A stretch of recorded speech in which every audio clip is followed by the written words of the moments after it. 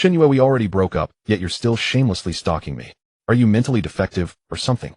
The woman speaking was dressed in a designer haute couture dress, her face painted with exquisite heavy makeup, as she glared irritably at the man sitting by the window. The man wore a simple black t-shirt beneath which his taut muscles carried a powerful explosive beauty. Chunyu slowly lifted his head, his cold eyes resting on the woman, as a wave of disgust rose in his heart. Just a few months ago he had returned to the city with more than 100,000 yuan in discharge pay, believing he could finally marry Xiao Anna. Who would have thought this woman would swindle every last cent of his discharge money from him?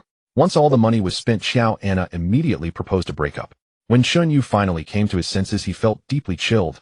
Yet on second thought he was thankful they had not married, otherwise he had no idea how this gold-devouring beast would have ruined him.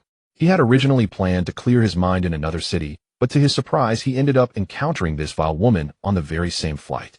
You think that by trailing after me I'll have a change of heart? Stop dreaming. Look at how pathetic and shabby you are now. Who would still stay with you? Chunyu uttered just 2 words, get lost. You. Xiao Anna choked on her anger and was about to continue her tirade when a fleshy arm suddenly wrapped around her slender waist.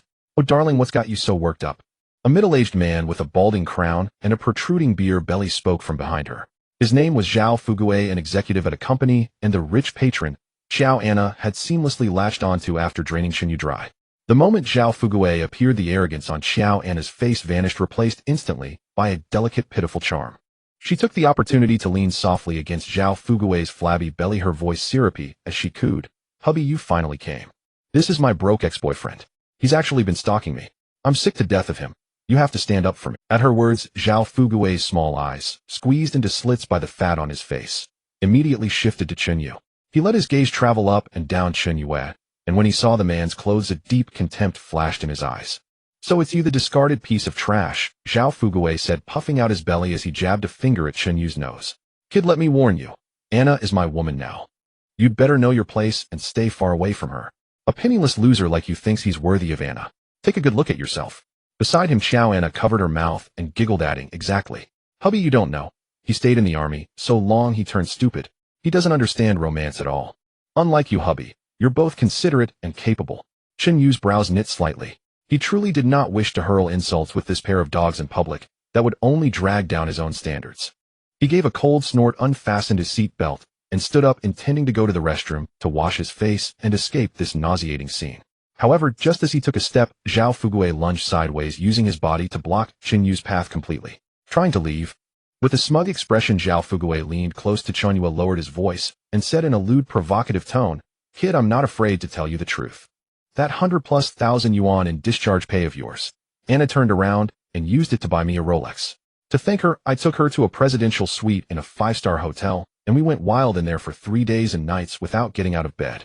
Tisk tsk. I have to say, Anna is downright wild in bed. Completely unrestrained, she knows every trick there is." At this point, Zhao Fugue let out a lewd cackle, his gaze roaming brazenly over Xiao Anna's body. "I just don't know if a piece of trash like you ever enjoyed treatment like that." He burst into raucous laughter. Hearing such crude words, Xiao Anna not only felt no shame, but even playfully punched Zhao Fugue. "Oh hubby, why are you saying all this to that piece of trash? You're making me embarrassed." In that instant, Chunyu's eyes turned icily piercing. A crisp, resounding slap detonated in the cabin, drowning out all other noise. Zhao Fugue's laughter stopped abruptly. His more than 200-pound body was actually sent spinning half a turn on the spot by that slap, before he crashed heavily against the nearby seats. One side of his face swelled grotesquely high, in an instant blood trickling from the corner of his mouth, his teeth loosened. "Oh, he hit someone." Terrified by the sudden scene, Xiao Anna screamed. Clutching his throbbing face, Zhao Fugue realized what had happened and roared, eyes bloodshot. "You little bastard, you dare hit me. I'll kill you today." He lunged toward Chunyu. "Sir, please calm down. This is an airplane cabin. Do not cause trouble here." Just then a woman's voice cut in. Everyone turned to see a flight attendant in a custom airline uniform hurrying. Her appearance instantly left many male passengers in the cabin staring in a daze. The uniform outlined her slender waist and proud curves. Below the pencil skirt, a pair of long, shapely legs were sheathed in black stockings. Above was a breathtakingly beautiful face, her noble bearing tinged with a hint of coolness, like a snow lotus that could not be defiled. The flight attendant quickly stepped between the two men, using her own body to separate Zhao Fugue. From not far away, she had witnessed everything and knew it was this couple who had provoked matters first. "Sir, I saw very clearly just now. It was you who kept verbally insulting and provoking this gentleman and deliberately blocking his way. If you continue to stir up trouble like this, we will have no choice but to take compulsory measures. When Zhao Fugui took in the attendant's face and figure, his eyes lit up at once. He stared straight at her, Adam's apple bobbing involuntarily. Oh, now, beauty, that's not fair, he said. Clearly I'm the one this brute hit. Look at my face. I'm the victim. Is this how your airline treats its VIP customers? As he spoke, he reached out, trying to touch the attendant's slender waist. Beauty, my head is spinning. I need you to help support me. A flicker of disgust flashed in the attendant's eyes, and she was about to step back. A large hand suddenly shot out from the side and clamped down on Zhao Fugui's wrist. A faint crackling sound of bones rubbing together echoed. Expressionless, Chun Yu looked at Zhao Fugui as the strength in his grip steadily increased. If you don't want that hand anymore, I can cripple it for you. It hurts, it hurts. Let go. It's going to break. Zhao Fugui howled like a slaughtered pig, sweat pouring down his face. Chun Yu flung his hand away with a look of pure disgust. The flight attendant cast Chun Yu a grateful glance, then said coldly to Zhao Fugui, Sir, the plane is about to. If you continue making a scene here or attempt any improper behavior toward crew members, I will immediately notify the captain and have you removed from the plane. Zhao Fugui had brought Xiao Anna on this trip for vacation. If they were thrown off the flight, he would lose face completely. Fine. Just you wait. He shot Chun Yu a vicious glare, then dragged the still-dazed Xiao Anna away in embarrassment toward the first-class cabin. Damn it, once this trip is over and I'm tired of this cheap slut, I'll kick Xiao Anna to the curb, he thought. Xinwan was it? I've remembered your name tag. Then you'll see what I'm capable of. After the plane took off, the cabin gradually returned to silence, broken only by the soft rumble of the engines. Sir, excuse me. He did not know how much time had passed when Xinyu opened his eyes to find the same flight attendant standing beside him with a service cart. Xinwan handed him a cup of warm water, smiling gratefully. Thank you for stepping in to help me earlier. As Xinyu took the cup, his fingers accidentally brushed against hers, and their gazes met for a moment. Look, the wing is smoking, someone suddenly shouted. It was fine just now. How did it suddenly become, help, I don't want to die. Desperate cries and shrieks instantly flooded the cabin. Xinyu snapped his head around and looked back through the porthole, his pupils constricted sharply. On the right side of the plane at the tail wing, thick black smoke was billowing and flames flickered within. Before anyone could react, a deafening blast erupted from the plane, and the entire fuselage began to shudder violently. The oxygen masks in the cabin dropped all at once, lights flickering erratically as alarms howled. The plane suddenly pitched downward, plunging toward the vast ocean below. Xinwan instantly lost her balance, crying out as she fell backward. Xinyu unfastened his seat belt, braced his legs, and lunged forward, pulling the falling Xinwan into his arms. Hold on to me. Boom. The deafening blast from the plane's crash still seemed to echo in his mind, as Xinyu drew in a sharp, icy breath, clutching his throbbing forehead and waking from unconsciousness. His vision was initially blurred, and the salty seawater mixed with grains of sand clung to his cheeks, stinging his skin. He shook his head and looked around in confusion. Before his eyes stretched a golden beach, and in the distance a deep blue sea surged with crashing waves, its surface still dotted with scattered fragments of the plane's wreckage. We crashed. Xinyu drew in a deep breath, and the instincts of a special forces soldier quickly steadied his mind. Just as he was about to stand, he suddenly felt a heavy weight on his chest. Lowering his gaze, he finally realized that he was still clutching someone tightly in his arms. It was the flight attendant who had helped him out of a tight spot on the plane. He first propped himself up and carefully laid the woman to one side, then quickly checked his own condition. Aside from a few scrapes and sore muscles, no bones seemed broken, misfortune tempered by a sliver of luck. Xinyu then turned his attention to the woman beside him. Her eyes were tightly shut and her face was pale. The hair that had once been neatly coiled was now completely undone, hanging in damp strands against her cheeks and slender neck. Her uniform, soaked through by seawater, clung to her body, outlining the delicate curve of her slim waist and the generous swell of her chest.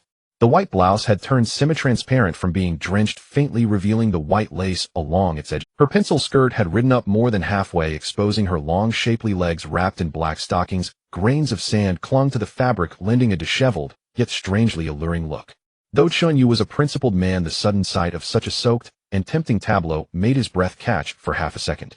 He quickly reined in his thoughts. This was hardly the time to be admiring a beauty. Hey, wake up. Xinyu patted the flight attendant's cheek and gave her shoulder a firm shake. The woman remained unresponsive, her body limp, her lips tinged with a faint bluish hue. Xinyu immediately pressed his fingers to her carotid artery. Her pulse was weak. He moved his hand under her nose. Her breathing was barely there. Don't tell me you're going to end up in a box at the bottom of the sea like this, he muttered. His eyes sharpened. Without the slightest hesitation, he laid her flat on the sand, interlaced his fingers, and positioned his hands over the lower half of her sternum, beginning chest compressions. "Forgive me. This is the only way to save you," he said under his breath. 1, 2, 3.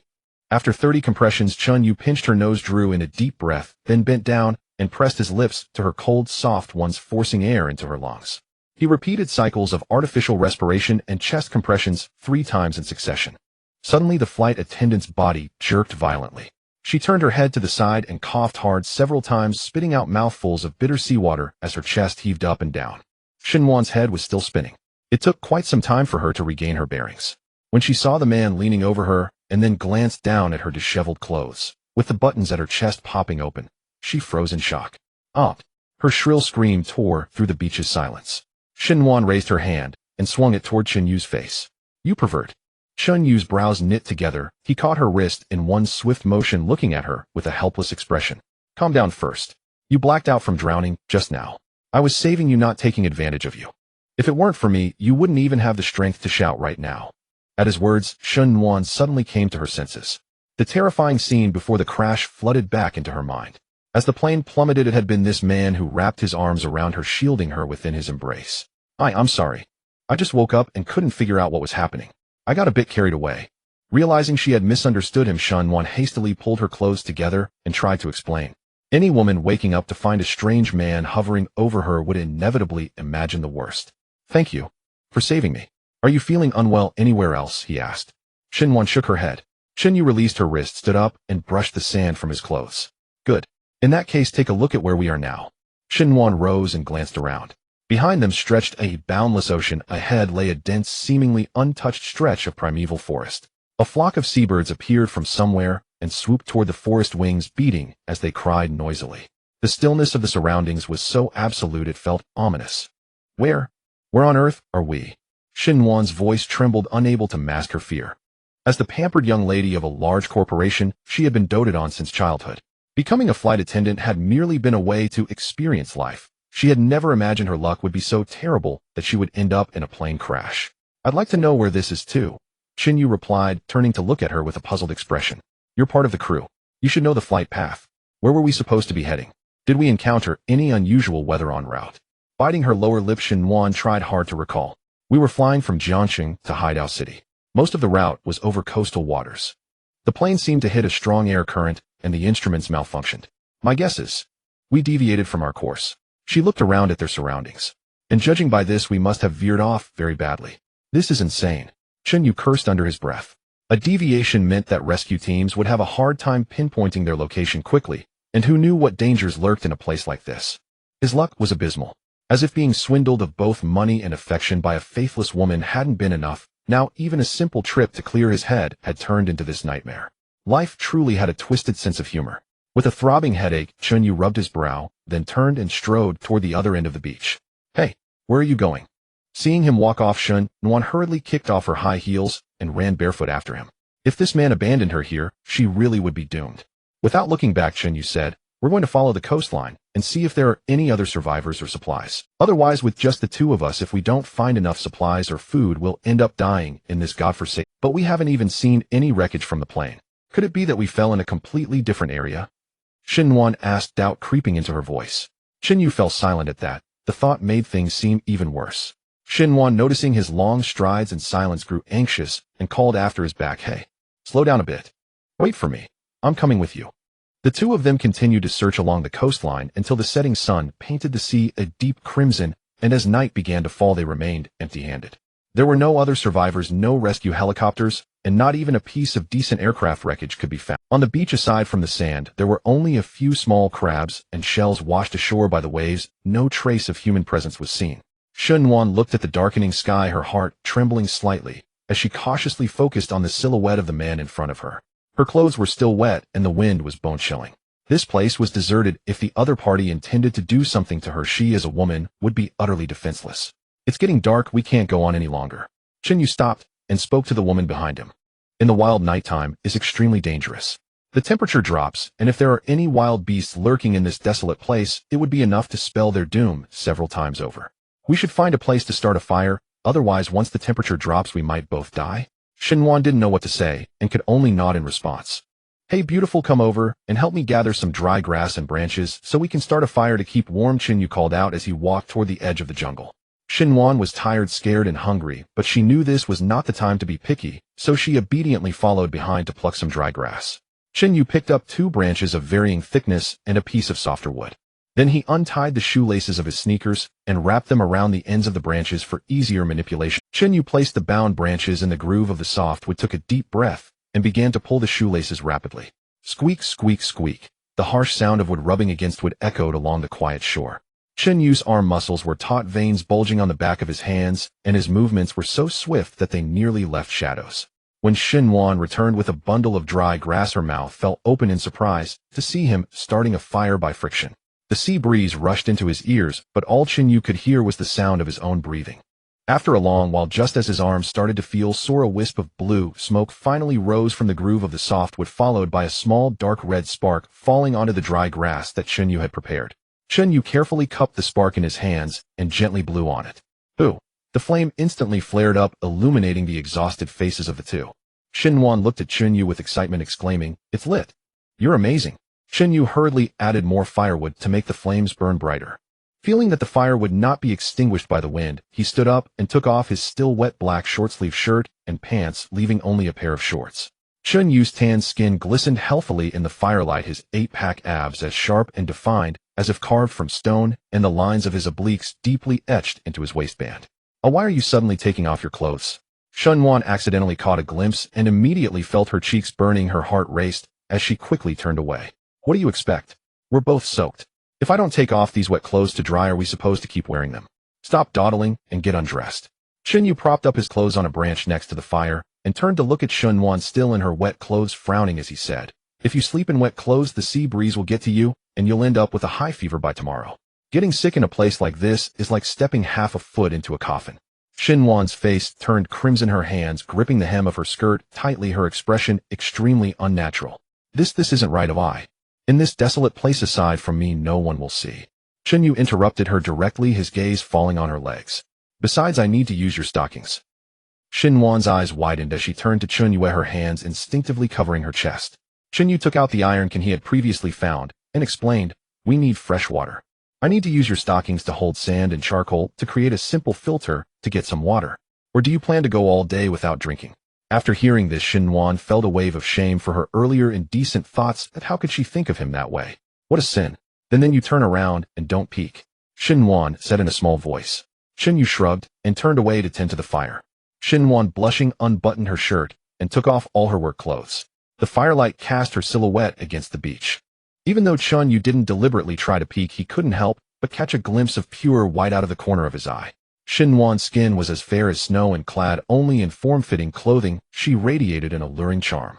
Chinyu felt his throat dry slightly, suppressing a hint of heat rising within him. He was a normal man, a beautiful woman with a great figure undressing in front of him without any thoughts would certainly not be a normal man. "I'm done." Xinhuan handed over her stockings and dress, curling up next to the fire with her knees hugged to her chest, shielding her modesty. Chinyu accepted the stockings and dress, still warm with her body heat, and said nothing more as he hung her dress on a branch to dry. He tore the stockings apart and filled them layer by layer with fine sand, gravel, and charcoal from the fire, then placed the iron can underneath. He took the filter to the water puddle to collect water, and after several layers of filtration, the muddy water became clear and transparent. He then placed the iron can on the fire to boil. It wasn't until they each took a sip of warm water that the tight nerves of both began to relax slightly. The night breeze was cool, and the two sat around the fire. "My name is Chinyu." Chinyu added a handful of firewood to the fire, smiling as he said, "I served in the military for a few years and just got discharged." "What's your name?" "My name is Xinhuan." Xinhuan secretly observed the terrifyingly calm man in front of her. "I'm the chief flight attendant of an airline." "Xinhuan." Chinyu repeated her name, then looked up at her. "What emergency plans does your airline generally have for aircraft accidents? How long do you think it will take to find us?" Hearing this, Xinhuan straightened her body, immediately her eyes sparkling with hope as she confidently said, "Don't worry. Once an aircraft goes missing, the Aviation Control Center will immediately notice. They will dispatch large-scale search and rescue teams based on the last coordinates lost on radar. As long as we hold on, it won't be long before rescue comes." Looking at Xinhuan's naive and hopeful expression, Chinyu nodded on the surface, but sighed heavily in his heart. She was thinking too simply. The plane had deviated for more than half an hour before crashing. In the vast ocean, half an hour's flight is enough to shift the crash site hundreds or even thousands of kilometers off the intended route. In this unknown sea area on an unmarked deserted island that might not even be on the map, could a rescue team possibly appear? When would they show up? Who would know? The sea breeze whistled by, accompanied by the sound of waves crashing against the shore. The two sat around the fire, its glow illuminating their faces as Chunyu occasionally added branches to the flames. For a moment no one spoke, and the atmosphere suddenly became subtly awkward. Xinhuan hugged her knees, staring blankly at the fire with a hint of confusion in her eyes. Gurgle. A sudden sound emanated from Xinhuan's stomach. Instinctively, she covered her belly, her face, already reddened by the fire, now flushed even more with embarrassment.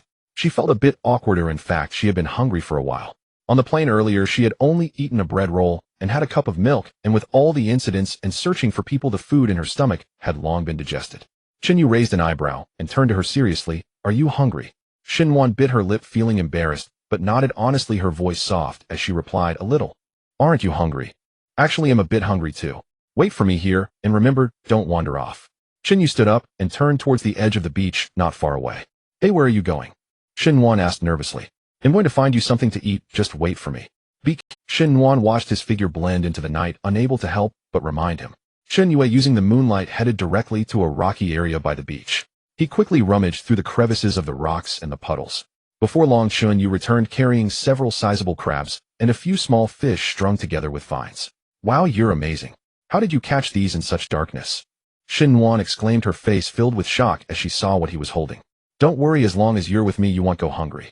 Xinyu smiled. Who wouldn't like to be complimented, especially by a beautiful girl? During his time in the military, such survival skills were essential.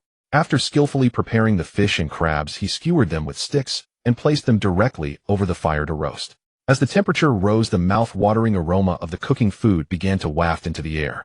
Xinhuan's eyes sparkled as she stared at the oily grilled fish and the crabs, turning a bright red, unable to resist swallowing hard, her stomach churning. A few times she simply couldn't help herself and instinctively reached out to touch the grilled fish, but the instant her fingers got close, the heat of the flames deterred her, forcing her to withdraw her hand and continue waiting. Xinyu observed her gluttonous demeanor, suppressing a laugh, and teased, Don't rush, let it roast a bit longer, otherwise if the parasites aren't fully cooked you'll have a stomachache tomorrow. Xinhuan felt a little embarrassed by his words. She lightly huffed, her eyes still glued to the grilled fish. Don't worry, once we return to the city, I will definitely repay you well. How will you repay me? Xinyu asked with a smile. What do you want? Xinhuan actually wanted to say she could give him a good sum of money, but thought better of it, feeling it might be disrespectful. Let me think about what I lack. How about this? I want a wife, can you give me that? Xinyu joked. That was a bit unreasonable. Am I a matchmaker? Hey, you can't be serious, right? I was just joking. Xinyu couldn't help but say, noticing her conflicted expression. So she was just a source of amusement to him. Soon the aroma of the food reached its peak. Xinyu took the perfectly roasted fish and crabs off the fire and handed them to Xinhuan, saying, Here, you must be starving, eat quickly. Xinhuan hurriedly took it, only to find it scalding hot, causing her to hiss as she almost dropped the fish. Hey, be careful, don't rush, it's just freshly grilled and very hot. Xinyu shook his head helplessly. Just call me Xinhuan directly. I will call you by your name too, Xinhuan said boldly. All right, Xinhuan. Xinhuan blew on the grilled fish vigorously, not caring about her image as a lady anymore. After all, no one was watching her except for the person beside her. She opened her mouth and took a big bite. Ooh, so hot. The moment the food entered her mouth, Xinhuan's eyes lit up, giving Xinyu a thumbs up. So delicious. It's so good. You're incredible. Being with you, it seems I've hit the jackpot. Do you usually cook at home? Thanks, you provide quite a bit of emotional value. Xinyu couldn't hide the smile on his face. I suppose so. When he was with that toxic girl before, she only made him buy this and that for her, and even made him serve her in bed. Ooh, she never praised him. Oh, but he couldn't say she never complimented him. At least she had said he had a good physique. Thinking of this, Xinyu couldn't help but smirk. No wonder. Xinyu said, if it's good, then eat more. Once you're full, we'll have the energy to continue searching for people tomorrow. Xinhuan nodded while eating, quickly finishing off the food in her hands. Before long, she had eaten every last bit of the small fish and crabs. She licked her lips and rubbed her belly, wondering how she still wasn't full. She secretly glanced at Xinyu. Want more? Xinyu asked as he saw her steal a glance at him. Xinhuan gently bit her lip and nodded honest. Here, I'm already full. Xinyu handed her the remaining half of the fish he was holding. Xinhuan felt a bit guilty as she accepted the fish from him. Could a tall man of about 1.8 meters really be full after eating so little? Forget it, she would think of a way to repay him after they returned. Not long after she had eaten her fill, Xinyu stood up and walked towards the edge of the jungle, gathering a lot of dry grass and large leaves. Xinwan watched him lay the dry grass repeatedly and curiously asked, "Xinyu, what are you doing?" "The beach is damp. Laying down dry grass will make it more comfortable to sleep at night and won't easily catch a cold," Xinyu replied without looking up. Xinwan didn't expect him to think of this as well. He seemed to be a thoughtful man. Once a makeshift double bed was set up, Xinyu clapped his hands and turned to Xinwan, speaking in a flat tone. "All right, you can come over now. You'll sleep with me tonight." As soon as he finished speaking, Xinwan froze slightly. Then she furrowed her brows, eyeing Xinyu suspiciously. This guy truly had ulterior motives. How could she have thought he was a gentleman just a moment ago? How could he start revealing his true nature so quickly? Upon seeing Xinwan's expression as if facing a great enemy, Xinyu instantly guessed that the woman thought of him as a lecher. Don't misunderstand. Let me finish my words first." Before Xinwan could refuse, Xinyu hurried to explain. He pointed to the pitch-black forest surrounding them, his tone becoming more serious. "Letting you sleep next to me is purely for the convenience of keeping an eye on you. Look at this wilderness full of unknown dangers. There might be venomous snakes, centipedes, or even large wild beasts. If something approaches at night, and the fire goes out if you are too far from me, I won't be able to save you in time. Besides, when the sea breeze blows at night, the temperature drops suddenly. At least we can keep warm by being close to each other. If you really fear being alone in the cold wind and feeding mosquitoes, I won't stop you." After hearing this, the vigilance on Xinwan's face softened a bit, but she still bit her lip, looking at him with some hesitation. Rationality told her that Xinyu was right, but sleeping on the same straw bed with a man she had just met less than a day ago was indeed a challenge to her bottom line. She had never slept with a strange man before. Xinyu sighed. He walked to the pile of hay and used his foot to draw a clear line dividing the straw in two. "Is this okay? He'll try not to get close to you. What do you think?" Xinyu raised an eyebrow and asked. Xinwan hesitated for a moment and murmured softly, "All right. But you have to remember what you just said. You can't get close to me. And you must not take advantage of me." Okay. Whatever you say." To be safe, Xinwan ran to the side to pick up a few dry branches to reinforce the separation. Xinyu thought she's quite cautious. During this time, Xinwan quietly gripped a short, sharp branch in her hand. If the other party dared to act improperly at night, she would directly use this to pierce his artery. "Remember, behave when you sleep at night," Xinwan warned seriously. Xinyu observed her small movements and almost couldn't help but laugh. As a retired Special Forces soldier standing at 183 centimeters tall, with a muscular physique, if he wanted to do something to her, it would be an easy task. However, he still pretended to be serious and nodded. "Don't worry, I sleep very seriously." After they lay down, Xinwan initially turned her head from time to time to sneak a glance at Qinyu's movements. But perhaps she was truly exhausted today, listening to the man's even breathing and the sound of the waves. She couldn't hold on and fell asleep. Xinyu opened his eyes, looked at her, and the corners of his mouth lifted slightly before he closed his eyes again to sleep. The next morning's sunlight shone on the beach, illuminating a golden expanse. The sunlight gently cast over the bodies of a man and a woman. Xinyu suddenly felt a sense of breathlessness, as if something heavy was pressing on his chest. Even his legs felt something heavy, making it impossible to move. "What's going on? Is there a ghost pressing down on me on this deserted island?" He frowned and slowly opened his eyes. When he saw the scene before him, he instantly froze. The person who had been pestering him last night about not crossing the line was now wrapped around him like an octopus. Xinwan was clinging to his neck with both hands, her head buried in his neck. The breath she exhaled brushed against his ear, causing him to shiver. Her long, fair thigh was directly draped over Chunyu's lower abdomen. Damn, this woman's legs really know how to position themselves. Chunyu slightly lowered his head, and his gaze landed right on Xinwan's open neckline, due to her sleeping position, revealing a dazzling expanse of white. He couldn't help but look at the woman's lips. They were slightly pouty with the corners turned up, and her lips were very attractive, giving off an inviting feeling. Her eyelashes were long. At that moment, she unconsciously rubbed her thigh against him a couple of times, letting out a comfortable murmur. His breath suddenly quickened, and his Adam's apple uncontrollably slid up and down as he blinked. This is bad. Hiss. Xinyu inhaled sharply, and his lower body instantly reacted uncontrollably. He stared at the woman sleeping soundly in his arms, feeling speechless. Last night, I was guarding against you like a thief, and now who is taking advantage of whom? What happened to not getting close? You're practically glued to me. If I didn't know you didn't do it on purpose, I would suspect you were deliberately testing my patience. To avoid making the situation even more awkward, Xinyu took a deep breath, suppressing the fire in his heart, and reached out to quietly move Xinwan's leg away. Unexpectedly, as soon as his hand touched Xinwan's smooth thigh, she drowsily opened her eyes. Their eyes met, Xinhuan was stunned for 3 seconds, then her gaze slowly shifted down to see the man's hand resting on her thigh, and she felt something hard. She let out a scream and hurriedly moved to sit beside Xinyu. You. Xinyu felt truly wronged at that moment. How am I being a rogue? This is a normal phenomenon that every normal man experiences every day. Moreover, it was clearly you who had pressed your entire body on me. I haven't even called you a rogue woman. I didn't do it on purpose. Though Xinhuan's face was expressionless, her ears had turned pink as she stammered her explanation. I have a habit of hugging a pillow when I sleep at night. Then why didn't you wake me up when you woke up? Why did you put your hand on my leg? I was just about to move your leg away. Who knew you would wake up at that moment? Forget it, I won't hold it against you. I'm a man, letting you hug me is no big deal after all. I'm not losing out. Xinhuan was momentarily speechless. Xinyu slowly sat up, watching her shy appearance, reminiscing about the soft touch he had just experienced and the faint fragrance of the woman, revealing a shallow smile. If they really couldn't go back living on this island with just the two of them seemed quite nice. After all, the woman was not only beautiful, but had a fantastic figure and a good personality, sometimes even cute. Just as Xinyu was lost in thought, a loud splash suddenly echoed from a nearby shallow area. Xinyu instantly turned his head, his eyes lighting up as he excitedly jumped up and shouted, "Good heavens! Big cargo is coming." He waved at Xinhuan, shouting, "Stop dazing.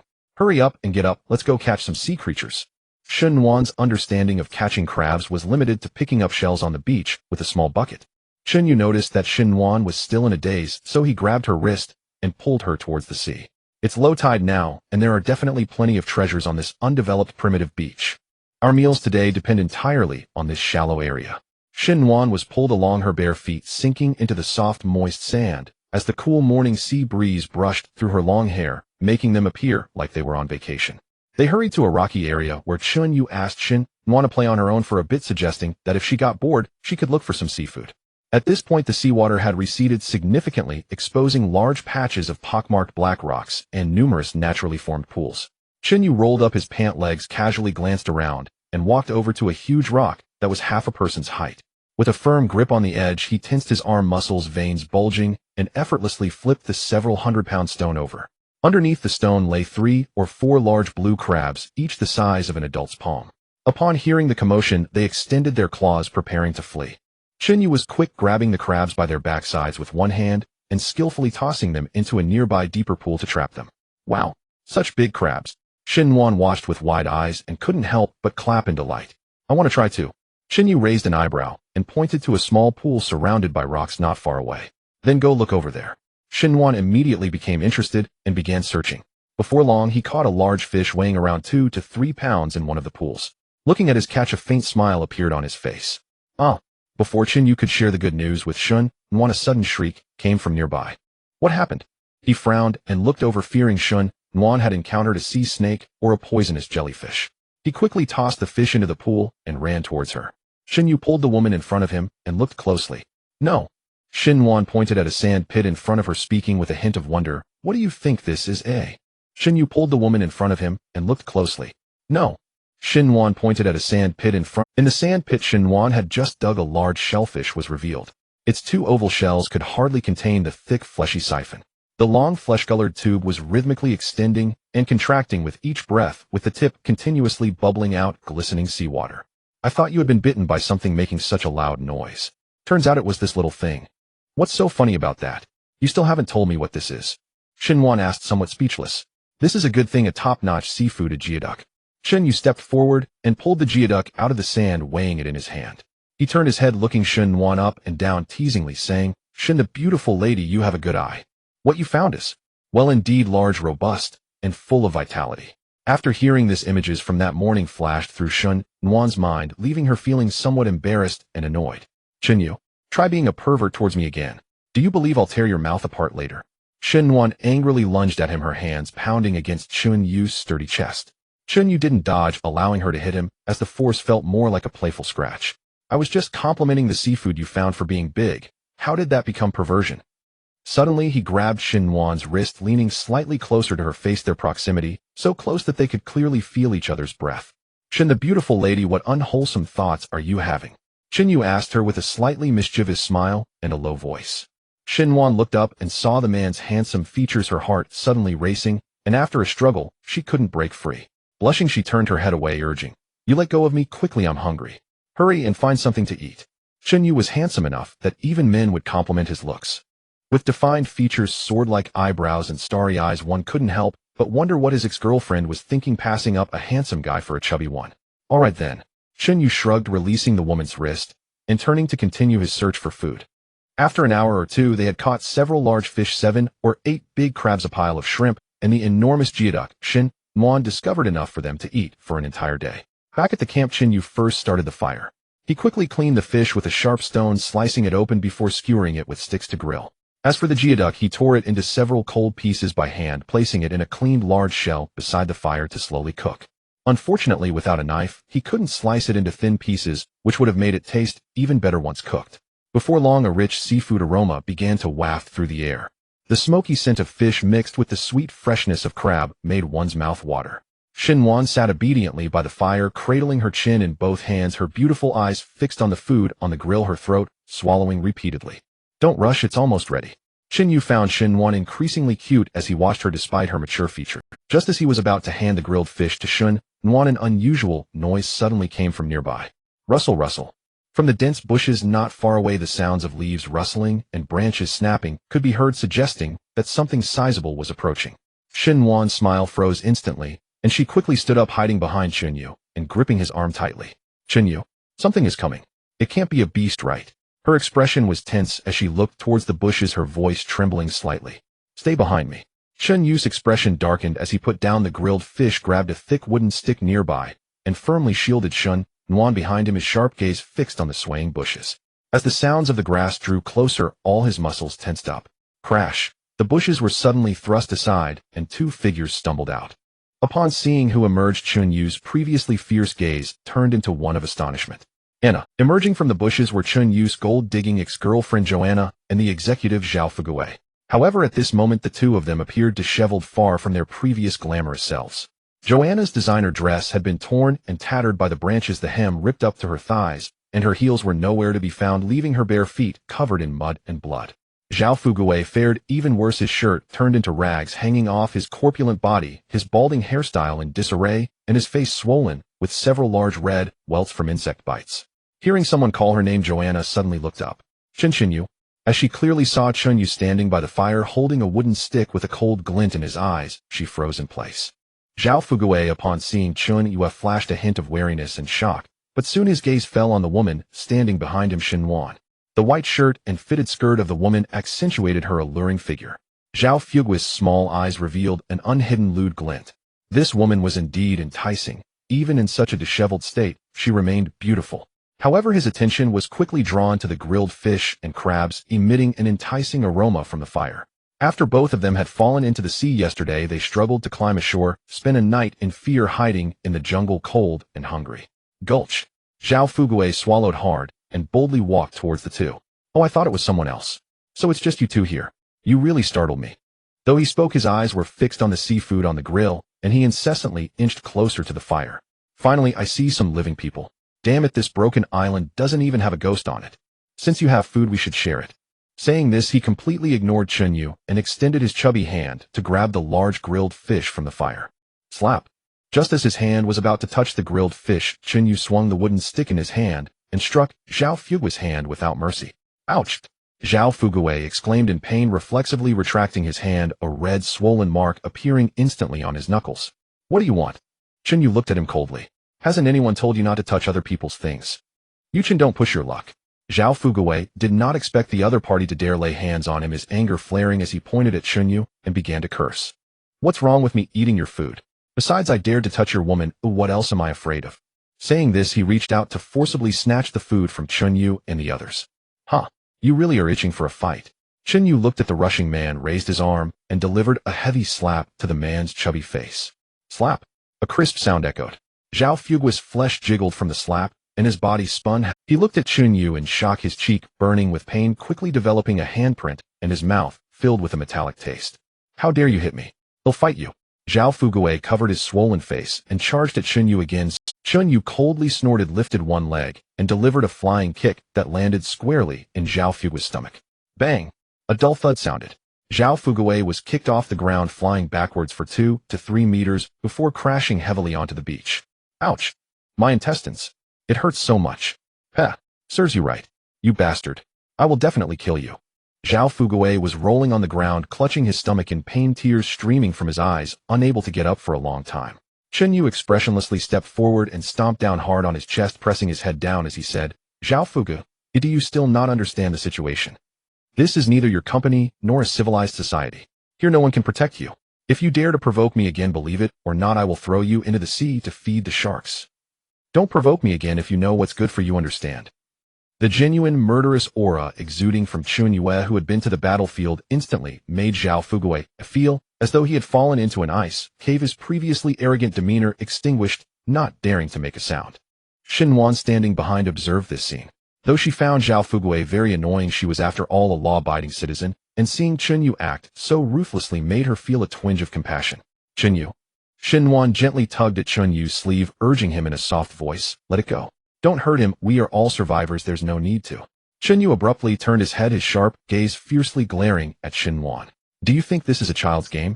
On a deserted island, being merciful to such people is being cruel to ourselves. Xin Yu reprimanded without mercy. If I take a step back today, he will only become more arrogant in the future, and who knows, he might even defecate on him. Xin Wan was startled by Chun Yu's fierce gaze, instinctively taking a half step back, biting her lip, and not daring to speak further. But she understood in her heart that Chun Yu was right, as she had clearly seen how the man and woman treated Chun Yu. At this moment, Joanna, who had been silent on the sidelines, rolled her eyes, seemingly grasping the situation. She knew that Zhao Fugui was now useless and unreliable. Meanwhile, Chun Yu not only had impressive combat skills, but also managed to procure so much food. Perhaps following Chun Yu was their only chance of survival on this deserted island. Thinking of this, Joanna immediately put on a pitiful expression. She subtly tugged at her already tattered neckline, deliberately exposing a large expanse of her snowy cleavage. She swayed her hips, walked in a delicate manner to Chun Yu's side, and even tried to reach out to hold Chun Yu's. Chun Yu. Joanna's voice was so sweet it could drip water, and tears instantly formed in her eyes, displaying a look of someone who had suffered great grievances. Don't be angry, it's all Zhao Fugui's fault. I was forced by him before, but I've always had you in my heart. As she spoke, she looked at Chun Yu with a flirtatious gaze, her body intentionally brushing against him. Chun Yu, I am so hungry and cold. Can you give me something to eat, considering we once loved each other? As long as you are willing to take me in, I am willing to do anything for you. Watching Joanna's affected mannerisms, Chun Yu felt a surge of disgust. How could he have ever fallen for someone like her? He now wished he could slap his past self. Come on, let's eat on our own. Ignore them. He turned to Xin Wan, who stood awkwardly nearby, his tones softening instantly, a faint smile returning to his lips. Xin Wan was momentarily stunned. She glanced at Chen Yue, then back at Joanna and Zhao Fugui. Watching the two, their eyes green with hunger, she felt a flicker of pity. Yet she knew deep down that now was the time to heed Chen Yu's words. After a moment of hesitation, Xin Wan nodded softly, walked straight to Chen Yu's side, and sat down. Taking a large sea fish he offered, crispy on the outside and tender within, she began to eat in small bites. Joanna, watching the two eat with satisfaction, couldn't help but swallow several times. Gritting her teeth, she made up her mind and tugged her collar lower, exposing a large expanse of fair skin and a hint of cleavage. Joanna leaned her whole body close to Chun Yue, attempting to hook his arm, but he dodged her effortlessly. Yuega, Joanna's voice was sickeningly sweet. She deliberately leaned forward, trying to rub her chest against Chun Yu's muscular arm. Xin Wan ate her food, watching the scene with an amused expression. Don't be so cold to me. I know I was wrong before, but we were together for so long. I don't believe you feel nothing for me. Now we're all stranded on this deserted island. Shouldn't we help each other? Just give me a bite to eat, and tonight you can do whatever you want. As that soft flesh was about to touch his arm, Chen Yu frowned, his eyes flashing with undisguised disgust. He sharply shifted his shoulder, dodging Joanna's touch with agile grace, causing her to lunge at nothing and nearly tumble face first into the sand. Keep your filthy hands off me. You repulse me. Chen Yu's voice was devoid of any emotion as he looked down at her. Joanna, have you lost your mind? From the moment you swindled my severance pay and climbed into another man's bed, we've had nothing to do with each other. Chen Yu let out a cold laugh, pointing at the sea and jungle behind him. Listen carefully. This is a deserted island, not some nightclub you used to haunt. You want food? Fine. There are fish in the sea and crabs in the sand. You've got hands. Go catch them yourself. Expecting a free handout from me. Not a chance. Joanna, stripped of her last shred of pretense by Chun Yu's merciless words, could no longer maintain her pit. She scrambled up from the ground, pointing at Chun Yu's nose like a shrew, and screamed, Chun Yu, what are you so proud of? It's just 100,000 yuan I spent from you. Are you really so petty and vengeful as a man? I'm starving to death now, and I'm just asking you for a bite to eat. How can you be so heartless to refuse? A good ex is like they're dead. Haven't you heard that? You're practically harassing me now. Chen Yu's lips curled into a sarcastic smile. Chen Yu, who are you cursing to die? Don't go too far. Joanna trembled with rage. Xinhuan, watching the two bicker like schoolchildren, found it unbearable. Though she disliked Joanna, she felt a pang of sympathy for a fellow woman. Chen Yu let it go. Xinhuan put down the fish and gently tugged at his sleeve, trying to mediate. They were wrong, but we're all stranded. It wouldn't be right to let them starve. We caught plenty of fish today. Maybe. Just give them a little. You think they're pitiful. If the roles were reversed, they wouldn't spare you a glance. Chen Yu looked at Xinhuan with a deep gaze. His tone, though not as harsh as with Joanna, carried a hint of displeasure. Remember, we're not in some big city. This is a deserted island with limited food. If you get into trouble later, don't expect me to save you. Xinhuan, stung by his words, showed a flicker of helplessness and grievance. She bit her lip knowing he was right, but her conscience still pricked her at Joanna's pitiful state. Then I'll give her my share, all right. Xinhuan sighed, offering the half-eaten grilled fish in her hand to Joanna. Suit yourself. Chen Yu had said his piece. The rest was up to Xinhuan. Hey you. Before Xinhuan could finish, Joanna's eyes lit up. She snatched the fish from Xinhuan's hand without a word of thanks, stuffing it into her mouth and devouring it ravenously. Leave some for me. I'm starving too. Zhao Fugui, who had been playing dead on the ground, smelled the fish and found a burst of strength. He lunged over, snatching the remaining fish right out of Joanna's mouth. Zhao Fugui, what are you doing? That's mine. Joanna panicked, reaching out to grab it back. Relying on his larger build, Zhao Fugui shoved Joanna aside. Tearing into the fish with big bites, he mumbled curses. Get the hell away from me. Let me have this fish now. When the rescue comes, and we're back in the city, they'll transfer you 100,000 yuan. 100 grand for half a fish. You're making a killing. At the mention of 100,000, Joanna's grabbing motion froze instantly. Her innate greed made her swallow her saliva and suppress the urge to snatch it back. She could only watch helplessly as Zhao Fugui devoured the halfish down to the bone. Xinhuan watched dumbfounded. She never imagined the two could sink so low over half a fish. Seeing Joanna's pitiable yet infuriating state, Xinhuan's heart softened. She picked up a slightly smaller grilled fish from the rack and handed it to her. Here, take this. Eat it quickly. The moment Joanna took it, before she could take a bite, Zhao Fugui's greasy face appeared again. He repeated his trick, snatching the fish away. 100 grand. He'll add another 100 grand when we get back. Zhao Fugui, don't push it. Xinhuan was genuinely furious now, her brows knitted as she glared at him. She turned to grab a third fish from the rack for Joanna, but before her hand could reach it, a large hand clamped tightly around her wrist. Chen Yu looked at her expressionlessly. Xinhuan, did you take my words as a joke? If you dare take another fish from this rack for them, you won't eat tonight either. You can starve with them. Intimidated by Chen Yu's gaze, Xinhuan froze obediently, withdrawing her hand and sitting back down with her head lowered. Zhao Fugui, with 2 grilled fish in his belly and some energy restored, suddenly felt emboldened. Chen, who do you think you are? He wiped his mouth, stood up, and glared at Chen Yu defiantly. You just got lucky picking up a few dead fish in the shallows. They'll have you know catching seafood is a no-brainer. I can grab a ton with my bare hands. Tomorrow will show you what real skill looks like. When that happens, even if you beg me on your knees, I won't leave you a single fish bone. Hearing Zhao Fugui's brazen words, Xiao Anna felt emboldened. She had harbored resentment towards Chen Yu for his previous coldness, and at this moment she immediately stood by Zhao Fugui's side, echoing his sentiments. Exactly. President Zhao is a senior executive at a large company. What kind of storms hasn't he seen? You a retired soldier, what else do you know besides brute strength? Xiao Anna crossed her arms and looked at Chen Yu with a face full of mockery.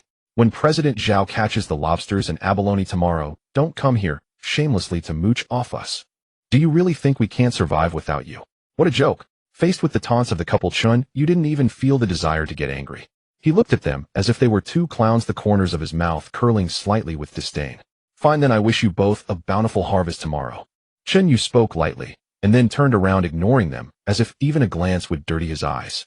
Seeing that Chen Yu didn't argue back, Zhao Fugui thought he was intimidated, snorting coldly as he swaggered away with Xiao Anna to a large rock a few meters away from the fire to take a break. The two of them had been on edge for so long, and now they could finally relax a bit. Once the two had walked far away, Chen Yu turned to Xinhuan, his cold demeanor softening slightly, though his tone remained serious. Xinhuan, listen carefully. From now on, you must keep a close watch on our remaining seafood and supplies without leaving them for a moment. Remember, aside from eating for yourself, you must not give even a bite to those two. Xinhuan was taken aback by Chen Yu's serious expression, her heart tightening as she hurriedly asked, "What's wrong? Why are you suddenly so tense? Didn't we catch a lot today? Besides, didn't you say we could go sea foraging tomorrow?" Yu shook his head, gazing out at the sea, and explained in a low voice, "You're oversimplifying things. Today we were able to catch so much seafood because we happened to encounter a significant low tide, and this beach has not been developed before, making its resources abundant. But sea foraging completely depends on the weather." He paused before continuing, "The ocean tides have a pattern. It's impossible for them to recede so completely at the same time every day. If in the coming days the tide doesn't recede, or if a storm arises at sea, we won't be able to go out at all. At that time, if we have no provisions, what will we eat? Have you thought about that?" After listening, a cold sweat broke out on Xinhuan's back. She had always thought that as long as there was the sea, they would never lack food, completely ignoring the uncontrollable nature of the environment. "I understand now, Yu." Xinhuan nodded repeatedly, her eyes becoming resolute. "Don't worry, I will definitely keep a close watch on this food. If anyone dares to come and steal, I'll fight them to the end." Yu smiled with satisfaction. "As long as I'm here, they probably won't dare to steal outright. But if I leave, you need to be careful. We can't rely solely on seafood. If a person only consumes protein without any carbohydrates or vitamins for a long time, their health will quickly deteriorate. Moreover, what we need most now is a stable source of fresh water." Xinhuan asked, "What do you plan to do?" "I plan to venture into the jungle and see if I can find some wild fruits or edible plants. If I can find a fresh water source, that would be ideal." Xinhuan added, "Also, I'll see if there are any other survivors inside. But it's too dangerous in there. What if there are wild beasts?" Xinhuan grabbed Yu's arm, looking at him with, "Don't worry, I've received professional jungle survival training in the military. Even if I encounter something, I have ways to protect myself." Yu reassured her, "Stay by the fire and don't wander off. If they really come to steal the food, remember not to engage with them. Your safety is more important." After giving his instructions, Yu picked up a sharpened stick as a weapon for defense and directly entered the unknown primal jungle. The forest was filled with tall and sturdy trees that blocked out sunlight, with only a minimal amount of light filtering through the leaves. Surrounding them were numerous vines woven tightly together, and the air was thick with the damp smell of decaying leaves. Yu cautiously threaded his way through the jungle, using the stick to clear the underbrush as he carefully observed the surrounding plants and terrain. After walking for over an hour, Yu suddenly heard the sound of rushing water. His spirits lifted, and he quickened his pace, following the sound of the water. Unexpectedly, after passing through a dense thicket, he discovered a wild bamboo grove with a small stream running through its center. Yu walked quickly towards it, the stream bubbling over the stones, and he could even see small fish happily swimming beneath the surface. There really is fresh water. Yu crouched down, cupping his hands to taste the stream water. It was sweet and clear with no bitter aftertaste. Although he had previously filtered seawater using pantyhose and sand, that rudimentary method only removed impurities and could not eliminate the salt content in the seawater fully. Long-term consumption of such water would not quench thirst, but would instead burden the kidneys, leading to dehydration. Now, with this fresh water source, their chances of survival on this island would greatly increase. Yu selected several sturdy bamboo stalks in the bamboo grove and used sharp stones by the stream to break and split the bamboo. He picked a few clean and intact bamboo sections, washed them out, and filled them with stream water to create a few simple bamboo water containers. Next, he quickly wove a simple fish basket using some bamboo branches and vines, placing it in a narrow area where the water flowed swiftly. Before long, he successfully caught several palm-sized freshwater fish. With this water and fish, Xinhuan will definitely be thrilled. Yu tied the bamboo containers filled with water and the stream fish together with vines and hung them over his shoulder. As he was about to exit the jungle through the gaps in the leaves, he saw thick black smoke rising from the direction of the camp. Something's wrong. Yu's heart tightened, and he instantly dropped the stick in his hand, sprinting towards the camp. When he burst out of the jungle, he saw Xinhuan knocked down on the beach several meters away, her hair disheveled and her eyes red. And that brazen Zhao Fugui, who had boasted about catching seafood himself, was currently sitting on the grass bed Yu had prepared, holding the largest roasted crab with grease dripping from his mouth. Xiao Anna squatted beside him, also holding a roasted fish and eating it with great delight. Yu's eyes turned fierce as he stepped toward Zhao Fugui. "Zhao Fugui, I see you really are tired of living." Yu, carrying a fierce aura, strode towards Zhao Fugui. He extended his bony hand, attempting to snatch the half-eaten seafood from Zhao Fugui's grasp. Upon hearing Yu's voice, Zhao Fugui quickly hugged the half-crab and evaded Yu's reaching hand, then scrambled up from the sand, brushing off the sand from his backside, and looked at Yu with a sneer. "What are you doing, Chun? Are you really trying to rob me in broad daylight?" Zhao Fugui arrogantly asked while swallowing the crab meat in his mouth. Yu, looking at Zhao Fugui's rogue face, sneered, "Rob? I'm just reclaiming my own seafood. How is that robbery? Your seafood?" Zhao Fugui exaggeratedly widened his small eyes, squeezed from fat, and shouted, "Is your name on it? When did Yu ever have seafood? This is clearly mine, Zhao Fugui painstakingly caught from the sea. Exactly. Joanna, seeing this, ran to Zhao Fugui's side to echo his claims. She wiped the grease from the corner of her mouth, placed her hands on her hips, and pointed at Chunyue, scolding. Chunyue, do you still have any shame left? You couldn't catch anything yourself and hid in the woods for half a day. Now that we Zhao have caught crabs and fish, you think you can just come and snatch them, right? This seafood was hard-earned. Chunyue felt utterly astonished by the shamelessness of this couple. He turned to look at Xinwan, who had just gotten up from the ground. I'm sorry, Chunyue. Xinwan said, her head slightly bowed, her tone filled with regret, as she softly explained. After you left, I kept watch over the fire. Later, when the two of them came out from behind the rocks, I saw they were so hungry they could barely walk. I initially wanted to give them the smallest fish. But I didn't expect that while I went to get the fish, he suddenly rushed over, pushed me to the ground, and snatched away all the biggest crabs and fish from the grill. I wasn't strong enough to stop them. Xinwan, you little slanderer. Upon hearing this, Zhao Fugui's eyes widened as he immediately pointed his finger at Xinwan, cursing, This is clearly mine, which I caught after going into the sea with great difficulty. Don't think that just because you're pretty you can casually slander good people. Joanna chimed in sarcastically. Oh, today's women really know people's faces, but not their hearts. Looking so pure and elegant, yet they lie without batting an eyelash. I've already said this seafood is what we caught ourselves. We only borrowed your fire to cook it. How did it become yours? Chunyue could only laugh in anger at their roast. You guys really are something. He twisted his neck, producing a series of cracking sounds. I'm too lazy to continue arguing with you. Now immediately drop the seafood you have in your hands.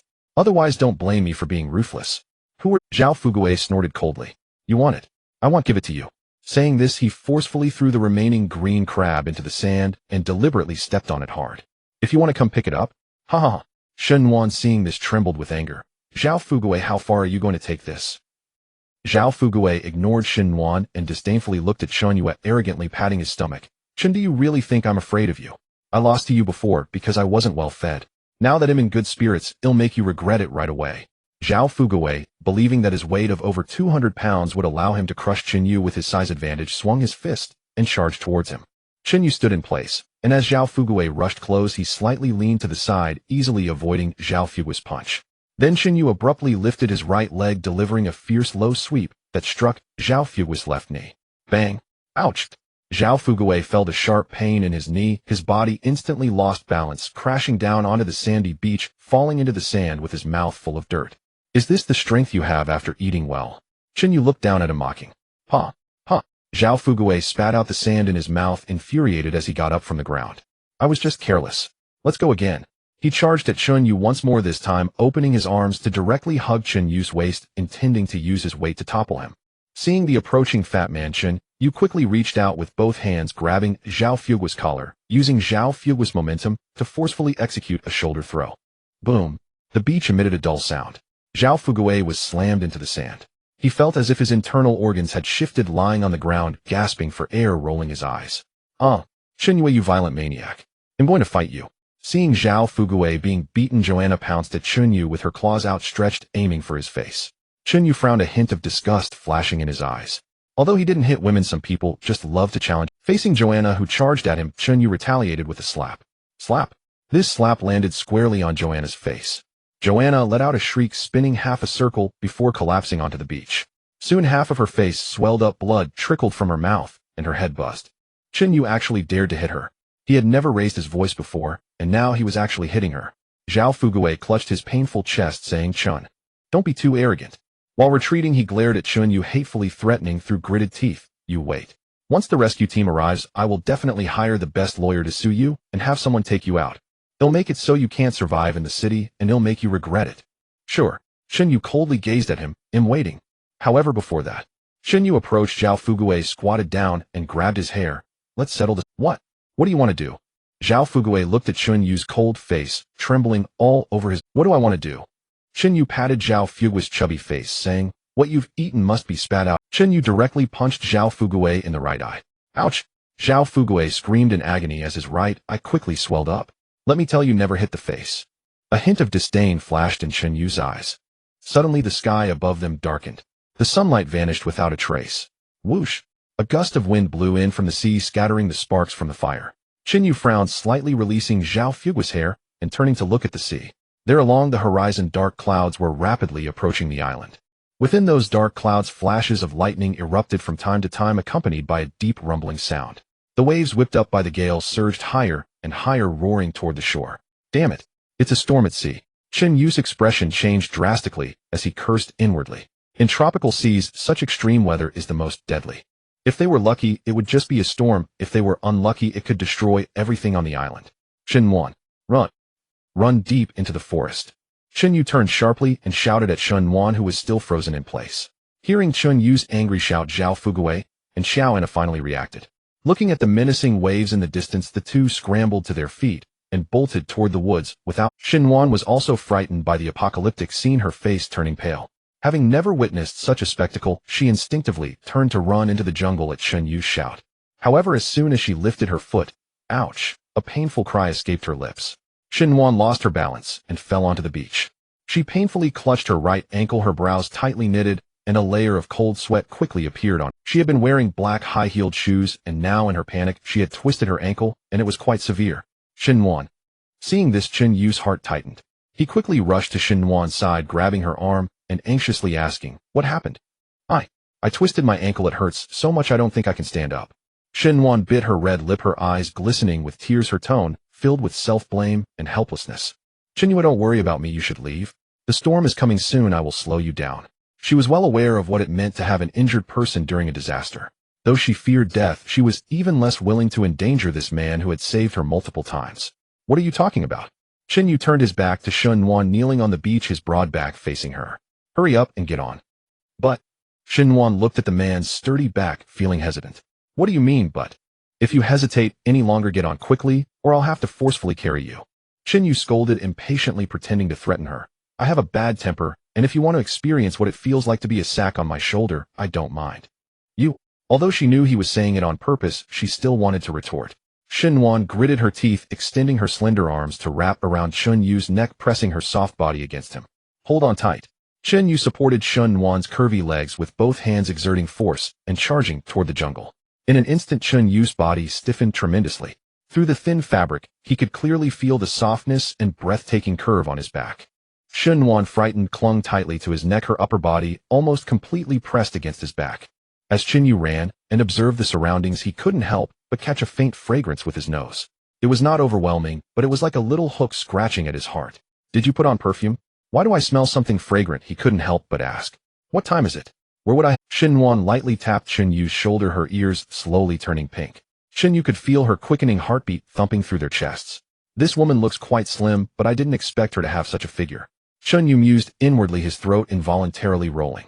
If it weren't for the dire situation behind them, he might have shamelessly thought that carrying her like this for a lifetime would be quite nice. Boom! A thunderclap exploded overhead, instantly snapping Chen Yu back to reality. "Duck your head down, be careful of tree branches hitting your face." Chen Yuan obediently buried her head into the man's shoulder. The forest had completely descended into chaos. Leaves were rustling in the wind, some were directly torn off and struck against their faces, causing pain. The birds in the forest were frightened and flew blackly into the sky. From the thickets came rustling sounds, indicating some wild beast was fleeing in panic. Hearing these sounds, Chen Yuan felt scared and tightened her grip on Chen Yu's neck. "You need to relax a bit. If you hold so tightly, are you trying to suffocate me?" Chen Yu joked while running. "Sorry, I didn't mean to."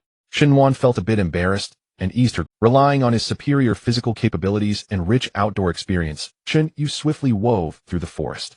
Chen Yuan, lying on Chen Yu's back, calmed her originally anxious heart to the rhythm of his breathing. She secretly glanced at the man, noticing that beads of sweat had appeared on his handsome face. Unable to help herself, she reached out to wipe it away. The man turned to look at her, said nothing, and continued running. "Chen Yu." After running for a while, Chen Yuan looked around and leaned close to Chen Yu's ear, shouting loudly, her voice sounding somewhat frail amidst the howling wind. "We can't just run blindly into the mountains like this, right? If a large wild beast appears deep in the woods, or if a mudslide occurs in the rain, we will be in even greater danger." "You're right," Chen Yu shouted back without turning his head. "So we need to find a higher ground to take shelter quickly." As he spoke, his sharp eyes quickly scanned the surrounding terrain. Suddenly, a flash of lightning illuminated the surroundings, and in that fleeting light, Chen Yu's gaze locked onto a black rock cliff about a few hundred meters ahead on the hillside. There was a gray-white rocky cliff with a dark semicircular gap faintly visible at its base. A glimmer of joy flashed in Chen Yu's eyes as he said, "Chen Yuan, it seems our luck isn't too bad. There's a cave over there. Hold on to me." Chun Yue, carrying Shun Nuan on his back, suddenly exerted his muscles and sprinted towards the halfway up the mountain. Zhao Fugui and Xiao Anna, following behind, heard Chun Yu's words and looked in the direction of the cave. Anna, hurry up. Cave. Let's quickly go and secure our position. Zhao Fugui became instantly excited, rolling and crawling through the bushes as he rushed towards the cave. He suddenly burst with energy. Hey, wait for me. Xiao Anna, upon hearing this, forgot the pain from the sharp stones under her feet and excitedly screamed as she followed Zhao Fugui. Shun Nuan, who was clinging to Chun Yu's back, watched the two eager figures and then glanced at Chun Yue, who had suddenly slowed his pace, a hint of anxiety flashing in her clear eyes. Chun Yue, why have you stopped? Shun Nuan tightened her arms around Chun Yu's neck, her warm breath brushing against his ear, carrying a sense of urgency. A storm is about to hit. The raindrops are already falling. We should hurry to the cave. No rush, let's take a look first. Chun Yu was not anxious at all. How can we not be anxious? On this deserted island, such a large natural cave can shield us from wind and rain. Many animals will likely want to hide inside. Chun Yu's words fell like a bucket of cold water, instantly waking her up. You mean, there might be wild beasts inside that cave? Any seemingly safe place could lead to instant death. Chun Yu snorted coldly. Let those two fools go ahead and scout the path for us. Just as Shun Nuan was about to say that, the man was overthinking. A scream from Xiao Anna sounded ahead. Zhao Fugui and Xiao Anna, who had already rushed to the cave entrance and were about to dive, and suddenly ran swiftly out from the cave. Both were using their hands and feet, their faces filled with terror. Rumble. After a low, heavy roar, a massive wild boar charged out from the dark cave. The wild boar was covered in hard black bristles, its back arched high, and its long tusks glinted with its crimson eyes fixed fiercely on Zhao Fugui and Xiao Anna as it chased after them. Chun Yu raised an eyebrow at the size of the wild boar. Didn't expect this wild boar to be so big. Chun Yu, you bastard, you must have known there were wild boars inside all along. You deliberately set us up. As Zhao Fugui ran forward, he shouted angrily towards Chun Yu. Xiao Anna screamed in agreement. Chun Yu, may you die a miserable death. You actually tricked us like this. Chun Yu looked at the two of them, blaming him, and felt speechless. It was clearly their own fault for not thinking. Who would announce good things loudly? Zhao Fugui suddenly turned his gaze towards Chun Yu and Shun Nuan, who were hiding in the bushes. He secretly calculated Chun Yu was carrying someone, and with such a heavy burden, he definitely wouldn't be able to run fast. As long as he could lead the wild boar towards them, the boar might change its target. Anna, run towards Chun Yu. Hurry. Zhao Fugui yelled loudly as he charged towards Chun Yu and Shun Nuan. Damn it. Chun Yu couldn't help but curse. He forcefully lifted Shun Nuan's rounded and pert bottom, securely anchoring her on his back. Shun Nuan, frightened, clutched Chun Yu's neck tightly, her eyes fixed on the wild boar behind Zhao Fugui. Chun Yu remained calm, his muscles instantly tensing. In the next second, he shot forward. Zhao Fugui watched Chun Yu run faster than a rabbit, instantly dumbfounded. Is this even human? He wailed in despair. Chun Yu quickly left Zhao Fugui and Xiao Anna behind. The wild boar was hot on their heels, snorting as it chased after them. Oh my god! Zhao Fugui felt cold sweat running down his back. Crash! Suddenly heavy rain began to pour from the sky. The large raindrops pelted down on the leaves, creating a series of pat-pat sounds, and the surrounding temperature quickly dropped. The wild boar hated this extreme rainy weather, especially the thunder that made it feel uneasy. It stopped, shook off the water from its head, grunted in annoyance, and turned back towards the cave to seek shelter. Phew! Phew! Zhao Fugui leaned on his knees, panting heavily, feeling like he had just walked through the gates of hell, almost pissing himself from fear. Xiao Anna also collapsed on the ground, soaked to the skin. Upon seeing the wild boar retreat, Chun Yu turned around in the pouring rain, carrying Shun Nuan, and headed straight back towards the cave. Chun Yu, are you crazy? Shun Nuan saw where Chun Yu was heading, suddenly wiped the rain from her face, and shouted in terror in his ear. There are wild boars in there. Didn't you just say we shouldn't casually enter unknown caves? Going back now is like sending ourselves to death. As Chun Yu ran, he loudly replied, Shun Nuan, have you heard the saying? What saying? The most dangerous place is often the safest place. Since the wild boar has returned to the cave, it means it only wants to avoid the rain right now. Moreover, with this wild boar inside, other animals on this mountain won't dare come near this cave.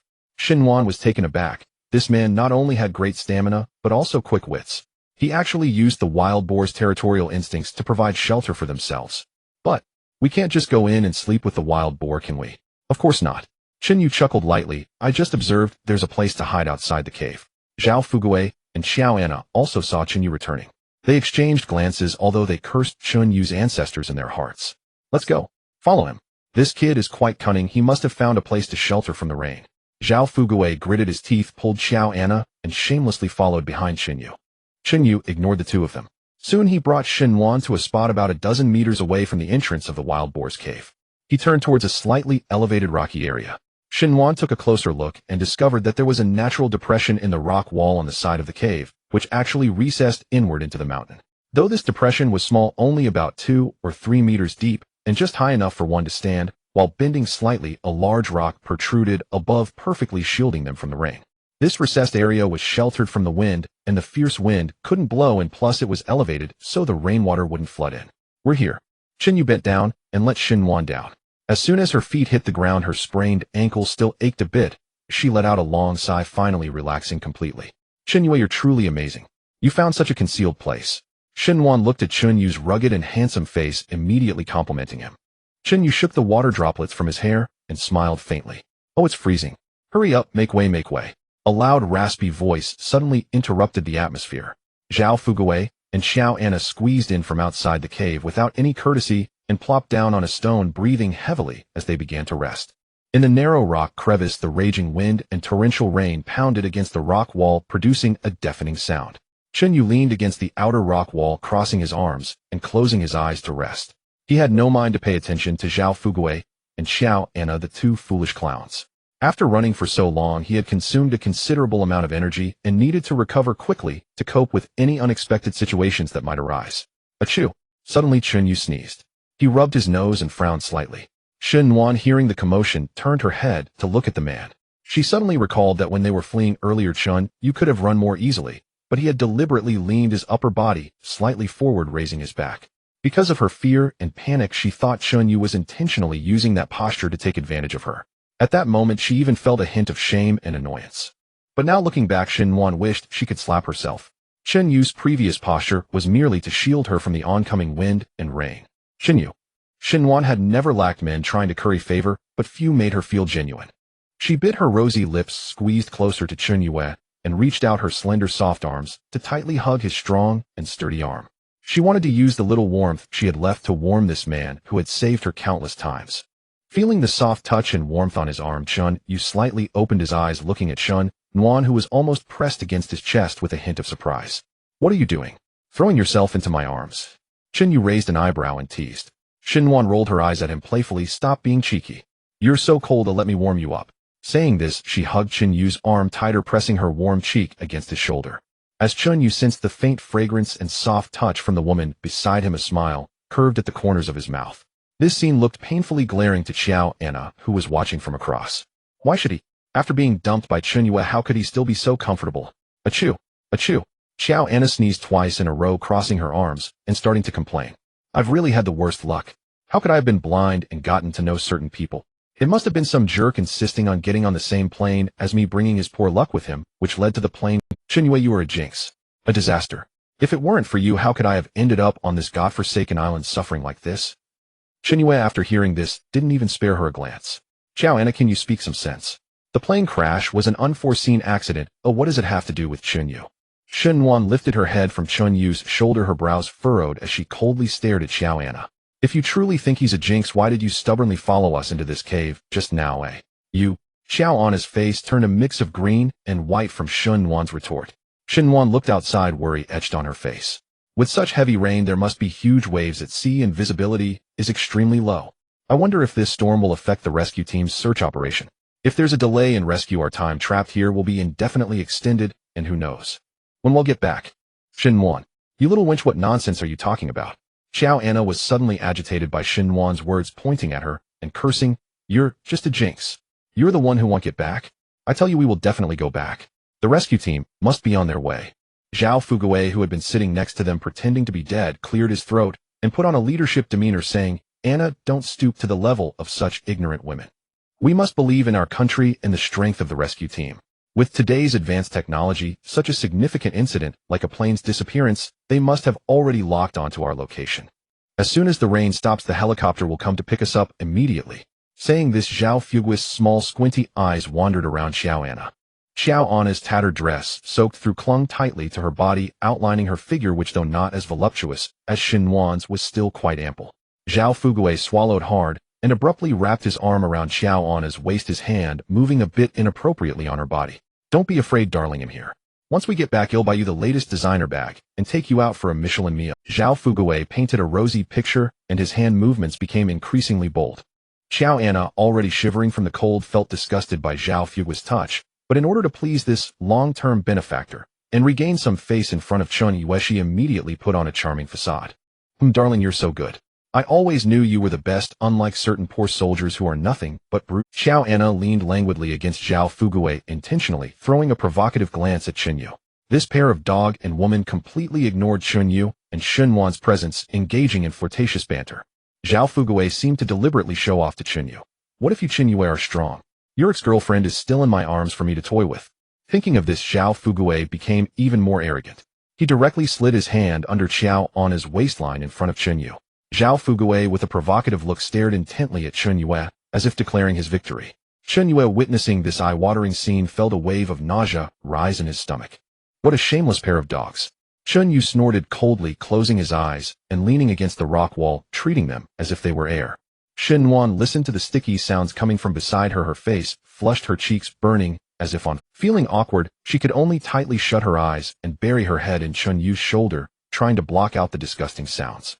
Seeing that both of them had closed their eyes, Zhao Fugui and Xiao Anna grew even more arrogant and reckless.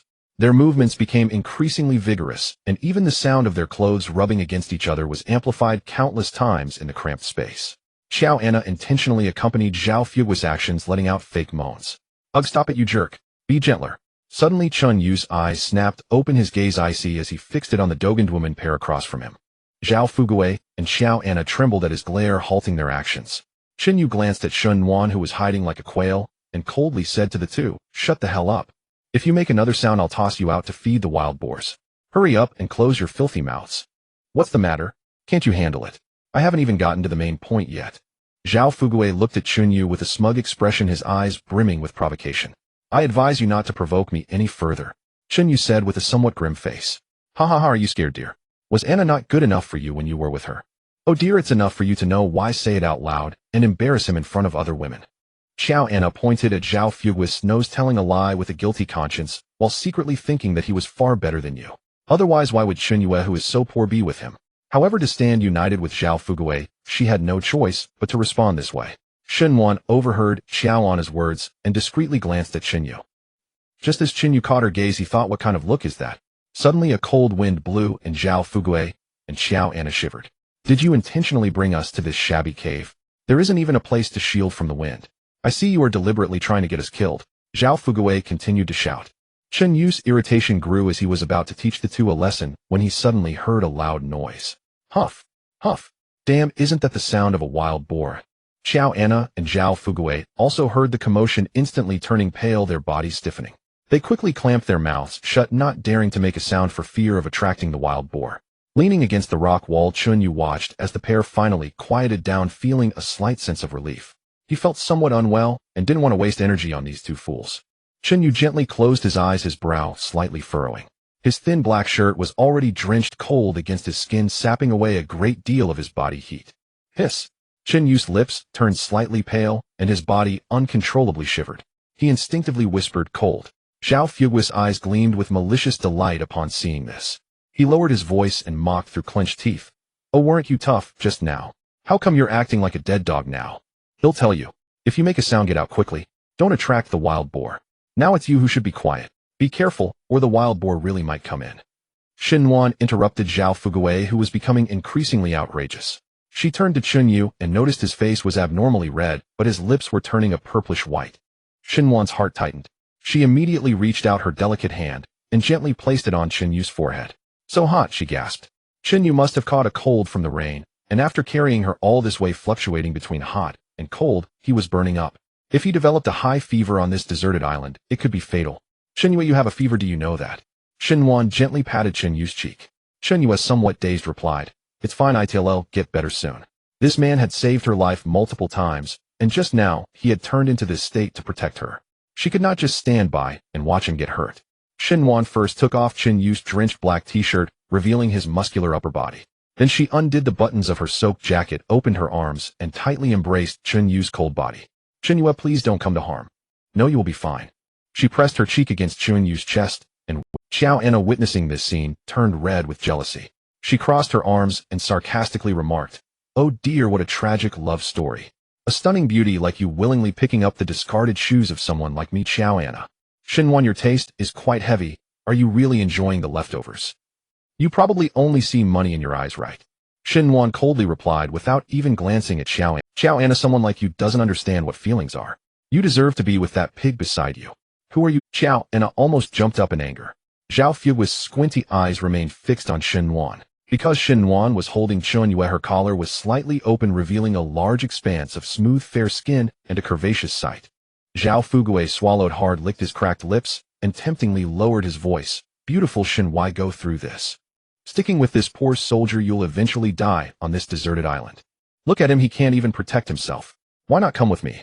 As soon as the rescue team arrives and you return to the city, I promise to provide you with a lavish lifestyle, designer bags, luxury cars, villas. You can have whatever you desire. Do you think I lack those things, eh? With your meager offerings, I Xinwan wouldn't even look at them." Hearing Zhao Fugui's words, Xiao Anna panicked and grabbed his arm. "You just said you'd buy me a villa when we get back. How can you flirt with this little tramp in front of me now?" Slap. A loud slap echoed suddenly. Zhao Fugui delivered a hard slap to Xiao Anna's face, angrily scolding, "You filthy bitch, shut up. When have I ever needed your input? If you dare to speak again, I'll throw you out to feed the wild boar." Xiao Anna covered her swollen cheek, tears welling up in her eyes as she looked at Zhao Fugui with reluctance, but dared not speak up. "Do you think you're something special? How dare you hit me? If it weren't for your money, you wouldn't even be worthy to carry me." Zhao Fugui turned his head and put on a lewd smile, looking at Xinwan. Seeing her ignoring him while holding Chun Yue, a wicked fire surged within him. "What are you pretending to be noble for?" He cursed inwardly, and noticing that Chun Yu seemed to be burning up, boldly approached Xinwan, attempting to touch her fair, slender thigh. "Hee, little beauty, let big brother take care of you. Try it, and you'll see what happens." Xinwan felt a wave of nausea at the sight of the lecherous fat man. "Try it, and see what happens. Who are you trying to scare?" Swish. Xin Yue, who had been tightly shutting his eyes, suddenly opened them wide. His gaze revealed an unmistakable, chilling, killing intent. Zhao Fugui's hand froze midair, terrified, as he quickly retracted it, his body instinctively shrinking back, his back pressed tightly against the cold rock wall, cold sweat instantly soaking his forehead. Damn, why is this bastard's gaze so terrifying? Xin Yu felt the softness and warmth coming from Xinwan in his arms, and closed his eyes once more. Zhao Fugui, frightened by Chun Yu's earlier gaze, huddled in the corner, not daring to make a sound, let alone lay a hand on Xinwan again. Beside him, Xiao Anna wore a look of terror, fearing that Chun Yu might suddenly explode and kill them both. The storm outside continued to rage, with the howling winds mingling with thunder, as if it were going to tear the deserted island apart. Inside the narrow cave, however, an oppressive silence had descended. As time passed, the sky darkened, completely enveloping everything in darkness. Fatigue and cold had become unbearable for everyone, accompanied by the sounds of the storm outside. The few of them gradually fell into a deep sleep. It was unclear how long it had been. Buzz, buzz. A series of light and rhythmic vibrations from the ground jolted Chun Yu awake from his light slumber. He instantly opened his eyes. The high fever that had been heated by Xinwan's body temperature throughout the night had subsided significantly. Although his body still felt somewhat sore, his spirit had returned to clarity. He perked up his ears and listened intently. Huff, huff. It was the sound of the wild boar. Chun Yu immediately poked his head out. With the faint light of dawn, he saw the large wild boar leisurely walking out from the main cave. Fortunately, the wild boar did not look towards their concealed alcove, but shook off the mud and water on its body, heading straight into the depths of the jungle, clearly going to forage now that the storm had stopped. The crisis was temporarily averted. Chun Yu turned his head to look at Xinwan, who was still clinging to him like an... The woman was sound asleep, her long eyelashes fluttering slightly, her breath evenly hitting his chest, with a hint of delicate fatigue on her face. A soft light flickered in Chun Yu's eyes as he gently patted Xinwan's shoulder, saying, "Xinwan, wake up." Xinwan drowsily opened her eyes, realizing she had been lying on Chun Yu, her cheeks instantly flushed with... She quickly sat up and touched Chun Yu's forehead with concern, exclaiming, "Great. Your fever has broken." Chun Yu smiled faintly and said, "The embrace of the stunning beauty, Shun, is more effective than any fever medicine." Xinwan shot him a glare, playfully scolding, "You, how can you still be joking at a time like this? Alright, let's talk about serious matters." Chun Yu put away his smile, stood up to stretch, and then put on a t-shirt from beside him. "The wild boar has already gone into the mountains, and the storm has stopped. We need to hurry back to the beach to check the situation." As Xinwan watched him put on his clothes, revealing his abdominal muscles and vline, she couldn't help but shyly look away. Last night, she had actually slept beside such a well-built figure. Oh my god. Their conversation awakened Zhao Fugui, and Xiao Anna, who had been dozing in the corner. Rubbing their sleepy eyes, they looked at Chun Yue, who was preparing to leave, and hurriedly asked, "Where are you going?" "Back to the beach to find food," Chun Yue answered without turning back. Upon hearing the words food, Zhao Fugui and Xiao Anna's stomachs responded with loud gurgles. They hadn't eaten well the previous day and had been frozen in fear all night, and now they were starving. "We want to—" Zhao Fugui immediately stood up shamelessly, saying, "Go away." Chun Yue decisively rejected him, his gaze cold. "I said before, if you want to eat, find it yourself. Am not raising ungrateful wolves." Zhao Fugui's face stiffened, and just as he was about to explode, Xinwan gently tugged at Chun Yu's sleeve. Xinwan was a smart woman, who she knew that on this deserted island, having one more person meant one more. She leaned close to Chun Yu and said softly, "Chun Yu, we don't know when the rescue team will arrive. If we are to survive on this island long term, we can't have you doing all the heavy lifting alone. Why not let them follow us? As long as they are willing to work, it doesn't hurt to give them a bite to eat. Just consider them as hired laborers." Chun Yu thought for a moment. Xinwan was right. Although he could fight, he was stretched thin, and some basic physical tasks indeed required manpower. "Fine, if you want to follow, you can." Chun Yu turned his head, looking down at the two of them. "But the rules are mine to set. From today on, you must work to earn food. If you don't work, you'll starve." Zhao Fugui and Xiao Anna exchanged glances, unwilling in their hearts, but they could only nod repeatedly to survive. Xiao Anna rolled her eyes, deliberately puffing out her chest, and forced a smile she thought was charming, saying sweetly, "Brother Yue, don't worry, we'll do whatever you say as long as you are willing to feed us." Chun Yu ignored her flirtation and coldly issued an order. "You two go to that grove from yesterday. There's a bamboo forest with a stream. Fill bamboo segments with fresh water and bring it back to camp. If I don't see any water by then, you won't get a bite to eat today." After finishing, Chun Yu no longer paid attention to the two and walked straight towards the direction of the beach with Xinwan. "I spit. What are you?" After Zhao Fugui and the others left, he dared to curse. The morning sun shone on the island washed by the storm, and the air was filled with the salty smell of mud and seawater. The weather was clear with blue skies and white clouds, as if the apocalyptic scene of last night had just been a dream. However, Chun Yu, walking in front, had a slight frown and a hint of worry on his face. "Chun Yu, what's wrong? Why do you look so troubled?" Xinwan glanced at him and asked softly.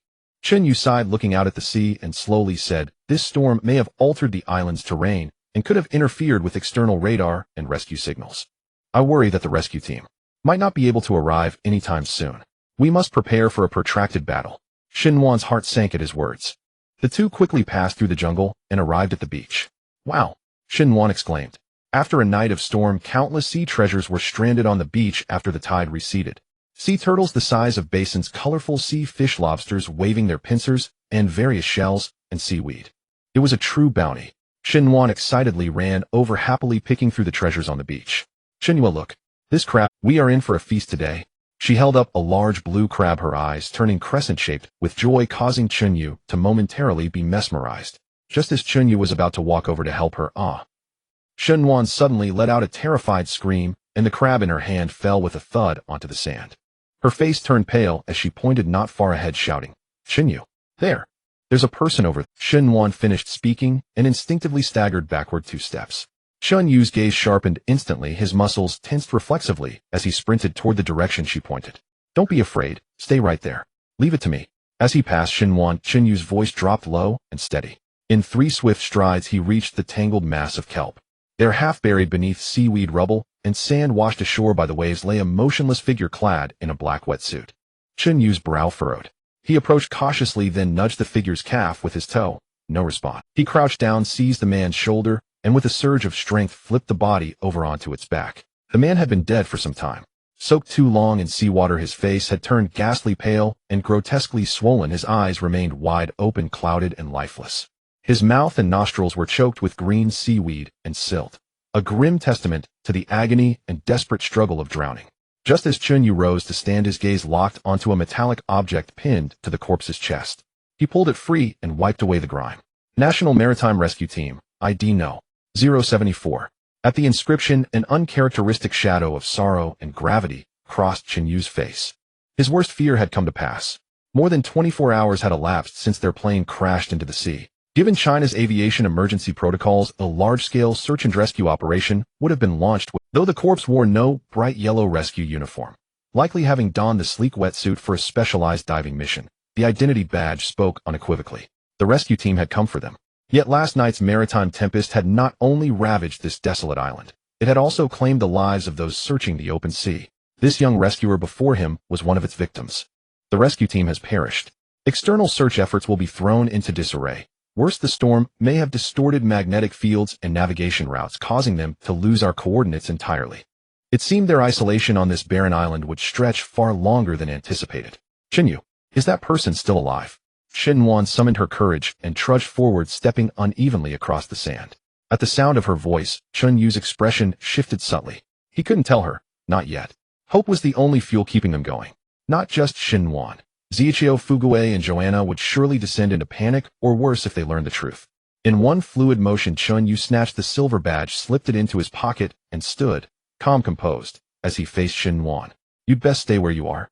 Shinwan froze, fingers twisting tightly together, her face etched with dread. Yes, dead. Judging by his attire, he was likely a passenger on our flight. Unlucky enough to be cast ashore by last night's waves. Shinwan's face drained of color. She clapped a hand over her mouth and turned away, retching violently. Ugh. Having eaten nothing the previous night, she brought up only bitter bile. You. Shinyu stepped closer and gently patted her back, speechless for once. Shinwan waved a trembling hand, her eyes glistening with unshed tears. Forcing down her terror, she met Chinyu's gaze and whispered through clenched lips, I want to see him. You're already vomiting. Why invite more distress? Chinyu frowned faintly and refused outright. I was the chief flight attendant on that aircraft. I bear responsibility for identifying every passenger who perished. If we ever make it home, at least I can tell his family where he left this world. Watching her unwavering resolve, Chunyu felt an unexpected flicker of quiet admiration. Fine. If you insist, just don't blame me when you're shaken. Shinwan nodded. Chunyu stepped aside, granting her a clear, unobstructed view. She looked down at the corpse and recoiled inwardly at the sight of that bloated, pallid face, its mouth and nose crammed with mud and seaweed. Ugh. She whirled around, dropping to her knees on the sand and retching uncontrollably, tears brimming in her eyes. Chinyu sighed, exasperated. Told you not to look. Now are you satisfied? Shinwan lacked even the strength to reply. The dead cannot return. Leaving him exposed here is unseemly, and by nightfall scavengers may well be drawn to the scent. Chunyu gazed upon the body, not only with sorrow but with solemn respect. We'll bury him. Let him rest in peace. Shinwan nodded weakly, her face ashen. Yes, I'll help. With no metal tools, they resorted to bare hands and flat stones. Chunyu chose a patch of sand far from the shore and began digging, his hands moving like iron shovels tearing through dense layers of earth. Shinwan knelt beside him, scraping sand outward with a stone. Each time her peripheral vision caught sight of the corpse, nausea surged, but she swallowed it down again and again. Watching her tremble with fear yet persist with gritted teeth, Chunyu's lips curved, almost imperceptibly, into a faint wry smile. After more than half an hour, they'd excavated a grave deep enough to hold a man. Chinyu lifted the body, laid it gently into the pit, and began covering it with sand. Brother, I apologize.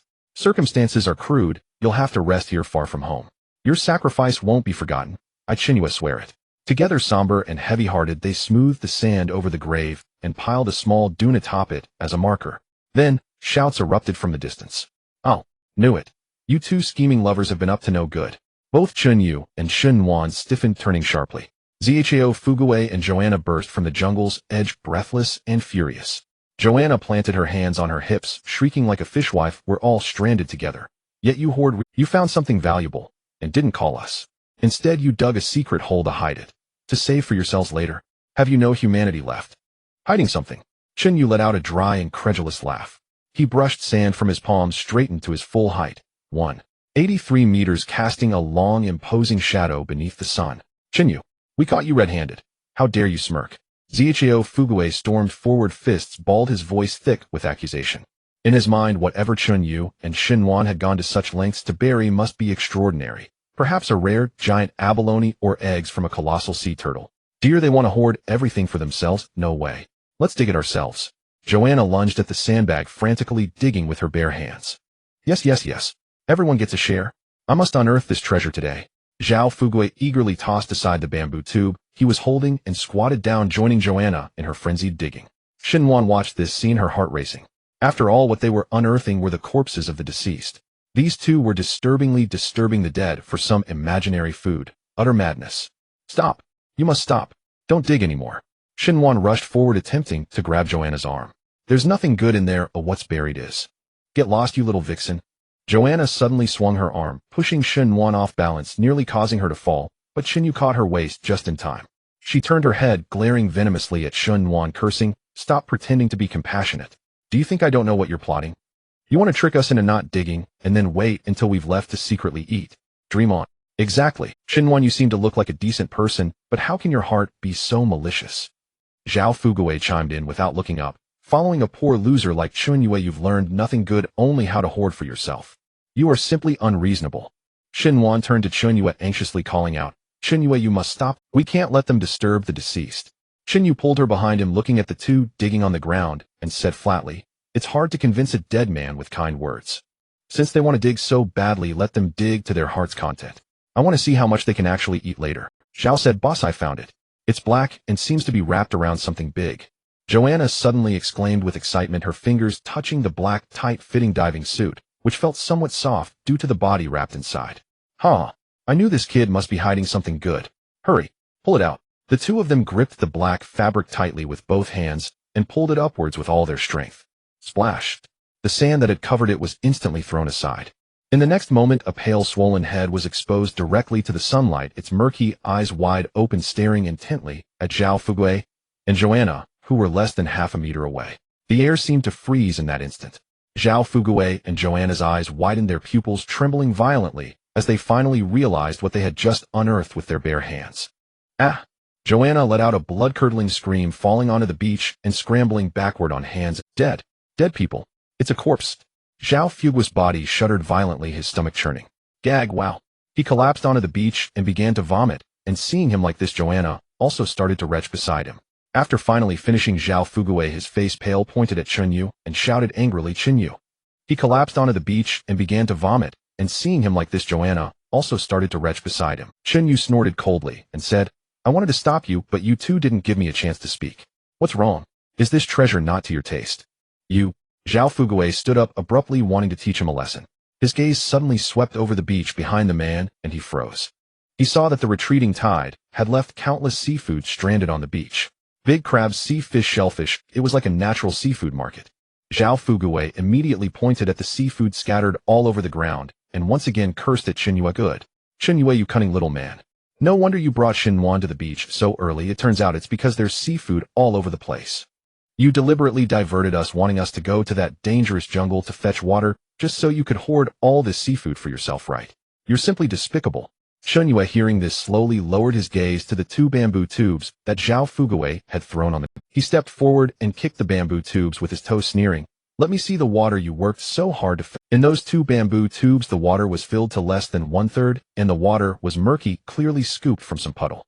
What was even more ridiculous was that these two bamboo tubes were actually the two discarded ones that Shinyu had thrown outside the cave yesterday. Zhao Fugui, Joanna, do you think everyone else is a fool? These two bamboo tubes were made by me yesterday, and the water inside is rainwater from yesterday. After you two wandered around in the jungle, you didn't find any stream, but casually picked up 2 pieces of junk I threw away, thinking you could fool me into trading for food. Faced with her lies being exposed, Joanna's face showed a flicker of panic, but she quickly argued, "So, it's dangerous in the jungle. It's already a miracle we made it back alive. Besides, there's so much seafood on the beach now, we don't lack food, so why should we work for you? How can you be so ungrateful?" Shin Yu is thinking long-term. Xinhuan could no longer listen to this, and stood up angrily, accusing, "He sent you to fetch water, because seawater can't be drunk directly. Oh, without fresh water people will die. You not only shirk your responsibilities, but also falsely accuse him. It's simply absurd."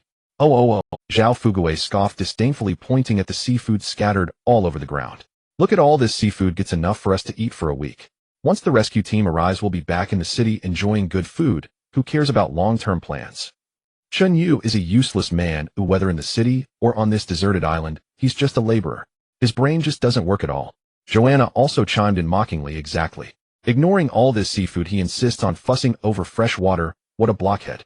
Xinhuan, I advise you to see the reality sooner rather than later. Following him will only lead to your demise." Chun Yu was too lazy to refute, knowing that in survival the most taboo thing is blind optimism and gorging on raw food.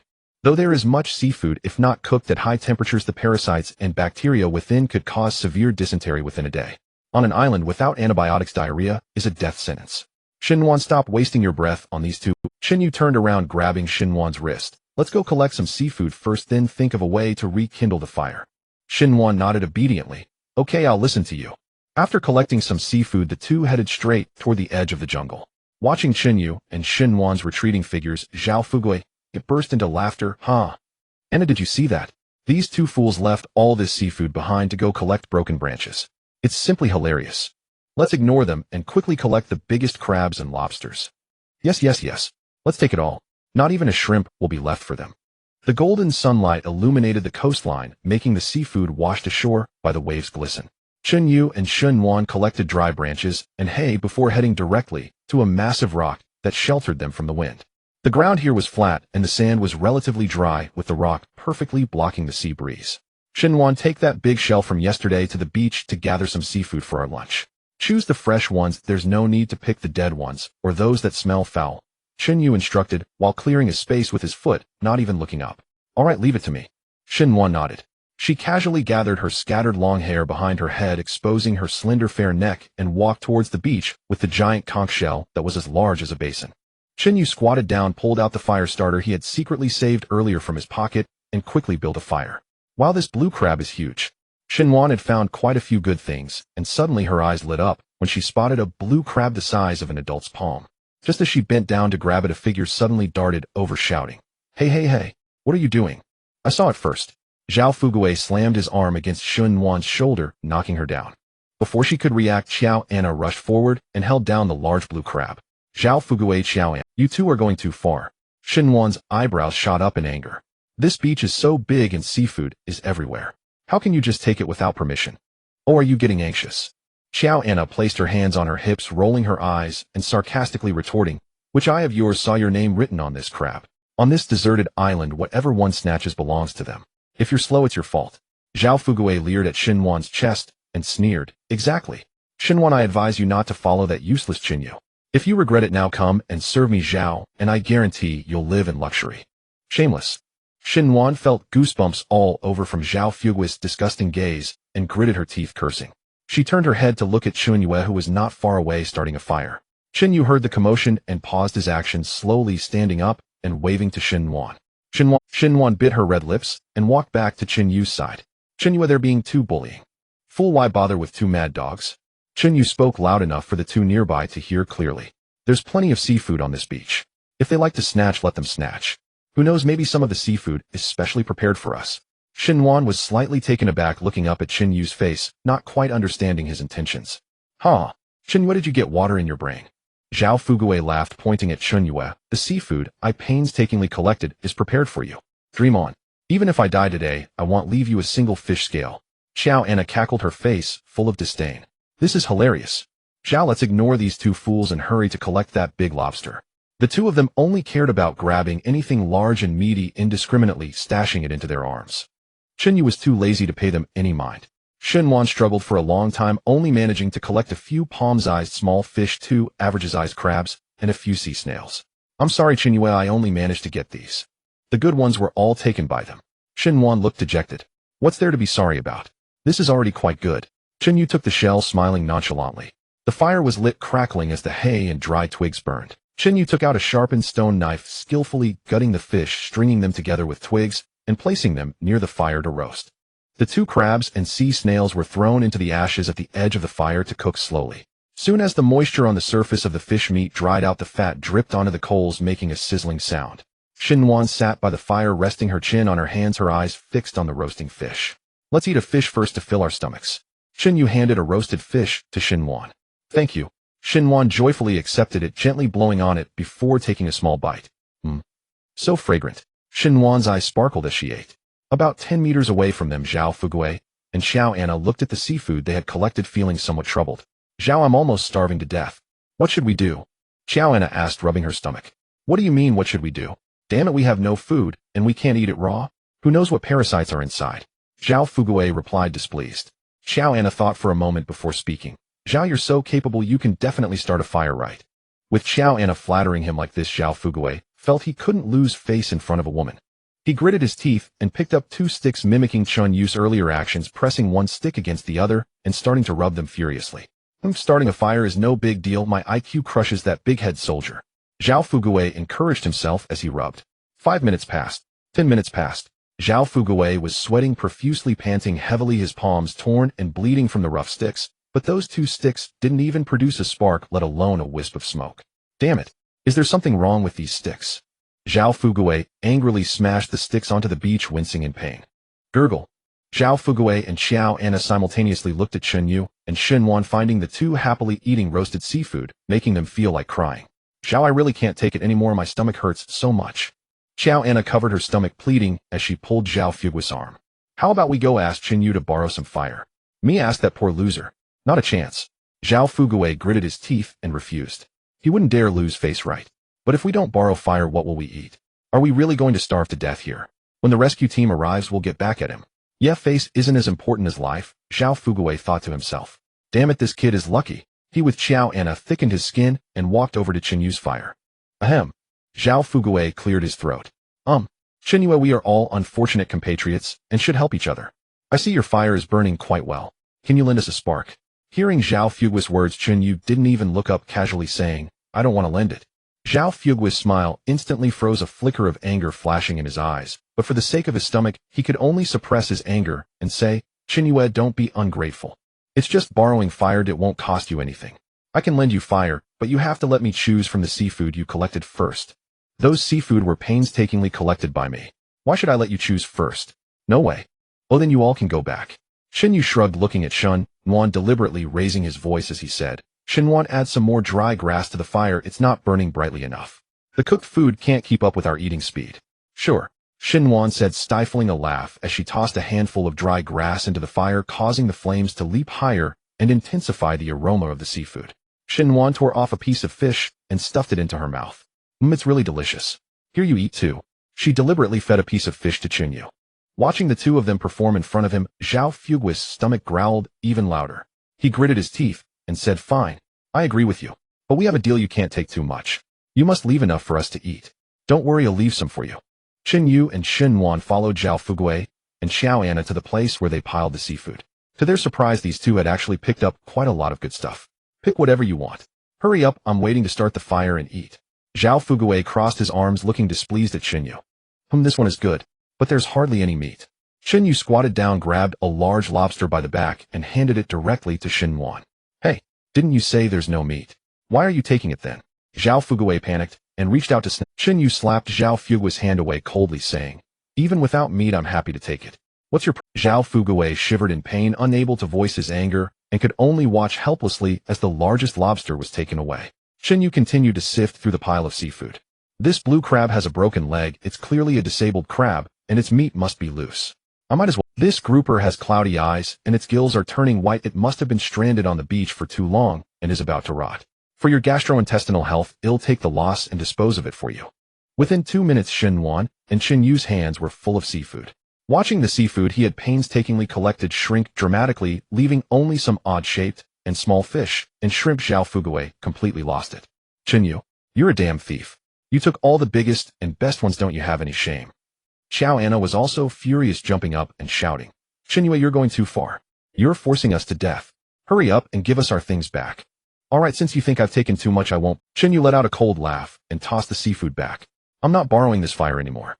You can guard this pile of seafood and slowly eat it raw. After saying that, Chen Yu grabbed Shen Wan's wrist and turned to leave. Zhao Fugui and Xiao Anna were left dumbfounded, not expecting him to do this. Brother Yu, please wait. Xiao Anna shook off Zhao Fugui and rushed up to hug Chen Yu's arm. Brother Yu, we were wrong. You pick whatever you want. Just leave us a spark, you can take all of this. Zhao Fugui, like a deflated balloon, said weakly, Chen Yu, you take it, I won't say anything. Chen Yu's eyes flashed with disdain as he abruptly pulled back his arm, coldly saying, if you had this attitude earlier, we wouldn't have had to make such a scene. Chen Yu turned around and walked back to the seafood pile, picking up the seafood he had chosen before. He walked up to Shen Wan and gently placed the large blue crab in her shell. Look, this crab is back with you. Shen Wan gazed at the large blue crab in the shell, her heart racing uncontrollably. Chen Yu, thank you. 2 charming blushes appeared on Shen Wan's fair cheeks. She suddenly felt that being stranded on a deserted island might not be such a terrible thing after all. After the 4 of them returned to the campfire, Chen Yu pulled out a flaming branch and casually tossed it at Zhao Fugui's feet. Here's the fire for you. Remember, if you dare to steal Shen Wan's things again, the price won't just be a few pieces of seafood. Zhao Fugui and Xiao Anna picked up the branch and hurried back to start the fire. Once the fire was ready, they were already so hungry they felt dizzy, not caring to clean the seafood's insides. They just tossed everything into the fire to roast. Before the seafood was fully cooked, the two couldn't wait to grab it and wolf it down. Zhao Fugui even chewed through crab shells, swallowing with blood on his mouth, looking quite a mess. As Zhao Fugui mechanically chewed on the undercooked fish, he cast a resentful glare at Chunyu not far away. Why should it be like this? Zhao Fugui was an urban elite, a high-ranking executive who everywhere he went he was revered and respected. How could a mere poor ex-soldier like Chunyu ride on his head and take a dump? Chunyu seemed to sense his gaze and looked over at them. Zhao Fugui quickly pretended to lower his head and eat the seafood. Chunyu, you just wait for me. He roared wildly, in his heart his teeth grinding together. Sitting next to him, Xiao Anna inadvertently turned her head and happened to catch the look in Zhao Fugui's eyes.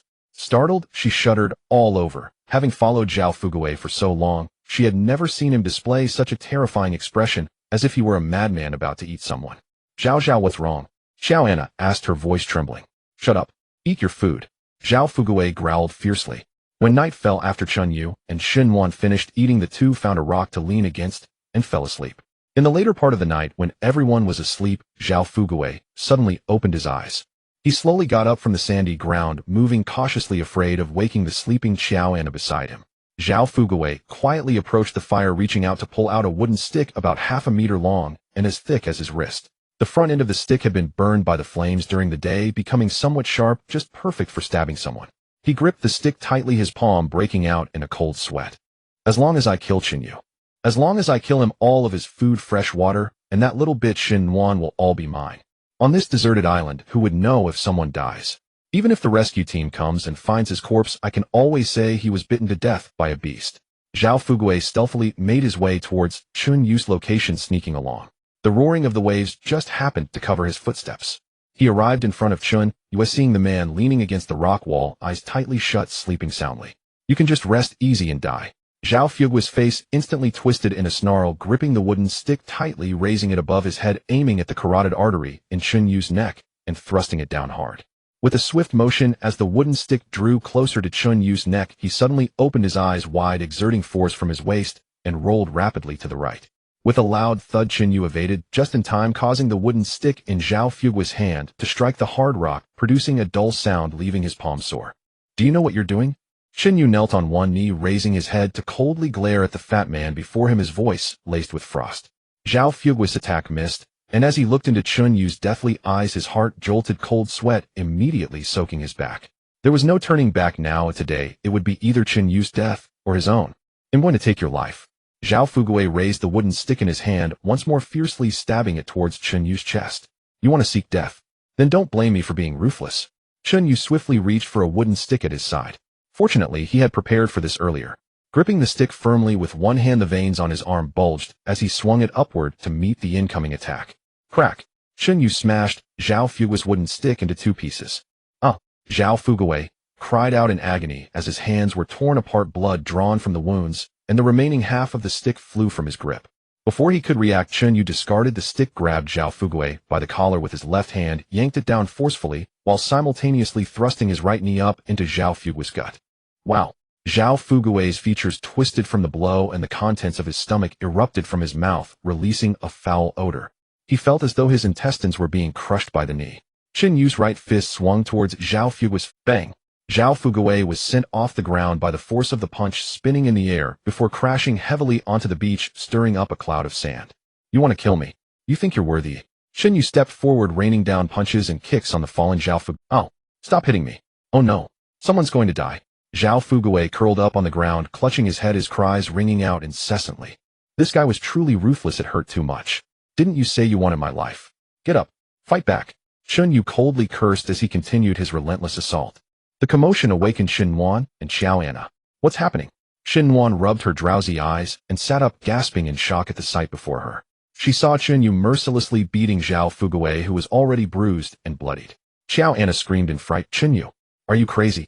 Are you trying to kill Mr. Zhao? Xinhuan realized something was wrong, and Chunyu was definitely not the type to lash out without reason. She hurriedly got up, running to Chunyu's side, grabbing his right arm that was poised to strike. Chunyu, stop. What's going on? Xinhuan asked anxiously, her soft body pressed tightly against Chunyu's arm. If this continues, someone will die. Calm down a bit. Chunyu felt the softness on his arm, and the menace in his eyes slightly dissipated. He let out a cold laugh, pointing at the sharp broken stick on the ground. This beast, taking advantage of my sleep at night, trying to pierce my artery with this thing. If I hadn't been alert, I would be the one lying dead now. Upon hearing this, Shen Wan and Xiao Anna's gazes fell on the sharpened stick, their faces turning pale in an instant. Xiao Anna covered her mouth in shock, staring at the bloodied Zhao Fugui. Although she was vicious and greedy, she had only ever engaged in petty fights. The thought of murder was beyond her imagination. Shen Wan was drenched in cold sweat. She had not expected Zhao Fugui to be so cruel, to actually entertain the thought of killing. If Chun Yu were truly killed, her fate at the hands of this beast would be unimaginable. In that moment, Shen Wan looked at Zhao Fugui with disgust and anger. She tightly grasped Chen Yu's arm, her tone firm and urgent. "Chen Yu, I know this scum deserves to die. But listen to me, it's not worth getting your hands dirty over this garbage. We will definitely be rescued when the rescue team arrives, and if we return to civilization, if you kill him now, even if it's self-defense, you'll still face charges of excessive defense. It's not worth ruining your own future for this scum." Shen Wan feared that Chen Yu might act impulsively. If a life was lost, his future would be ruined. "Ha ha, Shen Wan is right. Do you really dare to kill me, you scum?" Zhao Fugui, bloodied on the ground, suddenly laughed, shouting in anger and malice. "When the rescue team arrives, I will definitely sue you in court. I have plenty of money to hire the best lawyer. I will make you rot in prison. Go ahead, try touching me." Seeing Zhao Fugui's shameless demeanor, Chen Yu felt a surge of anger turn into a mocking smile. He slowly straightened his body, gently patting Shen Wan's hand to reassure her. Then Chen Yu raised his right foot and stomped down hard on Zhao Fugui's chest. The sound of Zhao Fugui's ribs cracking echoed, and his earlier shouts turned into pained wails. Chen Yu looked down at him, his gaze devoid of anger, only cold indifference, as if he were looking at a dead man. "Zhao Fugui, do you think that with the law and rescue team as your shield, I truly cannot do anything to you? Listen carefully. This is a deserted island, and accidents can happen at any time. For instance, someone going to the beach at night to relieve themselves might accidentally get swept away by the waves, or someone looking for food in the jungle could be bitten by a venomous snake. Next time, I guarantee that you will die without anyone knowing, not even leaving a bone for the rescue team to find. You can certainly try." Zhao Fugui looked at Chun Yu's cold expression and realized that this man was truly capable of murder, and he had the ability to do it seamlessly. Fear instantly engulfed him, causing his body to tremble, and a warm liquid flowed down his pants. I won't dare anymore. Brother Yu. I won't dare again." Zhao Fugui pleaded incoherently. "Disgusting. Get lost." Chen Yu disdainfully glanced at his pants and kicked him aside. Chen Yu's warning not only frightened Zhao Fugui out of his wits, but also sent a chill through Xiao Anna and Shen Wan. Xiao Anna, looking at Chen Yu, who resembled a god of slaughter, felt both terror and envy in her heart. What terrified her was Chen Yu's ruthlessness. What she envied was that this man who exuded such a sense of security had once been a sycophant who obeyed her every whim, yet now shielded Shen Wan behind him. When she came to her senses and saw Zhao Fugui lying on the ground like a dead dog, Xiao Anna thought that no matter how vicious Chen Yu was, he surely wouldn't dare to kill a woman in front of so many people. "Chen Yu, what are you so smug about? You're nothing but a violent maniac. Beating up President Zhao like this. When we get back, I'll call the police and have you arrested." Chen Yu's face instantly turned icy cold. "Arrest me." He strode toward Xiao Anna step by step, and with each step the oppressive aura around him grew heavier. "Xiao Anna, you shameless slut. Back then you sweet-talked me out of over 100,000 in severance pay, then immediately crawled into this fat pig's bed. I haven't even settled that score with you yet. Believe me, if you dare utter one more useless word, the fist I land on your face won't be any lighter just because you're a woman." Xiao Anna stumbled back 2 steps and fell onto the sand with a thud. She quickly covered her mouth, her face pale as a ghost, not daring to make another sound. Shen Wan thought about how 2 or 3 days had passed without seeing any sign of rescue, and a sense of discouragement crept into her heart. If the rescue team couldn't find them, would they really have to spend the rest of their lives on this deserted island? "Chen Yu, when do you think the rescue team will finally come?" She walked over to him, her voice tinged with weariness and confusion. Chen Yu instinctively reached into his pocket and touched the tag he had taken from that brother earlier. The previous rescue team had been wiped out by a storm, completely disrupting the search rhythm from the outside world.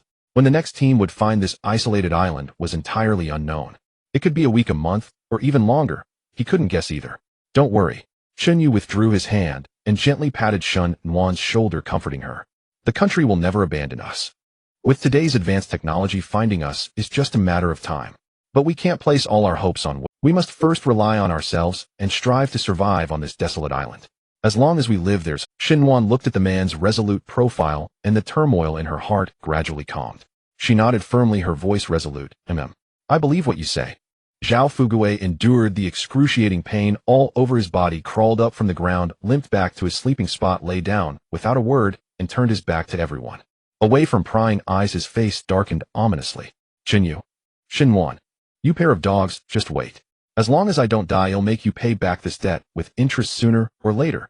Xiao Anna huddled a few meters away from Zhao Fugui, not daring to approach him. Xinyu would never actively pick a fight. It must have been that treacherous Zhao Fugui who tried to kill and rob in the dead of night. Thinking that she had followed a madman who could kill at any moment, Xiao Anna felt a chill run down her spine. The next morning, sunlight once again bathed the beach. Xiao Anna was awakened by a fragrance. She looked toward the distance with dark circles under her eyes and saw Xinyu and Xinhuan chatting and laughing while eating breakfast. Xinyu cracked open a large golden oil-dripping blue crab, took out the claw meat, and handed it to Xinhuan. She took it with a smile and ate it with relish. The subtle intimacy between the two made Xiao Anna's stomach churn with envy. Zhao Fugui's stomach growled loudly with hunger drool dripping as he stared fixedly at the fire by Qinyu's side. But even with 100 times the courage, he wouldn't dare approach Qinyu for fire again.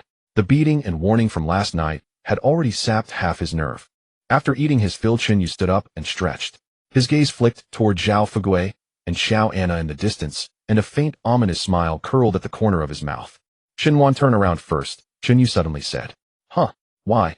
Xinhuan looked at him with a bewildered expression. Just turn around as I say, and remember, don't peek. Though puzzled, Xinhuan obediently turned her back. Qinyu walked straight to the fire, unzipped his pants, and urinated directly onto the campfire. Sizzle. A plume of white smoke with a strong stench of urine rose, instantly extinguishing most of the flames. Hearing the sound, Xinhuan couldn't help but glance back. Her pretty face flushed crimson, and she rolled her eyes in annoyance. Qinyu. You're so disgusting. How can you just pee anywhere? She pinched her nose and scolded him coquettishly. It's called keeping good things within the family while putting out the fire. Fire prevention, you know. Qinyu pulled up his pants and explained with a straight face. I told you not to peek, so why did you? I didn't. It was clearly you. Xinhuan glared at him indignantly. All right, don't be mad. I'm done teasing you. Come on, grab the bamboo tubes. Let's head into the jungle to find fresh water and maybe some wild fruit. Eating only seafood will leave us lacking in vitamins. Qinyu picked up the gear and strode toward the jungle with Xinhuan. Watching them walk away, Zhao Fugui, who had been hiding in the distance, lit up with excitement and rushed to the urine-soaked campfire. Fire! There's fire! Zhao Fugui, now indifferent to dignity or disgust, dug through the urine-soaked charcoal with his hands, carefully picked out a few embers, placed them on dry leaves, and blew desperately with his rear in the air. Han Xian endured crawling between someone's legs. What's a little smell of urine for survival today? Qinyu, just you wait. Zhao Fugui gagged from the stench, while rationalizing to himself. Qinyu led Xinhuan directly into the forest. The grass was covered in dew, and both of their clothes became damp and clung to their bodies. Xinhuan followed behind, Qinyu, her mind wandering as she gazed at the man's broad shoulders and narrow waist. A woo! A wolf howl suddenly rang out. Qinyu's expression shifted. He stopped and shielded Xinhuan behind him. A woo! A woo! In an instant, howls echoed one after another. See, Qinyu. It's wolves. What do we do? Xinhuan's face turned deathly pale. She instinctively grabbed Qinyu's muscular arm, her knuckles white from the grip, her voice trembling uncontrollably. Qinyu took Xinhuan's hand, scanned their surroundings, and comforted her. Don't panic first. Don't worry, they're not coming for us. After about 10 seconds, Qinyu gently patted Xinhuan's hand and how do you know? Xinhuan blinked, a flicker of confusion crossing her eyes. Wolves are born apex predators, cunning and patient. If a wolf pack were hunting or seeking prey, they would never emit such loud, prolonged howls before locking onto their target and launching an attack. Hearing this, Xinhuan nodded thoughtfully, quick to grasp the implication. So you mean they're not hunting right now? Exactly. A wolf pack only unleashes such collective howling under 3 specific circumstances. First, to call scattered pack members back. Second, to assert territorial dominance. And third, they may be locked in fierce combat with another creature. Through these howls, they summon reinforcements from nearby packs, or feign overwhelming strength to intimidate their adversary, while warning other carnivores in the jungle to stay far away from this zone. After listening to Qinyu's lucid, methodical analysis, much of the terror faded from Xinhuan's face. This man possessed not only a physique and martial prowess that quickened her pulse, but also a calm, incisive intellect. What should we do now? Should we still go into the jungle to forage? Qinyu nodded firmly. But it's dangerous in there right now. We have no choice. Relying solely on seafood will deprive our bodies of essential vitamins and carbohydrates. Prolonged deficiency will severely impair our physiological functions, and scurvy may soon follow. We must locate wild fruits or edible plant roots to restore vital nutrients. Qinyu paused, his gaze turning deep and contemplative. This island is finite. If we intend to survive here long-term, we must map its ecological dynamics thoroughly and precisely. I need to determine what creature could possibly be powerful enough to drive a wolf pack into desperate battle. Know your enemy, know yourself, and victory is assured. Otherwise, any movement through the jungle could end in catastrophe. Xinhuan drew a slow, steadying breath as she listened, and her eyes hardened with resolve. All right, I'll go with you. No, you must not go. Xinyu refused outright. Why not? Do you think I'd slow you down? Xinhuan frowned, slightly irritated. What nonsense. Alone I can move stealthily. If danger arises, I can scale a tree or vanish into the terrain. But with you, our profile becomes too large. If spotted, I may not be able to protect you. Your task is to fetch water from the bamboo grove. Xinyu pointed toward another direction. That grove lies at a safe distance from the wolves' battleground. Moreover, the only threat in that area is the giant boar dwelling in the cave. Yet with the wolves creating such a commotion nearby, the boar, fiercely territorial, will either cower deep within its den or rush off to drive the intruders away. It certainly won't wander near the bamboo grove. Once you've filled your vessel, return immediately to the beach camp, and do not stray. Understand? Xinhuan knew Qinyu's concern was genuine, and that accompanying him would only hinder him. All right, I understand. She sighed, accepting the bamboo tube he offered. Be extremely careful. You must come back. I'll wait for you at the camp. Understood. Only after watching his figure recede into the foliage did Xinhuan head toward the bamboo grove. Deep within the jungle, a thick coppery stench of blood hung heavy in the air. Xinyu slowed his pace, lowering his center of gravity, using trunks and thickets as cover as he crept inch by inch toward the source of the howling. Soon guttural roars and the sickening crunch of splintering bone reached his ears. Fearing detection, he darted behind a banyan tree, then carefully parted the grass before his eyes, peering through the narrow gap. His pupils contracted sharply. He froze entirely. It's him. The creature locked in brutal combat with the wolf pack was no mysterious beast, just a wild boar. 7 or 8 wolf carcasses lay strewn across the ground, some eviscerated, others gravely wounded, lying motionless in pools of crimson, their whimpers fading into silence. The massive boar encircled by the pack bore coarse jet-black bristles, stiff as steel needles, caked with mud and dried rust-colored blood. Dozens of deep, bone-exposing gashes scored its colossal frame, blood dripping steadily from each wound. Roar! A deafening feral bellow erupted from its throat. Its tiny bloodshot eyes blazed with berserk fury, and its 2 tusks, over 20 centimeters long, dripped with shredded flesh and matted wolf fur. Around it stood 5 or 6 robust, battle-hardened wolves, crouched low, jaws bared, teeth gleaming white, throats rumbling with low guttural threats as they fixed their unwavering gaze upon the monstrous beast. Ow! Suddenly the alpha wolf let out a sharp, terse command. Instantly 3 wolves lunged forward in a feint, drawing the boar's focus, while 2 others circled silently behind. Just as the boar lowered its head to meet the frontal assault, one wolf launched itself upward, clamping its jaws hard onto the boar's hind thigh. HNNCHHH. The boar shrieked in agony and whirled violently, its thick muscular leg lashing backward with crushing force. It attempted to fling the wolf clear, but the alpha held fast, jaws locked, body whipping wildly through the air, refusing to release its grip. The other wolves seized the moment, surging in from all sides, aiming to sever the boar's throat while it remained momentarily immobilized. Ignoring the wolf clamp to its leg, the boar braced its stance and turned its full fury upon the most aggressive wolf, charging straight at its front. With explosive power, it dropped its massive head, then thrust upward with devastating force. Crack! Its razor-sharp tusks pierced clean through the airborne wolf, from jawbone to crown. The boar hoisted the 100-pound beast high into the air, then snapped its head sideways, hurling the corpse with brutal momentum against the trunk of a towering tree. The wolf emitted no cry. Its neck shattered instantly, life snuffed out before it even struck the ground. The sight sent Xunyu's every hair standing rigid with awe. He couldn't help but murmur inwardly, "Incredible, brother boar." Xinyu had previously considered setting a trap to hunt this wild boar, imagining that he and Xinhuan would have an endless supply of meat. But now it seemed that this idea might not work. Just then the situation on the battlefield shifted once more. The head wolf, which had been directing from the periphery, suddenly lifted its head and let out a long, mournful howl. A woo! This was the signal to retreat.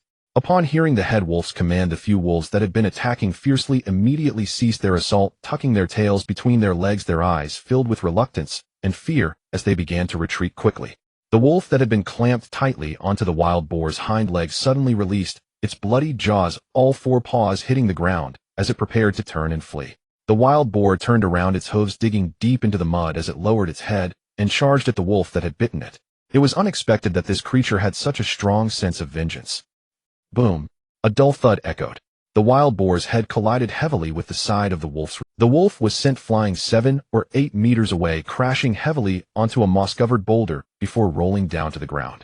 It lay on the ground, its body convulsing violently, blood pouring from its mouth and nose, exhaling, but not inhaling, clearly on the verge of death.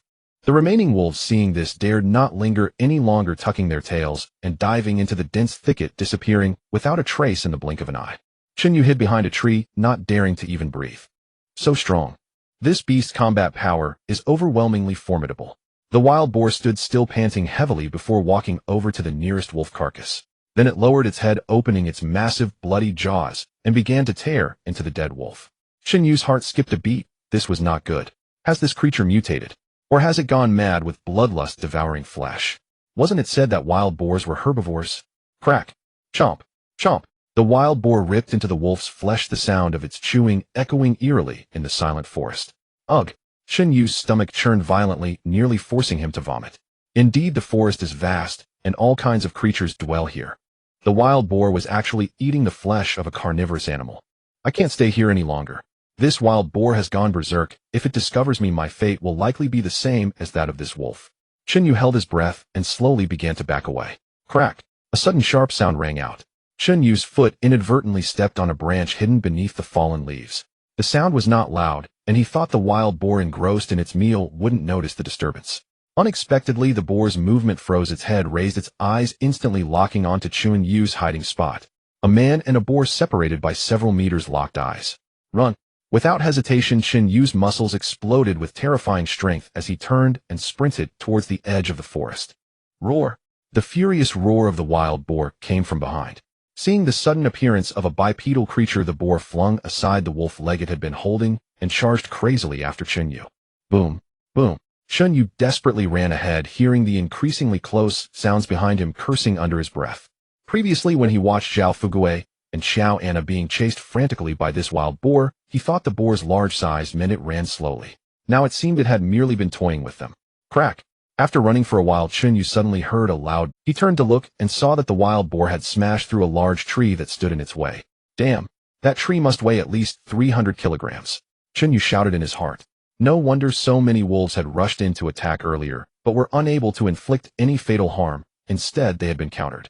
I can't keep this up. My stamina will eventually be exhausted by this creature. Its endurance is too great. Before long, Chinyu felt that the wild boar was about to catch up to him. As he ran, he scanned his surroundings for any narrow caves where he could squeeze in and hide. Unexpectedly, from the corner of his eye, he caught sight of several gray shadows. Turning his head to look more closely, his heart sank suddenly. About 10 meters to his left and right, several wolves were staring at him as he ran. A few even tried to approach, but retreated to their original positions upon seeing the wild boar behind him. It's that pack of wolves from earlier. Chinyu realized instantly. Wolves held a strong sense of vengeance. They had suffered a great loss at the hands of the wild boar. How could they easily leave? It seemed they had been lurking nearby, waiting for the wild boar to sustain injuries before launching a sneak attack. However, with his appearance, they now saw him as an additional target. Damn! What terrible luck! Am I really going to meet my end on this cursed island today? Behind him was the wild boar, and on either side were the wolves. Now he could only wish for wings to fly away. Chinyu gritted his teeth, his legs mechanically propelling him forward. He felt his stamina rapidly depleting, his speed significantly slower than before, with the sound of heavy breathing filling his ears. I absolutely cannot die here. Otherwise Shinwan will surely fall victim to Zhao Fugui and Xiao Anna. A fierce glint flickered in his eyes as he prepared to climb a tall tree before his strength was completely exhausted. As he ran, the sounds of pursuit behind him suddenly stopped. Why aren't they chasing anymore? Chinyu was puzzled. After running forward several more meters, he turned back, resting his hands on his knees as he gasped for breath, watching the wild boar and wolf pack standing at a distance. He saw the wild boar and the few wolves standing at the edge, their front hooves anxiously scraping the ground, their blood-red eyes fixed on Chun Yue, making anxious grunting sounds. They dared not come any closer. Chinyu felt something was off beneath his feet and looked down. Gurgle! Gurgle! Several murky bubbles surfaced from the depths of the mud, bursting on the surface and giving off a foul smell of swamp gas. Chinyu's hair stood on end as he realized that his feet had unknowingly sunk into the mud. The muck had already reached his ankles, slowly creeping up towards his calves. Oh no, it's a swamp. No wonder the wild boar and the wolves dared not pursue. They must have known there was a trap here all along. Chinyu tried to lift his right leg to retreat, but unexpectedly his left leg sank deeper, the mud rising up. Startled, a cold sweat broke out on his back, and he dared not exert himself anymore. Damn it! With great effort, Chun Yu still couldn't extricate himself from the swamp. At that moment, Shen Yuan unexpectedly returned, holding a long tree branch out to him. Though he felt a bit annoyed at the girl for returning so suddenly, this was his only opportunity. He climbed up the branch and carefully observed the surrounding trees and bushes, searching for favorable terrain. Just then he suddenly noticed that the wild boars chasing after him had all fallen into the swamp, leaving only the wolf pack, which should be easier to deal with. Wolves are pack animals. Judging by the howls earlier, there were at least 3 to 5 in the pack. A direct confrontation was not wise. He only had a stone knife, hardly enough to fend off an attack from a pack of wolves. Shen Yu pointed with his chin to a fallen tree about 15 meters ahead. Do you see that dead tree? Let's move slowly towards it. You go ahead, and I'll cover the rear. Shen Yuan nodded vigorously, forcing herself to calm down. Following Chun Yu's instructions, she carefully took a step, trying to make as little noise as possible. Just as they had walked less than 10 meters, the bushes ahead suddenly rustled. A gray-brown wolf emerged no more than 7 or 8 meters away from them. The wolf was of medium size, about half a meter tall at the shoulder, with its ribs faintly visible, clearly not well fed on this deserted island. It arched its back, raised its tail, and stared at the two with eyes gleaming green. Shen Yuan was so frightened she was on the verge of tears, yet Shen Yu remained steady. Don't stop, keep moving forward. It's just testing us, it hasn't decided to attack yet. Shen Yuan endured her fear and continued to step forward. The wolf indeed did not pounce immediately, but kept its distance, moving sideways. As Chun Yu walked, he observed the wolf's movements from the corner of his eye. He noticed that the wolf's left hind leg seemed to be limping, which would likely affect its speed. But this did not mean they were safe, as other members of the pack could be nearby. Just 5 meters from the dead tree, there was another rustle from the bushes on the left, and a second wolf emerged. This one was larger and had a more ferocious look, clearly the leader of the pack. Unlike the first wolf, this one did not maintain its distance, but directly blocked the path to the dead tree. Chun Yu crouched down, picking up 2 stones from the ground with his right hand. It seems they don't plan to let us pass. Chun Yu, what are you going to do? Chun Yu stood up, staring directly at the leader wolf, without any hint of retreat. Sometimes making a beast know you're not to be trifled with is more effective than running away. He threw the stone in his right hand forcefully at the ground in front of the leader wolf, while letting out a deafening roar. Get lost. The stone kicked up a spray of mud, and combined with Chun Yu's roar, the leader wolf was startled. It instinctively jumped back a step, ears pinned back and tail tucked between its legs. But just a second later, the leader wolf regained its ferocity, feeling insulted. Chun Yu, look behind. They're coming from behind. Shen Yuan's terrified voice came from behind. Chun Yu quickly turned to see a third wolf blocking their retreat, silently approaching. The 3 wolves formed a triangle, surrounding the 2 of them in the middle. Shen Yuan's body trembled uncontrollably, but she managed to shout. Chun Yu weighed all options. The leader wolf was in front, the limping one to the left, and the third one behind. A heat and fight had almost no chance of success. Their only hope lay with the dead tree. The dead tree was still 5 meters away, but the leader wolf was right in the middle. If he could temporarily drive the leader wolf back to buy a few seconds, they might be able to rush past. Once they climbed up the dead tree, wolves were far less adept at climbing than humans, allowing them a chance to catch their breath. Shen Yuan, listen to me. When I count to 3, you run desperately towards that dead tree, climb as high as you can, and don't look back. Don't worry about me. Do you understand? But what about you? Do you understand? Chun Yu emphasized his tone. Shen Yuan's eyes turned red, but she knew this wasn't the time for sentimentality, and she nodded vigorously. Understood. 3, 2, 1, run.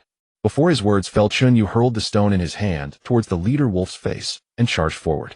The leader wolf was startled by the sudden attack and instinctively turned its head to dodge. The stone grazed its ear, struck the tree trunk behind it, producing a muffled sound. In that fleeting moment, Shen Yuan dashed past Chun Yu with all her might, sprinting towards the dead tree. The leader wolf reacted, letting out an angry howl and lunging towards Chun Yu.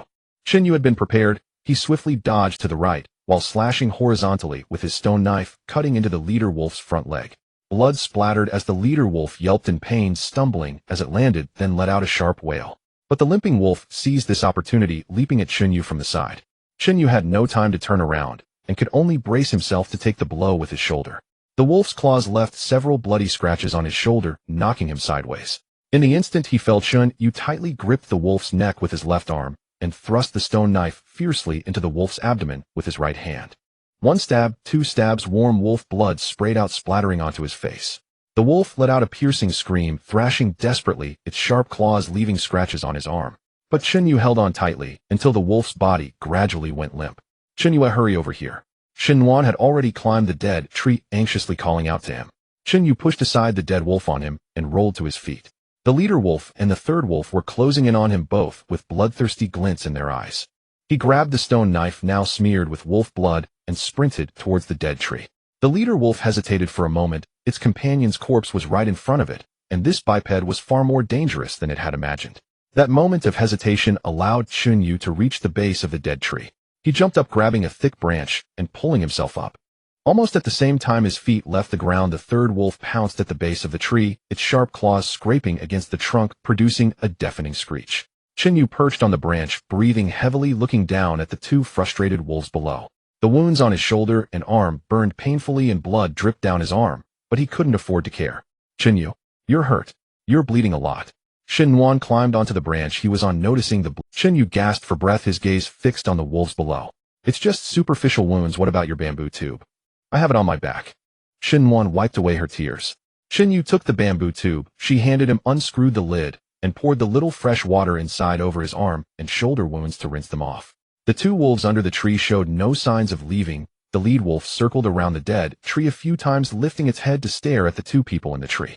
The other wolf crouched a few meters away, licking its front leg that had been injured by Yu, occasionally lifting its head to glance at the prey in the tree. To them it was indeed prey, without a doubt. Xinhuan huddled beside Yu, holding onto a branch, and glanced down at the wolves. Will they keep waiting? Yes. Yu inserted his stone knife into the vine rope at his waist and began to check his wounds. Xinhuan looked at the scars on his body.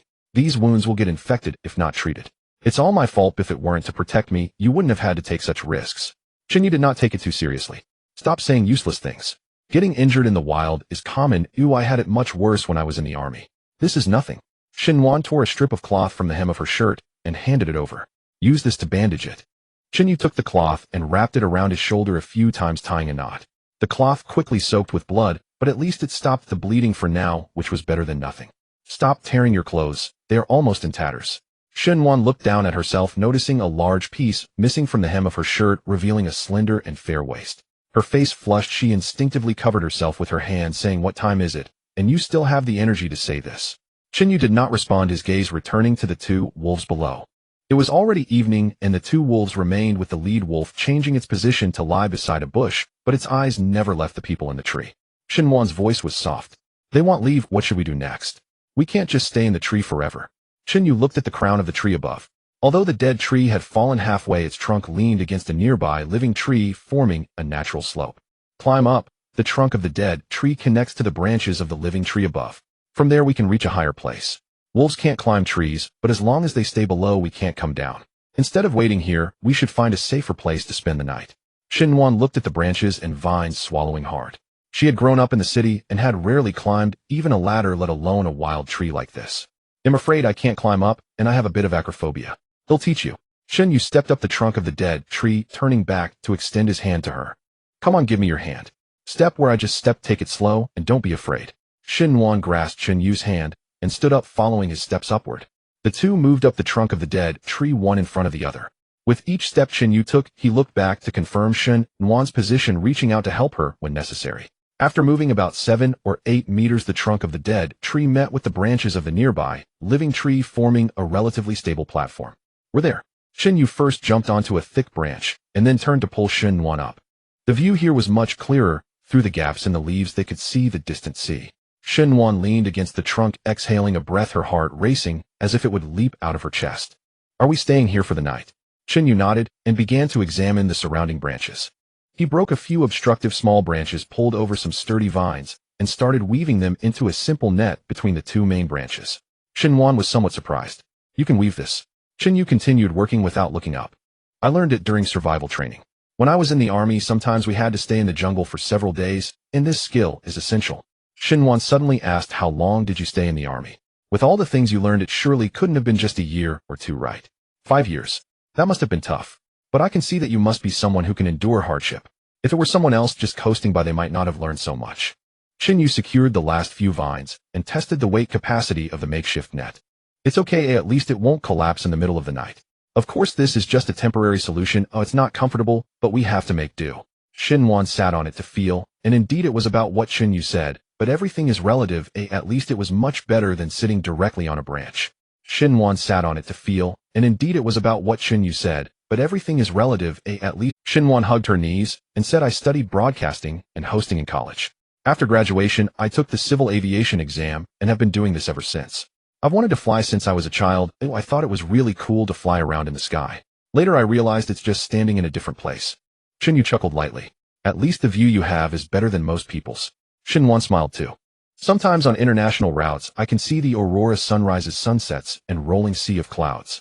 I feel like this job isn't that tiring. They chatted in a casual manner, and the sky gradually darkened. The nights in the jungle were darker than expected, with the sound of insects chirping in succession, occasionally mixed with the calls of unknown birds. In the distance, the sound of waves crashing against the rocks could be heard. Shinwan curled up on the vine bed, hugging her knees tightly, unable to resist a shiver. Shinyu took off his t-shirt and tossed it over to her. Shinwan caught it and said, You gave it to me, what about you? In such a cold place you can't handle it either, right? I have tough skin and flesh, I can withstand the cold. Now that we're here, there's no need to be delicate. Shinwan did not refuse. She draped the t-shirt over her shoulder and said, Shinyu, do you think we can really survive and go back? I can't even dare to think about anything else right now. We can't. How are you so sure? Because I'm not an easy person to kill, and you're not either. Shinwan didn't respond, but she wrapped Shinyu's t-shirt around herself a bit tighter. The howls of the wolves under the tree gradually faded into the night, probably giving up on waiting and searching for easier prey. Shinyu did not fully fall asleep. He maintained a half-awake state, always alert to the sounds around him, a habit he developed in the army. Even in a safe camp, he never entered deep sleep. Around 3 or 4 in the morning, a rustling sound completely woke him up. He saw Shinwan tossing and turning on the vine bed, mumbling something incomprehensible, likely having a nightmare. Shinyu hesitated for a moment, extending his hand to gently pat her shoulder. Shinwan, wake up. Shinwan opened her eyes, seeing Shinyu's face so close that she was stunned for several seconds before coming back to her senses. I dreamed of a plane crashing into the sea, and then I woke up. I know it was just a dream, not real, but it felt so vivid. She did not continue, and Shinyu did not press her for more. After a while, Shinwan suddenly said, Shinyu, when you were in the army, did you ever experience something particularly terrifying? Yes, I once carried out a mission in the jungles at the border. That operation went wrong, and our squad was trapped for 3 days and nights. We eventually broke out, but 2 of my brothers didn't make it out. Were you scared? Yes. Shinyu's answer caught her by surprise. But I learned to control my fear. Fear is not a bad thing that can keep you alert. What is truly terrifying is being dominated by fear and making wrong judgments. Shinwan nodded thoughtfully as Shinyu told her, Go to sleep. It's almost dawn, and there are many things to do tomorrow. We need to rest to replenish our strength. Shinwan whispered, Can you sit a little closer? I feel safer being nearer to you. Shinyu did not respond, but got up and moved to sit beside the vine bed. Shinwan folded Shinyu's t-shirt and placed it under her head, quickly falling asleep. When dawn broke, the wolves were indeed gone from under the tree. Shinyu climbed down the tree, first confirming the surroundings were safe before letting Shinwan come down. Her movements were much more practiced than yesterday, although she still stumbled slightly upon landing, and Shinyu caught her. Is your foot okay? Shinwan moved her ankle and said, It's nothing, just a little numb. My heel. The left heel of her black high-heeled shoes had completely fallen off, with only the shoe upper barely hanging on her foot. After running all day in the jungle yesterday, the shoes had long reached their limit. Shinyu glanced at her and said, Just make do with them for now. They'll get you a pair of shoes when we get back. You can make shoes, eh? Shinwan exclaimed in disbelief, amazed at the skills this man possessed. Shinyu squatted down and cut several vines with a stone knife. Grass shoes, don't expect them to look good, but at least they're better than being barefoot. The two walked back along the path they took yesterday, with Shinyu slowing down significantly compared to when they had come. He stopped frequently to observe the surroundings. He had lost a lot of blood last night, and his stamina had been greatly depleted. His body had not fully recovered. Shinwan noticed his unusual condition and said, Your complexion looks awful. Does your wound hurt? If you're uncomfortable, we can find a place to rest nearby. I'm fine, we're almost there. As they passed through the last thicket, the beach came into view, but the sight stunned both. Their campsite had been turned upside down. The ashes of the fire were scattered everywhere, the prepared hay beds were torn apart, and all the seafood left over from yesterday had disappeared. Zhao Fugui and Xiao Anna were also nowhere to be found. Shinwan was stunned. Did they take all our stuff? No, they didn't take it, they robbed us. They took everything edible. Those two are really capable of such a thing. Shinwan trembled with anger. How could they do this? We gathered that seafood together, and you were so seriously injured yesterday. Not only did they not help, but they also stole from us while we were away. Shinyu was not angry, he corrected her seriously. It's not called stealing, but it's called robbing. At least stealing involves hiding from people, but this was a blatant robbery, and they didn't even try to hide. This is too much. I will go and demand it back. Shinyu grabbed her hand and said, If you go looking for them now, you'll only end up humiliated and get nothing. So we just let it go? The food we worked so hard to gather is just taken away by them. Chinyu laughed instead. Who said we are letting it go? He pulled out a stone knife from the vine rope at his waist and weighed it in his hand. But before we go find them, there's something more important. The storm is coming again, and we need to prepare. Xinhuan followed his pointing finger, and her expression changed immediately. If they experienced it again, with no food, no fresh water, and no shelter, the outcome was unimaginable. What should we do? Xinyu looked into the distance and said, over there under the largest rock there's a depression. Although it's not a cave, it can at least shield us from the rain. The two hurried towards the rock formations.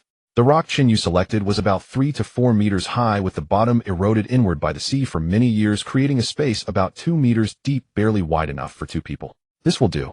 Although it's not as good as that cave, it's safe. At least we don't have to worry about being attacked by wild boars at midnight. For now, there's no better place to stay. Xinhuan touched the sandy ground and said, it's still relatively dry. I will go find some dry firewood. Wait for me here and don't wander off. But what about your injury? It's still bleeding. It's nothing. Xinyu had already turned to leave, and Xinhuan said nothing more as she watched his back.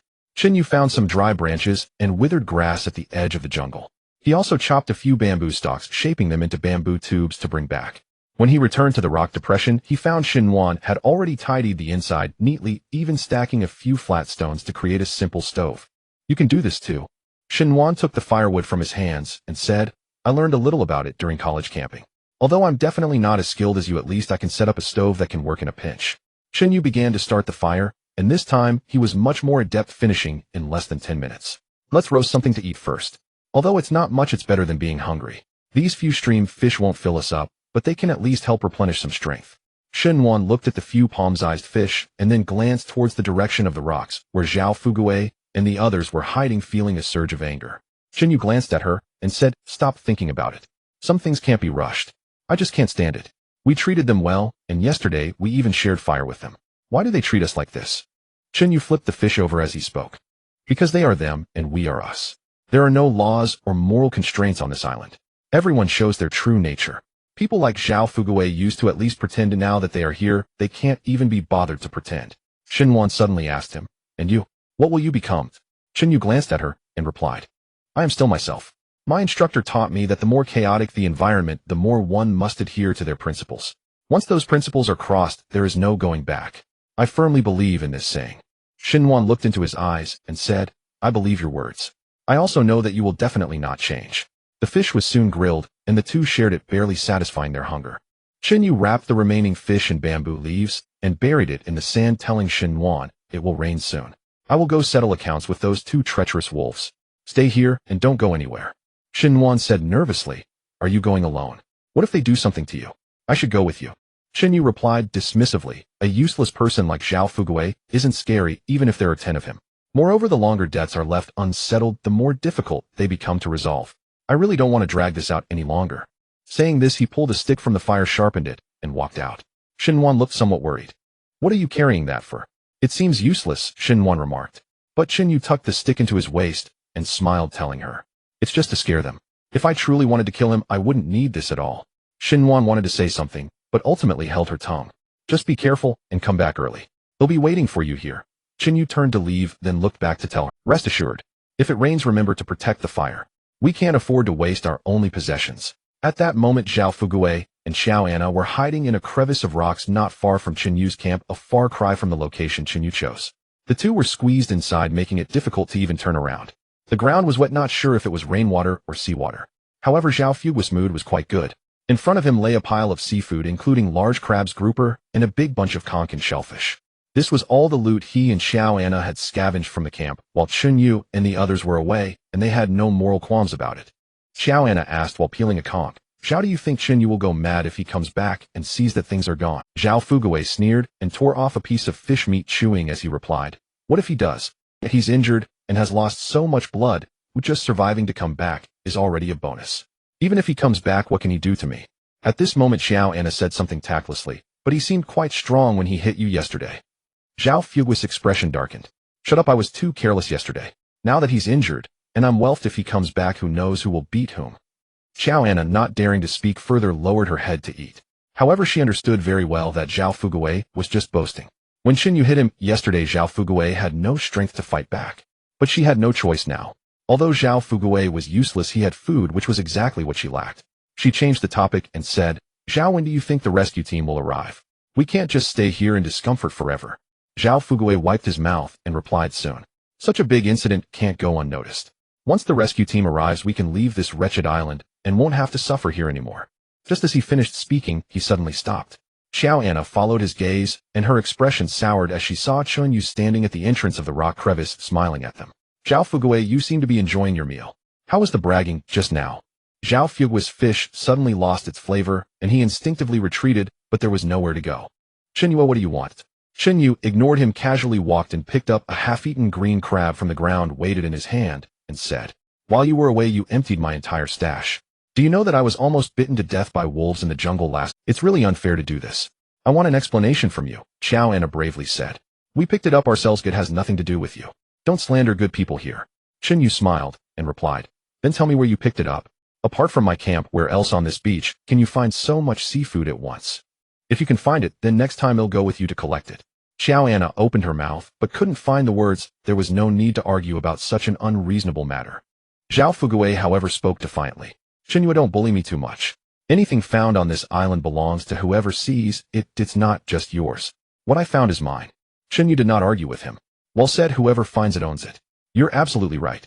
He looked at the seafood on the ground and suddenly kicked it over. Then taking these things back with me is completely justified as they are mine. Don't you agree?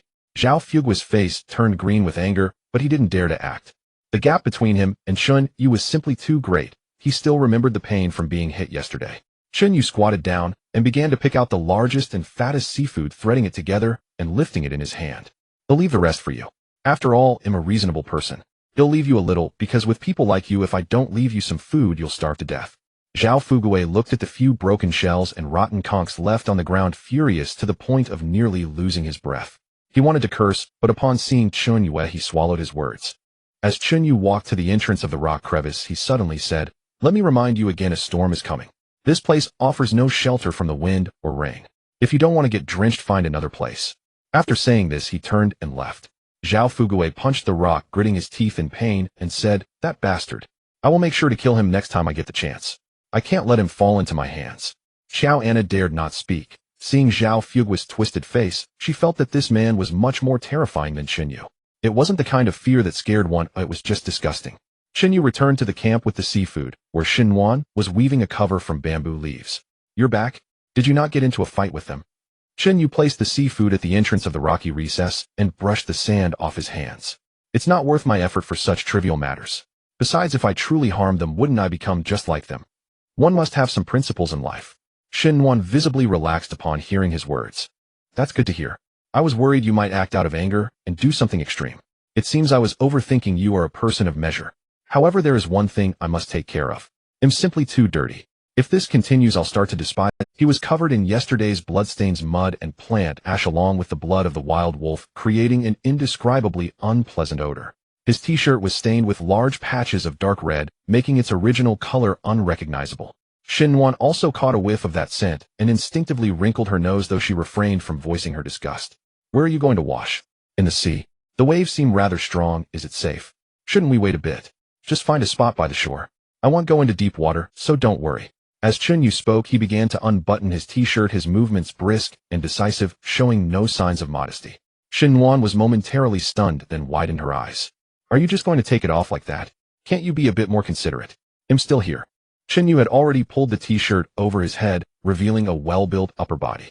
The wound on his shoulder was wrapped in cloth, the bloodstains dried and darkened.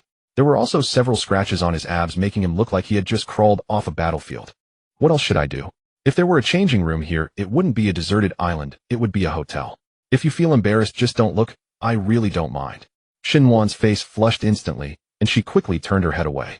How can you be so unreasonable? Can't you turn around and take it off? Chunyu did not reply as he stepped out of the rocky recess and headed toward the sea. Listening to the sound of his footsteps fading away, Xinwan slowly turned her head back, watching Chunyu walk toward the sea, his broad shoulders, narrow waist, and those two strong straight legs. Her face turned even redder, and she quickly waved her hand to fan herself. Xinwan, get a grip. What are you thinking at a time like this? It's really pathetic. Chunyu reached the shore, found a rock about half his height for cover, took off his t-shirt and pants, and placed them on the rock before stepping into the water. The water was cooler than he expected, but it was still bearable. He splashed the seawater onto himself, vigorously scrubbing away the bloodstains. Each time the seawater touched his wounds, a sharp pain shot through him, yet this pain made him feel more alert. The mud and sand in his hair were difficult to wash out. He rinsed it several times before it was barely clean. However, in such a place, there's not much to be particular about. After finishing his bath, Chunyu returned to the rock, picked up his t-shirt, and examined it closely. In truth, the shirt had been ruined beyond recognition, but it was his only top. No matter how dirty it was, he couldn't throw it away, or in this place, even money couldn't buy clothes.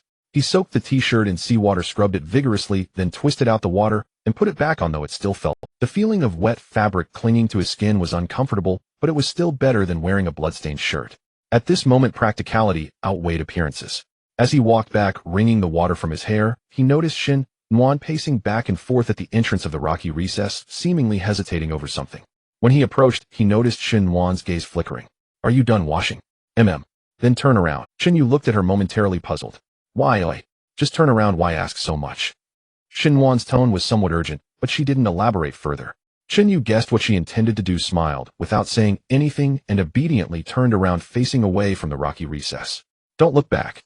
If you dare to turn around, I won't talk to you again. It's settled, you must not look back." All right, I won't look back. Hurry up, the wind is strong, don't catch a chill. It's just a bath, why make it such... He heard the sound of rustling behind him, along with Shin Nuan's deliberately lowered breathing. Shin-yu stood at the entrance of the rocky recess, facing the sea, feeling the cool breeze pressing his wet clothes against him, which felt very chilly, yet his mind was anything but cold. He was acutely aware of what was happening behind him as Shin Nuan was undressing. This thought suddenly reminded him of many things. He closed his eyes and took a deep breath, telling himself not to think too much, but the more he tried, the more sensitive his ears became. He heard the soft sound of fabric falling to the ground, and the faint sound of Shin Nuan's bare feet on the sand, followed by a soft gasp as she tentatively stepped into the water. "Is the water cold?" "A little, but it's acceptable." Shin Nuan's voice reached him from behind, sounding a bit distant, likely because she had walked to the water's edge. "If you're going to wash, just stay nearby. Don't wander off, or it might be dangerous.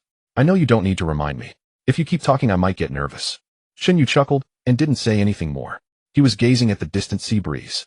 A storm was indeed approaching. He hoped this rain wouldn't be as heavy as last time. Otherwise, this rocky recess might not hold up, and he needed to quickly find a better place to take shelter. Of course, he thought about these things to distract himself, otherwise he would keep wanting to sneak a look. Suddenly, he heard Shin Nuan scream from behind, and Chunyu reacted faster than his brain could process, instantly turning around. After all, if he didn't turn around at this moment, something dangerous might happen. Although he wasn't a gentleman, he couldn't allow Shin Nuan to be in danger. This was the most basic principle. When he turned around, he couldn't help but swallow hard. Shin Nuan stood in the shallow water, the waves lapping just above her knees, and her clothes were nearly all off.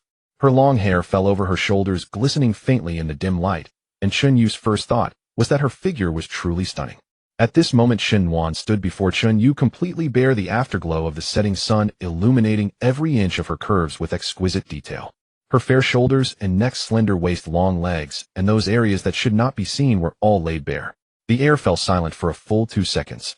Shin Nuan stared wide-eyed at Chunyu, who had turned around, her mind a blank. Soon after, her face flushed a visible crimson, reaching her ears. Then she hugged her chest tightly, her legs clamped together, her voice cracking. "Why did you turn around?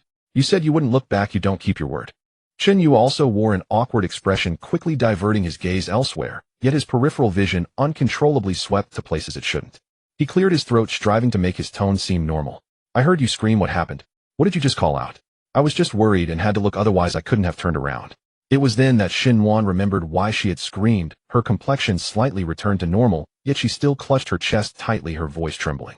"There was a snake. I just saw a green snake slither past my feet. It was this long. I was a bit scared." She gestured with her hand, indicating a length of about half a meter. Chunyu's embarrassment was instantly suppressed by his professional instincts. He hurriedly stepped 3 strides into the shallow water, his gaze quickly scanning the sea. Shin Nuan remained rooted in place, her body tense. "Don't move, just stand still." Chunyu lowered his head, searching in the water, his gaze sweeping from Shin Nuan's feet and carefully inspecting the area within a few meters. The seawater was very clear, visibility was good. Apart from some shell fragments and seaweed on the sandy bottom, there was nothing at all. He took a few more steps forward, moving to check around the rock behind Shin Nuan, still finding no trace of any snake. There's nothing here. You might have been seeing things. Sometimes the seaweed in the water moves with the current, and it can look like a snake." Yuan was half convinced as she had clearly seen that green thing slither past her feet, and she could still feel its presence. It's impossible, I really saw it slither past my feet, I felt it. Yu walked back to her, crouching down to look at the sandy ground by her feet, and indeed found no traces of a snake. If it were a snake, there would definitely be marks left in the sand. The sand here is so fine, if a snake did pass it wouldn't leave no trace. You must be too nervous and misjudged. Yuan skeptically looked down, indeed seeing no traces, and she finally exhaled a little, though her body remained tense. Then you turn around first, I'll hurry to wash up. Yu turned his back to her, the sound of the waves mixed with the sound of Yuan splashing water, yet his mind was filled with the scene from a moment ago, refusing to dissipate. He took a deep breath, telling himself not to think wildly, but the more he suppressed it, the clearer certain images became. After about 2 minutes, Yuan's voice came from behind. You just stay over there, don't wander off. I'm worried that if there really is a snake, it'll be troublesome. Her tone carried a hint of shyness and unease, and Yu suddenly smiled. All right, I'll just stand here while you wash up. Yuan continued to clean herself, though she relaxed a bit. The thought that Yu was standing just a few meters away with his back to her made her heart race uncontrollably. This man could clearly look back, yet he chose not to. This realization stirred an indescribable feeling in Yuan's heart. She bent down to splash water on her hair, her movements gentle and slow. Yu listened to the sounds of water behind him, his gaze fixed on the distant horizon, where storm clouds were indeed approaching. Their time was running short. You should hurry up a bit, the rain is coming soon. Otherwise we might find ourselves in quite a predicament. Got it, I'll be done soon. Yuan quickened her movements, rinsing off the last bit of sand on her body. She reached for the shirt that had fallen on the rock, and suddenly saw a shadow dart out. The snake was larger than she had imagined, about the thickness of her arm, entirely emerald green. After slithering out from between the rocks, it quickly darted along the sandy ground, disappearing into the bushes a few meters away. This time her scream was 10 times louder than before. Yu immediately turned around, and this time he didn't hesitate, because he could tell the fear in Yuan's voice was genuine. It was neither shyness nor reserve, it was real fear. Yuan had collapsed in the shallow water, lying sideways on the sand, propping herself up with her hands, trying to stand. But her right leg seemed unable to exert any strength. As soon as she propped herself up, she fell back down, the color drained from her face. What happened? Did you get bitten? Yu rushed over the seawater, wetting his pants. The back of my thigh, it hurts so much I feel a bit numb. Yuan's voice was choked with tears, her eyes brimming. Yu did not hesitate, nor did he have time to think about what he should or shouldn't see. He knelt in the water and turned Yuan over, helping her lie on her side against the sandy area of the shallow water. His gaze fell on the back of Yuan's right thigh, where her fair skin had 2 tiny puncture wounds close together. The surrounding skin had already begun to redden slightly, as if 2 needles had simultaneously pierced it. It's a venomous snake. Yu's voice grew grave. Upon hearing those 4 words, Yuan could no longer hold back her tears as they flowed down her cheeks. Yu, am I going to die? I don't want to die, I really don't want to die here. Her voice trembled, her whole body shivering, the seawater drenching her hair, sticking to her face. Yu did not respond to her words. He bent down close to the wound, pressing hard on both sides of the skin, trying to squeeze out the venomous blood. But only a small amount of dark red blood seeped out, and more could not be forced out. Time was running out. He glanced at Yuan's tear-streaked face, then lowered his head and directly sucked on the wound. Yuan froze, her eyes wide as she stared at Yue, who was buried at the root of her thigh, her mind blank. Yu took a breath, turned his head to spit out the blood. He had sucked the salty, fishy seawater, mixing with the iron taste of blood spreading in his mouth. He lowered his head again, sucked once more, and continued to spit it out, his movements quick and fierce. Yuan finally realized what he was doing, and her tears flowed even more fiercely. Yue, you're crazy, you'll get poisoned too, you fool. Yu ignored her, continuing to suck one mouthful after another. Each time he spat out blood, its color became lighter than the last. From dark red, it gradually turned bright red, until finally, it was almost indistinguishable from the color of the seawater. Yu took a couple more breaths, confirming the color of the blood he spat out was normal, before lifting his head. He wiped the blood from the corner of his mouth, his voice tinged with fatigue. All right, you should have absorbed enough of the poison blood, but the residual toxins in your body still need to be metabolized naturally. You may experience a fever and possibly nausea and vomiting, all of which are normal reactions. Yuan looked at him with misty eyes, her lips trembling and unable to speak.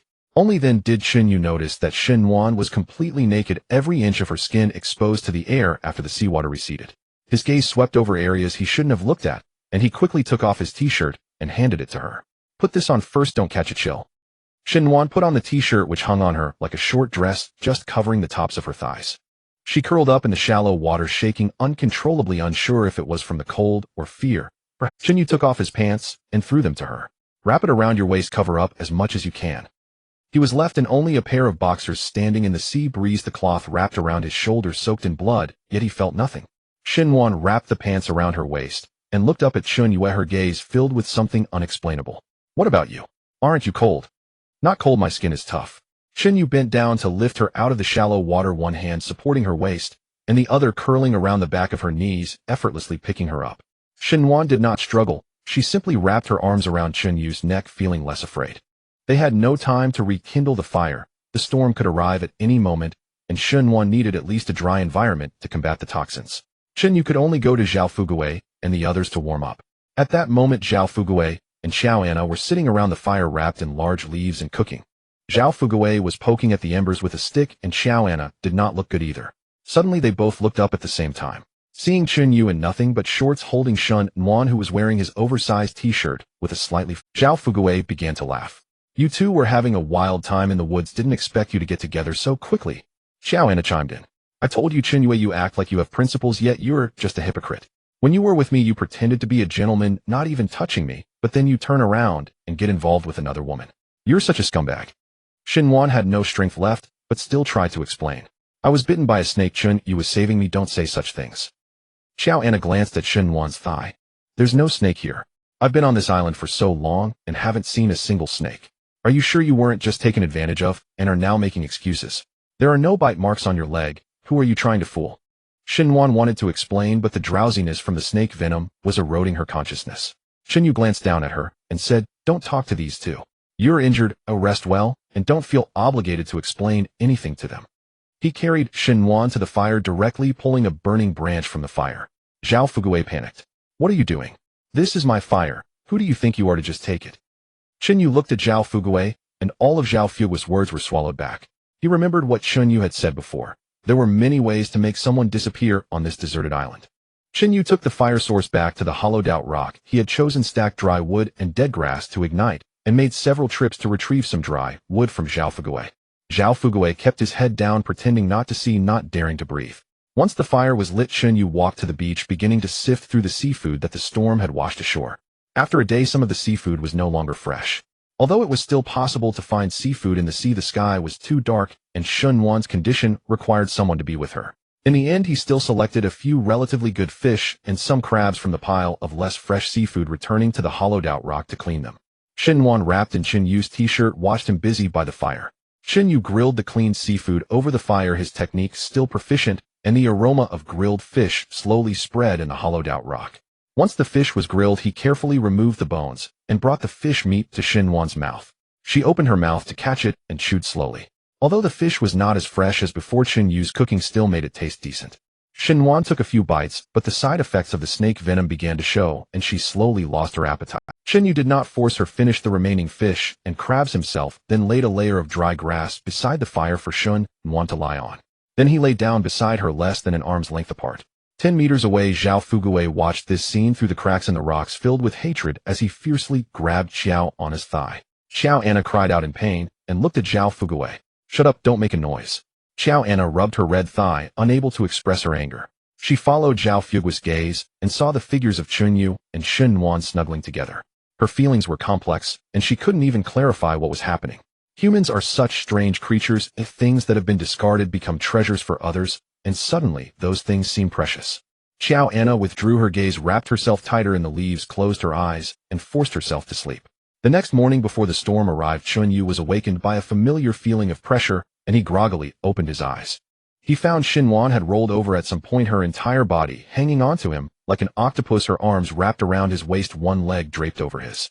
After a night of metabolism, the flush on Xinhuan's face had faded. The snake venom had taken a toll on her body, but at least there were no signs of further deterioration.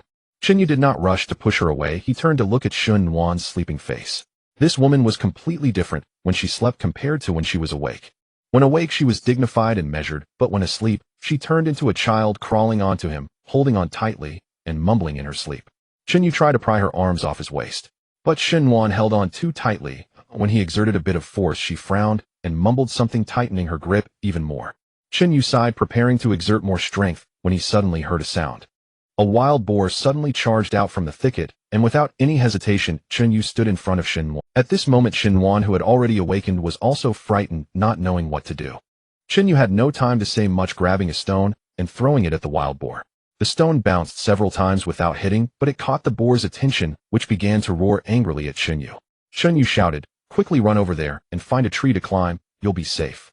Then he found a larger stone and hurled it at the wild boar again. Angered, the boar charged, and Chunyu turned to run, avoiding a straight path and instead weaving through the dense trees. The wild boar was less than 2 meters behind him. After running about 300 or 400 meters, Chunyu felt his legs could no longer keep up. At that moment, his feet suddenly sank into something familiar. It was mud similar to the swamp he had nearly been trapped in before. In his panic, he found himself back in the swamp. The wild boar, however, paid no heed and charged forward excitedly as Chunyu slowed down. Knowing he was doomed either way, Chunyu decided to take a gamble and lay flat on the surface of the swamp, sliding forward like swimming. His strength was waning and his movements were light, not sinking too quickly. When the wild boar reached the edge of the swamp, it paused, seemingly aware that this was a marsh, but Chunyu did not look back. All his attention was on the mud, and he noticed a large tree about 40 or 50 meters ahead with many vines hanging from its crown. He murmured to himself as long as he could reach it, he would be safe. Whether he could survive depended on this one leap. He gritted his teeth and continued to slide forward, but his stamina was nearly depleted with less than 20 meters to the large tree. At this moment, he sensed something was off with the swamp ahead. A large area of bubbles began to surface densely, and a vibration was approaching. A terrible premonition struck him as a large mound suddenly rose about 15 meters away, followed by a series of scaly backs emerging from the mud. Then he saw a pair of eyes staring at him. It was a crocodile, and not just any crocodile, for the exposed back was already 2 to 3 meters long, and its full length was at least over 4 meters. This was a giant saltwater crocodile, the undisputed ruler of this swamp. At this moment, he was utterly horrified. He finally understood that it was not about whether he would sink, but that this place was the giant crocodile's territory. No wonder the wild boar dared not enter. Compared to the crocodile, the wild boar was nothing. Now the giant crocodile was staring at him, and he knew that if he continued to slide slowly, he would be courting death, becoming a meal for the crocodile. Therefore, he disregarded the pressure on his legs, kicked hard, and began to move across the surface of the swamp. Mud sprayed all over him, but he couldn't care less, only thinking of distancing himself from the crocodile. The crocodile flicked its tail and came closer. He desperately swam towards the large tree, the swamp churning behind him, with the crocodile almost on his heel. The roar resonated painfully in his ears, but he couldn't afford to care. He grabbed the vines on the tree trunk and leapt up quickly, climbing the tree. When he looked down, the crocodile had already raised half its body, resting on the tree trunk. The crocodile's mouth reeked of decay. Chunyu kicked out, striking the crocodile's upper jaw, using the recoil to propel himself higher. Feeling some pain, the crocodile opened its mouth, allowing Chunyu to reach a tree branch, where he sat panting heavily with his heart racing. He didn't care about his injured nails, and hastily tore off something to wrap around them. The giant crocodile remained floating in the mud, glancing at him occasionally, not in a hurry, as if it considered him food, just waiting for the right moment. The wild boar in the distance was still there, rooting around, also staring at Chunyu. These two animals, one on the shore and the other in the swamp, were both waiting for him. Chunyu forced himself to stay calm. He noticed the many thick vines hanging from the tree crown, each as thick as a forearm, looking very sturdy. The opposite bank of the swamp was not the direction he had come from, but rather the opposite side, where another large tree branch extended, overestimated to be less than 15 meters away. He devised an escape plan. If he could use these vines to create a rope and swing to the opposite bank, he could shake off these two beasts.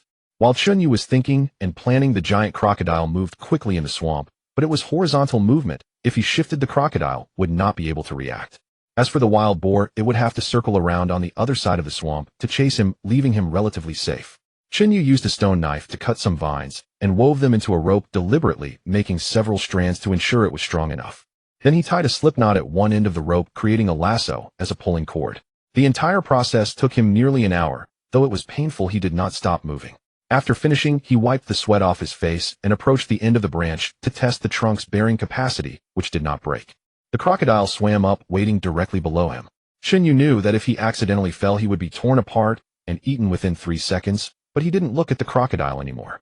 He used all his strength to loop the tree branch on the opposite bank, pulling hard to tighten the slipknot, securing it. When he confirmed it was secure enough, he gripped the vine rope and leaped. At that moment, he had made up his mind. It was either life or death.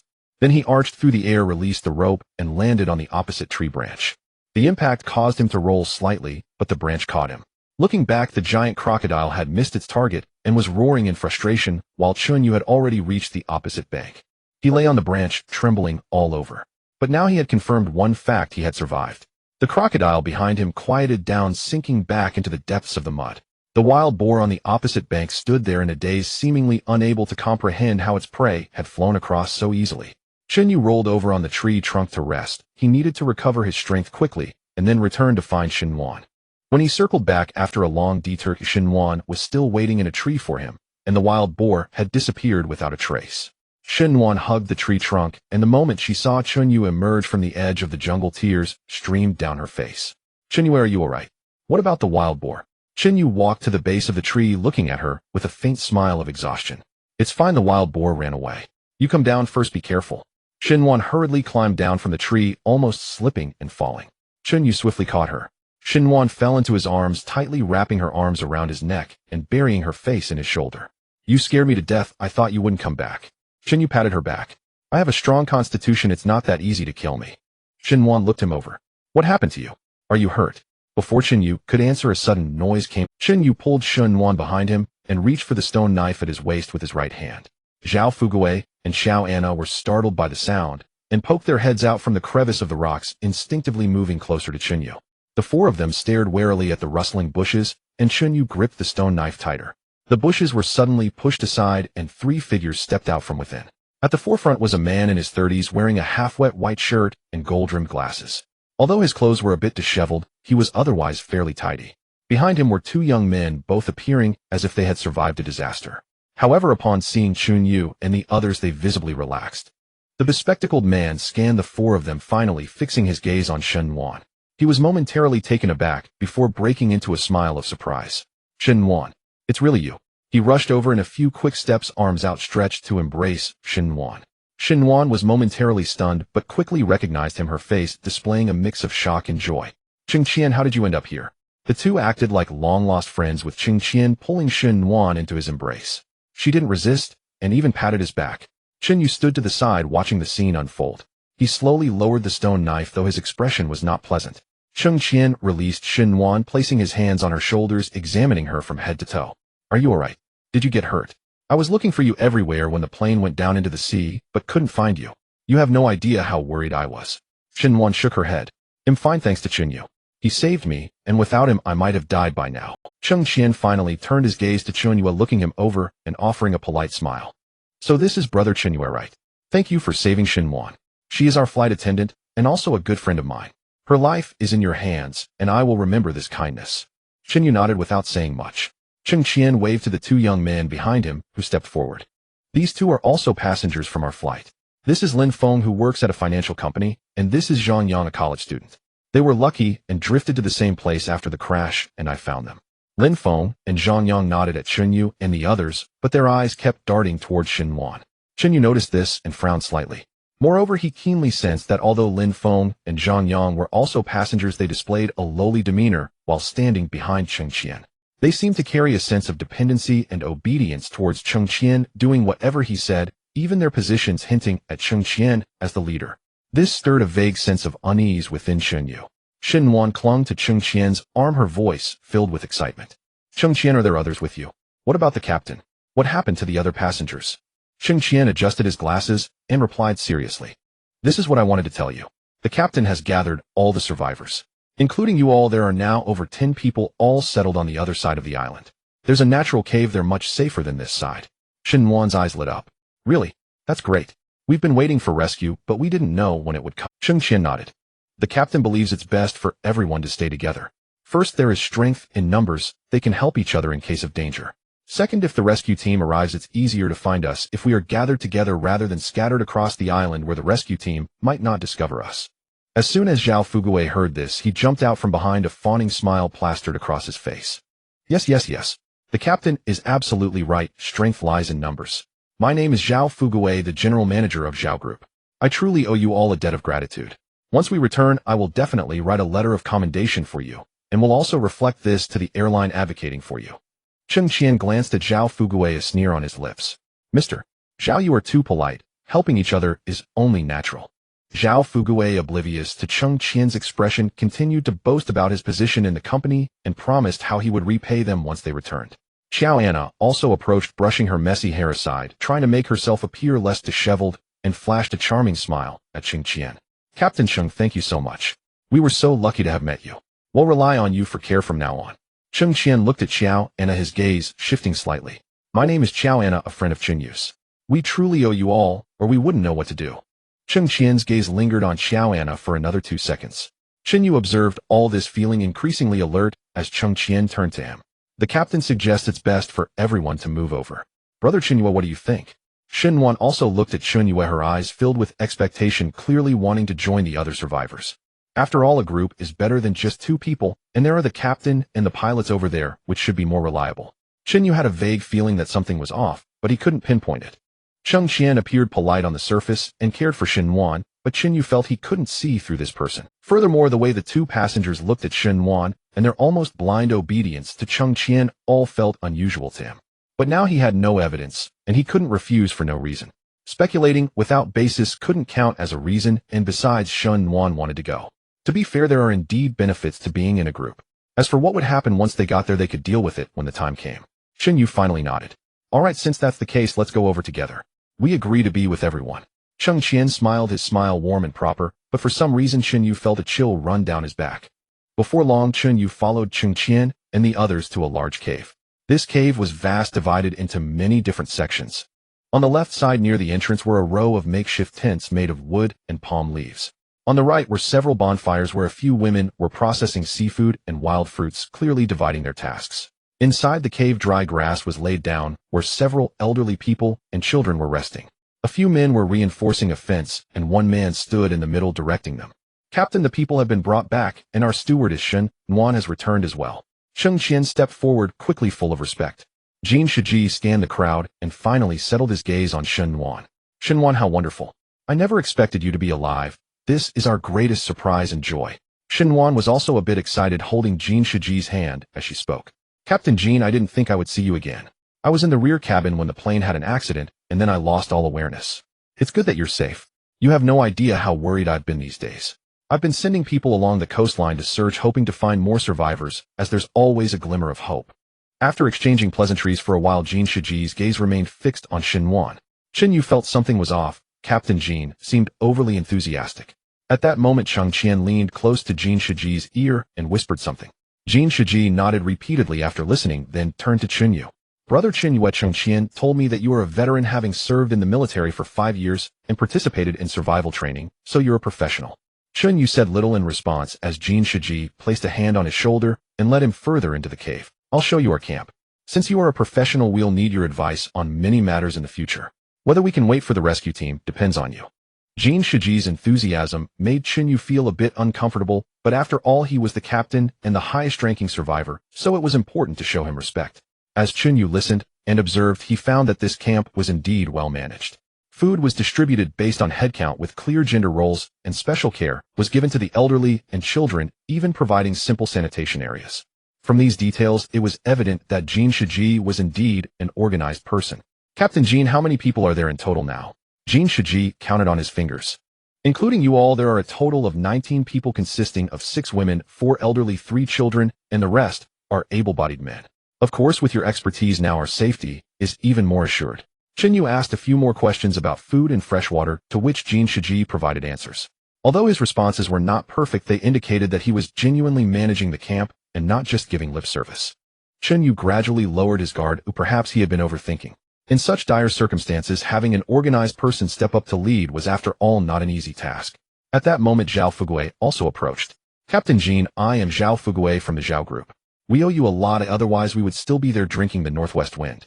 Jin Shiji gave him a glance, lightly acknowledged him, and then shifted his gaze to the others. Zhao Fugui did not feel awkward. He found a spot to sit down and began to chat with the person next to him. Xiao Anna was particularly clever. Seeing that Jin Shiji was the leader here, she immediately approached him and volunteered to help with cooking. Jin Shiji did not refuse, directing her to check in at the bonfire on the right side of the cave. As Xiao Anna left, she looked back and threw a flirtatious glance at Jin Shiji. Chen Yu found it somewhat amusing. Xiao Anna was a woman who could find a way to climb the social ladder no matter where she was. By evening, all the survivors gathered in the cave for dinner. Jin Shiji sat in the central position with a perfectly roasted fish in front of him and several wild fruits beside it, which looked much better than the meals of the others. Cheng Qian sat to his right also eating, but occasionally leaning in to whisper to Jin Shiji. Chen Yu and Xin Wan sat near the entrance with a few grilled fish and a small pile of wild fruits in front of them. Though not abundant, it was enough to fill their stomachs. Xin Wan was in good spirits, chatting with a female passenger beside her. The woman appeared to be in her 30s with messy hair and a somewhat sallow complexion, speaking weakly. Chen Yu noticed that it wasn't just this woman, as several other women in the cave also appeared to be in similar condition. Each of their faces looked poor, appearing malnourished. The men, however, were different. Jin Shiji and Cheng Qian went without saying. Even Lin Feng and Zhang Yang, the two recently arrived passengers, looked much better than those women. What puzzled Chen Yu even more was that the elderly and children were also quite silent. They were all huddled on the straw, their eyes showing a hint of fear when they saw Jin Shiji. Chen Yu thought perhaps he was overthinking. In such an environment, it was normal for the elderly and children to feel insecure and fear the leader of the camp. At this moment, Jin Shiji stood up and spoke. Everyone, today we have new survivors joining us. This is a good thing, indicating that our numbers are growing. As long as we unite as one, we will surely be able to wait for the rescue team. Let's all take a drink together. Everyone raised their bamboo tubes in response, and the atmosphere became much more lively. After drinking, Jin Shiji walked over to Chen Yu and invited him to sit in the middle. Chen Yu initially declined, but Jin Shiji insisted. He felt he could not refuse further, and Xin Wan playfully nudged his arm. Go on, Captain Jin thinks highly of you, so don't be so reserved. Reluctantly, Chen Yu stood up and followed Jin Shiji over. Cheng Qian made space for him to sit next to Jin Shiji. Chen Yu's attention shifted to the distance. A woman was squatting on the ground feeding a small child. The child, about 5 or 6 years old, was very thin and ate slowly, taking a bite whenever the woman offered it. The woman's expression was as if she had just been crying. A sense of inexplicable unease bubbled up in Chen Yu's heart, and he glanced at Jin Shiji beside him. Jin Shiji was smiling, chatting naturally with the person next to him, showing no signs of any abnormality. After dinner, everyone returned to their spots to rest, but Xin Wan was called by Cheng Qian. Xin Wan, Captain Jin said, he wants to discuss tomorrow's work arrangements with you, so please go over. Xin Wan glanced at Chen Yue, who nodded, and then she followed Cheng Qian deeper into the cave. Chen Yu lay back down in his spot, closing his eyes, but unable to fall asleep. However, until nightfall, Xin Wan had still not returned. Chen Yu knew that things could not be so simple. Perhaps Xin Wan was facing danger right now. Chen Yu lay on the hay bed with his eyes closed, but his ears were alert. Soon the man on watch dozed off against the rock wall. Chen Yu stood up barefoot on the sandy ground, making no sound. Deep within the cave, there were several passages, the largest of which extended inward, faint light seeping from within. That was where Jin Shiji and his crew were staying. Chen Yu moved along the rock wall, the path narrowing as he went deeper, turning a corner to find a tent made of parachute fabric. Chen Yu did not take the main path as it was too open, making it easy to spot anyone. Instead, he circled around, feeling his way to the back of the tent. Although the parachute fabric was sturdier than palm leaves, it was still material, allowing light and sound to pass through. He pressed his ear against the fabric of the tent, clearly hearing the voices inside. Jin Shiji's voice was assertive. Xinwan, I'm telling you this for your own good. You are the purser of our flight, and I have a responsibility toward you. You cannot associate with those people outside, especially not with that Xinyu. Xinwan's voice was strained with emotion. Captain Jin, Xinyu saved my life. He is not a bad person. Jin Shiji chuckled. Saved you? How do you know he doesn't have ulterior motives? On a deserted island, a man being nice to a woman can have many purposes. Xinwan, you are an adult. Do I really need to teach you this? He is not that kind of person. Xinwan's voice, though soft, was unwavering. Xinyu squatted behind the tent, and upon hearing this, a warm surge rushed through his heart. Only this woman he had known for just a few days was speaking up for him, while Jin Shiji suddenly raised his voice. Xinwan, I command you, as the captain, from now on you are not to have any contact with Xinyu. He's a retired soldier orphaned without a proper job. What good does following him do you? You must consider the entire team. You can't let everyone be on edge just because of you. Xinwan was starting to get angry. Captain Jin, this is a deserted island, not your flight. You have no power to command me or decide whom I associate with. Xinyu is a good person. Oh, I know this better than anyone. The tent fell silent, and then Xinyu heard a sound. Jin Shiji was furious. Do you think you have a choice? Xinwan, listen carefully. On this island, I make the rules. I say you cannot associate with Xinyu, and you cannot. If you disobey, I have ways to make you listen. Xinwan was evidently thrown to the ground by Jin Shiji, but Xinyu did not move. He needed to understand what these people were planning. Just then Cheng Qian's voice rang out. Captain Jin, let it go. Jin Shiji's voice was clearly displeased. Cheng Qian, what do you mean? It's not suitable to have so many people right now. Those outside may seem obedient, but if things get chaotic, it won't be easy to manage. If Shenwan doesn't want to stay, so be it. A forced fruit is not sweet. Let her go for now, and we can discuss it again in a couple of days. Jin Shiji seemed to be weighing his options and snorted. Fine, I'll listen to you. Shenwan, you can go out for now. Think carefully about what I said. Oh, once you understand, you can come find me anytime. The tent flap was lifted and Shenwan stepped out, quickly walking towards the cave entrance. Shenyu did not follow. He remained squatting behind the tent, knowing that the real conversation was yet to come. Sure enough, Jin Shiji's voice echoed again. Qingxian, why did you stop me earlier? I'll tell you, the moment I saw Shenwan I was smitten. A woman like her, when would I have a chance in the city? Now the heavens have sent her to me, and you want me to let her go. Qingxian chuckled softly. Captain Jin, why are you in such a hurry? Shenwan doesn't want to stay just because Chunyu is here. She feels she has support and is naturally unwilling to back down. Once we deal with Chunyue as a solitary woman on this deserted island, who can she rely on? At that time you won't even need to speak, or she will come looking for you herself. Jin Shiji's tone softened somewhat. You mean, get rid of Chunyu first. He is Shenwan's anchor and the only capable person among those outside. If he isn't removed, your position on this island will be unstable. Once he is gone, Shenwan will lose hope, and those people won't have a leader. Who would dare to defy you on this island? Jin Shiji suddenly let out a low laugh. Chengqian, your brain really works well. If you follow Captain Jin, you must think on your feet. The two laughed together, and Xinyu did not expect these people to be even more ruthless than he had imagined. It was not just simple exclusion or minor conflicts over power, they wanted his life. Jin Shiji continued that Xinyu is indeed a problem.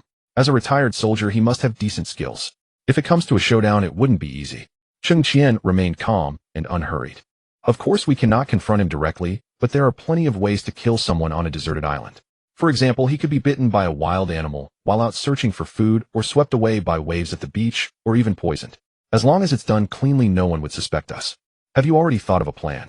I have a rough framework, but I still need to think about the details. Captain Jin, rest assured I will take care of this. Jin Shiji nodded in satisfaction and added, make sure to keep it clean, don't leave any traces. Understood. Xinyu exhaled slowly, forcing himself to calm down. Now was not the time for impulsiveness. Inside the tent were at least Jin Shiji and Chengqian, while outside Lin Feng and Zhang Yang were guarding the entrance of the cave. If he charged in now, facing many opponents wouldn't be a problem, but Xinwan was still outside, and he could not put her in danger. He decided to withdraw for now and make plans after dawn. Xinyu slowly stood up, as squatting for too long had made his legs numb. He carefully moved his ankle and then walked out along the rock wall. He walked lightly, ensuring each step landed on firm ground, without broken stones or dry branches. However, despite his precautions, when his left foot came down, a small thumb-sized dry twig snapped underfoot. The sharp crack echoed in the silent cave, far too loud, causing the laughter inside the tent to suddenly cease. Who's out there? Come out now. Xinyu reacted faster than his brain. He grabbed the broken branch and hurled it toward another direction deep within the cave. The broken branch landed on a pile of rubble a dozen meters away, creating a series of crashing sounds. The tent flap was violently flung open, and Jin Shiji and Chengqian rushed out almost simultaneously. However, after searching around, they found no trace of anyone. Yet they were even more certain that someone was indeed there, and this person was certainly not simple. This person must be found. Xinyu did not return to his sleeping spot directly, but instead took a long detour, slipping out through a crevice on the side of the cave. As he approached, he intentionally made his footsteps heavier, fearing he might startle her by appearing suddenly. Xinwan did not turn around, but simply spoke softly. You couldn't sleep either. I can't sleep. Xinyu sat down on the rock beside her, leaving a half-meter gap. You too? Xinwan did not answer this question, but suddenly asked something that left Xinyu speechless. Xinyu, what do you think people can change? Xinyu replied with a statement that didn't sound much like comfort. It's hard to say. Generally speaking, if a person doesn't change their environment, they might remain the same for a lifetime. But once the environment changes and everything around them shifts, no one knows what that person will become. Xinwan seemed to understand and asked, so you mean that a person will reveal their true nature in desperate circumstances? Pretty much. Xinyu explained. Usually there are laws to follow, morals to uphold, and people watching you. Everyone has to maintain a semblance of humanity. But on a deserted island, all those things disappear, and a person no longer needs to pretend they are what they are. Xinwan suddenly said, Jin Shiji wasn't like this before. I always thought he was a respectable senior. Xinyu did not rush to speak, knowing that what Xinwan needed now was not lecturing, but listening. But tonight, when he said those things to me, I found him particularly unfamiliar. He has changed on this deserted island. That's not called changing, that's revealing one's true form. Xinwan turned to look at him, but did not cry. Xinyu, did you notice something was off with them long ago? Xinyu neither denied, nor confirmed, simply saying something ambiguous. I keep my guard up with everyone. Xinhuan suddenly reached out and grabbed his wrist. Then let's leave this place. I don't want to stay here anymore. Let's go back to that previous location together. Even if the conditions are a bit worse, at least we won't have to live in constant fear. Xinyu looked into Xinhuan's eyes. Of course he wanted to take her away, but he knew they couldn't leave right now. Jin Shiji had already set his sights on him, and Cheng Qian was plotting how to eliminate him. If he and Xinhuan suddenly disappeared at this moment, it would be equivalent to confessing without being questioned. Moreover, there were 19 people in this camp, including the elderly and children. If Jin Shiji's true nature was fully revealed, what would happen to these people? He did not know, nor did he dare to gamble. Let's wait a couple more days. Leaving now would be too hasty and might cause issues. Xinhuan did not insist. The two sat side by side on the rock, and neither spoke again. After an unknown period, Xunyu felt a weight on his shoulder. Xinhuan had leaned against him. Her breathing gradually became even, and she fell asleep just like that. Early the next morning, Jin Shiji summoned everyone to the cave. His expression appeared quite excited. Everyone, I have good news to share. Everyone looked at him, waiting for him to continue. Jin Shiji's gaze swept across the crowd before finally landing on Xinyu. According to the intelligence we've received, there is a large wild boar in the jungle of this island weighing at least 200 pounds. If we can hunt it down, it will be enough for all of us to eat well for several days. The crowd stirred with excitement. Several men were eager to try, and the women showed expressions of anticipation. On this food-scarce deserted island, a 200-pound wild boar was indeed a substantial fortune. Jin Shiji continued, but we all know that wild boars are not easy to deal with, especially one as large as this. If we don't have experienced people leading the way, rushing in could be quite dangerous. He paused deliberately at this point. So I called everyone here to recommend someone. This person is someone you all know. It's Brother Xinyu. All eyes in the crowd immediately focused on Xinyu. His expression did not change much, but he already understood about 70 to 80% of what was going on. Brother Xinyu is a veteran who has received professional wilderness survival training in the military. Just a few days ago, he escaped from right under the wild boar's nose. No one here can match his skill, so I propose that this hunting operation be led by Brother Xinyu. What does everyone think? A few oblivious survivors started clapping in agreement. Before Xinyu could respond, Zhao Fuguwei emerged from the crowd wearing a gleeful expression. Captain Jin is absolutely right. Brother Xinyu indeed has this capability. Just a few days ago, we saw with our own eyes how that wild boar chased him for several miles, and he was completely unharmed. That kind of skill is not something ordinary people possess. Zhao Fuguwei emphasized the words chased him heavily, causing a few people nearby to laugh. Xinyu looked at Zhao Fuguwei's irritating face, and his suspicions were completely confirmed. It must have been this bastard who told Jin Shiji about the wild boar. Only Zhao Fuguwei and Xiao Anna knew about it.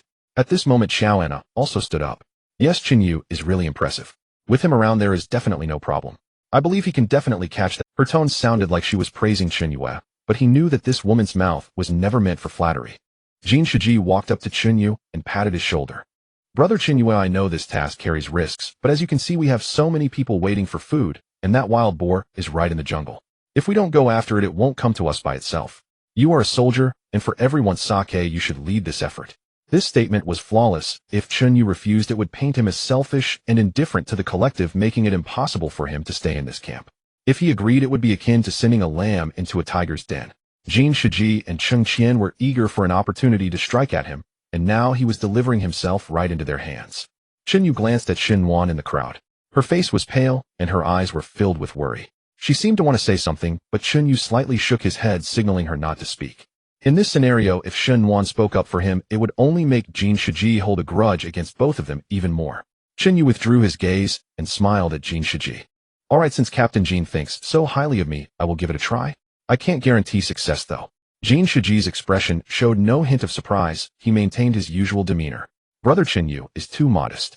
I believe you will definitely have no problems and won't return empty-handed. We will be waiting for your good news. In the past few days, a considerable number of survivors have been discovered on the island, and the camp has gradually expanded to nearly 100 people. Xinyu was clear-minded. Although Jin Shiji had just said he trusted him to lead the team, it was evident that this was not a leadership role, but rather a sentence to death. Wild boars are more difficult to deal with in the jungle than tigers. Most tigers would avoid humans, but wild boars would not. A 200-pound adult wild boar can break a small tree when it goes wild, and its tusks can pierce a person's abdomen, as if stabbing tofu. Even in the military, instructors have repeatedly emphasized without a gun, do not provoke an adult wild boar. However, since Jin Shiji had publicly named him, he had no way to refuse. To refuse would be to fear for his life, to disregard the collective, and he would never be able to hold his head high in this camp again. Jin Shiji clapped his hands and said, "Good. Brother Chinyu is indeed a man. Cheng Qian take a few brothers from the crew to assist Brother Chinyu. Cheng Qian agreed, and began to call names Lin Feng, Zhang Yang, and 2 other crew members totaling 4 people. Along with Chinyu and a dozen young men selected from the passengers, there were about 20 people in total. Chinyu noticed that the crew members Cheng Qian and the others were holding fire axes and kitchen knives. It was unclear when the emergency equipment on the plane had been dismantled, while those ordinary passengers, including Chinyu himself, were left with only sharpened wooden sticks and a few bamboo poles, making the disparity in equipment evident. Chinyu said nothing. He picked up a wooden stick from the ground to test its feel, then chose a few sturdy bamboo poles to bundle together and strap on his back. Zhao Fugui was also among the selected passengers, his face twisted in distress, as if he had eaten bitter herbs. Do I have to go too? Mister. Zhao is so eager. Of course you have to go. Chinyu said lightly, and Zhao Fugui opened his mouth, but dared not say anything further. The group set off with Chinyu leading the way, followed by over 20 men walking along the small path carved through the jungle. After nearly an hour of walking, they arrived at a patch of low shrubs. Beyond the low shrubs was the area where wild boars frequently appeared. Cheng Qian took 2 steps forward to walk alongside Chinyu. Brother Chinyu, the wild boar's den is not far ahead. Oh, we have scouted it before, and it should be in that direction. Chinyu looked in the direction Cheng Qian pointed, and on a hillside a few dozen meters away there was a cave entrance partially obscured by bushes. The ground around the entrance showed clear signs of being dug up with soil turned messily. We're here. Cheng Qian stopped and turned to Chinyu, saying, Brother Chinyu, what do you think we should do? We will follow your... Everyone looked at Chinyu as he walked closer to the cave entrance, carefully examining the surrounding terrain. The cave entrance faced south with a relatively open area ahead, and further in was the low shrubbery. On the left was a large boulder, while on the right stood several sturdy trees. We can't just go into the cave. Cheng Qian frowned. Why not? Wild boars are highly alert. If we all rush in together, they will hear us before we even reach the entrance, and if it charges out, we would have no place to run on this open ground.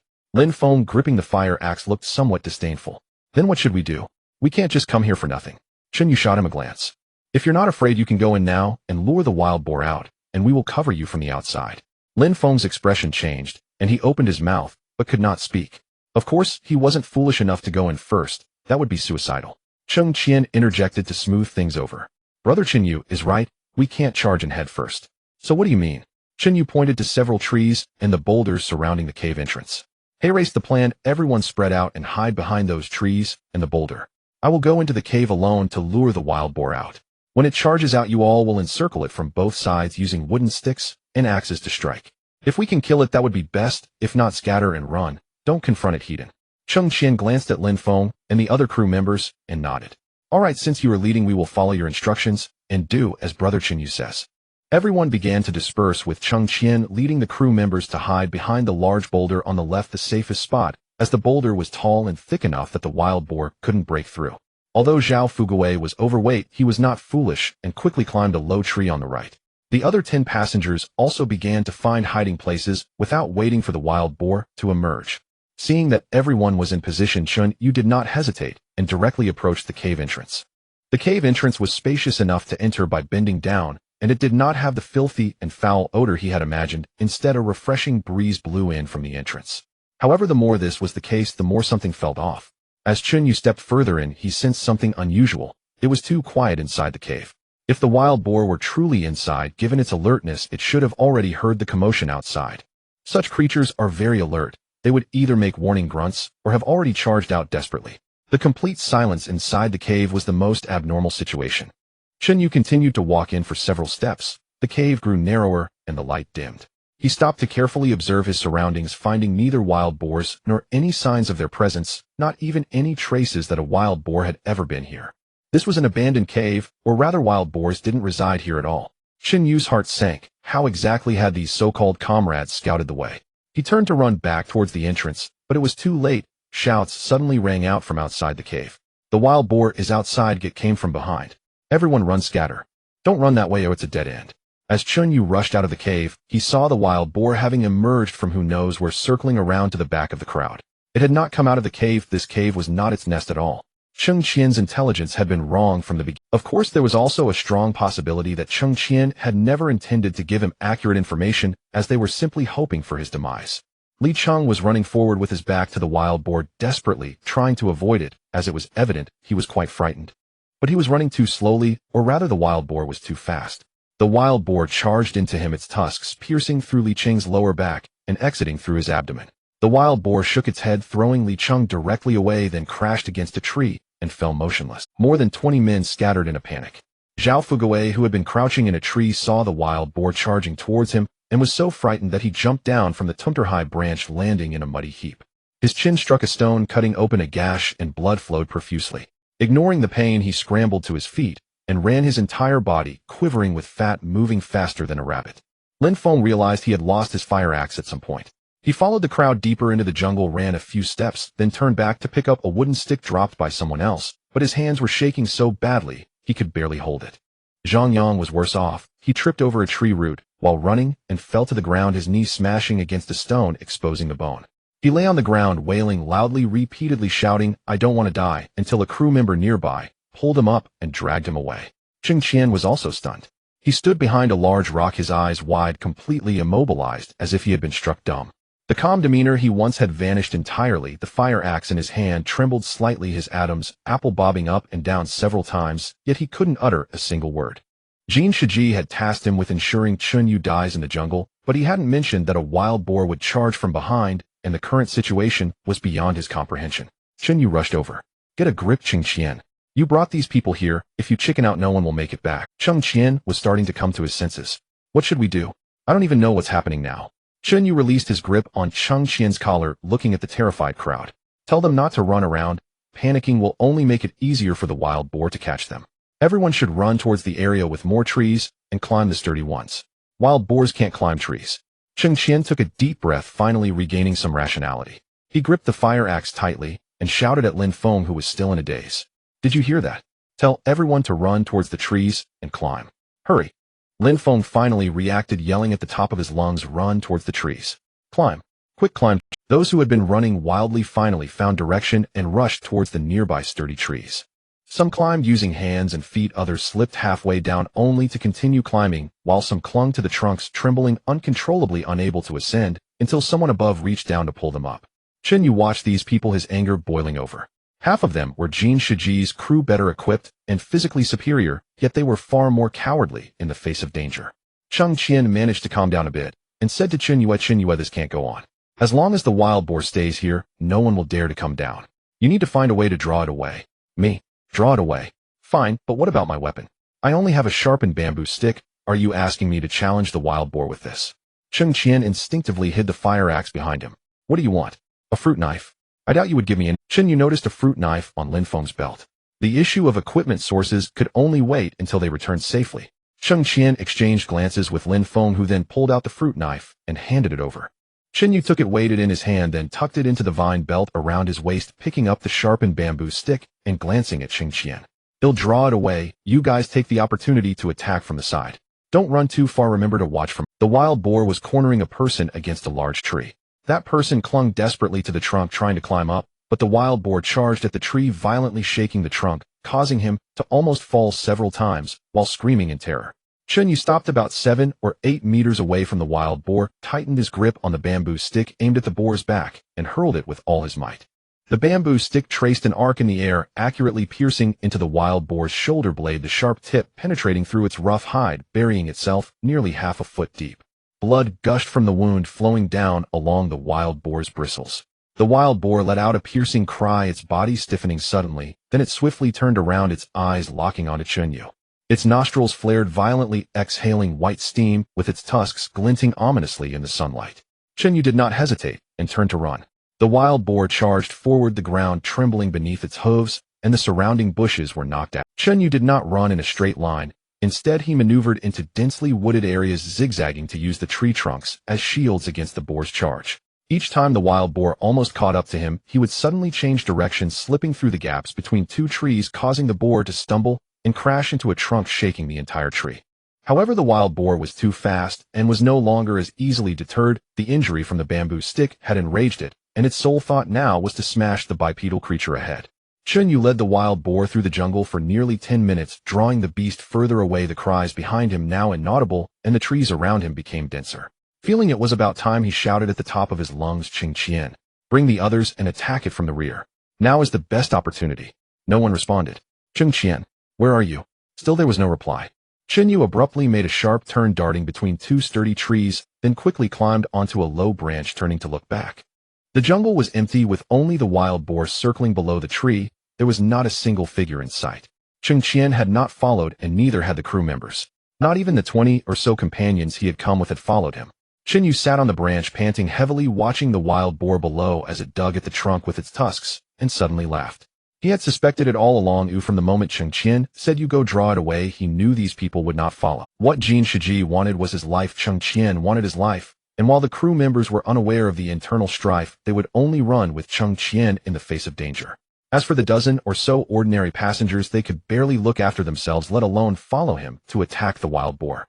Chen Yu had now found himself in a situation of solitary combat, vulnerable to being taken down by the wild boar at any moment, exactly as Jin Shiji and the others desired. Chen Yu realized the situation and understood that Cheng Qian was determined to ensure his demise here.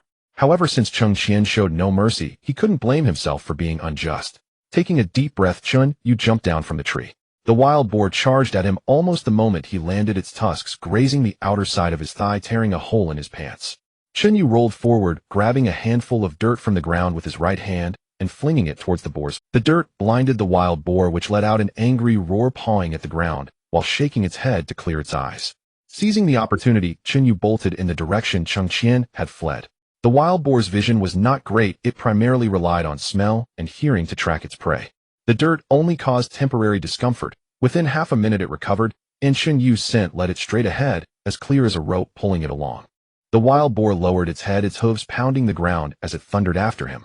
Chen Yu raced through the jungle, branches whipping against his face, but he paid no mind, shouting at the top of his lungs as his voice echoed far in the woods.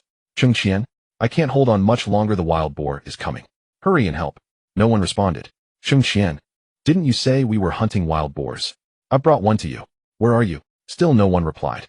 But Chen Yu wasn't worried. He knew Cheng Qian was ahead because the footprints on this path were too fresh, and there were at least 7 or 8 others running with him. Chen Yu was fast. His 5-kilometer cross-country record in the army had always been among the top 3 in his unit.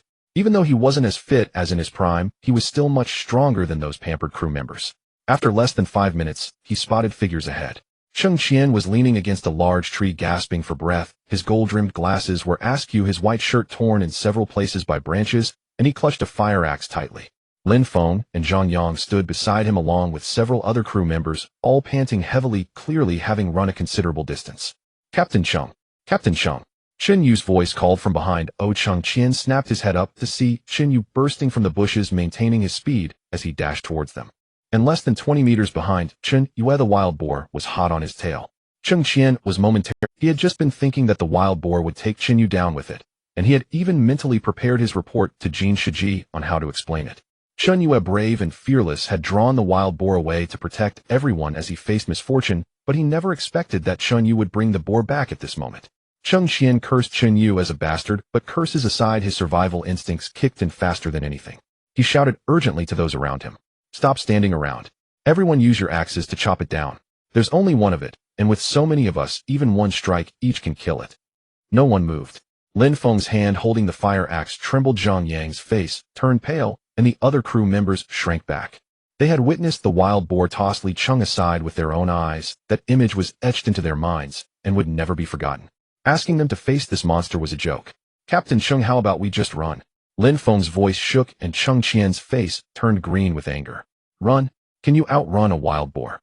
It runs much faster than any human." But before Cheng Qian could finish his sentence, someone had already run off, and it was everyone. Lin Feng was the first to turn and flee, tossing the fire axe away. Zhang Yang, with a bleeding knee, ran faster than anyone else. The other crew members scattered in all directions. Some ran left, some right, and one even climbed up a nearby tree, clinging to the trunk for dear life. In less than 5 seconds, Cheng Qian was left all alone. His lips trembled as he wanted to curse, but before he could utter a word, Chen Yu had already dashed past him. As Chen Yu ran by, he turned his head to glance at Cheng Qian, a faint smile on his lips. "Captain Cheng, the wild boar is up to you. I'll go ahead." At that moment, the wild boar spotted Cheng Qian as Chen Yu rushed past him. Its original target had been Chen Yu, the creature that had been injured by a bamboo stick and blinded by dirt. But as Chen Yu suddenly dashed away, another two-legged creature stood before it less than 10 meters away, wielding a gleaming axe.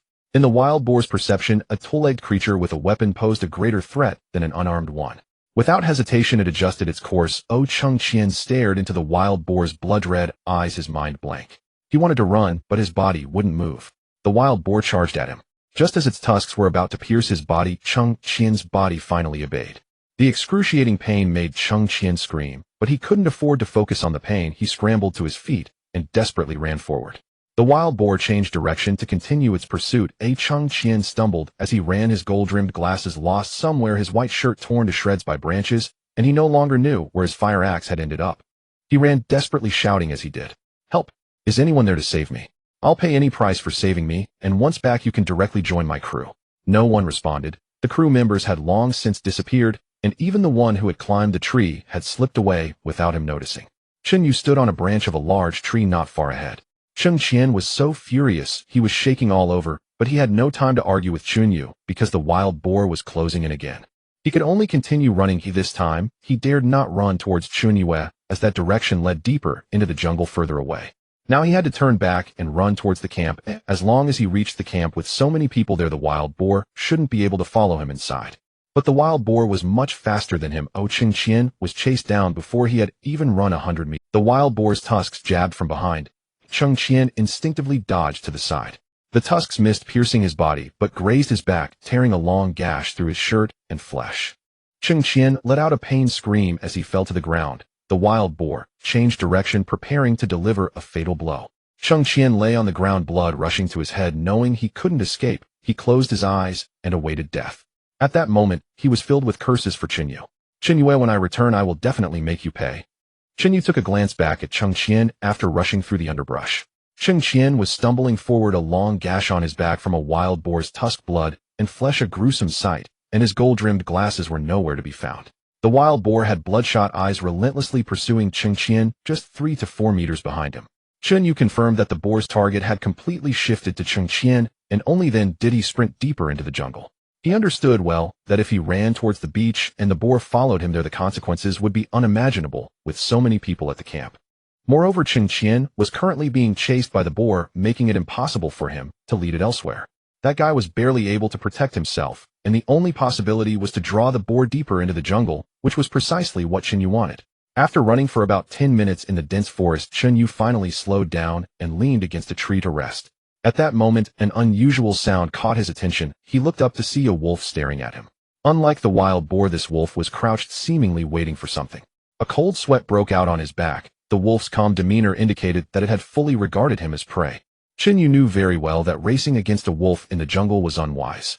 Wolves had far better endurance than humans. The more he ran, the more energized the wolf would become.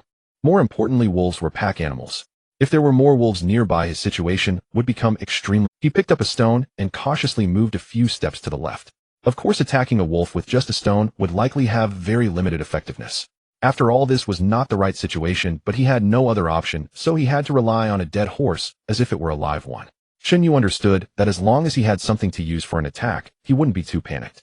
The wolf remained motionless, its eyes fixed on him without blinking. Chen Yu suddenly realized that this wolf was much smarter than he had initially thought.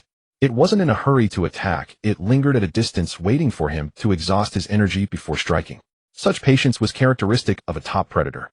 This wolf must have experienced many hunting moments. Its patience and intelligence were undoubtedly formidable. However, it overlooked one crucial point. It was facing a formidable opponent. Chen Yu was not someone who could be easily dealt with. Yet Chen Yu noticed something. The wolf seemed to have an issue with its left hind leg. Most of its weight rested on the right side, indicating that it was likely injured. Since it was a limping wolf, its speed and explosive power would definitely be significantly reduced, meaning he wasn't entirely without a chance. An injured wolf in front of him shouldn't pose too great a threat. However, he couldn't afford to waste time. Every minute he delayed increased the likelihood of other members of the wolf pack arriving, which would heighten his danger. Chen Yu made a decision. Rather than let the wolf lead him to his demise like a dog on a leash, it would be better to take the initiative and eliminate the wolf, which would give him a chance. He forced himself to calm down and began observing his surroundings. As long as he could find a place to ensure his safety temporarily, he could then prepare for an attack. About 20 meters behind him stood a large banyan tree with few shrubs obstructing the view, providing a clear line of sight. Chen Yu accelerated towards the banyan tree, avoiding a straight line as he dodged between the trees, keeping an eye on the movements behind him. The wolf indeed followed closely behind, and as Chen Yu had anticipated, its running posture was affected by its injured legs stumbling noticeably with every turn. However, despite this, its speed in a straight sprint was still astonishing, maintaining a distance of about 10 meters from Chinyu. Chinyu exerted all his strength to reach behind the banyan tree, completely shielding his body with the trunk.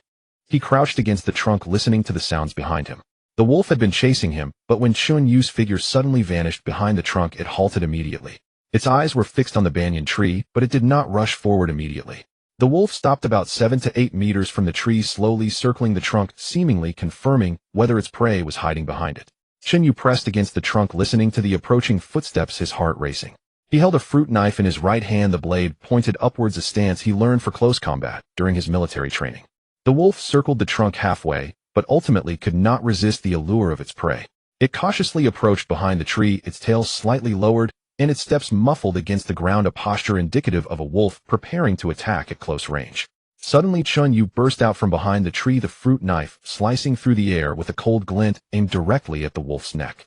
He put all his strength into this strike, the blade cutting through the air with a soft sound. But the wolf, being a creature that had survived in the jungle for a long time, had astonishing reflexes. Just as the blade was about to graze its fur, it abruptly halted, pushing off the ground with its 4 legs, its body springing back half a meter like a spring.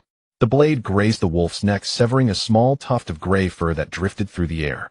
The wolf narrowly avoided the strike, but instead of retreating, it used the momentum from its backward leap to adjust its center of gravity, opening its jaws wide to reveal a mouth full of sharp fangs, and lunged fiercely at Chinyu's arm. Its mouth opened wide, nearly at a 180-degree angle, a deep growl emanating from its throat. Chinyu had no time to retract the knife or dodge. In a moment of desperation, he twisted his body violently, using his left arm to block in front of him. The wolf's teeth sank into the cloth wrapping around his left forearm, tearing it with a rip, but failing to bite into flesh. Taking advantage of this moment, Chunyu swung the knife with his right hand, forcing the wolf to release its grip and retreat a step. The distance between man and wolf widened to about 2 meters. Without giving the wolf a chance to reposition itself, Chinyu rolled on the ground, using the momentum from the knife swing to tumble away in the decaying leaves and mud, landing 2 meters away. His movements were swift and fierce, his shoulder hitting the ground, jolting the wound the wolf had inflicted earlier, sending a sharp pain through him, but he gritted his teeth and remained silent. He sprang up from the ground, half crouching, holding the stone with his left hand across his chest, while the fruit knife in his right hand rested behind the stone, the blade pointed towards the wolf. Chinyu's eyes were fixed firmly on the wolf, not daring to look away for a moment. A man and a wolf stared at each other, but Chinyu was far more anxious than the wolf. His stamina was rapidly depleting, the wound on his thigh inflicted by a wild boar's tusk throbbed with pain, and the old injury on his shoulder hadn't healed properly. If this stalemate continued, he would collapse before the wolf even attacked. He had to take the initiative. However, he needed to find a good breakthrough point to do so. Chinyu slowly reached his right hand toward the ground, his fingertips brushing against a few dried leaves and debris. He grabbed a handful and unhesitatingly threw it fiercely towards the wolf's face. The dry leaves and dirt scattered in the air like a brown mist, causing the wolf to instinctively squint, its head slightly tilting to avoid these blinding objects. In that moment, Chinyu surged forward, his fruit knife thrusting straight towards the wolf's throat. This strike was swift and vicious, a culmination of all his strength, the blade slicing through the air with a faint shriek. If he could truly land this strike on the throat, there would be no further issues, it would resolve everything. Yet Chinyu knew all too well that things would not be that simple. Wolves were notoriously cunning creatures. The wolf's reaction was astonishingly quick. Even with its vision obstructed, its body instinctively evaded. Its neck twisted violently, leaning its upper body to the right. The blade grazed its fur, shearing off a small tuft of grayish-white fluff that floated in the air. The wolf looked at Chinyu, as if taunting him, for such a strike was hardly a threat to it. However, Chunyu's initial thrust was merely a feint. His true killing move was yet to come. Using the inertia of his charge, his left knee slammed into the wolf's abdomen. With a dull thud, his knee crashed into the wolf's soft belly. The wolf emitted a short grunt, its body stumbling sideways for 2 steps, leaving deep marks in the decaying leaves. The wolf's abdomen had always been its weak spot, the area it feared to be attacked the most, and this blow caused it to nearly leap in pain. Yet this wolf was indeed a top predator of the jungle. Before it could steady itself, it had already adjusted its center of gravity, its hind legs pushing off powerfully, its body springing back. It seemed to have forgotten its own pain, leaping directly to bite Chinyu's neck. Chinyu hadn't anticipated the wolf's reaction speed would be this fast, so much so that he didn't even have time to retract his knife, instinctively leaning back and crashing to the ground. In the instant he fell, his right hand wielded the fruit knife once more. This time it struck true the blade, injuring the wolf's leg. The wolf howled the intense pain in its foreleg, causing it to retreat a couple of steps, yet it did not flee. Instead, it licked the wound on its front leg. Then its earlier tentative attack was gone, its anger and ferocity fully unleashed. Ignoring the blood still oozing from its foreleg, it charged fiercely at Chunyu once more. This time, it was a resolve of mutual destruction. Chunyu knelt on the ground, the wound on his left leg split open again due to his earlier movement, causing him to sweat from the pain. With such injuries, Chunyu was well aware of the severe consequences if not treated promptly. Yet he had no time to check, the wolf was already lunging towards him. Between the wound and his life, making a choice was rather easy. If he didn't kill this wolf, he wouldn't just be unable to treat his wounds, he would quickly become the wolf's meal. Having learned from his earlier experience of injuring the wolf, he remained calmer this time, gripping the fruit knife tightly, its tip facing the wolf's movements. Just as the wolf lunged at him, Chunyu sidestepped, simultaneously thrusting the knife towards the wolf's chest. He calculated the distance and angle perfectly. As long as the wolf lunged, it would impale itself on the blade. In Chunyu's view, if the wolf charged, it would be walking into a trap, allowing him to take it down. However, to Chunyu's utter disbelief, the wolf managed to twist its body midair. It evaded the knife aimed at its chest, then bit down on Chunyu's thigh precisely at the spot where the wild boar had previously injured him. Chunyu gasped in pain, but gritted his teeth to stifle his cries. This beast is quite skilled, but now I need to find a way to completely enrage it. Once it becomes furious, its judgment will be utterly compromised. Though the earlier attack had already angered the wolf, it had not reached its peak. If he could further provoke it, the moment the wolf completely lost its judgment would be the best time for him to strike. His left fist swung toward the wolf's head, each punch fueled by all his strength.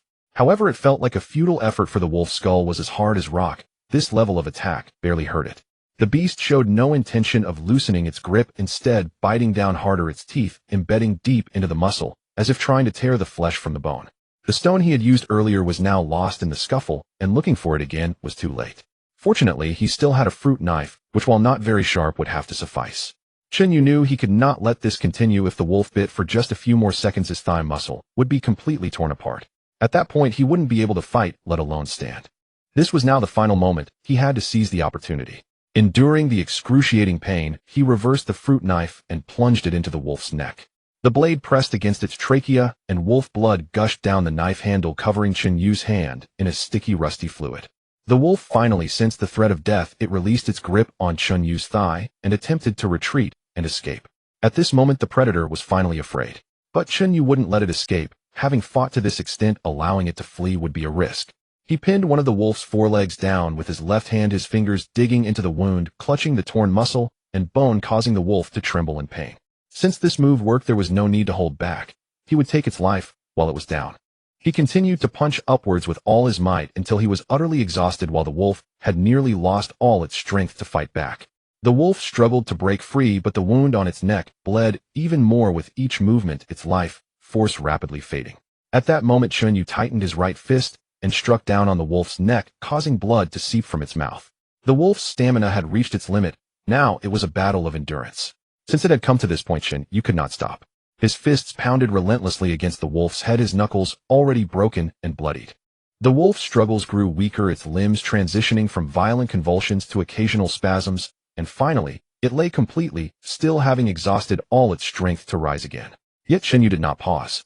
On this deserted island, mercy towards the enemy was cruelty towards oneself. As long as the wolf still drew breath, he could be subjected to a counterattack. He had seen too many examples, and his instructor had repeatedly stressed, never stop attacking until you confirm the prey is dead. He lost count of how many punches he threw, and only when his right arm went numb and unresponsive did he finally lower his hands. Chunyu released the wolf's foreleg and collapsed onto the decaying leaves, gasping for air. He had completely exhausted all his strength. Glancing to the side, he saw that the wolf's head was utterly deformed, resembling a crushed ball, dark red blood soaking into the earth. Its pupils were dilated, devoid of life. It was clear that it was truly dead. He lay there for 2 or 3 minutes until his heartbeat gradually slowed. Struggling to sit up, he checked his injuries. A gash on his thigh from a wild boar's tusk was still oozing blood, and there were several wolf bite marks on his left forearm, with an old shoulder injury reopened. He bit down on a strip of cloth and wrapped it tightly around his wounds, wincing as sweat beaded on his forehead. Then he stood up, hoisting the 50 to 60-pound wolf carcass, enduring the sharp pain in his shoulder as he made his way back. After walking for more than 20 minutes, he arrived at the marsh where he had been chased by the wild boar. He knew that lurking beneath the mud was a formidable crocodile, and he had to tread carefully, otherwise he could easily become the crocodile's next meal. Chen Yu found a sturdy tree climbed 6 to 7 meters high and firmly tied the wolf carcass to a horizontal branch with vines. Then he made his way around to the other side of the marsh and swung across with a rope. As his feet touched the ground, the mud in the center of the marsh bulged, revealing the giant crocodile's back. Sensing the smell of blood, it slowly swam over. Chen Yu ignored it, untying the wolf carcass and pushing it to the edge of the branch. With a strong shove, the carcass fell into the marsh, splashing dark water everywhere. The giant crocodile rushed over in an instant, biting down on the wolf carcass and shaking its head before sinking it into the muddy depths. Chen Yu sat on the branch laughing. With this giant crocodile guarding it, not even a pack of wolves or a group of tigers could snatch this meat away. Crocodiles have a peculiar eating habit. They do not consume everything at once, but instead hide the leftovers, allowing them to return for the meat anytime. In other words, this crocodile had become a natural bodyguard. As nightfall approached, he needed to hurry back to camp before it got dark. Chen Yu quickened his pace, passing through the low shrubs until he saw the campfire in the distance. As soon as he stepped onto the beach, several men leaped out from the shadows and pinned him down on the sand. Chen Yu instinctively wanted to resist, but upon recognizing one of them as Wang Lei, a member of Jin Shiji's crew, he held back. "What are you doing?" No one answered. Wang Lei and a few others restrained him, pushing him towards the center of the camp, all the while cursing. The camp was brightly lit, with almost all survivors gathered in the clearing in front of the cave. Chen Yu was shoved next to the fire, and Wang Lei pressed down on his shoulder, forcing him to squat. He scanned the crowd and spotted Xin Wan. Her face was pale, and her eyes red, blocked by two crew members forcing her to watch him from a distance, her lips trembling. Chen Yu slightly shook his head at her, signaling her not to act rashly. Then he noticed the injured on the ground. 5 or 6 men lay on the straw mat, bloodied and mangled. The worst off was Li Cheng, whose abdomen had been pierced by a wild boar's tusk, blood seeping unceasingly, unconscious. The others bore various severe injuries, some flesh exposed, others with broken arms, while several women wept softly, and children huddled behind adults, their faces pale. Jin Shiji emerged from the crowd, with Cheng Qian following behind. Cheng Qian's white shirt was torn open, bloodied and mangled, and Jin Shiji's glasses were broken. Jin Shiji stood before Chen Yue, his expression stern. "Chen Yue, Cheng Qian has already told me about today's events. Did you intentionally lead the wild boar towards the crowd? We just want to ask you, what was your intention in doing this?" Chen Yu raised his head and remained silent. Cheng Qian stepped forward, pointing at Chen Yu's nose. "You told me to lead people to attack the wild boar from the side, but you ran away yourself, leading the wild boar to us. Li Cheng and the others are injured because of you. We are now going to deal with you." "Yes, it's him. I saw with my own eyes that the wild boar was originally chasing him, but he deliberately ran towards us." Chen Yu slowly stood up. Wang Lei hesitated for a moment, and then released his grip on Chen Yu's shoulder. He stood beside the bonfire, the flames illuminating the blood and dirt all over him. He looked down at himself, and then met Jin Shiji's gaze. "Captain Jin, look at the blood all over me, and tell me, could I have drawn the wild boar here?" His voice was not loud, but every word was enunciated clearly. "I was the first to enter the wild boar den, the first to be chased by the wild boar running through the jungle for nearly half an hour. In the end, I was the only one who diverted the wild boar. Where were Cheng Qian and your crew? They ran faster than anyone else." Cheng Qian's face turned beet red. "You're talking nonsense. Can't you see the wound on my back? This was caused by the wild boar. How could I focus only on running?" Chen Yu's lips curled slightly. "Cheng Qian, you know in your heart whether the wound on your back came from a branch or a wild boar. We agreed that I would draw it from the front while you attacked from the side. But once the wild boar appeared, all of you ran away. I was left alone with a bamboo stick to draw it away while you all ran off with your fire axes. And now you dare to turn the tables on me." The crowd began to murmur among themselves, and the expressions of several ordinary passengers turned hesitant. Jin Shiji's face darkened as he coughed and was about to speak, but Chen Yu continued. "You say I intentionally led the wild boar towards the crowd. Then, when the wild boar chased me, was the direction Cheng Qian and the others ran in something I directed them to do. They chose their own path and scattered on their own. If the wild boar caught up to them, how can you blame me?" He looked down at the blood on his clothes. "This blood on me contains wild boar blood, wolf blood, and my own blood. I nearly got gored to death by the wild boar and almost bitten by the wolf. I killed the wolf, carried it for several kilometers still injured, and yet you come back and pin me down, accusing me of harming you." He raised his head, staring at Jin Shiji, his gaze calm enough to chill the bones. "Captain Jin, if you think I Chen Yue am unfit to stay in this camp, just say so. I have no problem leaving, but don't try to pin the blame on me. I don't have a good temper." Chen Yu had already decided not to endure any longer, waiting to see how Jin Shiji would respond. At this moment, Chen Yu was covered in blood, his clothes in tatters with dried mud and leaves stuck in his hair. The cloth strip on his shoulder was soaked in blood, and the wound on his thigh continued to bleed. The bite marks from the wolf's teeth were clearly visible on his left forearm, every detail revealing that this man had just endured a true battle for survival. Everyone was staring at Chun Yue, and the voices that had previously joined in the commotion gradually quieted. Chun Yu said nothing more. He simply stood there, the bloodstains on him more persuasive than any defense. Jin Shiji looked very grim. He glanced at Cheng Qian, whose expression was even worse. Cheng Qian did indeed have a wound on his back, but whether it was caused by a branch or a wild boar's bite could easily be discerned by those present. The wild boar's tusks are blunt instruments causing wounds that should be ragged, not a neat scratch like the one on Cheng Qian's back. Moreover, apart from that wound, Cheng Qian was otherwise completely unscathed. Though his shirt was torn, it was largely clean, his hair was tidy, and even the dust on his face was much less than that on Qin Yu. How could someone who was chased by a wild boar look like this? Cheng Qian felt the change in the gazes around him, his face flushed red, wanting to say something, but Qin Yu did not give him the opportunity. Captain Cheng Yu said you led the wild boar away, so let me ask you, where did you lead it to? Where is it now? Cheng Qian opened his mouth, but could not utter a word. Of course he couldn't, because he hadn't led the wild boar away at all. He had deliberately led the wild boar to someone else before running away himself. The passenger he had used as a scapegoat was now lying on a haystack, his abdomen pierced by a tusk, uncertain if he would survive the night. Qin Yu continued, we were a group of dozens hunting together. I was the first to enter the wild boar's den, and the first to be chased by it. Everyone present saw what happened, right? His gaze swept over the crowd, landing on a few ordinary passengers who were still alive. Among them, a man in his 30s stepped forward. It was Zhang Wei, who had previously escaped by climbing a tree he still had injuries on his leg, limping as he walked, but his gaze was resolute. What Chun Yu said is true. Zhang Wei suddenly spoke up. When the wild boar charged out of the den, Chun Yu told us to run first, and he stayed behind. Later, when the wild boar caught up, it was Chun Yu who rushed forward and stabbed it with a bamboo stick, drawing the wild boar away. If it weren't for him, several of us would have died. I saw it too. Another young passenger stood up, his arm bandaged from a branch scratch. Yes, after Chun Yu led the wild boar away, Captain Chung and his people ran off faster than we did. Later, when Chun Yu brought the wild boar back, Captain Chung told us to attack from the side, but as soon as the wild boar charged, he was the first to run. Their words fell like a bucket of cold water on a fire, and the discussions in the crowd grew louder. The expressions of the flight crew became grim, glancing at one another, none daring to speak further. Because they knew in their hearts that what these two passengers said was the truth, the situation had indeed unfolded that way. Cheng Qian's face had turned as white as paper, his lips trembling, wanting to argue, but unable to find words. Qin Yu looked at him, and continued, Captain Cheng Yu said you led the wild boar away, then tell me, why is your clothing so clean? That wound on your back, is it truly from a wild boar's bite? The tusks of a wild boar are blunt, a bite would leave a tear, not a neat scratch like yours. Do you think I have never been bitten by a wild boar? He pointed to the wound on his own thigh. This is what a wild boar's tusk does. A look at its shape, at the degree of tearing. Does it resemble the wound on your back? Everyone's gaze fell on Chun Yu's thigh, where the wound was a bloody mess, the edges jagged, and clearly caused by a blunt object tearing. In contrast to the neat scratch on Cheng Qian's back, it was evident who was truthful and who was not. Cheng Qian was completely at a loss for words, finally mustering a response. I was in command at the time and did not directly confront the wild boar. Chun Yu chuckled coldly. What were you? You ordered everyone to attack from the side, yet you were the first to flee.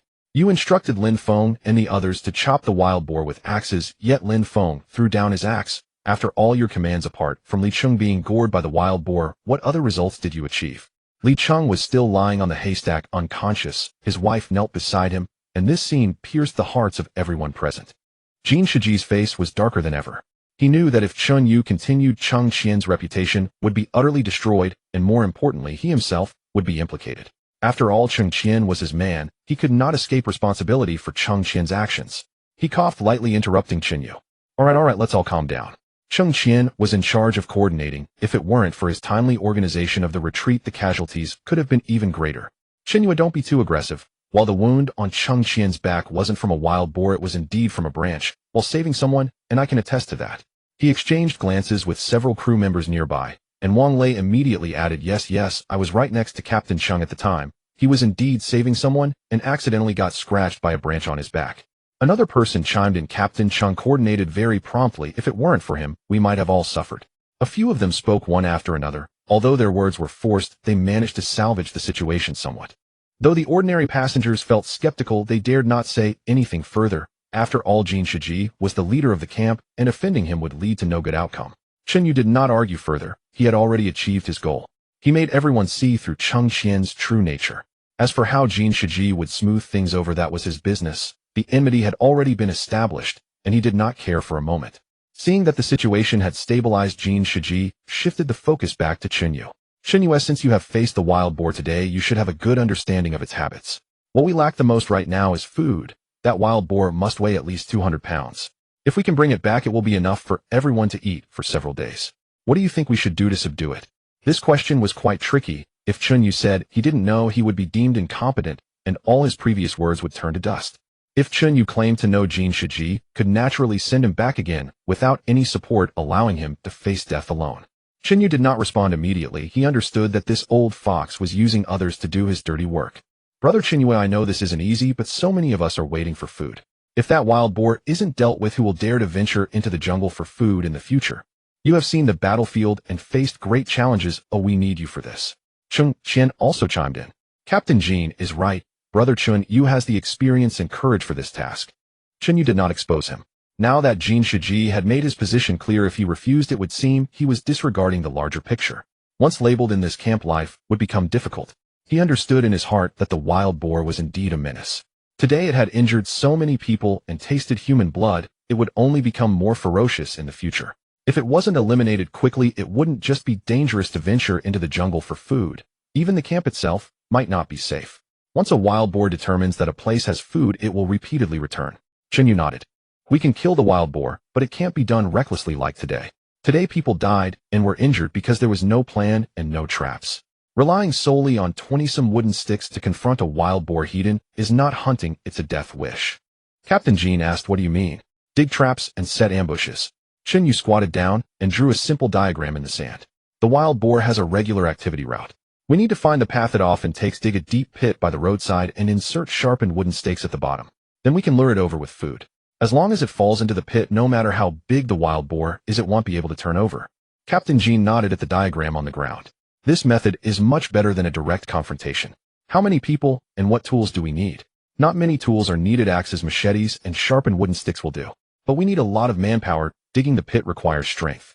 At least 30 people need to take turns, and we can finish it in 2 days. Captain Jin replied, 30 people. There aren't many able-bodied young men in the camp, and we lost a few today, which makes it hard to arrange. Then let's call everyone who can move. Chinyu stood up and said, Captain Jin, this isn't just for me, it's for everyone. If the wild boar isn't dealt with, anyone who enters the jungle will be in danger. If you think there aren't enough people, then just forget it. We'll find a way myself. Captain Jin hesitated for a moment. All right, 30 people it is. Chung Qian, tomorrow you're in charge of organizing the crew and following Brother Chinyu's command. Chung Qian's expression changed slightly, but he still agreed. Okay, I'll take care of it. Chinyu did not say anything further and turned to walk back to his spot. Shenwan followed behind him and quietly said, once they had walked a distance, you know very well that Jin Shiji and Chung Qian do not have good intentions towards you. Why are you taking this job? What if they tamper with the traps? Chinyu shook his head. They want me dead, but they won't let everyone die. This hunt for the wild boar is a common necessity for the whole camp. If they were to tamper with the traps and cause casualties, who would listen to them afterward? Captain Jin isn't that foolish. Shenwan found his reasoning sound, but her concern did not dissipate. Then be careful, I'll go with you tomorrow. You don't need to go, just stay in the camp. I don't care, I want to go. I can't trust you to go alone. What if they play tricks? At least I'll be there to keep an eye on things. Chinyu did not refuse again. The next morning, Chung Qian indeed organized the crew. 30 young men, along with Chinyu, Shenwan, and a few crew members led by Chung Qian, marched into the jungle. Chinyu did not take them to the wild boar den from yesterday, but instead followed the trail left by the wild boar, finding a frequently used animal path in a thicket about 2 kilometers from the camp. This path was about half a meter wide, extending from deep within the thicket towards a wild fruit grove. The soil on the path was turned up by the wild boar's hooves, and tufts of boar bristles hung from the surrounding bushes. This is the spot. Chinyu stopped and chose a relatively flat area next to the animal path. We'll dig the pit here. It must be wide and deep enough so that the wild boar can't climb out once it falls in. Chung Qian asked, how big should we dig? Chinyu drew a square outline in the ground with a stick. Follow this outline. At the bottom of the pit needs to be densely filled with wooden stakes sharpened upwards so that the wild boar will be impaled upon falling in. Chung Qian did not ask further and called everyone to start working. The 30 men took turns digging. Some were using fire axes to chop trees, some were using stone knives to sharpen the stakes, and others were using bamboo baskets to carry out the soil. Chinyu was also busy directing the work by the pit, and occasionally checking the verticality of the pit walls and the flatness of the bottom. Xinhuan was of no help, so she gathered some dry branches and made a fire to boil water for everyone. By evening the pit was finally dug out. Xinyu went down to check it, confirming that the depth was sufficient, the walls steep enough, and the stakes sharp enough before climbing back out. Alright, that's enough for today. Tomorrow morning we'll cover it with branches and loose soil, and then we can lure the wild. Cheng Qian looked down into the pit where the densely packed wooden stakes resembled rows of inverted daggers, making his scalp tingle. If someone falls in, it's not just the wild boar that would get skewered, a person would too. That's why we need to be careful. Xinyu glanced at him. Tomorrow when we lure the wild boar, everyone needs to stay in the trees. No one is allowed near the pit. Once the wild boar falls in, don't rush to go down, wait until it has bled a bit before using a long stick to kill it. Cheng Qian did not say more. The group returned to the camp, and night had fully fallen. Jin Shiji was waiting for them at the cave entrance wearing a satisfied smile. Thank you for your hard work today, you did well. Brother Chinyu is indeed a professional, far better than us amateurs. He said this while patting Chinyu on the shoulder as friendly as an old friend. Chinyu stepped back slightly, subtly dodging his hand. Captain Jin, you flatter me. Tomorrow is critical, we won't know if the wild boar will take the bait. With you around there's definitely no problem. Jin Shiji laughed heartily and turned to Qing Qian. Tonight let's give everyone a feast. Bring out the leftover seafood from yesterday so everyone can have a hearty meal to have strength for tomorrow's work. Cheng Qian acknowledged and turned to make arrangements. Dinner was much more plentiful than in the previous days, with grilled fish and crabs along with a large pot of seafood soup. Chinyu sat by the fire with a bamboo tube in hand, and Xinhuan sat beside him asking Chinyu, do you think that wild boar will come tomorrow? Chinyu took a sip of the seafood soup and replied, wild boars have a strong territorial instinct. Today we dug such a big pit in its territory, it must have sensed it. Given its temperament, it will definitely come to check it out tomorrow. As long as we set the bait properly, the chances of it taking the bait are very high. Before Xinhuan could say anything, her gaze suddenly sharpened as she looked into the depths of the cave. Xinyu followed her gaze and saw Jin Shiji standing at the entrance of his tent with a woman beside him. The woman appeared to be in her early 30s, wearing a faded shirt, her hair a bit disheveled, but her features and figure were quite good. Xinyu recognized her as Zhou Min, one of the survivors discovered just yesterday. Zhou Min stood at the tent entrance with her head lowered, holding a bamboo tube, as if saying something. Jin Shiji reached out to take the bamboo tube, conveniently holding her hand, then stepped aside to lift the tent flap. Zhou Min hesitated for a moment, but ultimately walked in with her head still lowered. The tent flap fell, obscuring the view inside. Xinhuan's expression changed slightly as she lowered her voice, saying, Chinyu, did you see that? Chinyu did not respond, but his gaze remained fixed on the tent. Not long after, a faint sound of moaning emanated from within the tent. That night Chinyu set off with over 40 young men. Zhang Wei held a sharpened wooden stick in his hand. Chinyu, where are we going? Shouldn't we be setting traps for wild boars at the place we were yesterday? We're changing locations. The spot we were at yesterday was too close to the wild boar den. Digging there would make too much noise. It's better to go somewhere they don't frequent, making it easier to catch them. Zhang Wei didn't ask further. After nearly 20 more minutes of walking, they reached an open area littered with the remains of animals that had been gnawed at. A few people at the front stopped in their tracks. Lin Feng covered his nose and said, why are there so many dead animals here? Chinyu stepped over a wild boar leg bone half buried in the ground and surveyed the surrounding terrain. Based on his analysis, the terrain here was flat and the visibility clear, making it an excellent place to dig traps. As for what those remains were, Chinyu knew all too well. However, he certainly wouldn't tell them that this was the site of a battle between a wild boar and a pack of wolves where he nearly lost his life. Forget about those dead animals, they have nothing to do with us. Let's focus on our tasks first, Chinyu said, getting straight to the point as he began to assign tasks. Wang Lei, you take 4 people to patrol the area and listen for any signs of wild boars. If anything happens, shout immediately. Zhang Wei, you lead 20 people to dig pits following the same dimensions as yesterday. The rest will come with me to chop trees and sharpen wooden stakes. No one moved. Chinyu glanced at them and said, don't you want to eat wild boar meat? Or do you think that wild boar will wash itself and come to us? If that's not the case, then get to work. This statement lightened the mood a bit, and some people began to work voluntarily, though they were clearly reluctant. Cheng Qian stepped forward from behind, wearing a new pair of glasses that, despite being slightly crooked, at least allowed him to see clearly. He scanned the faces of the crowd and said not too harshly, Captain Jean said that anyone who slacks off today will have their dinner reduced by half, and anyone who works hard will get an extra piece of fish when we return. This was much more effective than Chun Yu's motivational speech. The crowd immediately dispersed, each taking their positions to start working. Wang Lei took 4 people to patrol the area. Zhang Wei led 20 people to dig pits, while Qin Yu took the remaining individuals to chop trees. He selected a few trees of moderate thickness, directing the others to chop them down using fire axes, then sharpen them into stakes the size of an arm, stacking them by the pit for later use. Due to heavy rain a few days prior, although the surface was dry, the soil underneath still retained moisture, making it not too difficult to dig. Over 40 people took turns working. Some used fire axes to dig some pried stones with wooden sticks, and others transported mud and sand in bamboo baskets, all working vigorously. Cheng Qian did not participate in the work. He stood at the edge of the pit, arms crossed like a supervisor. However, his eyes were not on the progress in the pit, but occasionally swept over Chunyue, harboring an inexplicable resentment. Chunyue certainly felt that gaze but pretended not to see, focusing on his own tasks. As the pit was nearing half its depth, Zhao Fuguwei emerged from the crowd, drenched in sweat, with a comical unhealed gash on his face from where he had bumped into a rock. He plopped down on the ground, gasping for air. "I can't do it anymore, my old back is going to break. I need to." Chunyue glanced at him. "Zhao, if you need to rest, go ahead, but don't block others from working." Zhao Fuguwei huffed and moved to sit under a nearby tree. His gaze shifted between Chunyue and Cheng Qian, revealing a flicker of malice. When the pit reached nearly 2 meters deep, they encountered a layer of rocks. As several fire axes took turns swinging, sparks flew and progress slowed significantly. Chunyue jumped into the pit and felt the stones with his hand. They weren't solid bedrock, but scattered rubble, likely remnants of an old landslide. He looked up at the people above and said, "Pry the stones out one by one and don't rush." After another 2 hours of work, they finally dug the pit to a depth of 3.5 meters. The walls of the pit were straight and nearly vertical. Once a wild boar fell in, it would be absolutely unable to climb out by itself. Chunyue climbed out of the pit, checked the evenness of the bottom, then directed the others to carry the sharpened wooden stakes down, densely inserting them into the pit bottom with the tips facing up. Hundreds of stakes resembled an inverted forest of sharp knives glimmering coldly in the sunlight. "All right, cover it with branches and loose soil." The crowd gathered a large amount of shrub branches and vines from the surroundings, constructing a framework at the pit's edge, then layering it with dry leaves and mud, disguising it step by step. Finally, Chunyue personally stepped on it several times to confirm that it could bear weight, then nodded in satisfaction.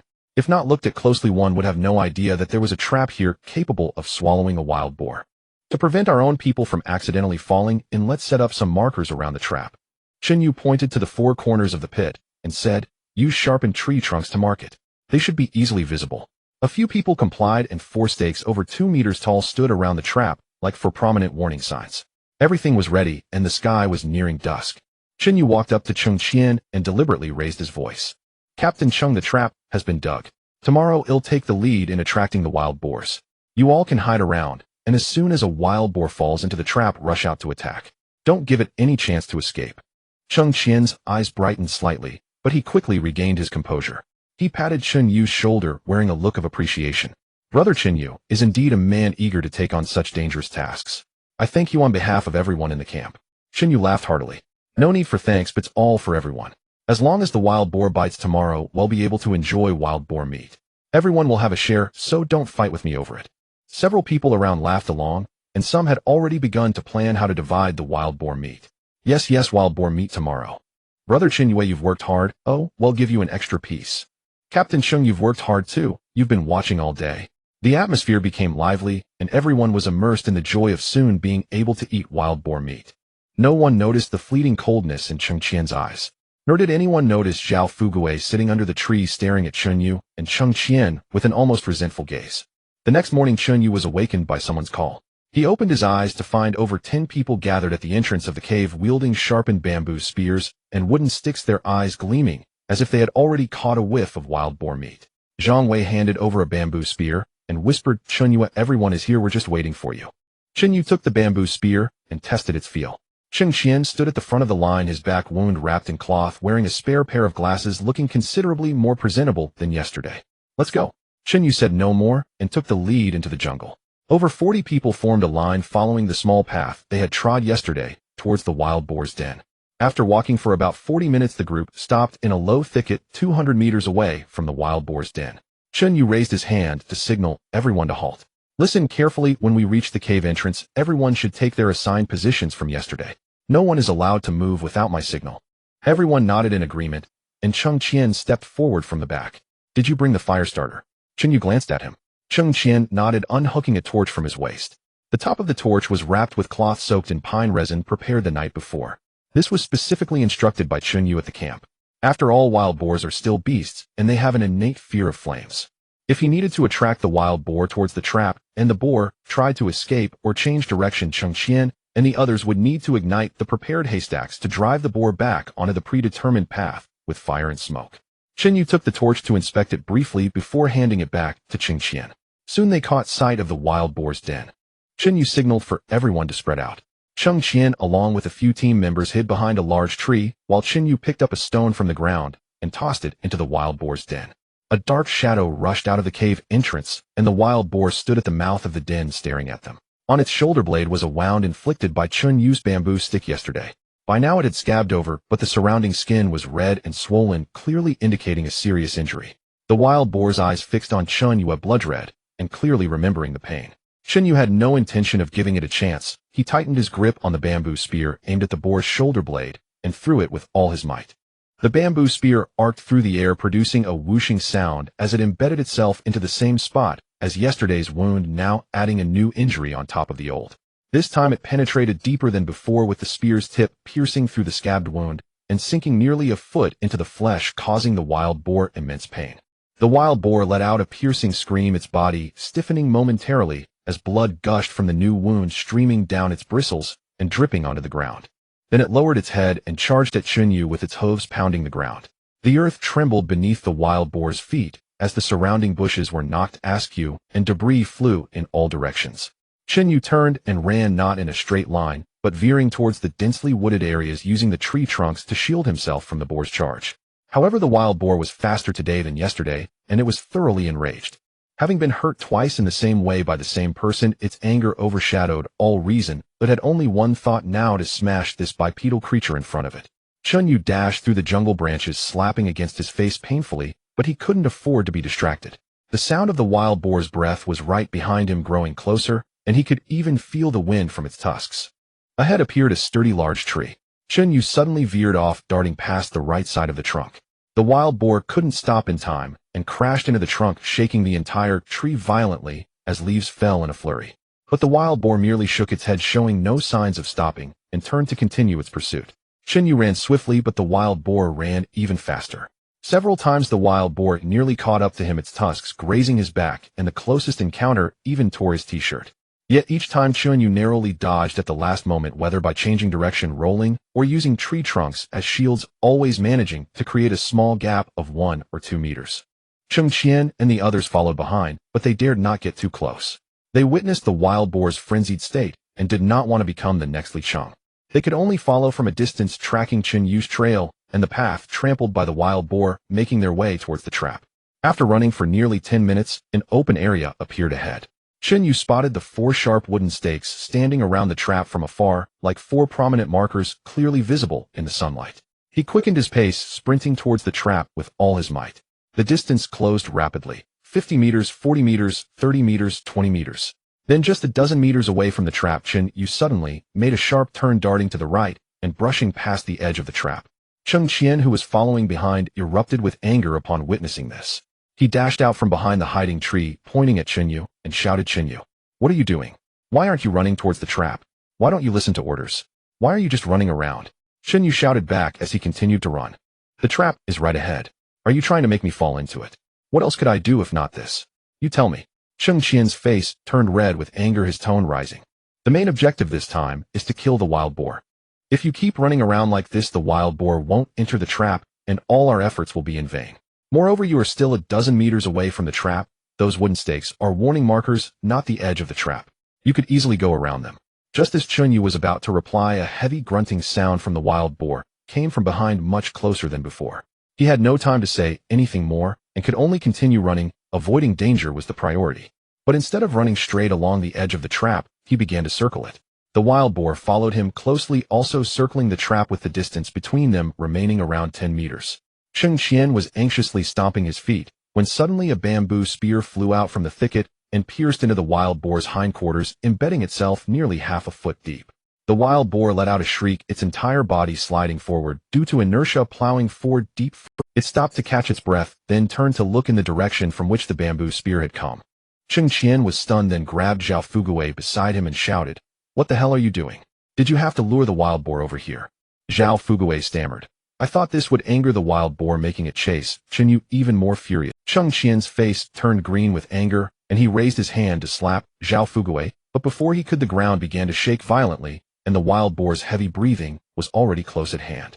Both of them turned their heads simultaneously, and the wild boar's blood-red eyes were fixed on them no more than The bamboo spear was still lodged in the boar's hindquarters, and with each step it took the spear swayed blood gushing down the shaft, but this only increased its speed, driving it into a frenzy.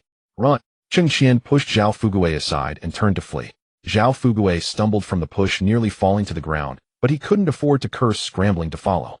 The two of them ran frantically through the jungle, with the wild boar hot on their heels. Chen Yu watched from a distance, initially intending to help, but upon seeing that the ones being chased were Zhao Fugui and Cheng Qian, he immediately lost his urgency. He stood there with his arms crossed, watching the two of them flee clumsily through the jungle. Zhao Fugui stumbled as he ran, his face bleeding again, blood smeared across half of it. Cheng Qian wasn't faring any better. His golden glasses were lost, his white shirt was torn to shreds by branches, and the cloth tied around his back had loosened, trailing behind him like a tail. As Chen Yu watched, he pretended to shake his head in mock disapproval. These two hadn't looked so disheveled when they had set him up earlier. Cheng Qian had directed him towards the trap, and Zhao Fugui had thrown a bamboo spear at the wild boar, all to get him killed. Now they were reaping what they had sown. Yet Chen Yu understood that he couldn't really allow them to die at the hands of the wild, not because he cared about their lives, but if Cheng Qian and Zhao Fugui died, Jin Shiji would surely hold him accountable, making it impossible for him to stay in this camp. More importantly, the wild boar had to die. If it wasn't dealt with today, no one would be able to enter the jungle in the future. Chen Yu shouted towards the two running men. Run towards the trap. Don't run aimlessly, or if the wild boar goes berserk you won't escape, and might. Although Cheng Qian and Zhao Fugui were extremely reluctant, they quickly turned and began to run towards the trap, with the wild boar following closely behind. Seeing the wild boar enter the designated route, Chen Yu immediately began to direct those around him. Light the fire. Everyone ignite according to plan. The ambushers had long prepared the haystacks and torches, and upon hearing Chen Yu's command they immediately ignited the pre-stacked hay. Dozens of flames erupted simultaneously, thick smoke billowing and forming a wall of fire around. The wild boar had a natural fear of flames. Upon seeing fire and smoke ahead, and on both sides, it instinctively wanted to slow down, but the path behind it was blocked by the wall of fire, leaving it with no choice but to run towards the trap. At this moment, since the wild boar was certainly unwilling to enter the trap on its own, they could only rely on the flames to drive it into the trap. As others surrounded the trap and began igniting fires, Zhao Fugui and Cheng Qian started cursing. Chen Yu, you bastard! Are you trying to burn us to death? Cheng Qian cursed while running, his voice rising in pitch. Chen Yu, you beast! I won't let you off even if I become a ghost. Zhao Fugui followed suit, but due to his heavy breathing his curses came out in gasps, making them sound somewhat ridiculous. The wild boar was pursuing them even more aggressively now, that the flames and smoke made it even more frantic as it realized the only path ahead was the trap, driving it to charge harder. Cheng Qian and Zhao Fugui could feel the wild boar's breath right behind them, the wind from its tusks brushing past their backs, each gust feeling like the scythe of death. While cursing and running, they were about to veer off when they saw the bamboo spears in the hands of the surrounding people, causing them to swallow hard and not dare to run outside. The bamboo spears gleamed coldly in the firelight, each sharpened to a point and aimed at them. They had no doubt that if they dared to stray off course, those spears would not hesitate to strike. Chen Yu began shouting for the two to run directly towards the trap's perimeter, leading the wild boar into it. Run towards the trap. Run along the edge of the trap. Don't run in a straight line. The two could only continue cursing as they ran. Cheng Qian was in the lead, with Zhao Fugui following behind, both circling the edge of the trap. The wild boar followed closely behind, also circling the trap. Chen Yu watched this scene from a short distance, increasingly feeling that it looked familiar. Wasn't this the very route he had just run? When he ran, Cheng Qian had shouted from behind, asking why he wasn't running towards the trap, saying he was running aimlessly. Now Cheng Qian was running exactly the same route. Chen Yu carefully observed the positions of the 4 sharp stakes around the trap, then recalled the direction Cheng Qian had indicated for him to run earlier. Upon a closer look, he immediately understood. The 4 sharp stakes were not set according to the position he had requested yesterday. The true edge of the trap should be at least 3 meters away from the stakes. This was basic knowledge he learned in the army. Warning signs must be placed far from danger zones to serve their purpose. But now the positions of these stakes were less than a meter from the trap's edge. If he had followed Cheng Qian's earlier direction, he would have fallen directly into the trap instead of circling around it. Chen Yu cursed inwardly. If he had known these two were setting him up, the stakes were definitely placed inside the trap. Had he followed the original route, he would have surely died right there. Cheng Qian had never intended for him to return alive. Having him lead the team to dig the trap yesterday, and now directing him to lure the wild boar, was all part of a scheme for him to perish in this jungle. But it wasn't the time for settling scores. The wild boar was still circling the edge of the trap, ready to change direction at any moment. Chen Yu suppressed his anger and began shouting to everyone, "Prepare to launch. Everyone listen to my command, aim the bamboo spears at the wild boar, and when I say throw, throw." Upon hearing this, Zhao Fugui and Cheng Qian began cursing again. "Chen Yue, you bastard, we're still near. Are you trying to stab us both to death? Chen Yu, if you dare to throw, I swear I'll drag you down with me." Chen Yu ignored them completely, raising his right hand and keeping his eyes fixed on the wild boar. The wild boar continued to circle the trap, its speed beginning to slow down. After running for so long, its stamina was at its limit. "Everyone prepare." Upon hearing this command, Cheng Qian and Zhao Fugui were terrified. Chen Yu paid no heed to their words. The bamboo spear he had thrown pierced the wild boar's hind leg. Following that, bamboo spears flew from all directions. Though their aim was poor, their sheer number made up for it, leaving over a dozen wounds on the boar's body. Instead of charging at Chen Yue, the wild boar turned and rushed toward the nearest living beings, Cheng Qian and Zhao Fugui, who were still desperately running near the edge of the trap. Though it had been struck many times, the wounds were not fatal. Its speed had slowed slightly, but for the already exhausted Cheng Qian and Zhao Fugui, it remained a deadly threat. Cheng Qian glanced back. The boar was less than 5 meters away. His heart felt like it would leap out of his chest, and his legs turned to jelly, but he dared not stop. To stop was to die. Zhao Fugui was in even worse straits. He had always been a slow runner, and now the boar was closing in. He could hear its panting right behind him, even felt the hot breath on his back. "Chen Yu, tell them to stop, damn it." Zhao Fugui held, his voice cracking. "Chen Yu, if I die, I'll come back to haunt you." Cheng Qian cursed even more fiercely, for he knew that Chen Yu had orchestrated this deliberately. Standing in the distance, Chen Yu's expression remained unchanged. Of course he would not order them to stop. The boar had not yet fallen into the trap. To stop now would render all previous efforts futile. He raised his right hand, signaling for them to continue throwing. Another volley of bamboo spears flew through the air. This time a few nearly struck Zhao Fugui and Cheng Qian. One spear grazed Zhao Fugui's ear, leaving a bloody cut on his earlobe before embedding itself in the soil, half a meter behind him, its shaft quivering with a hum. Another spear passed under Cheng Qian's armpit, tearing his shirt and narrowly missing his ribs. Zhao Fugui was terrified out of his wits, screaming at the top of his lungs, "Watch where you're throwing, damn it. I'm still here." Cheng Qian did not scream, but his face was as white as a sheet, too frightened to utter a single curse.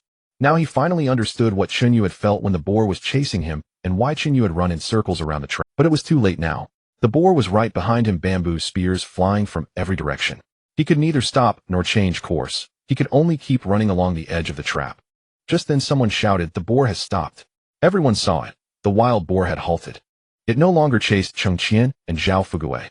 Instead, it turned its bloodshot eyes fixed unblinkingly on the direction where Chen Yu stood. Chen Yu stared back. He knew the boar was hesitating. It now had two choices: continue pursuing Cheng Qian and Zhao Fugui, or charge at him for a fight to the death. The others kept throwing spears, but the boar no longer dodged. It let the bamboo spears pierce its body. Its frame trembled, but its eyes never left Chen Yu. Chen Yu's heart skipped a beat. This beast was ready to fight to the death. He quickly grabbed the last few bamboo spears beside him and shouted to those around, "Add more fuel. Make the fire bigger. Don't let it break through. Add more fuel. Make the fire bigger. Don't let it break through." The group snapped back to action, throwing dry grass and branches onto the fire. The flames roared up instantly, billowing thick smoke, forming a more formidable wall of fire around the trap. The wild boar stared at the wall of fire and finally did not charge. Its fear of flames was ingrained in its bones. No matter how enraged it was, it could not overcome this instinct. Yet it was unwilling to give up.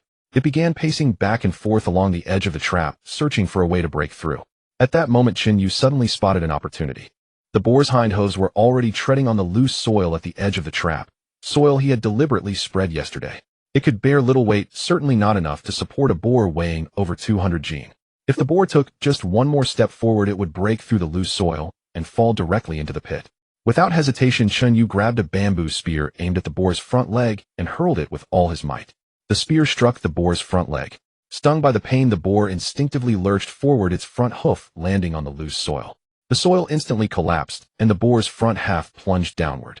The boar let out a shrill cry, thrashing violently, its front hooves clawing at the pit walls in a desperate attempt to climb out. But the walls were sheer with no slope, and its hooves only left scratches in the dirt, finding no purchase. Chen Yu rushed over and stomped on the boar's head, forcing it down. "What are you all standing around for? Throw torches into the pit. Drive it down." The others tossed their torches into the pit. Flames blazed at the bottom, scorching the boar until it howled in agony. Finally unable to hold on, its entire body slid into the pit. With a dull thud, the boar crashed onto the wooden stakes at the bottom. Dozens of sharpened stakes pierced its belly, chest, and thighs, impaling its body. Blood gushed from the wounds, splattering the pit walls and stakes, and even some onto the flames, sizzling upon contact. The boar let out a piercing scream, its limbs thrashing at the bottom of the pit. But the more it struggled, the deeper the stakes drove in, and the faster the blood flowed. Its cries grew weaker, its struggles feebler, until finally it lay still. The entire jungle fell. Everyone stood frozen, staring at the motionless boar at the bottom of the pit. No one spoke for a moment. Then someone shouted, "The boar is dead." Cheers erupted instantly. Everyone jumped to their feet, some embracing, some high-fiving, others falling to their knees and weeping. They had finally killed the boar. Finally, there would be meat to eat. Chunyu stood at the edge of the pit, looking down at the dead boar. He let out a long breath. The wound on his shoulder still throbbed, and the gash on his thigh had reopened, but he paid them no mind. The wound on Zhao Fuguo's face had split open again, blood smearing half his face, making him look utterly disheveled. His gaze was fixed on Chunyu, filled with nothing but hatred. Cheng Qian was hardly better off. His gold-rimmed glasses were lost, his white shirt torn to shreds by branches, and the wound on his back had reopened with strips of cloth trailing behind him like a tail. He sat on the ground, gasping for breath, his eyes also blazing with fury at Chunyu. Chunyu felt their stares, but paid them no attention. Instead, he called out to the others, "Don't just stand there. Lift the boar out. Let's go back and eat meat." With a cheer, the group scrambled to the pit's edge, and with much effort hoisted the boar out. The boar weighed over 200 jin, and it took over a dozen people to carry it, but no one complained. Smiles were on every face.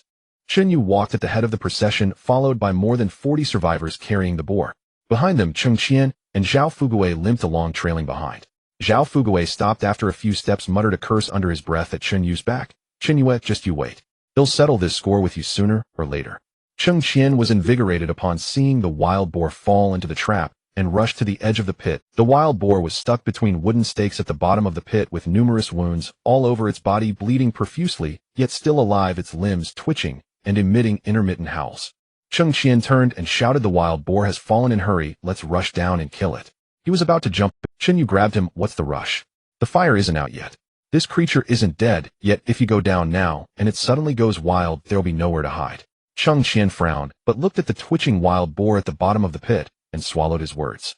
Chunyu had a point. The image of Li Cheng being lifted was still fresh in his mind. "Fine, let's wait then."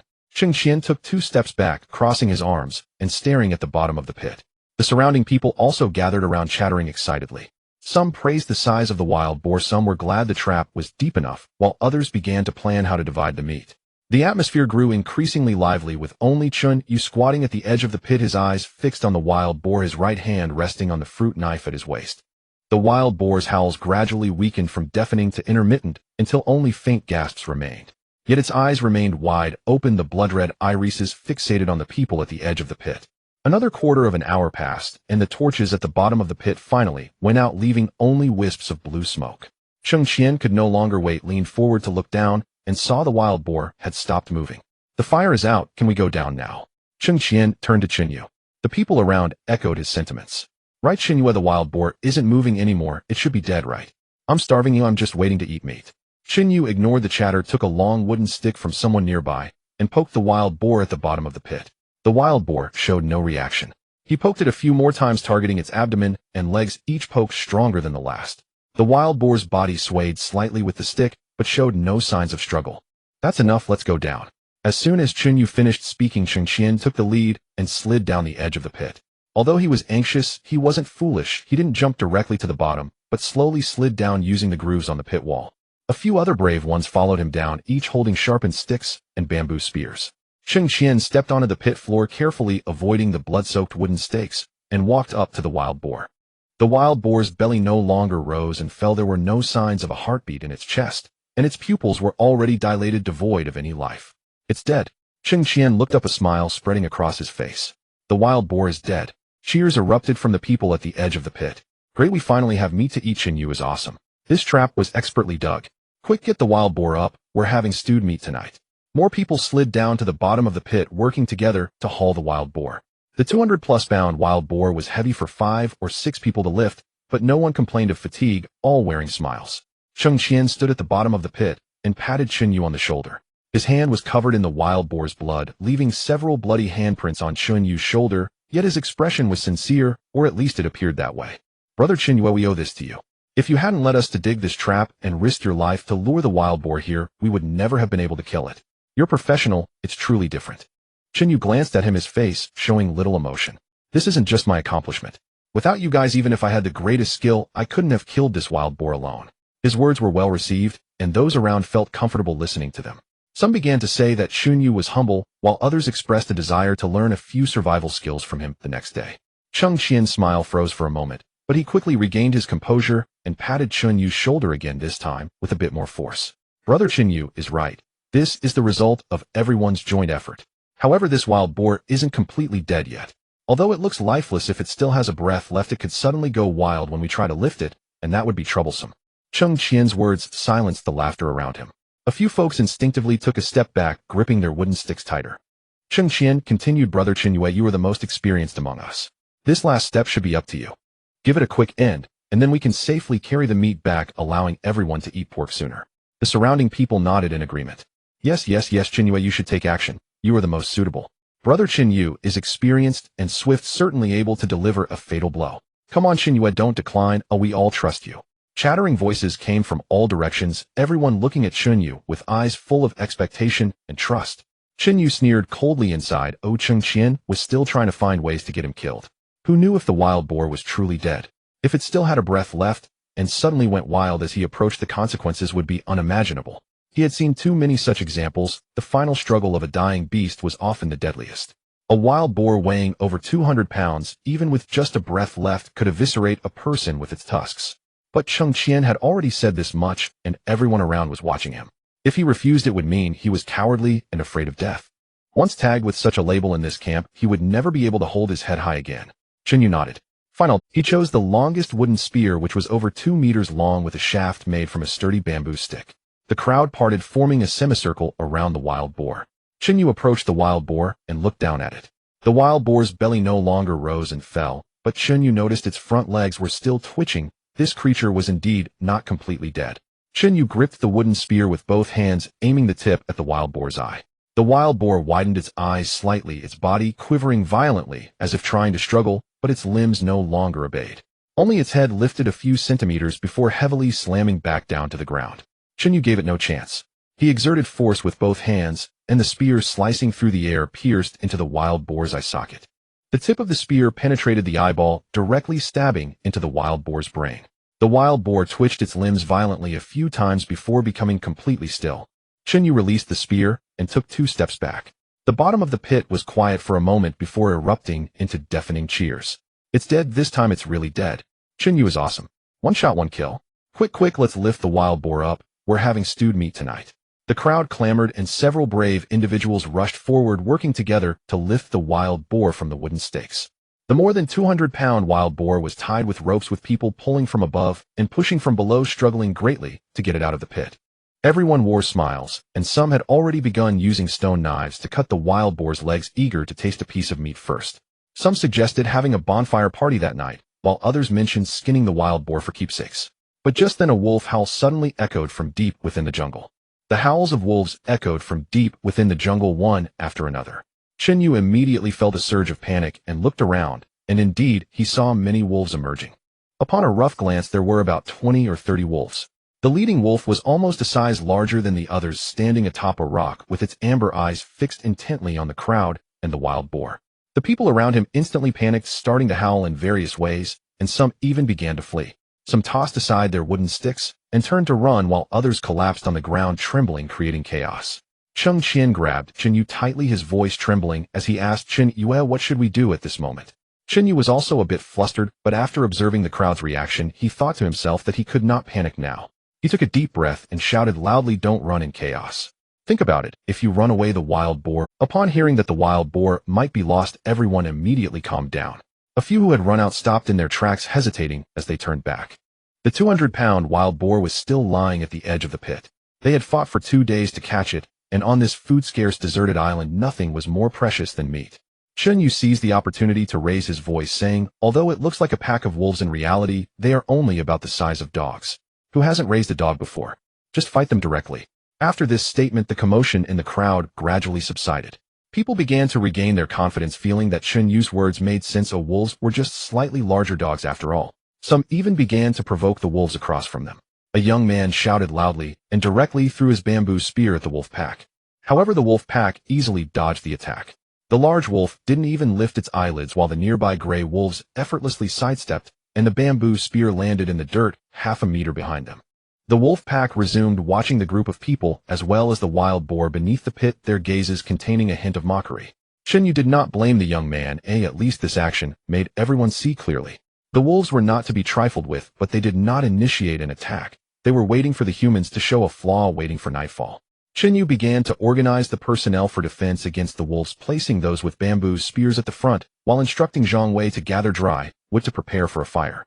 On the other hand, he pulled Cheng Qian aside and spoke in a low voice. This can't go on. We need someone to go back and inform Jin Shiji, asking him to bring more people over, both to drive away the wolf pack and to bring the wild boar back. With just our 40 people, we cannot handle both wolf defense and carrying the boar. He'll go. Let me go. Regardless, I should contribute my share of strength. Zhao Fugui squeezed out from the... Zhao Fugui had scabs on his facial wounds, but his eyes sparkled with enthusiasm. Cheng Qian was a bit surprised, sizing him up. Zhao Fugui immediately leaned forward, grinning as he began to flatter Cheng Qian. Captain Cheng, think about it, among these people, either they are ordinary passengers with no influence, or they are your crew members who, like you, are on the front lines. At this moment, we need someone familiar with the camp situation who can communicate with Captain Jean. I've been at the camp for a few days and have spoken to Captain Jean a few times, so I'm the most suitable to go back. He paused before continuing. Besides, you can't leave your post here, and Brother Chinyu is also tied up dealing with the wolves. This kind of errand can be entrusted to me. Cheng Qian felt a bit dazed from the flattery, his face showing a satisfied smile. Zhao Fugui's words were too pleasing. They both praised him and gave him a chance to earn credit in front of Jin Shiji. Chinyu expressed some concern. Send one more person. One person isn't enough. If something happens on the way, there won't be anyone to back them up. Zhao Fugui patted his chest. Insufficient. I've walked this road several times. I could find my way back with my eyes closed. I will definitely bring everyone back, just rest assured. Cheng Qian felt good from the flattery and chimed in, all right, Xinyue Zhao is enough on his own. Sending one more person won't hasten things. It's more important to keep everyone here to deal with the wolves. Chinyu glanced at Zhao Fugui again. Zhao Fugui stood there, back straight and with a confident expression on his. Chinyu naturally didn't trust this person, but since Cheng Qian had already spoken to this extent, if he insisted further, it would instead seem like he was making a fuss. Thus Chinyu ceased to speak, turning to continue arranging the defense. Zhao Fugui noticed Chinyu's silence and displayed a smug smile before turning to run towards the camp. He ran quickly, faster than ever, and the sight of the 200-pound man dashing through the jungle appeared somewhat comical, yet no one laughed. Time passed by second by second. The morning had already slipped away, and it was now afternoon with no sign of when Zhao Fugui would return. The sun slowly shifted westward overhead, and the light began to dim. The shadows in the jungle grew heavier, and the figures of the wolves became increasingly indistinct, with only pairs of glowing green eyes flickering in the dark. Chinyu glanced at the sky and then at the direction of the camp. Zhao Fugui had been gone for almost 3 hours, and not even a shadow had returned. Even if he ran slowly, 2 hours would have been enough for a round trip, unless he had not gone back to report at all. In truth, there was no misunderstanding. A person like that would surely find a place to hide, avoiding such a danger. Chinyu's heart sank little by little, but he did not reveal this emotion. He turned to Zhang Wei and said, let everyone divide the dried salted fish we brought. Each person should eat a little to replenish their strength. Zhang Wei nodded and turned to distribute the salted fish. There was not much fish, and everyone only received a small piece, hard as stone and salty and bitter, yet no one complained. Everyone chewed slowly, taking tiny bites. Chinyu also ate a piece and stuffed the remaining half into it. While chewing on the salted fish, he watched the distant wolf pack. The wolves were also resting, some lying on the ground, dozing, while a few patrolled the edges. The leading large wolf remained standing on the rock, its eyes never leaving the crowd. Chinyu knew that this old wolf was waiting for the humans to tire, to grow lax, and for nightfall. He swallowed the salted fish in his mouth, then tightened his grip on the bamboo spear, preparing to launch an attack on the wolf pack. Chinyu tightened his grip on the bamboo spear, but regret began to seep into his heart. With so many trees in this forest and vines by the swamp, he could have easily crafted several bows and arrows. If he had a bow and arrows, he could attack from a distance, which would be far better than this close combat, and he wouldn't have to face the wolf pack heathen. But at this moment, even if he regretted it, it was too late. The wolf pack wouldn't give him the time to go back and fashion a bowstring. Stick together, don't get separated. Chinyu took the lead, charging forward with a wooden spear over 2 meters long in his hand. Though the others behind him were apprehensive, they clenched their teeth and followed suit. Chinyu's target was clear, the Wolf King. The large wolf, standing on the rock, once taken down, would likely scatter the rest of the pack. However, the Wolf King was far smarter than he had anticipated, had no intention of engaging Chunyu directly. As Chunyu charged, it nimbly retreated, vanishing behind the wolf pack. At the same time, 3 gray wolves pounced from the side, one to the left, one to the right, and one straight ahead, coordinating, as if they had rehearsed countless times. Chunyu didn't have time to chase the Wolf King, and could only deal with these 3 wolves first. The wooden spear swept across, pushing back the wolf directly in front of him, but the wolf on his left had already lunged close. He could only sidestep to block with the spear's shaft as the wolf's teeth bit into the bamboo with a creaking sound. Fortunately, the people behind him caught up just in time. Zhang Wei thrust a bamboo spear toward the wolf that had latched onto Chunyu's spear, causing it to yelp in pain and retreat. Wang Lei and a few crew members flanked from the right, pushing the other 2 wolves back a few steps. The situation stabilized for the moment, but Chunyu knew it was only temporary. The number of wolves far exceeded theirs, and these beasts were much more suited to this forest. Sure enough, the Wolf King let out a low howl from the back, instantly changing the tactics of the pack. No longer would a few wolves take turns probing, but rather all the wolves surged forward at once. Almost everyone had to face 1, or even 2 wolves. Suddenly, several wolves surrounded Chunyu, leaving him no time to worry about anyone else.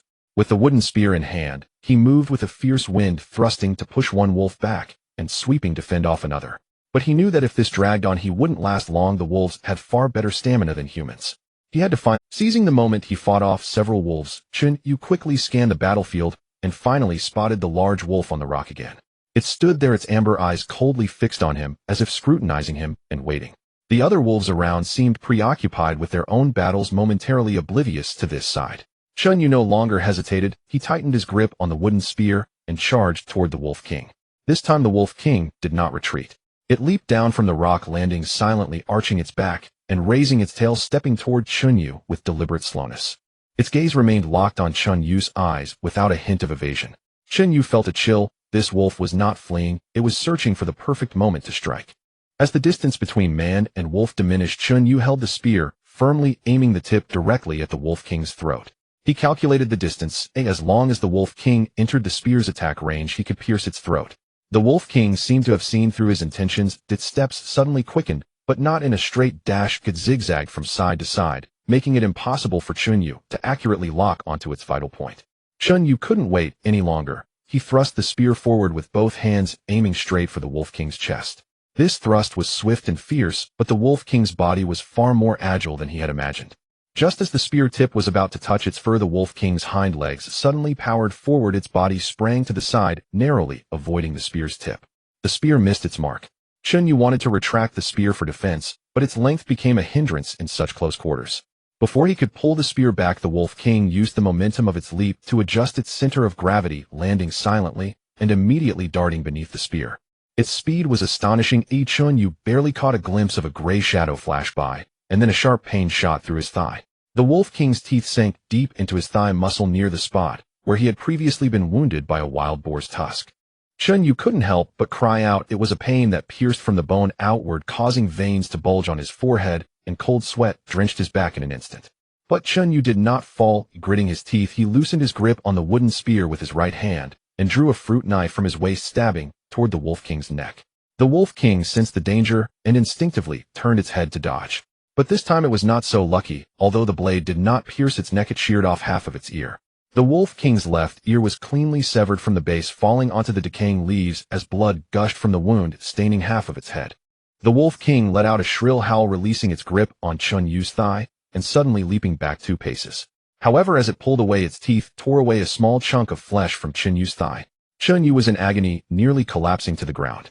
He looked down at his thigh, the pant leg already soaked. A bloody, mangled gap was clearly visible, with white muscle fibers exposed and blood gushing out.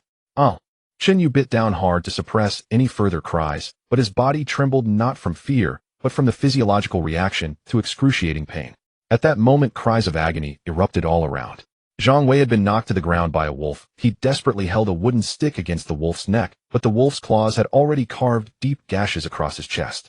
Wang Lei's arm was gripped by a wolf. He struggled fiercely to shake it off, but the wolf clung tightly, blood streaming down his forearm. Even Cheng Qian had been forced behind a large tree by a wolf, and his bamboo spear was nowhere to be found. He could only use a short wooden stick to barely fend off the attack. Chunyu looked around, his heart sinking. Almost everyone was injured, not a single person remained unscathed. The earlier morale of wolves are just bigger dogs had vanished without a trace.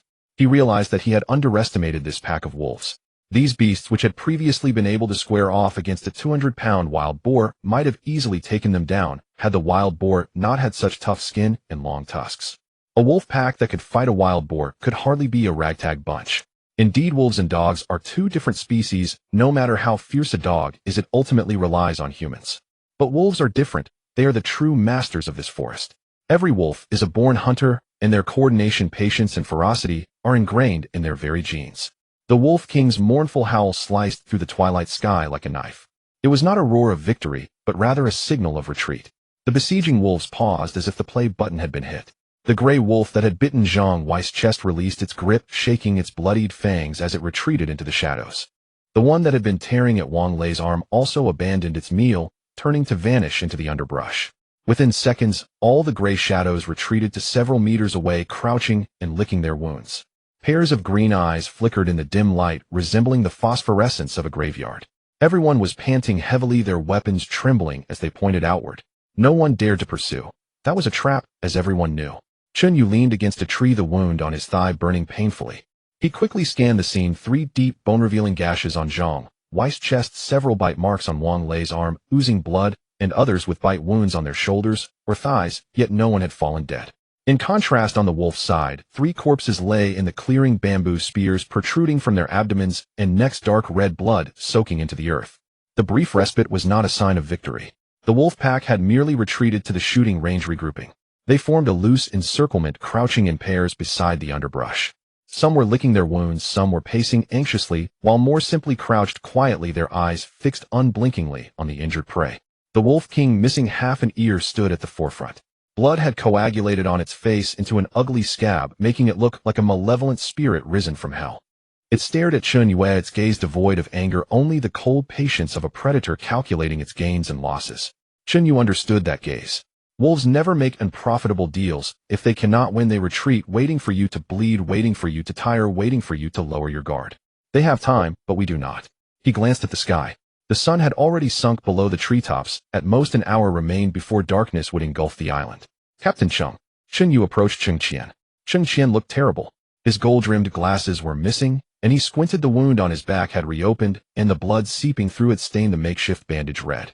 I need to return to the camp and bring people back before dark. You hold this position. The fire cannot go out. The wolves fear fire. It is the only thing they are afraid of. You alone. Cheng Qian's voice was hoarse. What if you run into a pack of wolves on the way? I'll take Zhou. Chen Yu looked at the slender young man. In his early 20s, he was the fastest in the jungle and the most responsive. At this moment, Zhou was wrapping a cloth around his injured hand. Hearing his name, he looked up, fear evident in his eyes, but also a certain determination. 2 people are too few. Cheng Qian frowned. Let Wang Lei go. The fewer people, the less attention we'll attract. You need more manpower here. Chen Yu pulled 2 of the most burning branches from the dying fire and handed one to Zhou. The flames flickered in the dimming light, illuminating 2 young, yet weary faces. Remember, Chun Yu looked at Cheng Qian, and at every remaining person standing, form a circle back to back. Do not. Whoever is alone will die. I will definitely return before dark. Cheng Qian opened his mouth, but ultimately just nodded. He lowered his voice. Xiao Fugui, it hasn't returned yet, could it be? Chen Yu did not answer. That selfish fat man is either dead on the road or hiding in some safe corner. He was never someone to rely on. Let's go. Chen Yu and Zhou turned and walked into the jungle. Less than 50 meters from the clearing, surrounded by wolves, the voices behind them completely vanished. In their place were the sounds from deep within the jungle, leaves rustling, insects chirping, and the strange calls of unknown animals in the distance. Zhou closely followed Chun Yue, holding the torch high.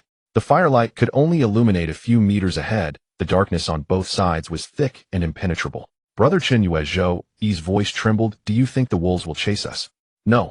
Chun Yu walked slowly. Each step tugged at the wound on his thigh, but he did not dare to stop. The main force of the wolf pack is over there. They see the scattered fire, but do not dare to approach. Fear of fire is ingrained in their bones. But what if? There is no what if. Chen Yu interrupted him, his voice calm, as if discussing the pleasant weather. We must return to the camp within 40 minutes and bring people back. Cheng Qian and the others can't hold out much longer. Zhou was silent for a moment. The crackling of the burning torch was particularly clear in the silence. Brother Chun Yue, he suddenly spoke, his voice very soft. Will the rescue team really come? We've been on this island for 6 days now. Chen Yu looked at the winding path ahead. He was also asking himself that they will come. He said the storm at sea has affected the search and rescue. Once the weather improves, the planes will surely appear. But I'm a bit scared. Zhou Yi's voice became even softer, as if he were talking to himself, afraid that we won't make it to that day. When that wolf pounced at me earlier, I smelled the stench from its mouth. That smell. I will never forget it for the rest of my life. Yu did not comfort him. Some fears must be faced alone, as some hurdles must be crossed by oneself. After walking for a while, Zhou Yi suddenly said, once we return, I want to go home. I will never go abroad again, no matter how much money is offered. I've been thinking about my mother's braised pork for 6 years. Yu's footsteps paused slightly. He wanted to say something, but ultimately just nodded. Just then he stopped. Brother Yu. Zhou Yi almost... Yu raised a hand, signaling for silence. He slowly raised the torch. The flickering flame extended forward. Just ahead, a dozen meters away, pairs of green eyes lit up in the darkness like floating ghostly lights. Not one nor two. It was 5 or 6 pairs of eyes forming an arc at the edge of the firelight, silently and unblinkingly staring at them. Zhou Yi's breath stopped. Yu tightened his grip on the torch, his knuckles turning white. He slowly stepped back half a step, positioning himself back to back with Zhou Yi. Don't run, he whispered, his voice terrifyingly steady. Slowly back away, hold the torch high. If they charge, aim for their eyes and noses. But we can go back. Yu stared at those green eyes, speaking each word clearly. We must go. The flames flickered in the darkness, illuminating 2 young faces and the slowly approaching silhouettes in the shadows. In the distant sky, the last rays of twilight were disappearing. Night is coming. Yu cursed under his breath and quickly beckoned Zhou Yi to run alongside him. Without looking back, Yu replied, this is a wolf, not a dog. Besides, the wolves are already out, clearly preparing to pounce. If we don't run, do you want to stay here and get eaten? Zhou Yi responded with an "oh," not fully understanding, but still followed suit. The moonlight filtered through the gaps in the treetops, casting dappled shadows in the forest. The two of them stumbled through the underbrush, branches whipping against their faces painfully, yet neither dared to stop. Behind them came rustling sounds, and Yu glanced back. In the moonlight, several gray shadows were silently following. It wasn't running, it was a steady walk, not fast, but assured, as if certain these two prey would not escape far. At least 4 wolves. Yu's heart sank. 4 wolves. If he were alone with a torch and a knife, he might have had a chance. But now with Zhou Yi, though the young man was quick to react, he lacked real combat experience, and would only be a bird. He quickened his pace, lowering his voice to Zhou Yi. Stay close to me, don't fall behind. The two ran for about a quarter of an hour, the wolves maintaining a distance of 10 meters behind, neither closing in nor pulling away, just leisurely following. Yu thought Zhou Yi was young and fit enough to keep going. But unexpectedly, after running for a while, and still far from the camp, Zhou Yi gasped that he couldn't run anymore, and needed a break. Yu looked at him in shock. Do you want to die? Behind us are wolves. If you stop, it's like asking for death. Zhou Yi leaned on his knees, panting heavily, beads of sweat running down his cheeks. I really can't run anymore. My legs feel like they've been filled with lead. How about we just kill those wolves? There are only 4 or 5, we should be able to handle them together. Yu rolled his eyes immediately. It's not that easy. Do you think wolves are made of paper? Just now over 40 people couldn't handle a pack of wolves, and you think you can take down 4 by yourself? Zhou Yi wanted to say something, but swallowed it back. Yet he truly couldn't move his feet anymore, leaning against a tree with his chest heaving heavily. Yu glanced back at the wolves, and then at Zhou Yi's state, quickly calculating in his mind. The wolves had not attacked, yet not out of fear, but because they were waiting. They were waiting for their stamina to run out, for them to stop completely, and then they would pounce, delivering a fatal strike. If they stopped to rest now, they would be playing right into the wolves' hands. Yu gritted his teeth and said to Zhou Yi, I don't care if you can keep running or not, I'm going to move on.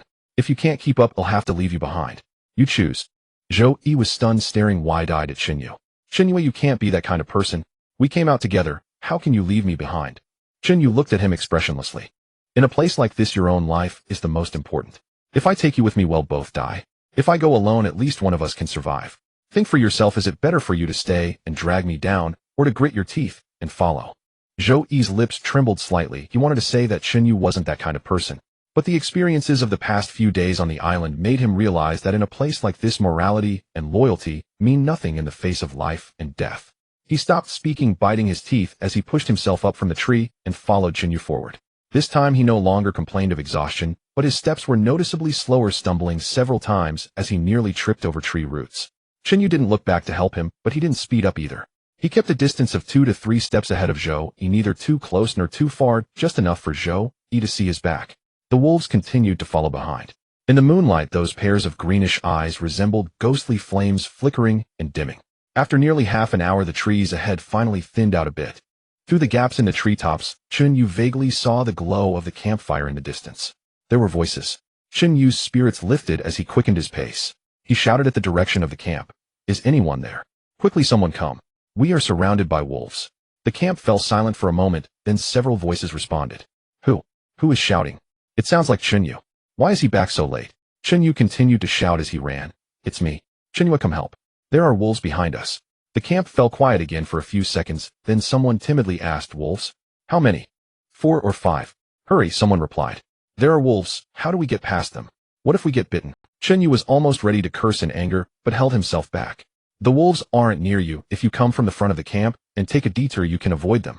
Chen Yu and Zhou Yi continued running forward as the wolves began to pick up speed. Zhou Yi glanced back and said, Chen Yu, they're coming up fast.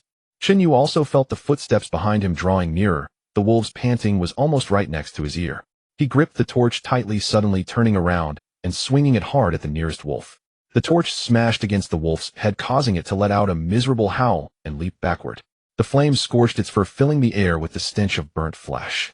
But the other 3 wolves were not deterred. They flanked from both sides and closed in from the front, surrounding the 2. Chen Yu pulled Zhou Yi behind him, gripping the torch and the fruit knife, his eyes fixed on the nearest wolf. Come on, those not afraid of death, come at me.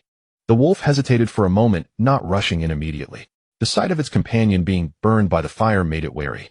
But the other 2 wolves showed no hesitation, pouncing from both sides simultaneously. Chen Yu had no time to think. He swept the torch to fend off the left wolf, while thrusting the knife toward the neck of the wolf on the right. The blade pierced the wolf's shoulder blade, but failed to hit a vital spot. In pain, the wolf bit down on Chen Yu's forearm, its teeth sinking deep into his flesh. Chen Yu gasped in pain, but did not let go. Instead, he drove the knife deeper. Just then, a cacophony of footsteps suddenly echoed from the camp as a dozen people with torches rushed out from the woods. Chen Yu, where are you? Where are the wolves? Jin Shiji shouted the loudest, holding a torch and leading the way, followed by a dozen crew members and young passengers. Hearing Jin Shiji's voice, Zhou Yi was overjoyed and quickly shouted, Captain Jin, we're over here. Jin Shiji rushed over with people brandishing torches to surround Chen Yu and Zhou Yi. Where is Cheng Qian? Where are the others? Chen Yu shook the blood from his forearm. The bite from the wolf earlier was severe, the teeth marks visible down to the bone, with blood dripping down his wrist. He couldn't afford to tend to his wounds, looking into Jin Shiji's eyes as he spoke. We managed to take down a wild boar, over 200 Jin trapped in the clearing ahead. Jin Shiji's expression changed instantly. You took one down. Really? Yes, everyone saw it. The wild boar fell into the trap and was pierced by the stakes, dead for sure. Chen Yu took a breath and continued. But just as we got it, the wolf pack arrived. 2 or 3 dozen wolves surrounded us in that clearing, and Cheng Qian was holding the line. They're telling me to return for reinforcements. Jin Shiji's face darkened again. 2 or 3 dozen wolves, and so many of you can't handle a few wolves. Captain Jin, those aren't just a few wolves, it's 2 or 3 dozen, and they are not ordinary wolves. They can engage a 200 Jin wild boar heathen. We have over 40 people armed only with wooden sticks and bamboo spears. It's a miracle we're still alive. Chen Yu's voice was urgent. Cheng Qian and the others can't hold out much longer. After dark, the wolf pack will surely launch a full assault. We must return immediately. Jin Shiji did not respond immediately. He seemed to be calculating something. Chen Yu couldn't wait and added, Captain Jin, the wild boar is still over there, over 200 Jin of meat. If the wolf pack takes it, we won't even have sea fish to eat in the future. Jin Shiji spoke immediately. Everyone grab your torches and weapons, follow Chen Yu. Wang Lei, go gather all the able men in the camp, leave not a single one behind. Wang Lei acknowledged and turned to run back to the camp. In less than a quarter of an hour, more than 20 people joined him, plus the 10 or so brought by Jin Shiji, totaling nearly 40, marching behind Chen Yu into the jungle. Jin Shiji walked beside Chen Yu, asking as they went, Didn't you send someone back to report? Why did it take? Chen Yu glanced at him. Zhao Fugui, I sent Zhao Fugui back to deliver the message. He's been gone for nearly 4 hours. Captain Jin, didn't you see him? Jin Shiji was momentarily stunned, then cursed. That fat idiot. When has he ever come back? I've been in the camp the entire time and haven't even seen a glimpse of him. Chen Yu scoffed inwardly, but did not show it on his face. That's strange. He was pounding his chest, assuring me he would get the message through. Perhaps he encountered some trouble on the way.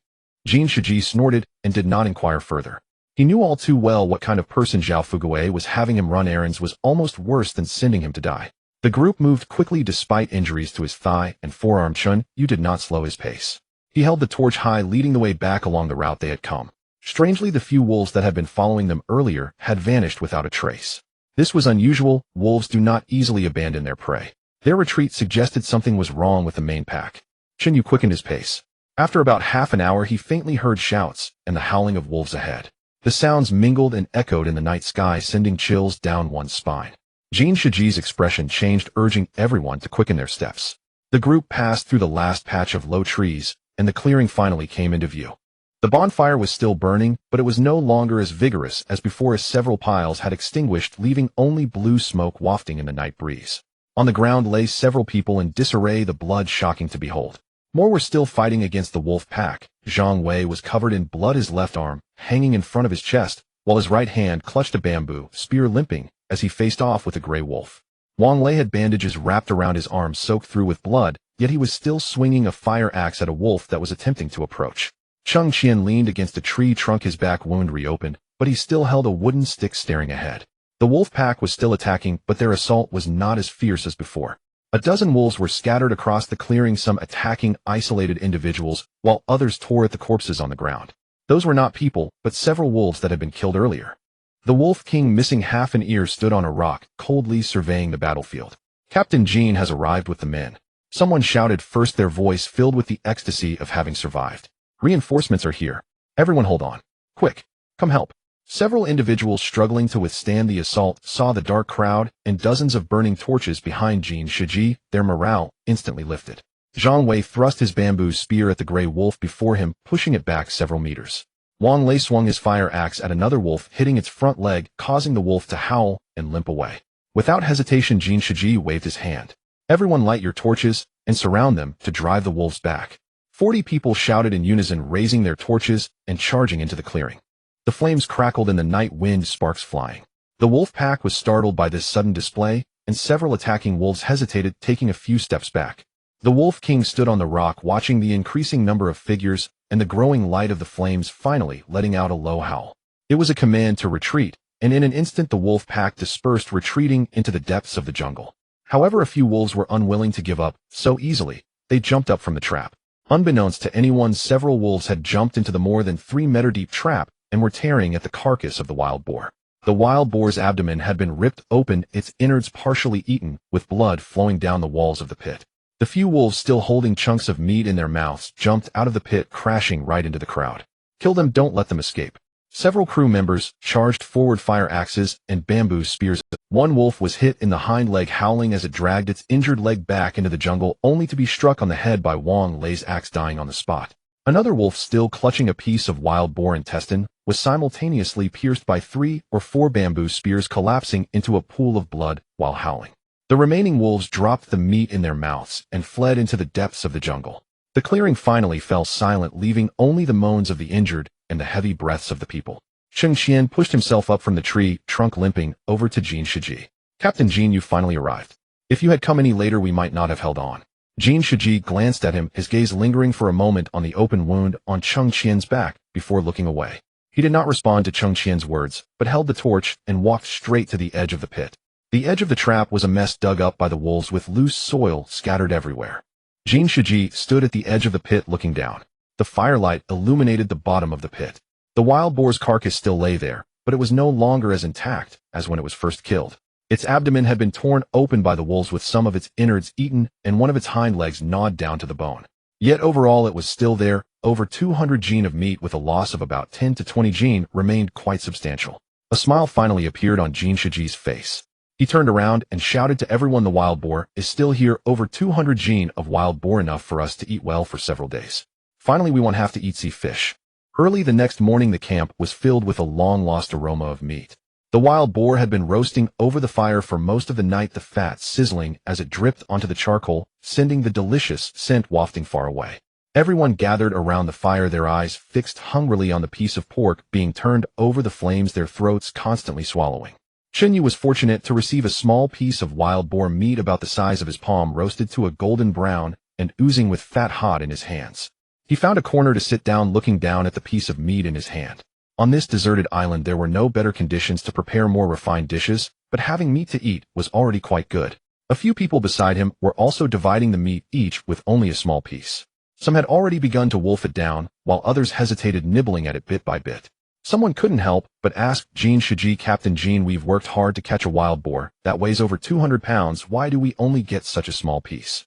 Jin Shiji was sitting by the fire, a roasted leg of wild boar in front of him, far more than anyone else. Hearing this, he put down the meat in his hand and cleared his throat. Listen, everyone, it's not that I'm unwilling to share, it's for our long-term consideration. We are over 100 people now. The wild boar meat looks plentiful, but how much can each person get if we divide it evenly? No one knows when the rescue team will arrive. If we have to stay on this island for another 10 days or half a month, what will we eat tomorrow if we finish all the meat today? So we must save it a little at a time. This reasoning made sense, and a few who had originally voiced their dissent. After all, Jin Shiji was right. No one knew when the rescue team would come, and it was indeed wise to ration. However, Chun Yu felt something was off. He glanced at the wild boar leg in front of Jin Shiji, then at the palm-sized pieces of meat in the hands of others, and his suspicions deepened. The logic was sound, but Jin Shiji was eating more than 10 people combined. Shenwan sat beside Chun Yu, also holding a small piece of wild boar meat. She was enjoying it, taking small bites, savoring it. After so many days on this island, she hadn't eaten such good food in a long time. Watching Shenwan eat, Chun Yu suddenly felt a surge of indescribable emotions. He recalled the body of the rescue team member they buried on the beach that day, the young team member's identification badge, marked 074, hanging from his chest, his eyes forever closed. The rescue team had indeed been there, but a storm had consumed them. No one knew when the next team would arrive.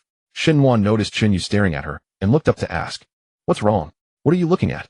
Chun Yu came back to his senses, shaking his head. "It's nothing. You should eat more." He handed over the piece of wild boar meat that he hadn't touched. "You haven't eaten yet. Why are you giving it to me? I'm not hungry. You fought the wild boar and battled the wolves last night, losing so much blood. How can you not be hungry? You eat it. I have this piece, and that's enough for me. Just take it." Chun Yu pressed the meat into her hands. "You take it. Oi, I'm a big guy. Missing a meal is no issue." Shenwan declined a few times, but eventually accepted it. She didn't devour it, but combined the two pieces, tearing small bites and chewing slowly, as if savoring a rare delicacy.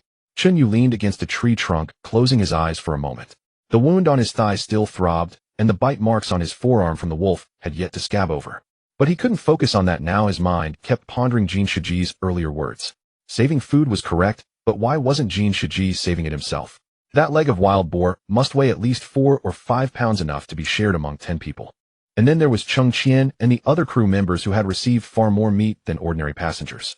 Was this truly for long-term consideration, or was it just so they could eat their fill? Lost in thought, Chung Qian emerged from the depths of the cave. His back was wrapped in new cloth, and he wore a spare pair of golden-rimmed glasses, looking much more put together than yesterday. He walked straight to Shenwan. "Shenwan, Captain Jean wants to see you. He has something to discuss with you." Shenwan glanced at him, then looked at Chun Yu. Chun Yu didn't open his eyes, but heard Chung Qian's words. She hesitated, but still followed him. Someone murmured, "Relying on one's body to barter, that kind of person is nothing but a lowlife." Suddenly Chung Qian turned around and asked who said that. "Stand up." No one spoke. The few who had been gossiping just moments ago lowered their heads, pretending to eat, not daring to breathe. Chung Qian's voice turned colder. "He'll say it again. Who said that? Stand up. If you dare to speak, but not take responsibility, what kind of man are you?" Still no one moved. Chung Qian's gaze swept from one face to another, but everyone avoided his eyes. Chung Qian sneered. "Fine, you won't admit it, huh? I don't care who said that just now. I'm telling you, and everyone present, Captain Jean has worked tirelessly for this camp, waking up earlier than anyone else, and sleeping later than anyone else. Every bite of food you eat is thanks to him. If anyone dares to speak such nonsense again, don't blame me for being rude. The consequences will be yours to bear. Don't say I didn't warn you." No one dared to speak, and Chung Qian stood for a few seconds before turning to leave. Chun Yu remained silent, leaning against the tree. He saw the faces of those who had been gossiping earlier, showing expressions of discontent, but no one dared to stand up. This was exactly the effect Jin Shiji wanted: to silence everyone and instill fear of rebellion. The crowd gradually dispersed, returning to their respective places. Zhou Yi approached Chun Yu, squatting down beside him and lowering his voice to say something. "Chun Yu, I need to tell you something." Chun Yu glanced at him. The wound on Zhou Yi's face had scabbed over, and his left arm was wrapped in cloth. "What is it?"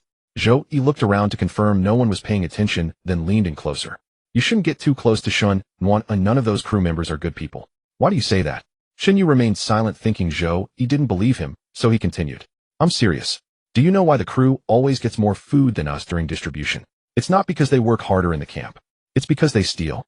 Every time they bring food back from outside, whether it's seafood or wild fruits, they always hide half of it first, and only then do they distribute the rest to everyone." "How do you know this?" Zhou Yi's voice dropped lower. "I overheard it. One night, I couldn't sleep and went for a stroll by the sea. On my way back, I passed by Jin Shiji's tent and heard someone talking inside. Cheng Qian was reporting to Jin Shiji about how many pounds of seafood they had found that day, how much they had hidden, and how much they had distributed. They kept clear accounts. They even used food to blackmail women into submission. After Zhou Yi left, Chun Yu leaned against the old banyan tree, his mind a tangled mess. The women looked at Jin Shiji with a gaze filled with fear mixed with a desire to please, yet hiding a sense of disgust. In less than a week since they were stranded on the deserted island, Jin Shiji had already transformed this place into his own kingdom. Food was distributed according to his whims, women were chosen based on his preferences, and any sign of dissatisfaction would result in a cutoff of supplies. If this continued, the camp would no longer be a refuge, but a concentration camp. What troubled Chunyu even more was Shen Wan. These days Shen Wan was called into the tent made of parachute fabric by Jin Shiji almost every day, each time for at least half an hour, and sometimes even longer. When she returned, she always kept her head down, unwilling to meet anyone's eyes. When asked what Jin Shiji wanted with her, she simply said, discussing work arrangements. Chunyu didn't want to think in that direction, but Zhou Yi's words were like a thorn in his heart. The more he tried to pull it out, the deeper it seemed to embed. What about the other flight attendants in the crew, those who used to work with Shen Wan? How many of them still showed their faces? He recalled carefully that since arriving at this camp, those flight attendants had rarely appeared in the crowd. When he did see one or two, they hurried by with their heads down, their faces devoid of any expression, like walking corpses. Chunyu closed his eyes. Shen Wan was different, as she still came out to eat every day, sat with him, and even found opportunities to say a few words at night. If she had truly become Jin Shiji's plaything, would he allow her such freedom? No, that man who had a strong desire for control would surely keep her locked by his side, forbidding anyone to approach. Zhou Yi walked back, carrying a bamboo tube, filled with half a tube of fresh water. He sat next to Chunyu and handed over the bamboo tube. Chunyu, have some water. Chunyu took a sip and handed it back to him. Zhou Yi did not take it, but lowered his voice to say another sentence. Chunyu, don't take what I just said to heart. I don't think Sister Shan is that kind of person. She has always been very proper in her work at the camp, and Jin Shiji, calling her over, might really just be for work discussions. Chunyu glanced at him. Zhou Yi, this young man was much more perceptive than his appearance suggested. He knew that his earlier words might lead to misunderstandings, so he deliberately returned to add these sentences. I know you should go rest. Your wound hasn't healed properly, don't run around. Zhou Yi replied and got up to leave, but turned back after taking a few steps. Chunyu, don't tire yourself out too much. You've been working harder than anyone else these past few days. Your health is important. Chunyu waved his hand, and Zhou Yi finally turned to leave. The camp gradually quieted down. After lunch, most people were napping in the shade, while the sea breeze blew in from the cave entrance carrying a salty scent. Chunyu leaned against the tree trunk with his eyes closed, yet he couldn't fall asleep. He was thinking about what to do next. Jin Shiji's influence in the camp was deeply rooted. The crew obeyed him without question, and ordinary passengers were too afraid to voice their anger. As an outsider, it was nearly impossible for him to shake his position. But doing nothing wasn't an option either. Allowing Jin Shiji to act recklessly would inevitably lead to serious trouble in this camp. Just then a figure walked out from the depths of the cave. Chunyu opened his eyes and saw Joanna walking towards him. Her hair was tidied up, and although she didn't have any decent grooming tools, at least she didn't look as messy as she had a few days ago. She was wearing a different outfit, a men's shirt she must have found from somewhere, the hem tied in a knot at her waist, exposing a bit of her midriff. Her complexion was not good, with noticeable dark circles under her eyes indicating she hadn't slept well these past few days. But her steps were steady as she walked directly in front of Chunyu and looked down at him. Chunyu, tell me, where is Zhao Fugui? Chunyu leaned against the tree trunk and did not move, not even lifting his eyelids. How would I know where Zhao Fugui is? I'm not his mother. Don't play dumb with me. You went hunting wild boar yesterday, and Zhao Fugui went too. You came back, but where is he? Did you kill him? Joanna's voice was not loud, but each word was sharp. Chunyu finally lifted his head to look at her, his gaze as calm as a still pond. Joanna, you say I killed Zhao Fugui. Do you have evidence? If you don't have evidence, don't speak recklessly. Besides, someone like Zhao Fugui isn't worth my effort. You think too highly of him. Joanna choked for a moment. A flash of anger crossed her face, but she did not lash out, taking a deep breath and changing her tone. Then tell me, where is he? What happened to him? The last time I saw him, he was running faster than a rabbit towards the camp. As for where he went after that, whether he was taken by a wolf or fell into a pit and died, I don't know, and I don't care. Joanna's expression changed. Although Zhao Fugui was a jerk, he was her only support on this island. Jin Shiji didn't think much of her. Cheng Qian ignored her, and the crew wouldn't even look her way. If Zhao Fugui was really dead, she would be truly isolated and helpless. She bit her lips suddenly, putting on a pitiful expression, her voice softening. Chunyu, I know I wronged you in the past. But that's all in the past. Now that Zhao Fugui is missing, you're the only familiar person I have on this island. You can't just ignore me, can you? Yu remained silent, quietly watching her performance. Seeing that he did not immediately refuse, Joanna grew bolder. She stepped forward, reaching out to pull Yu's arm. The scent of sea breeze mixed with sweat wafted as she drew closer, not pleasant, but at least not overwhelming. Yu, we were together before. Can you really bear to see me struggle alone on this island? Her voice grew softer and closer. From now on, I'll follow you. Whatever you want me to do, I'll do. I promise I won't be like before. Just trust me this once, okay? Her hand touched Yu's arm. Then she made an even bolder move, lifting Yu's hand to her chest. The soft touch beneath her thin shirt conveyed the warmth of a human body. Yu suddenly opened his eyes. There was no desire in his gaze, only a cold disgust. He almost instantly shook off her hand, the movement swift, as if he had touched something filthy. Then he stood up, looking down at the frozen Joanna, and said each word clearly. Joanna, listen closely. First, I have no relationship with you anymore. Second, if you want to survive on this island, it's not about clinging to some man, but relying on yourself. Third, he paused, his gaze sweeping over her pale face. Don't use such tricks again. Here they are worth. After saying this, Yu turned and left, not looking at her again. Joanna stood there, her hands still in the position of being shaken off.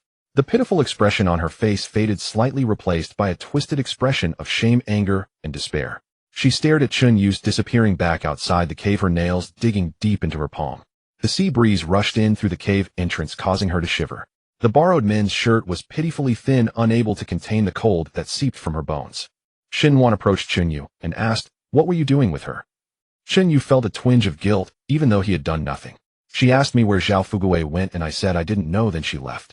Xinwan glanced at him, making Yu feel a bit uncomfortable. "By the way, that fat guy Zhao Fugui has disappeared.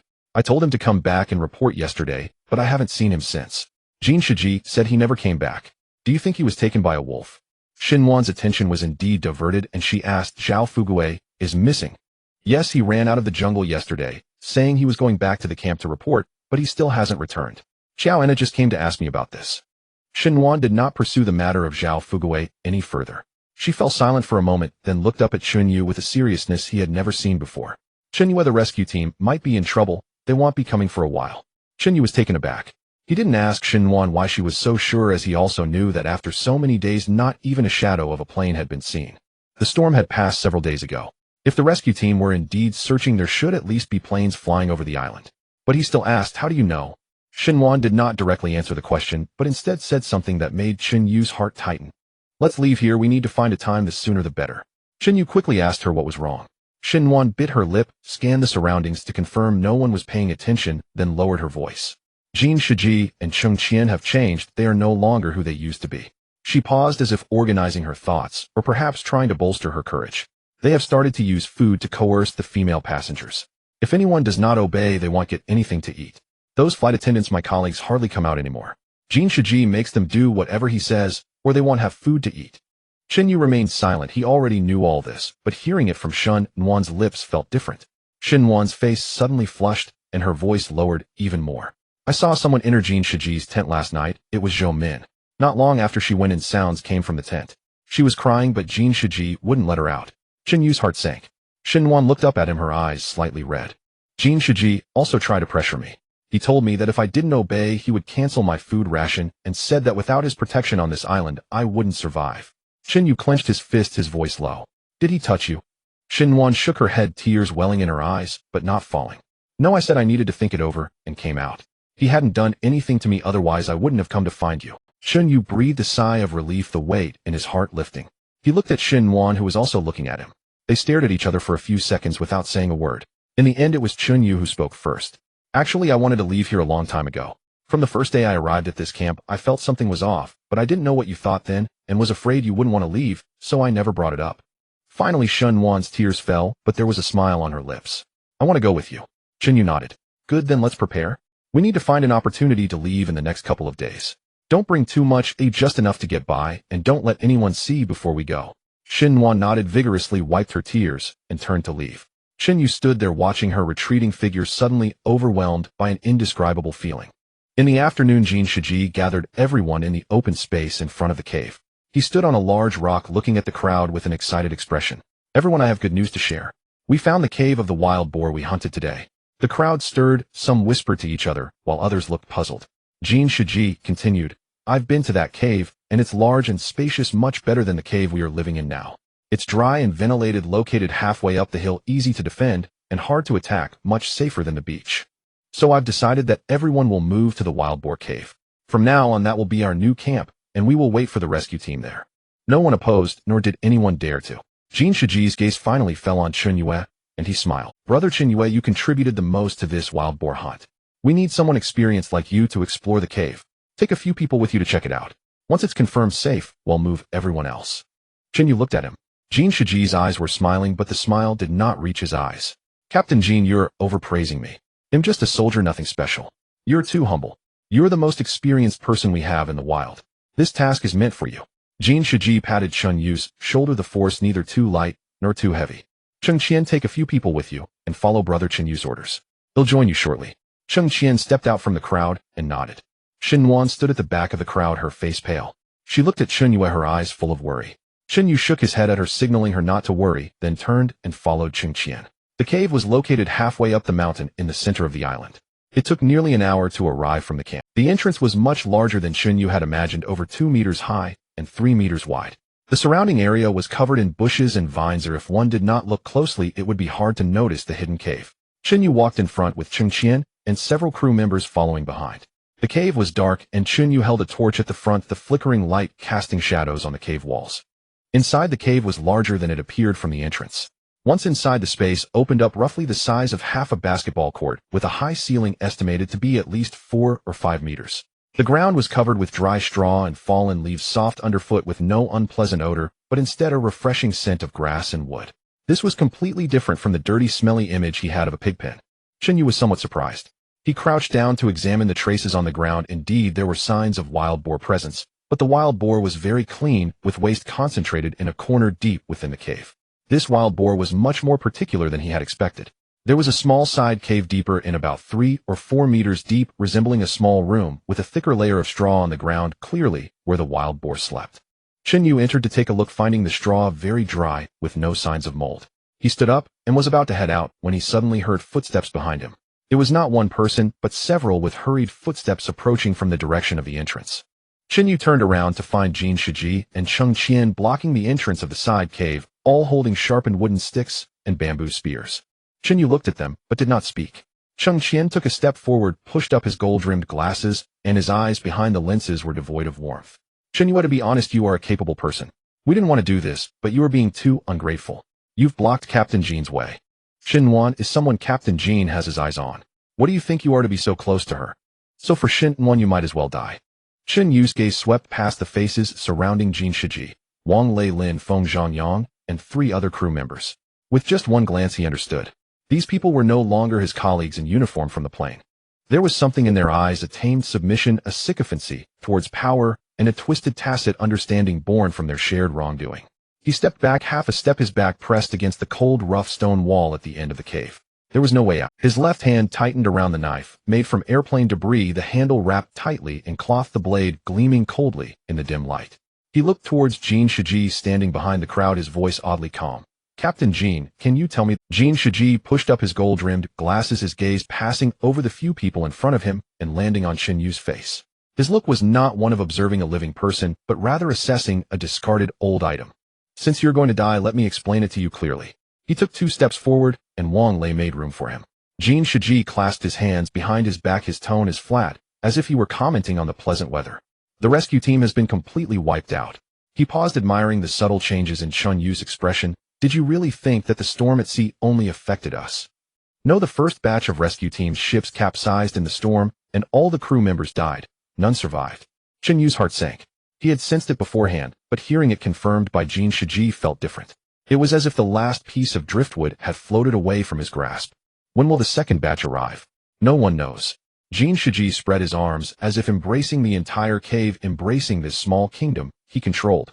Maybe a week, maybe a month, maybe they will never come at all. But during this time, he lowered his arms, looking at Chun Yu, a smirk curling at the corners of his mouth. I am the king of this island. Food, fresh water, women. I can give to whoever I want, let whoever I choose live, and whoever I wish to die must die. Chun Yu remained silent, simply watching him. Jin Shiji thought he was afraid, his smile widening a bit. Do you think I'm crazy? No, I have never been as clear-headed as I am now. In the city, I was just a small pilot, subordinate to leaders, bound by systems and laws. Nothing at all. But here I am, the sky. No one can control me, no one can restrain me. He paused, a hint of cold regret seeping into his voice. But you are different, Shinyu. You are too capable. Those ordinary passengers look at you differently. They trust you more than they trust me. As long as you live, there will be a second king on this island. And there cannot be two kings on one island. So you want to kill me? Shinyu finally spoke. It's not that I want to kill you, it's that you are seeking death yourself. Jin Shiji's voice suddenly rose, his refined face twisting for the first time. I gave you opportunities. Let you hunt wild boars, let you lure away the wolves. Every time it was a matter of life and death. But you survived every time. If you don't die, how can I feel at ease? He shook his head, letting out a sigh, as if lamenting something. It's all your fault for getting too close to Shun Wan. She is the one I have my eyes on. What are you to deserve to be so close to her? Shinyu stopped asking. He already knew everything he needed to know. The rescue team was wiped out, and the second batch was nowhere in sight. Jin Shiji aimed to establish his bloody kingdom on this isolated island, and he was the obstacle that had to be removed. Alright, I've said what I needed to say. Jin Shiji stepped back 2 paces, retreating into the shadows of the crowd. He raised his hand, pointing gently towards Chunyue. Make your move. Wang Lei was the first to charge forward. He swung the wooden stick at Chunyu's head, without hesitation, without a moment's doubt, as if executing a simple command. Chunyu sidestepped the stick, barely missing his ear and crashing against the stone wall, sparking a few embers. In the same instant, he swung the knife in his right hand, cutting a shallow gash on Wang Lei's forearm. Not deep, but enough to hurt.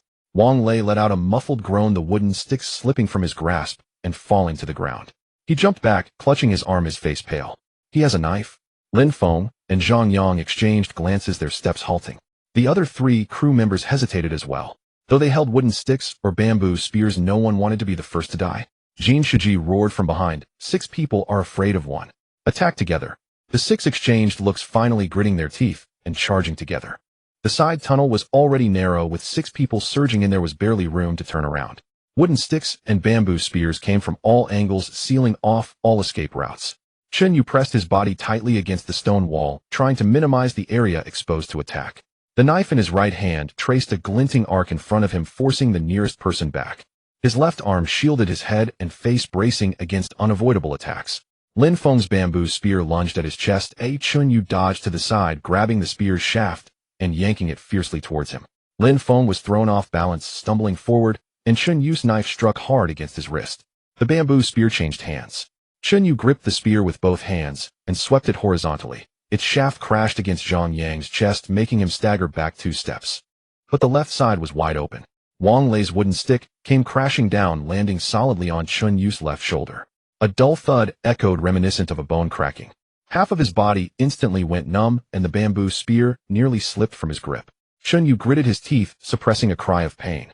Using the momentum, he turned, thrusting the end of the bamboo spear violently towards Wang Lei's abdomen. Wang Lei hurriedly retreated, colliding with Lin Feng behind him, and the 2 tumbled into a heap. The other 3 seized this opportunity to pounce. 2 wooden sticks swung simultaneously towards Chunyu's head. There was no time to dodge. Chunyu raised his left arm to block. A crisp sound echoed, unclear whether it was the wooden stick breaking or his bone cracking. Excruciating pain erupted from his arm, radiating throughout his entire body. Another wooden stick struck his back, causing him to lurch forward. He used the momentum of his charge to crash into the person in front of him. The knife in his right hand was pressed against that person's abdomen. The tip pierced through the fabric, resting against the skin. Don't move. Chunyu's voice was hoarse, laced with blood. If you move again, I will stab it in. The person froze. The raised wooden stick halted in midair, cold sweat trickling down his forehead. The others also paused their movements. Wang Lei had just gotten back on his feet. Lin Feng was clutching his wrist, and Zhang Yang held his bamboo spear, but dared not advance. The 6 surrounded Chunyue, forming a bizarre stalemate. Jin Shiji's face darkened with anger from behind. Can't 6 take down 1? A bunch of useless trash. No one moved. Chunyu knew he couldn't hold out much longer. The numbness in his left shoulder began to turn into excruciating pain. Each movement in his left forearm felt like needles stabbing him. Breathing was a burning pain in his chest, likely a rib was injured. But he could not fall. If he fell, he would He suddenly shoved the person in front of him. As that person staggered back, he charged towards the only opening. Not the cave entrance, but the darkness deeper within the side tunnel. Footsteps, curses, and Jin Shiji's roar followed closely behind him. Chunyu ran forward without a care, his left arm hanging limply, his right hand still gripping the knife. The darkness swallowed him, also consuming the sounds of his pursuers. At the cave camped the fire. Xinhuan, accompanied by Zhang Wei, Zhou Yi, and several ordinary passengers who had fought wild boars with Chunyu in the jungle, happened upon Jin Shiji's group returning from the direction of the side tunnel. Captain Jin, Xinhuan stepped forward, her gaze sweeping past them. Where is Chunyu? Jin Shiji. He adjusted his glasses, his expression returning to its usual elegance and composure, even bearing a hint of well-placed sorrow. Chunyu. He sighed, his voice low. He has left. And he left. One could say rather heroically. Xinhuan's face turned pale. Left. Where did he go? We encountered a wolf pack. Jin Shiji's voice was filled with regret. To cover our retreat, Chunyu stayed behind alone. By the time we circled back to look for him, all we saw, he paused, shaking his head, was a pile of bloodstains and several dead wolves. He probably didn't manage to escape. Xinhuan stood rooted to the spot, unmoving. Behind her, Zhang Wei clenched his fist. Zhou Yi opened his mouth, but couldn't make a sound. Several ordinary passengers exchanged glances, some with red-rimmed eyes. Jin Shiji looked at them, his gaze finally resting on Xinhuan's pale face. He stepped forward, patting her shoulder gently, his voice soft. Take care. Chunyu was a hero, and we will remember him. Xinhuan raised her eyes to look at Jin Shiji. She gazed for a long time. Then she nodded slightly, saying nothing, and turned to walk deeper into the cave. Her back was straight, her steps steady. But as she passed the fire, the flickering flames illuminated her profile. There was no expression there, as if she wore a cold mask. After Chunyu escaped, he immediately began to run in the opposite direction of the wild boar's cave. His thigh and forearm were in pain, and his shoulder had been struck by Wang Lei's blow, making it nearly impossible for him to lift it. Moreover, the injuries he suffered were severe, causing blood to seep out even as he walked, yet he dared not stop. He gritted his teeth and sprinted through the jungle, feeling the branches lash against his face. At first there were still people closely pursuing him. Wang Lei's voice came from behind, cursing loudly, while Lin Feng and Zhang Yang shouted as well. Chunyu ran, even faster, desperately plunging deeper into the dense forest, specifically choosing the areas thick with shrubs and weaving through the tangled vines. After about a quarter of an hour, the voices behind him gradually faded away. After a while longer, Chunyu noticed that it seemed no one was continuing to chase him. These people believed that given his severe injuries, even if he managed to escape, he would be doomed if he encountered a wild beast, so they decided not to pursue him any further. He leaned against a large tree, gasping for breath, straining his ears to listen for a while, then finally relaxed and slowly slid down the tree trunk to the ground. He lowered his head to check his injuries. His left forearm was swollen, and pressing on it caused sharp pain, but the bone should be intact. The bruise on his shoulder had already started to turn purple, extending from his collarbone to his scapula, with the entire area of skin darkened. The wound on his thigh that had been bitten by a wolf reopened, soaking his pant leg with blood sticking uncomfortably to his skin. Chunyu used a stone knife to cut some strips of fabric from his t-shirt hem and rewrapped the wound. Then he leaned against the tree trunk and closed his eyes for a moment, his mind racing. Jin Shiji was determined to kill him, and he couldn't return to the camp. Xinhuan was still there, and he couldn't leave her behind. But in his current state, charging back alone would be tantamount to seeking death. He needed to find a place to recuperate before figuring out a plan. Chunyu opened his eyes, propped himself up against the tree trunk, and discerned the direction as he headed deeper into the island. He remembered that when he was chasing the wild boar through the jungle, he had passed by a thick bamboo grove, and at the end of the grove was a ravine. The water from the ravine flowed down the rocks, forming a small pool, which was well hidden and showed no signs of wild beasts nearby, making it an excellent place to hide. After walking for about an hour, he arrived at the bamboo grove. Chunyu passed through the bamboo grove, and the ravine was just ahead, the sound of water flowing clearly audible in the quiet night. He squatted down by the pool, cupped some water to wash his face, the icy mountain water invigorating his skin and waking him up considerably. But just then Chunyu heard voices. He instantly became alert, extinguished the torch in his hand, and crouched behind the bushes, slowly moving towards the direction of the sound. Passing through a patch of low shrubs, he came upon an open area. Several bonfires burned in the clearing, illuminating the surroundings brightly. Chunyu hid behind a large banyan tree, parting the branches in front of him, and saw a scene that made his blood pressure spike. There were actually some crew members present here. They were not the same individuals from Jin Shiji's camp. This was a different group. They wore airline uniforms, and although their clothes were wrinkled, they were clearly better organized than ordinary passengers. In the center of the clearing were several tents constructed from parachute fabric and palm leaves, far more luxurious than Jin Shiji's shabby tent. Not only were they spacious, but the entrances were even lined with mats woven from palm leaves. Several seats taken from the plane were placed at the entrance, covered with blankets, and a few people were reclining on them. At the forefront was a robust-looking man around 35 or 36 years old, with thick eyebrows and large eyes. When he sat there, the people around him appeared to shrink in comparison. Next to him was a rather portly man around 40, wearing black-framed glasses and holding a bamboo tube. It was unclear what was inside, but he was sipping it mouthful by mouthful. What infuriated Chunyu the most was the sight next to the tent. Several women were lying on the ground serving as their footrests. They wore only thin undergarments, their hair disheveled. Some had their eyes closed as if enduring something, while others stared blankly at the ground, their expressions vacant like corpses. One of the crew members had his foot on a woman's back, drinking while joking with the person next to him. The woman trembled slightly under his weight, but neither struggled nor shouted, remaining motionless on the ground. As the group talked, they casually touched the women beside them. The robust man was the most outrageous, with one arm around a woman's waist, and the other hand stroking another woman's leg. The leading robust man said directly, although this incident occurred, it doesn't necessarily mean that it is entirely bad. Oh, at least what we're enjoying now is something that wouldn't be available under normal circumstances. As he spoke, he roughly grabbed the chest of the woman beside him. She winced in pain and couldn't help but let out a sound. But she quickly reacted, hurriedly raising her head and casting a seductive glance at the robust man. The robust man was clearly satisfied by her glance, bursting into laughter as his hand's actions became even more brazen. The portly man beside him immediately began to speak. "Don't grip too hard, it would be bad if you hurt her." He said this while also reaching out to touch the woman beside him. The woman's hair was made a mess by his hands, but she didn't dare to evade. She even slightly turned her body to make it easier for him to touch her. Chunyu examined the faces of the robust man and the portly man closely. The group continued to talk and laugh, completely oblivious to Chunyu lurking nearby. Their laughter was loud, echoing through the night sky, mingling with the women's sobs and pleas, sending chills down Chunyu's spine. He forced himself to calm down, crouching behind the banyan tree, remaining completely still, his eyes fixed intently on the robust man. When these people started to eat, Chunyu noticed that they were feasting not only on roasted wild boar meat, but also on some rice and other items. Several bowls of white rice were placed on the blanket, and there were also a few boxes of airline meal containers, the aluminum foil lids half peeled back, revealing chicken and vegetables inside. There were even a few bottles of mineral water, the labels clearly visible in the firelight. It was evident that these were supplies from the plane. Chunyu had no idea where these people had found these supplies, but he was certain that these supplies originally belonged to all the survivors, yet were hoarded by this group. The women lay on the ground as footrests, unable to even get a bite of leftover food, while these men sat in chairs eating meat and drinking, laughing without restraint. Just as Chunyu felt a surge of indignation, Jin Shiji and Ching Qian came out nonchalantly. The appearance of these two here could only mean. Chunyu took a long detour, spending nearly 2 hours before reaching the outskirts of the camp.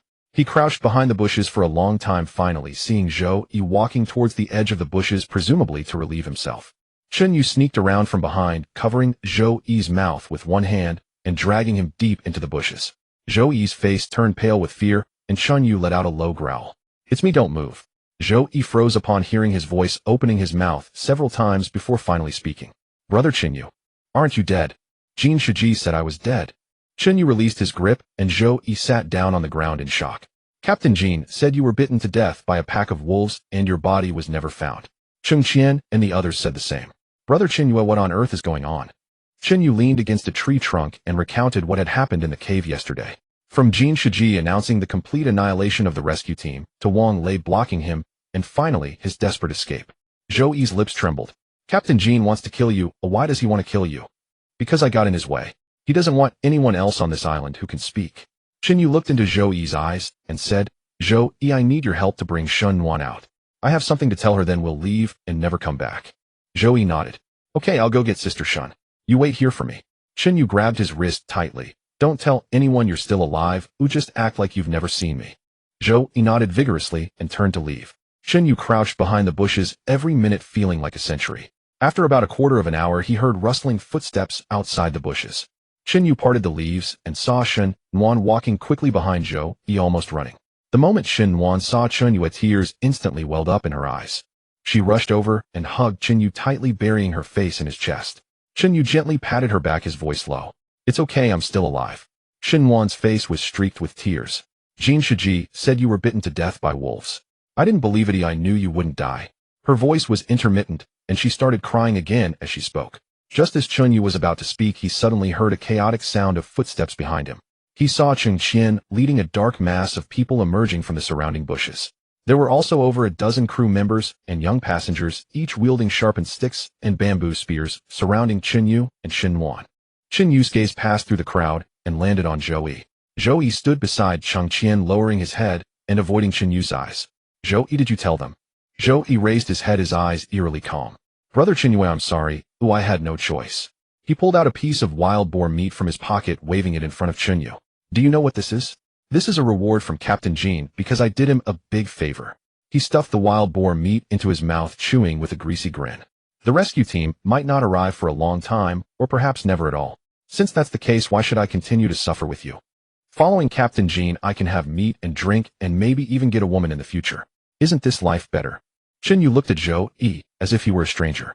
What Jean Shiji gives you, you accept it all? Those women are treated like doormats, used and abused, and you can bear to see that. Where is your conscience? Zhou Yi laughed. Conscience? Can conscience be eaten? Brother Qinyue, wake up. This isn't a city. This is a deserted island. Whoever has the bigger fist is the king, and Captain Jean is the king here. Those who know how to adapt are the wise. Qinyue stopped looking at him and turned his gaze to Cheng Qian. Cheng Qian pushed up his gold-rimmed glasses and stepped out from behind the crowd, hands clasped behind his back, looking down at Qinyue. Qinyue, you really have a strong fate. 6 people in the cave couldn't take you down, and you managed to escape and return alive. But today you can't run away. Look around you, more than 20 people, more than 20 sticks and bamboo spears. How many can you fight off alone? Cheng Qian's gaze fell on Xinwan. Xinwan, Captain Jean is still waiting for you in the tent. You should come back with us, and we'll pretend today never happened. Xinwan said nothing and clutched Qinyue's arm tightly. Qinyue stood in front of Xinwan, looking into Cheng Qian's eyes.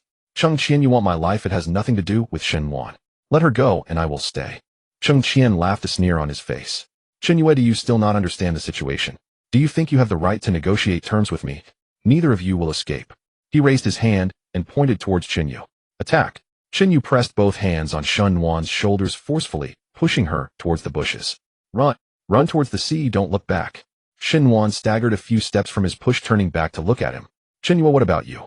Don't worry about me, run fast. Xinwan gritted her teeth and turned to run. Her figure swiftly moved through the bushes, her hair getting caught in the branches and her skirt torn by thorns, but she didn't stop or look back. Qinyue turned around, facing the more than 20 people. He only had a fruit knife in his hand and was already in. Cheng Qian shouted, don't let him escape, go for him. The crowd surged forward. Qinyue didn't retreat, he charged into the crowd. The blade flashed in the sunlight as he seized the stick from the person in front of him, swinging it back to smash into the shoulder of the second person, who let out a scream and fell to the ground. But there were too many people. Taking down 1 would bring up 2 more, and taking down 2 would bring up 4. The sticks rained down like a storm, and Qinyue gritted his teeth, remaining silent, swinging the stick with all his might. Wang Lei leaped in from the side, grabbing Qinyue around the waist. Qinyue elbowed him in the back, causing him to grunt, but Wang Lei didn't let go. Instead, he held on tighter. Lin Feng and Zhang Yang charged from the front, each grabbing one of Qinyue's arms. Qinyue struggled several times, but couldn't break free. His strength was nearly exhausted. 2 more people rushed up, pinning Qinyue down to the ground. Their knees pressed against his back, hands holding his head, forcing his face deep into the mud. Qinyue continued to struggle, but the movements grew weaker. He turned his head, and through the gaps in the crowd saw Xinwan had reached the seaside, her figure growing smaller in the sunlight, ultimately disappearing behind the rocks. He suddenly smiled as Cheng Qian crouched down beside him, looking at Qinyue pinned to the ground with a satisfied expression on his face. He reached out and patted Qinyue's face, neither too hard nor too soft. Qinyue, weren't you quite good at fighting? Why aren't you fighting now? Cheng Qian waved his hand, and several people dragged Qinyue up from the ground, binding him tightly and escorting him back to the camp. Wang Lei kicked Qinyue behind the knee, causing him to buckle and kneel on the ground. Gritting his teeth, he tried to stand up, but the 2 people beside him pressed down on his shoulders, holding him firmly in place. Jean Shiji looked down at him from a height. Qinyue, do you know your crimes? You'd better confess clearly today, or we will waste our breath. Qinyue raised his head to look at him, but remained silent. Jean Shiji gave Zhou Yi a glance, and Zhou Yi stepped out from the crowd, standing in front of Qinyue and clearing his throat. Everyone, on the day we went to hunt wild boars, I witnessed it with my own eyes. After the wild boar fell into the trap and was nearly dead, it was Qinyue who urged us to rush down to kill the boar. He said the boar was done for, and a few of us would be able to handle it. And what happened next? The wild boar suddenly sprang up. Li Cheng was gored in the belly. Zhang Wei had his ribs broken by the boar, and several brothers were seriously injured. If it weren't for Captain Cheng's quick reaction to organize a retreat, many more would have died that day. After Zhou Yi finished speaking, he took a step back and lowered his head. Jean Shiji clapped his hands and spoke with a heavy tone. Is what Zhou Yi said the truth? You were all present at the time of Speak Up. Zhang Wei lowered his head, his voice barely audible. That's right, it was Qinyue who urged us to go down. The other passengers nodded in agreement, their voices growing louder, as if afraid others couldn't hear. Chen Yu knelt on the ground, observing the expressions of these people, feeling a strange calmness inside. He did not argue because he knew it was futile. Jin Shiji had already bribed everyone, and each of these mouths was sealed with food and threats. Jin Shiji nodded with satisfaction and turned to face everyone. You've all heard Chen Yu's reckless ambition and command errors resulted in several brothers being injured and nearly caused an irreparable outcome. By rights, such a mistake deserves to be thrown into the sea to feed the sharks. However, I, Jin Shiji, am not a ruthless person. Chen Yu has contributed to the camp, hunted wild boars, and killed wolves. While he has no merit, he has endured hardships, so I have decided to give him a chance to live. Whispers spread through the crowd, some nodded, some sighed, and others remained expressionless. Jin Shiji approached Chen Yu and looked into his eyes. Chen Yu, I will let you go today, but remember from now on you are not allowed to come within a step of this camp. If I see you again, don't blame me for being ruthless. Chen Yu remained silent as Jin Shiji straightened up and waved his hand. Take him away. Wang Lei and Lin Feng pulled Chen Yu up from the ground, shoving him toward the camp's exit. They passed through the low forest and the thicket, walking for about half an hour until they arrived at an unfamiliar jungle. Chen Yu had never been here before, but he recognized the surroundings at a glance. A foul stench filled the air, and there were paw prints and feces from wolf packs on the ground with dried bloodstains on the withered yellow leaves. Wang Lei pushed Chen Yu against a large tree, and Lin Feng took out several bloody pieces of wild boar meat from a bag, throwing them onto the ground a few meters away from Chen Yu. Chen Yu looked at the pieces of meat, and then at Wang Lei. Wang Lei ignored him and turned to leave. Lin Feng followed behind, walking a few steps before looking back, his lips moving, but ultimately, he said nothing. The two quickly disappeared into the thicket, their footsteps fading away until they were completely inaudible. The jungle fell silent, with only the rustling of leaves in the wind and the distant calls of unknown birds remaining. Chen Yu leaned against the tree trunk, his hands bound behind his back with ropes, unable to break free. He looked down at the wild boar meat on the ground, and then up at the increasingly darkening jungle around him. Jin Shiji's words sounded grandiose, offering him a chance at life, but in reality, it was to feed him to the wolves. The pieces of meat were bait, and he was the sacrifice. The wolf pack would soon come, drawn by the smell of blood, while he was tied to the tree, unable to run or fight back. Chen Yu closed his eyes, took a deep breath, and began to struggle against the ropes with all his might. The ropes dug painfully into his wrists, but they did not budge. He changed his position, pressing his wrists against the tree trunk and rubbing vigorously. The rough bark tore at his skin, blood seeping out, and finally the ropes showed a little looseness. At that moment, footsteps approached from behind the bushes. It wasn't wolves, it was people. Jin Shiji emerged from behind the thicket, followed by Cheng Qian and Wang Lei. The three stood before Chen Yu. Jin Shiji, crossing his arms, looking down at Chen Yu leaning against the tree trunk. Chen Yu, did you really think I would let you go? You are too naive. He stepped forward, lifting his foot to stomp on Chen Yu's head, forcing Chen Yu's face into the dirt, sand filling his mouth. Jin Shiji's foot ground down on his head. Aren't you quite capable? Hunting wild boars, fighting off wolf packs. How impressive. Why aren't you fighting now? Get up and fight. Chen Yu remained silent and did not struggle, lying motionless on the ground. Jin Shiji withdrew his foot and kicked him again, hitting him in the ribs, causing Chen Yu's body to curl up slightly. Where is Shen Wan? Chen Yu did not answer, and Jin Shiji kicked him again, this time striking his thigh right where he had been bitten by the wolf. I ask you again, where is Shen Wan? Jin Shiji said, a hint of anger in his voice. Chen Yu slowly raised his head, his face covered in dirt and blood, and looked into Jin Shiji's eyes with a slight smile. Captain Jin, do you want to know where Shen Wan is? Jin Shiji frowned. Come closer, and he'll tell you. Jin Shiji hesitated for a moment, then bent down, bringing his head closer to Chen Yu. In that instant, Chen Yu's hands broke free from behind his back. His wrists were covered in blood, the skin torn from the ropes, but he didn't care about the pain. His right hand shot out, suddenly grabbing Jin Shiji's neck and tightly holding onto his throat. Jin Shiji's eyes widened in shock, his mouth opened to shout, but his throat was constricted, producing only muffled sounds. Don't move. Chen Yu's voice was not loud as he held onto Jin Shiji's neck, pulling him up from the ground to shield himself. Jin Shiji's body trembled, his hands futilely grasping at Chen Yu's wrist, but Chen Yu's grip did not budge. Wang Lei and Cheng Qian stood frozen, shocked. The two stood there, their wooden sticks lifted and then lowered, unsure of what to do. Chen Yu looked at them and said, tell your people to back off. If anyone dares to move, his life is forfeit. Jin Shiji's throat was clutched by Chen Yu, his face turning purple as he flailed his hands helplessly in the air. Everyone back off, drop your weapons. Wang Lei hesitated for a moment and was the first to drop his wooden stick onto the ground. Lin Feng and Zhang Yang exchanged a glance and also put down their bamboo spears. The crew members looked at each other, finally releasing their grip, and the sharpened wooden sticks clattered to the ground. Chen Yu tightened his grip on Jin Shiji's neck as he stepped back, but his eyes remained fixed on the group of over 10 people ahead, not relaxing for a moment. Cheng Qian stood still, not lowering the wooden stick in his hand. His gaze swept back and forth between Jin Shiji and Xun Yu several times, adjusting his gold-rimmed glasses, and suddenly took a step forward. "We can't let him go, Captain Jin. If we let him go today, he will come back for revenge tomorrow. What will we do? What about this camp? We can't risk everyone's lives because of a moment of weakness." Jin Shiji, unable to speak due to the grip on his throat, could only glare at Cheng Qian. But Cheng Qian did not look at him, his gaze locked onto Chun Yue, gripping the wooden stick tighter. Everyone think about it, who is Chun Yu? A retired soldier, someone who has killed wild boars and wolves with blood on his hands. Letting such a person go is asking for endless trouble. If we don't deal with him thoroughly today, no one will be able to sleep peacefully in the future. As Cheng Qian spoke, he took 2 more steps forward. No one stepped up to oppose him, nor did anyone come to Jin Shiji's defense.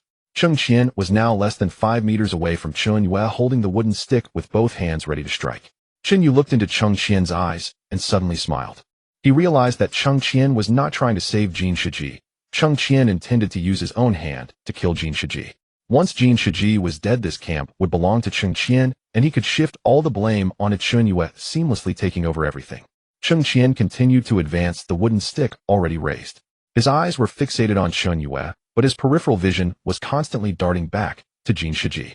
Chun Yu did not hesitate. He suddenly lifted his right foot and kicked Jin Shiji hard in the lower back. Jin Shiji flew straight toward Cheng Qian, who instinctively reached out to catch him. Jin Shiji's hefty body, weighing over 160 pounds, crashed into him, and the two fell to the ground together. The wooden stick flew out of Cheng Qian's hand, landing a few meters away in the bushes. Jin Shiji lay on top of Cheng Qian, gasping for air for quite a while before he caught his breath. 5 distinct fingerprints were visible on his neck, red and swollen. Cheng Qian, pinned beneath, dared not move. His gold-rimmed glasses were askew with one lens shattered, but he couldn't care to adjust them. He lay there staring at Jin Shiji's face. Jin Shiji slowly got up from Cheng Qian, standing tall, with a fierce expression on his face. He grabbed Cheng Qian by the collar and yanked him up from the ground, delivering a punch to Cheng Qian's face. Cheng Qian's head was knocked to the side, blood dripping down from his lips. "Captain Jin." Just as Cheng Qian began to speak, Jin Shiji's second punch came crashing down. "What did you just say? We can't let him go. Are you trying to get me killed?" Cheng Qian covered his face, apologizing repeatedly. "No, Captain Jin, I didn't mean it that way. Oh, I was thinking of the camp." Jin Shiji threw another punch, landing it squarely in Cheng Qian's chest. "Thinking of the camp? Who do you think you are to make decisions for me?" Jin Shiji cursed and kicked Cheng Qian again, hitting him on the thigh, causing Cheng Qian's leg to buckle, nearly bringing him to his knees. But he dared not dodge or retaliate, standing there allowing Jin Shiji to hit and curse at him. Wang Lei and several other crew members stood nearby, none daring to intervene or speak up for Cheng Qian. They lowered their heads, pretending to watch the ants on the ground, not daring to breathe. After tiring himself out, Jin Shiji finally stopped. He gasped for breath, turned to look at the spot where Chun Yu had been standing, now empty, the bushes still shaking. Chun Yu had run. "Chase! All of you chase after him." Jin Shiji's voice changed pitch. "He can't run far, he's still injured. Catch him and bring him back. Alive or dead, we need to see him." Wang Lei was the first to react, picking up a wooden stick from the ground and charging towards the bushes. Lin Feng and Zhang Yang quickly followed along with the other crew members. A dozen people scattered into the forest, pursuing the direction where Chun Yu had fled. Jin Shiji stood still, watching as they disappeared into the bushes before turning to glance at Cheng Qian, who was still leaning against a tree. Cheng Qian's face was covered in blood, his lips swollen, and his left eye blackened. He leaned against the tree trunk, gasping for air, his gaze somewhat vacant. Jin Shiji walked over and stood in front of Cheng Qian. "Cheng Qian, listen carefully. I am in charge of this camp. If you dare make another decision for me, I will make you regret it." "Yes, Captain Jin, I understand. I will take heed this time, and I won't dare again." Chun Yu was running desperately through the forest, branches slapping against his face, thorns cutting into his arms, but he dared not stop. He heard Wang Lei and Lin Feng shouting behind him. He darted through a patch of low shrubs, jumped over a small creek, and passed through a bamboo grove. The wound on his thigh split open again, blood flowing down his pant leg. Every step felt like stepping on a blade, but he gritted his teeth and ran forward without a sound. After resting for a few minutes, he straightened up, trying to discern his direction, and chased after the route Shen Wan had previously taken. Shen Wan was running towards the seaside. Shen Yu followed the coastline for nearly an hour, the footprints on the beach becoming increasingly clear. He followed the footprints, passed through a rocky area, and went around a massive boulder, finally spotting Shen Wan in front of a patch of low shrubs. Shen Wan stood there motionless. Her hair was disheveled, her clothes covered in mud and grass, and her right high heel was missing, leaving her barefoot on the beach. Moreover, her back trembled slightly, as if she were afraid of something or enduring something. Chen Yu's heart tightened, and he quickened his pace. Xinhuan, why aren't you moving? What's going on? They're going to catch up with us. We need to hurry, or it will be too. Hearing his voice, Xinhuan visibly trembled, but did not turn around. She remained standing in place, motionless, even too afraid to turn her head. Chen Yu ran to her side, about to reach out to pull her, when he suddenly noticed what was causing her fear. Less than 2 meters in front of Xinhuan, a snake lay coiled. The snake was over 1 meter long, its body a dark greenish-black, its triangular head raised high, continuously flicking its tongue and hissing. Its body was slightly arched, and its tail was gently swaying, a typical attack posture. Chen Yu signaled for Xinhuan not to move, gripping the tree branch tightly, as he slowly edged forward. At that moment, Chen Yu suddenly swung his right hand, the branch precisely inserting into the gap between the snake's body and the ground. With a flick of his wrist, he sent the more than 1 meter-long green snake flying, landing in a bush several meters away. The snake writhed a few times in the bushes before quickly disappearing among the dense foliage. Xinhuan's body went limp, falling backward, but Chen Yu swiftly caught her at the waist. She nestled into his embrace, her arms tightly wrapped around his neck, burying her face in the crook of his shoulder. Chen Yu gently patted her back. It's okay now, the snake is gone. Xinhuan didn't respond, only tightened her hold on him. Chen Yu could feel the softness of Xinhuan's chest pressing tightly against him through the thin fabric, a sensation that momentarily blanked his mind. He could sense Xinhuan's heart racing. Chen Yu remained still, not pushing her away, one hand around her waist while the other gently patted her back until her trembling gradually subsided. Xinhuan finally loosened her grip a little, but did not let go completely, her face stained with tears. I thought I was going to die. The snake was right in front of me. I couldn't move. I wanted to run, but my legs wouldn't obey me. You did the right thing. Snakes usually attack when they feel threatened. If you don't run, they are less likely to attack. Chen Yu released Xinhuan, afraid to let her continue holding him, fearing he might do something inappropriate. Chen Yu crouched down and opened the cloth bag he had snatched from Jin Shiji earlier. There weren't many items, but each one caught his eye. The first thing that came into view was a silver lighter polished to a shine with plenty of fuel inside. He pressed the ignition wheel, and a burst of orange flame jumped out, flickering gently in the wind while burning steadily. Besides the lighter, the bag contained a pack of compressed biscuits, mostly crushed, but the fragments were still edible. There were 2 boxes of airline meals, a small bottle of mineral water, and several pieces of roasted wild boar meat wrapped in palm leaves. The meat had cooled, but the fat was still solid and not spoiled. Chen Yu's lips curled slightly. These supplies would last him and Xinhuan for several days. Let's find a safe place to start a fire and eat. People are like iron and food is steel. If we don't eat, soon we won't hold up much longer. They found a large reef not far from the beach with a space that curved inward at the base, 3 sides enclosed, and 1 open side shielded from the wind, making it hard to detect. Chen Yu crawled inside to check. The ground was dry with no signs of wild beasts, making it a good place to He gathered some dry branches and dead grass from outside and ignited a fire with the lighter. The flames quickly rose, warming the small space. He broke the compressed biscuits into small pieces and placed them in a bamboo tube, adding some fresh water to soak them. He then uncovered the aluminum foil of the airline meal and set it beside the fire to heat slowly. The roasted wild boar meat was skewered on a stick and placed over the fire to grill, the cooled fat melting and sizzling, filling the air with a delicious aroma. Xinhuan sat beside the fire, holding the tub of soaked compressed biscuits, taking small bites. Chen Yu handed her the heated airline meal, which she took a few bites of before returning the box. You eat him fine, Chen Yu insisted. You've not eaten all day either. I can manage with this wild boar meat. Chen Yu took a skewer of roasted wild boar and tore off a piece to eat. The 2 of them shared the food, taking turns eating. The airline meal was not much and the pack of compressed biscuits was small, but the warm food made them both feel revitalized. After finishing the last bite, Xinhuan set the meal box aside and suddenly stood up, walking in front of Chen Yu. Before he could react, she sat down in his lap. Her body was soft and warm, sitting on his thigh, her arms wrapped around his neck. Kiss me. Chen Yu was stunned. Xinhuan, what did you say? I said kiss me. Why are you being so shy for a big man? Hurry up. Chen Yu wanted to say something, but Xinhuan didn't give him a chance and pressed her lips against his. Chen Yu's mind went blank. Although he wanted to push her away, his hands involuntarily wrapped around her waist. Xinhuan's hands traced down his chest, stopping at the belt buckle at his waist, leaving Chen Yu completely stunned. Then Xinhuan straightened up, grabbing the hem of her t-shirt to start taking it off, her perfect figure fully exposed before Chen Yu. Chen Yu's breathing quickened. His rationality told him he should push her away, that she should put her clothes back on. But Xinhuan grasped his hand and pressed it against her chest.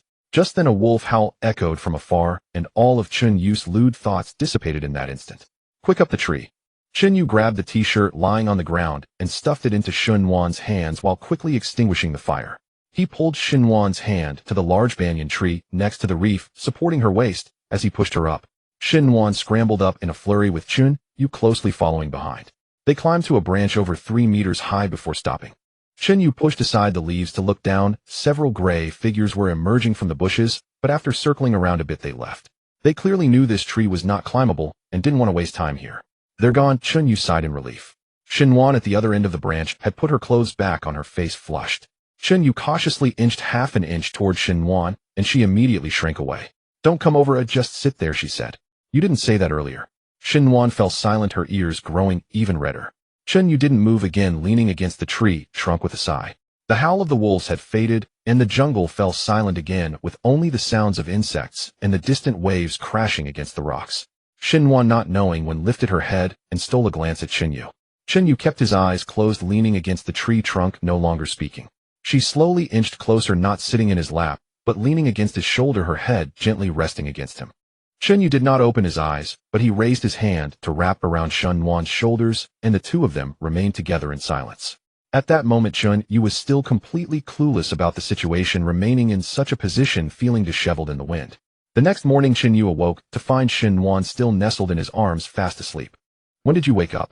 Why didn't you call me? You looked so peaceful. I couldn't bear to disturb you. Xinhuan's cheeks flushed deeper, though for now such embarrassment was the least of her concerns. Chun Yu, Jin Shiji will never let us go. We can't return to the camp, and what are we supposed to do, just the two of us stranded on this island? We can't stay here forever, can we?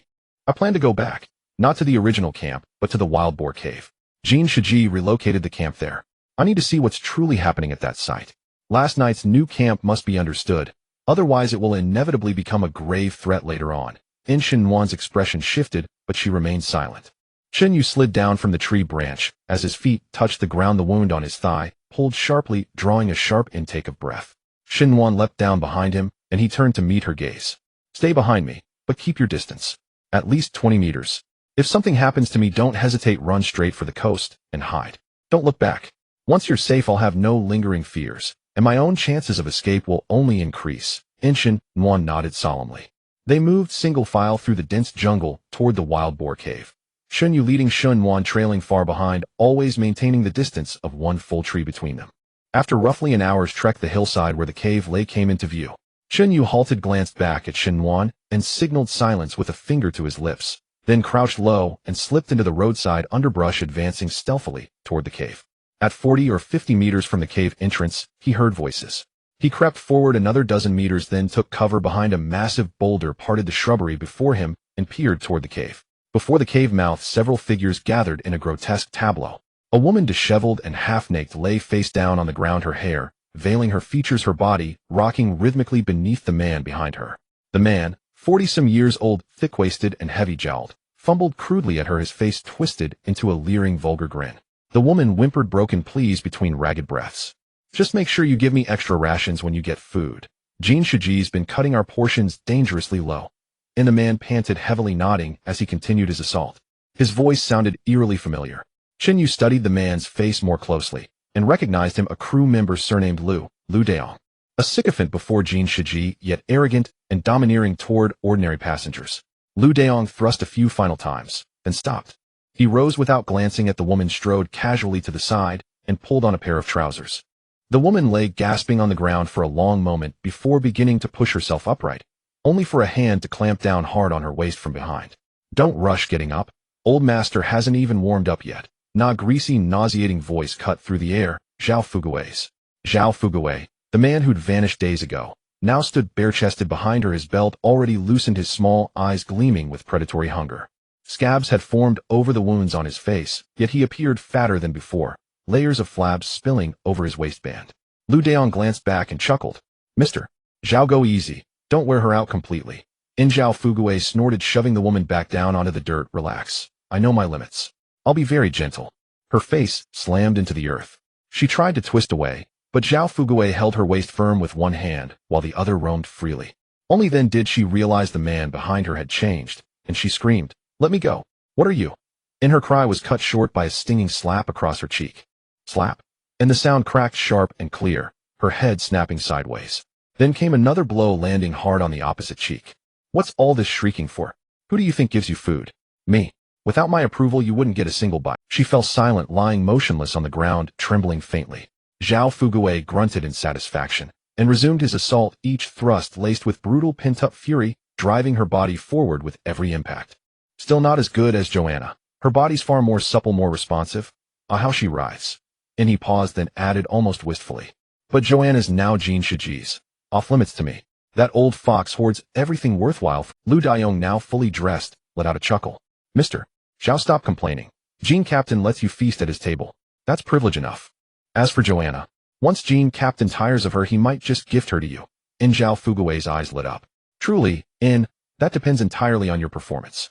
Zhao Fugui said nothing more, only intensified his violence. The woman lay utterly still, limp as butchered meat. Hidden behind the boulder, Chinyu watched in stunned horror and seething rage.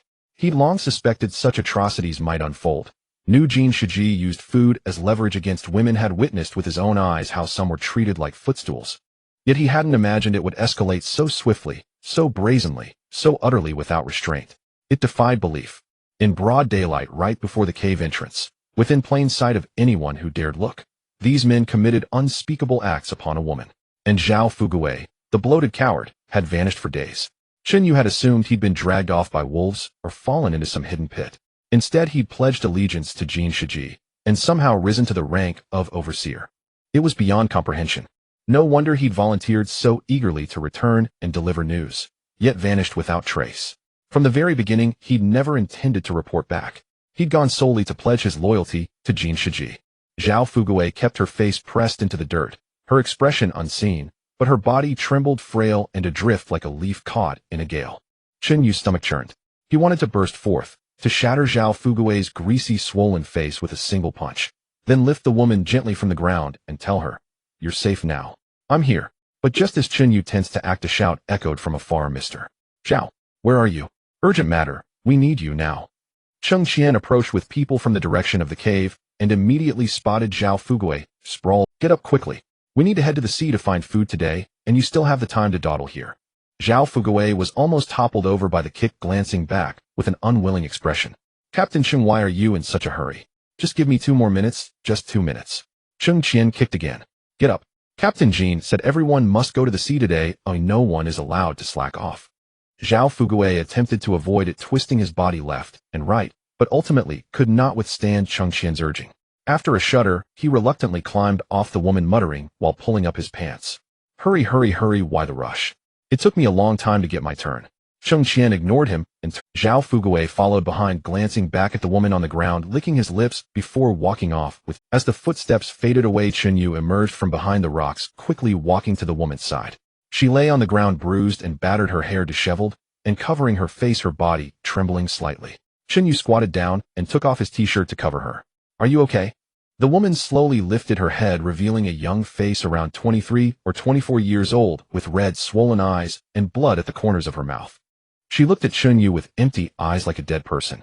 Chinyu asked again, "How are you? Can you stand up?" The woman stared at him for several seconds before suddenly speaking up. "If you want to do it, just go ahead. Just remember to share some food with me later." Chinyu was stunned, opening his mouth, but momentarily at a loss for words.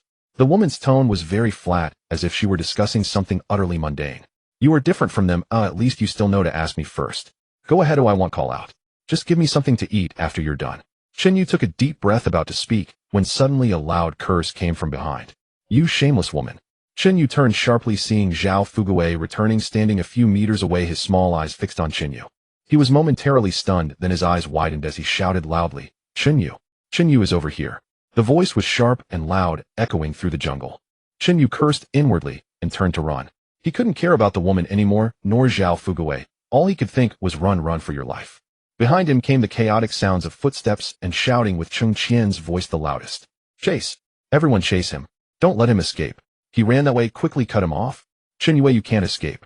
Chinyu sprinted through the jungle, branches whipping against his face, thorns cutting into his arms, but he dared not stop. As he ran, he calculated in his mind that he absolutely could not lead these people to the place where Xinhuan was hiding, nor back to the rocky cave where they had spent the night. He had to run in the opposite direction to divert them. Chinyu gritted his teeth, changing direction towards the swamp he had visited several times. He knew which parts of the ground could be stepped on and which could not. The pursuers reached the edge of the swamp, and Cheng Qian was the first to stop, frowning at the grayish mud. Chinyu, you can't escape. There's a swamp ahead. Where are you going? Wang Lei shouted along with him. Chinyu, if you know what's good for you, come back. Captain Jean said that as long as you admit your mistake honestly, you might still have a way out. Lin Feng echoed. Exactly, can you run away alone?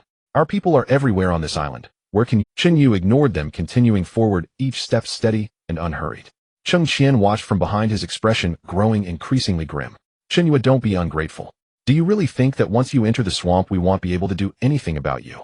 Do you believe we won't chase you in and drag you out? Chinyu still ignored him, having reached the dead tree in the middle of the swamp. He reached out to grab the hanging vines, testing their weight. Cheng Qian finally couldn't hold back. Chase. Everyone chase. If he can make it through, why can't we? He's just a soldier, not a god. Wang Lei was the first to rush into the swamp, mud splattering all over him, but he didn't care, plunging forward. Lin Feng and Zhang Yang exchanged glances and followed suit, with several crew members trailing behind. A group of over 10 people tumbled into the swamp. At first they could still run, but after less than 10 steps their speed slowed. The mud grew deeper from their ankles to their calves, from their calves to their knees. Wang Lei was the first to sense something was wrong. After stepping down with his left foot, the mud below felt like a bottomless mouth pulling his entire leg down, and the deeper he sank. Something's wrong. It's soft down there. Wang Lei shouted in panic, trying to pull his leg out.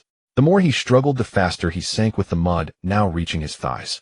Lin Feng fared no better. His right foot sank in his body, leaning to one side, his hands frantically grasping at the mud surface, but he couldn't grab anything.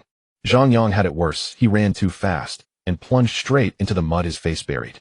After struggling a few times, he pulled his head out, his face covered in black mud, with only 2 terrified eyes visible.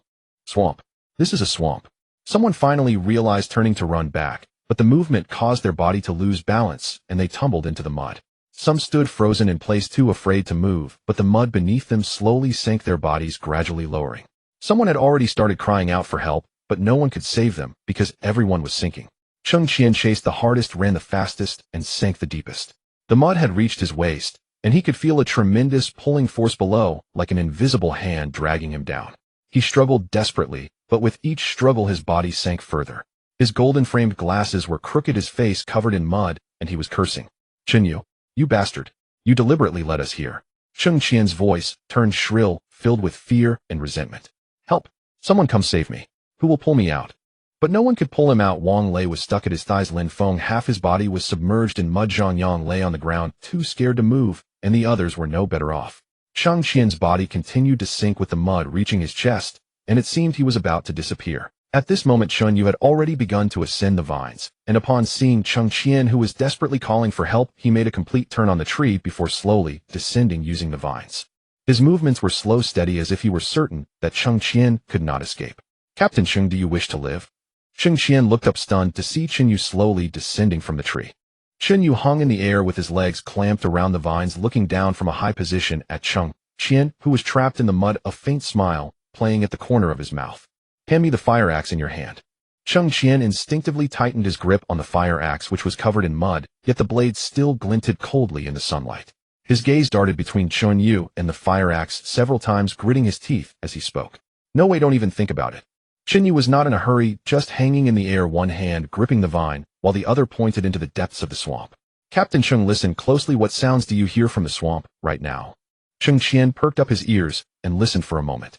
A deep rumbling sound came from the depths of the swamp, as if some enormous creature was moving beneath the mud, the sound growing closer and clearer. Cheng Qian's expression changed instantly. What is that thing? Chen Yu's voice was calm. A crocodile. You should have seen one before, right? This one is even bigger than the last one I saw, at least 4 to 5 meters long. Cheng Qian's body began to tremble as the mud shifted around his chest, making gurgling sounds. You hear it. It's coming. It smells the blood and is swimming towards you. Cheng Qian's gaze swept around. The people who had chased in with him earlier were still there. Wang Lei was using a stick to pull Lin Feng out of the mud, while Zhang Yang was lying on the edge of the swamp, reaching out to grab a crew member who was only slightly stuck. More than 10 people were tugging at each other, slowly moving one by one towards the edge of the swamp. No one noticed Cheng Qian, or rather some did notice, but dared not come to rescue him. Cheng Qian was the deepest in the mud, farthest from the shore, with the mud already up to his chest. The others were at the edge of the swamp, at least 10 meters away, with a large expanse of soft, mushy mud between them. Help! Help me!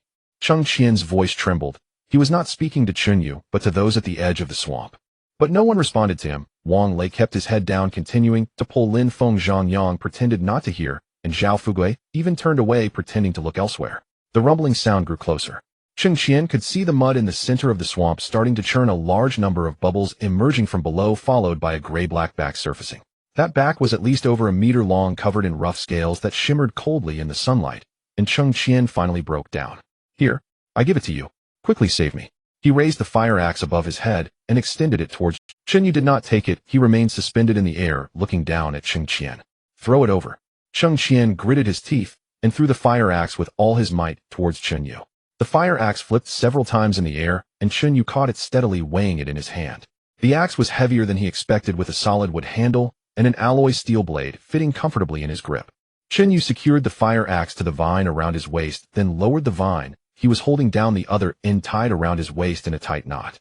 "Hold on, just climb up by yourself, and you'll be fine." Cheng Qian looked at the vine, which was only as thick as his thumb, and then at his body trapped in the mud. "This is all you give me? A vine this thin? How can it pull me up?" Chen Yu did not answer. He released the vine with his legs and sprang back up, climbing back onto the tree branch, sitting there and looking down at Cheng Qian. Cheng Qian was so angry he trembled all over. "Chen Yu, you bastard!" He cursed while desperately shaking the vine, trying to pull Chen Yu down from the tree. "Even if I die, you must accompany me in death." The vine shook violently. The tight knot around Chen Yu's waist pressed painfully against his flesh, causing his body to sway on the branch. Chen Yu grabbed a nearby branch to steady himself. Cheng Qian was still shaking increasingly vigorously. The vine rubbed against the branch, making creaking sounds. However, the vine was wild and sturdy, much stronger than he had anticipated. After shaking for a while, the vine remained motionless, while Cheng Qian had exhausted more than half of his strength. After a brief discomfort, Chen Yu began to adapt slowly, completely ignoring Cheng Qian below. He sat on the branch looking down at Cheng Qian as if observing a clown. "Captain Cheng, save your strength. This vine was taken from a wild boar's den, thicker than your finger. You could shake until tomorrow morning and still not break it." Cheng Qian finally stopped panting heavily. His body began to sink again. The mud was already up to his neck, and he could feel the pulling force beneath him growing stronger, as if an invisible hand was dragging him down. "Chen Yu, please save me, I beg you. I'll give you anything you want." Chen Yu sat on the branch looking down at him. "The fire axe is already in my hand. What else can you give me?" Cheng Qian opened his mouth, but could not speak. Chen Yu was right. He had nothing left. The fire axe was gone. The crew members no longer listened to him, and even Jin Shiji no longer regarded him. Now he was just a pitiful creature trapped in the swamp, waiting to die. Chen Yu no longer paid him any mind, and turned his gaze to the edge of the swamp. Wang Lei had already brought Lin Feng and Zhang Yang up to the shore, while Zhao Fugui and several other crew members also crawled out of the swamp one after another. More than 10 people stood at the shore, covered in mud, panting heavily. Some sat on the ground, while others leaned against tree trunks, retching. Chen Yu shouted at those people, "Hurry and save Cheng Qian. You still have a chance. If you don't go save him, he will die here today." Wang Lei looked up at Chen Yu, then glanced at Cheng Qian, who was trapped deep in the swamp, but said nothing. Lin Feng pretended not to hear. Zhang Yang leaned against the trunk, panting. Several people exchanged glances, but no one moved. In the end, it was Zhao Fugui who spoke up. "Wang Lei, you go save Captain Cheng. You're closest and the best at this." Wang Lei shot him a glare. "You're not far either." Zhao Fugui shrank his neck. "With my weight, I'd sink just walking over. How could I save anyone?" Zhao Fugui was ultimately forced by everyone to find a vine to rescue Cheng Qian.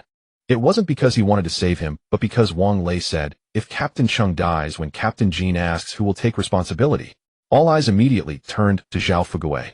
Cursing under his breath, he found a dry vine at the edge of the swamp, tested its weight, and after cursing a few more times, he threw the vine towards Cheng Qian. Cheng Qian grasped the vine as if it were the last straw of survival. Zhao Fugui pulled from the shore, while Wang Lei and Lin Feng tugged from behind. Together, they exerted great effort to drag Cheng Qian out of the mud. Cheng Qian lay on the shore, covered in black mud with seaweed tangled in his hair, spitting out a mouthful of muddy water resembling a beached fish. The first thing he did upon regaining his strength was to punch Zhao Fugui in the face. "Why did you run earlier? Do you enjoy watching me get eaten by crocodiles?" Zhao Fugui covered his nose, blood streaming down his fingers. "Captain Cheng, I didn't run. Oh, I was looking for the vine to save you. Didn't I find it already?" Cheng Qian punched him again. "You were looking for a vine. You ran faster than anyone else. Did you think I didn't see? Just wait until I get back, he'll deal with you. This was just a lesson for you." Zhao Fugui dared not speak any further, hunching his neck and squatting on the ground. Cheng Qian kicked him again before standing up, wiping the mud from his face and leading the group back to the camp. When they returned to the wild boar cave, Jin Shiji was sitting at the tent entrance, gnawing on a wild boar leg. Seeing Cheng Qian covered in mud and bruised, he frowned and set down the half-eaten wild boar leg. Where is he? He ran away. Cheng Qian lowered his head. He led us into the swamp, almost causing us to sink. I nearly died in there. Jin Shiji's expression darkened, but he did not explode with anger. He waved his hand, signaling everyone else to leave. Wang Lei, Lin Feng, Zhao Fugui, and the others hurried back to their spots, as if granted amnesty. Once only the two of them remained, Cheng Qian took half a step forward and whispered, "Captain Jin, should we look for Lin Dong? If we let him take action, Lin Dong will definitely help as long as we provide sufficient resources." Jin Shiji did not respond immediately, his expression pained. "Lin Dong, do you know what he wants? No matter what he wants, it's better than letting Xinyu roam freely outside. As long as that brat is alive, we won't have a moment's peace." Jin Shiji shook his head. "Not now? Lin Dong is too greedy. Last time we borrowed a few people from him, he demanded half of our food reserves. Half. Why should I give him what I've worked hard to gather? But Captain Jin, shouldn't you reconsider? Having him here would indeed make many things uncomfortable for us, but his presence would also provide significant assistance." "No buts," Jin Shiji interrupted him. "We won't rely on Lin Dong for now. We need to find a way ourselves. Xinyu is alone and injured, and he can't run far. Take a few more people and search along the coastline. We need to see the living or recover the dead." Cheng Qian wanted to say something, but swallowed his words upon seeing Jin Shiji's gaze. "Understood, Captain Jin. I will arrange it right away, you can rest assured. If you find Xinwan, don't harm her, just bring her back." Cheng Qian nodded in acknowledgement and turned to leave. At that moment, Xinyu had made a large detour and returned to the place where he and Xinwan had parted. Xinwan was still hiding behind that large banyan tree. Upon seeing him return, she visibly relaxed.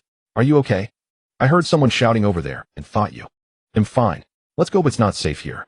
We'll talk in a safer place." Xinyu took Xinwan's hand and led her through a patch of low shrubs. They climbed over a small ridge and found a sea-eroded cave beneath a cliff on the northern side of the island. The cave entrance was thoroughly concealed by hanging shrubs and vines. Without pushing aside the branches, one would not see the hidden cave behind. Xinyu crawled in first to check.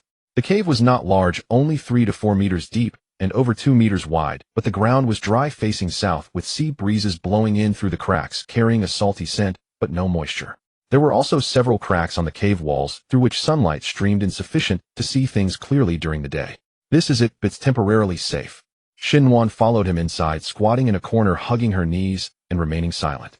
Xinyu gathered some dry branches from outside and lit a small fire with a lighter.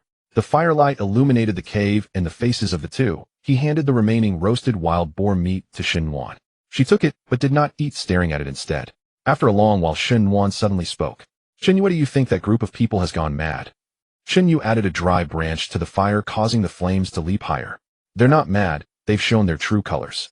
Without laws, without morals, and without anyone watching, some people will turn into beasts. They didn't become beasts, they were beasts all along, they just didn't dare to reveal it before." Xinwan was silent for a long time, the firelight flickering on her face, casting her expression in and out of shadow. Then she suddenly asked a question that left Xinyu stunned. "When you saw that woman, did you also want to do the same?" Xinyu was completely taken aback, turning to look at Xinwan. "Why do you ask that? Do you think I'm that kind of person? Answer my question first, then I'll tell you." Xinyu shook his head. "No, never." Xinwan neither affirmed nor denied. She suddenly said, "Do you know why I asked you that? Because I've discovered that there's a tinge of numbness in my own heart, and I feel a bit scared." Xinyu remained silent. Xinwan buried her face in her knees, saying, "When I saw that woman being bullied on the ground by those people, the first thought that flashed through my mind was that her choice wasn't wrong." After these words, Xinyu didn't know what to say. Xinwan lifted her head and said, "Xinyu, tell me, if one day I also become like that, would you look down on me? I've always wanted to ask this question." Xinyu looked at her, and after a long while he said, "I believe you will absolutely never become that kind of person." "How do you know?" "Because those who truly become like that wouldn't ask this question." Xinwan smiled, but she didn't continue, burying her face back into her knees, and the two sat by the fire, neither of them speaking again. Xinwan's breaths grew increasingly rapid, resembling an old bellows, each inhalation accompanied by a painful wheeze. Fine beads of cold sweat formed on her forehead, glistening with a sickly sheen under the moonlight. "Cold," she murmured unconsciously, her lips cracked and pale, yet her body burned with an alarm. In her stupor, it felt as if she had plunged into an icy abyss, her limbs filled with seawater too heavy to move. In the blink of an eye, the scene shifted to a sun-drenched desert, her throat parched, as if on fire, her skin scorched and stinging. "This is a fever caused by an infected wound." Xinyu reached out to probe his fingertip, feeling as if it had been seared by a hot iron, and he quickly pulled back. Watching Xinwan on the verge of collapse, he clenched his teeth and turned to exit the cave. The sea breeze was salty and pungent. He stripped off his t-shirt, soaked it in seawater, wrung it until it was half dry, and brought it back inside, applying it to Shun Nuan's burning forehead. The cold sensation made Shun Nuan shiver, but she soon sank back into semi-consciousness. Shun Yu changed the cloth every few minutes, but Shun Nuan's temperature continued to rise, her skin so hot it felt as if it might ignite. Cold. So cold. Shun Nuan began to babble, her body curled into a ball, her hands grasping at the air. Don't leave me, please don't leave me. She repeatedly muttered this phrase, her voice growing weaker and more indistinct. Shun Yu crouched beside her, one of her hands gripping his tightly, her nails nearly embedding into his flesh, while his other hand mechanically swapped out the wet cloth on her forehead. In a daze, a vivid image suddenly flashed through Shun Yu's mind. It was a few days ago, on the night they had slept near the rocky hollow, when Shun Nuan leaned on his shoulder and looked up, asking, "Will you one day become someone like Jin Shiji?" He had said no because he believed in her. Yet now Shun Nuan lay here, her fever unabated, her wound worsening, on this deserted island, one step away from death. All of this was because she followed him. If he hadn't taken her away from the camp, if he hadn't led her into hiding, she would at least have had something to eat, a dry place to sleep, and the so-called protection offered by that bastard Jin Shiji. Shun Yu shook his head vigorously, casting aside this perilous thought. What was Jin Shiji's protection? Food exchanged with bodies, a refuge obtained by crawling on the ground. Shun Nuan would rather follow him through hardship than live such a life. That was her choice. But he could not allow Shun Nuan to die here. Taking a deep breath, Shun Yu gently placed Shun Nuan's hand back beside her. He stood up, drawing the fire axe from his waist and weighing it in his hand. The cold metallic feel brought him back to clarity. He had to sneak into Jin Shiji's camp to steal medicine. The first aid kit contained fever reducers, antibiotics, iodine disinfectant, and bandages, things that could save Shun Nuan's life. But going to the camp meant exposure. Jin Shiji's men were searching everywhere for him. If discovered, he would not only fail to obtain the medicine, but might also lose his own life. Shun Yu glanced at Shun Nuan's flushed face, and then at the sky outside the cave. The clouds were thick, the moonlight sparse, and the jungle was pitch black, rendering visibility nearly impossible. This was the best cover and the only opportunity. He crouched down, picking up several fist-sized stones from the ground, and found a few slender vines to secure them in the crevices on either side of the cave entrance, stacking the stones into an unstable pile. The vines wrapped around the stones, with the other end tied to the dense branches at the cave entrance. This was a simple alarm system. If someone pushed through the bushes and entered the cave, the vines would pull the stone pile, the falling stones loud enough to awaken anyone. After confirming the setup was sensitive, Shun Yu gripped the fire axe tightly and crawled out of the cave. The jungle was suffocatingly dark. Shun Yu relied on memory and intuition to head towards Jin Shiji's camp. He walked slowly, probing the ground ahead with his toes before stepping down firmly to ensure there were no dry branches or sharp stones. After nearly an hour, the outline of the slope, where the wild boar cave was located, finally came into view. There were still a few faint campfires in the camp scattered across the open space in front of the cave, significantly fewer than a few days ago, indicating that Jin Shiji had begun to conserve fuel. Shun Yu crouched behind the bushes like a stone, observing for a few minutes to ascertain the patterns of the night walk. 2 guards were on duty. One was dozing behind a rock to the left of the cave entrance, while the other hugged his knees beside a low bush on the right. Seizing an opportunity when one guard turned around, Shun Yu quickly leaped over a low earthen mound and reached the edge of the camp, where supplies were stored. Several baskets woven from palm leaves lay scattered on the ground, filled with shriveled fish and wild fruits. Next to it was a large bundle wrapped in parachute fabric. Shun Yu reached out to touch it, feeling its hardness, and his heart leaped. This was the first aid kit. Just as he was about to untie the parachute fabric straps, heavy footsteps and the sound of a zipper being pulled suddenly approached from behind. Shun Yu's body stiffened instantly, his right hand instinctively gripping the fire axe as he slowly turned his head. Zhao Fugui was standing a few meters away, his belt loose, eyes half closed, clearly having crawled from some corner to relieve himself. He groggily glanced in Shun Yu's direction, yawned, muttering, "Damn it, this hellhole," before turning and stepping. He did not recognize him. Shun Yu's heart raced like a drum. After waiting for more than 10 seconds, and confirming Zhao Fugui had walked far away, he resumed his actions. The straps of the parachute fabric were tightly knotted. It took him nearly a minute to untie them. Upon opening it, there were indeed several first aid kits inside the white boxes, gleaming enticingly in the darkness. He did not take more than one, stuffing it into his clothes, rewrapping the parachute fabric, tying it with a similar knot, and then retracing his steps. After exiting the camp's perimeter, Shun Yu almost ran back. The first aid kit pressed against his chest, causing discomfort, but he dared not stop. Every minute wasted meant more danger for Shun Nuan. However, as he passed through a patch of low shrubs, Shun Yu suddenly halted. Moonlight filtered through the gaps in the clouds, illuminating the muddy ground ahead, where a set of fresh footprints was clearly visible. The footprints were large, even bigger than Chunyu's, deeply imprinted, indicating the person was heavy. What made Chunyu more alert was the discarded cigarette, but nearby. The cigarette, but was not yet soaked with dew, and there were clear bite marks on the filter. Chunyu picked it up and examined it. It belonged to a common brand found in the market.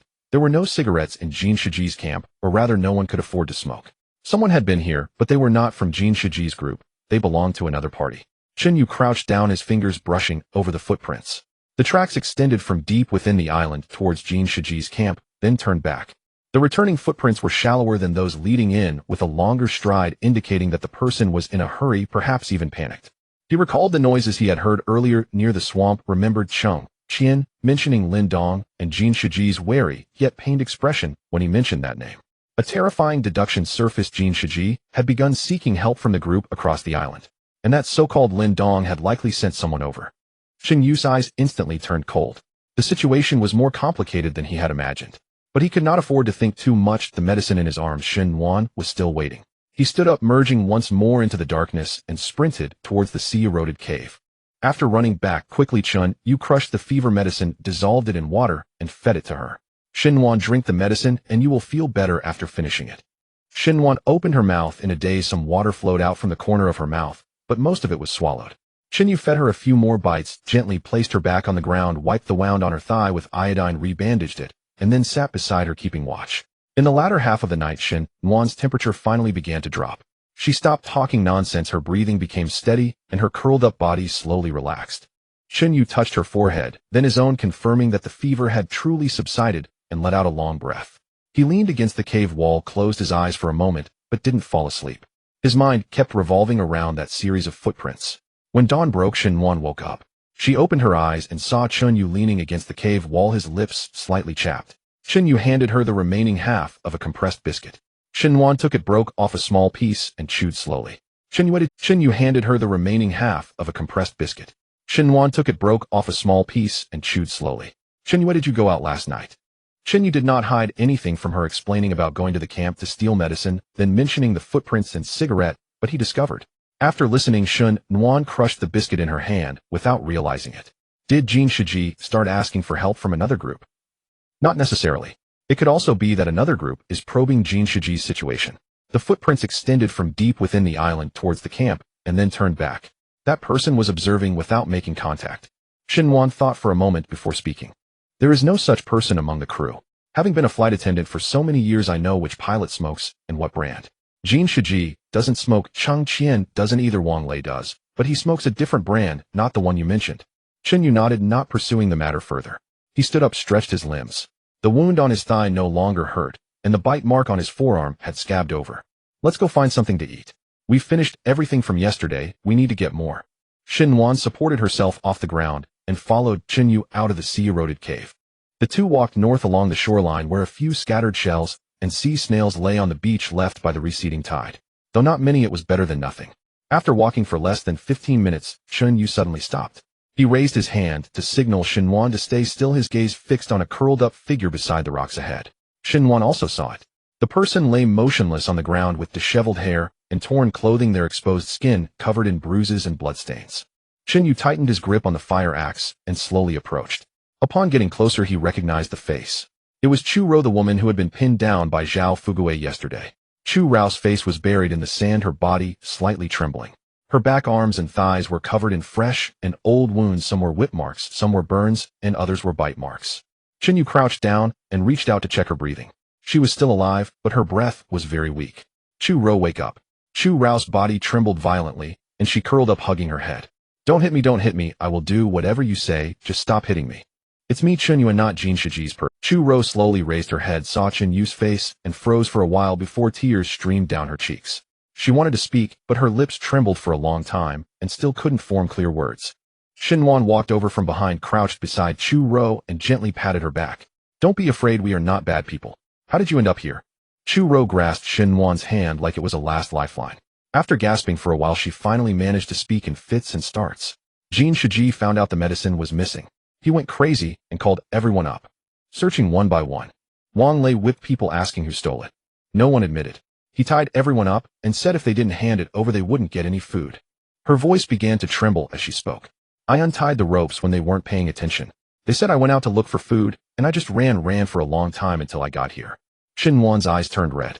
She turned to look at Chen Yue, who didn't say anything, but his brows were tightly furrowed. Chu Rou suddenly raised her head, looking into Chen Yu's eyes. Chen Yue, do you know if there are other people on the island? Chen Yu's heart stirred, but his expression remained unchanged. Why do you ask that? Chu Rou's voice was very low, as if she were sharing some unspeakable secret. Once I was woken up in the middle of the night and heard Jin Shiji talking to someone in the tent. The voice was low, but that person was not from the camp. I could tell from the tone that it was different. Jin Shiji seemed to be talking to some big shot in front of him. Did you see that person's face? Chu Rou shook her head. No, it was dark in the tent, so I only saw a shadow. That person was very tall, half a head taller than Jin Shiji. Jin Shiji called him. She paused as if recalling. He called him Brother Lin. Xin Wan's hand froze. She turned to look at Chen Yue, whose expression remained unchanged. Brother Lin, not Lin Dong, not Captain Lin, nor President Lin, but Brother Lin. There aren't many people on this island whom Jin Shiji would willingly call brother. Jin Shiji is a pilot who has been in the airline industry for 20 years. He has seen all kinds of situations and dealt with all kinds of people. Those he would willingly call brother are either of a higher rank than him or stronger than him. And right now on this island there is no one of a higher rank, but there are certainly those who are stronger. Chen Yu recalled the noise he heard near the swamp, remembered the series of footprints extending from deep within the island, and recalled the cigarette, but that had been bitten. He did not ask further, standing up and looking at Chu Rou, who also looked at him, her eyes filled with pleading. Chen Yu, can I come with you? I won't be a burden to you. I can do anything. Please don't drive me away. If I go back, Jin Shiji will beat me to death. Shen Wan looked at the injuries on Chu Rou's body, then glanced at Chen Yu's face. Her lips moved as if she wanted to say something, but didn't, just looking at Chen Yu with those eyes that made it impossible for him to refuse. Chen Yu fell silent for a moment, then finally nodded. All right, if that's the case, you can stay. But if you deceive us, I will make you regret it. You should have heard about my methods. I don't need to say much. Cheng Qian, with Zhao Fugui and 3 others, relentlessly pursued the trail of blood left by Chu. The footprints on the muddy ground were fresh and chaotic, with dark red bloodstains seeping in some places. Chu Rou had run barefoot for so far that her soles were torn and bloody from thorns and gravel each step, like dancing on a knife's edge. Zhao Fugui followed behind Cheng Qian, covering his nose as he walked.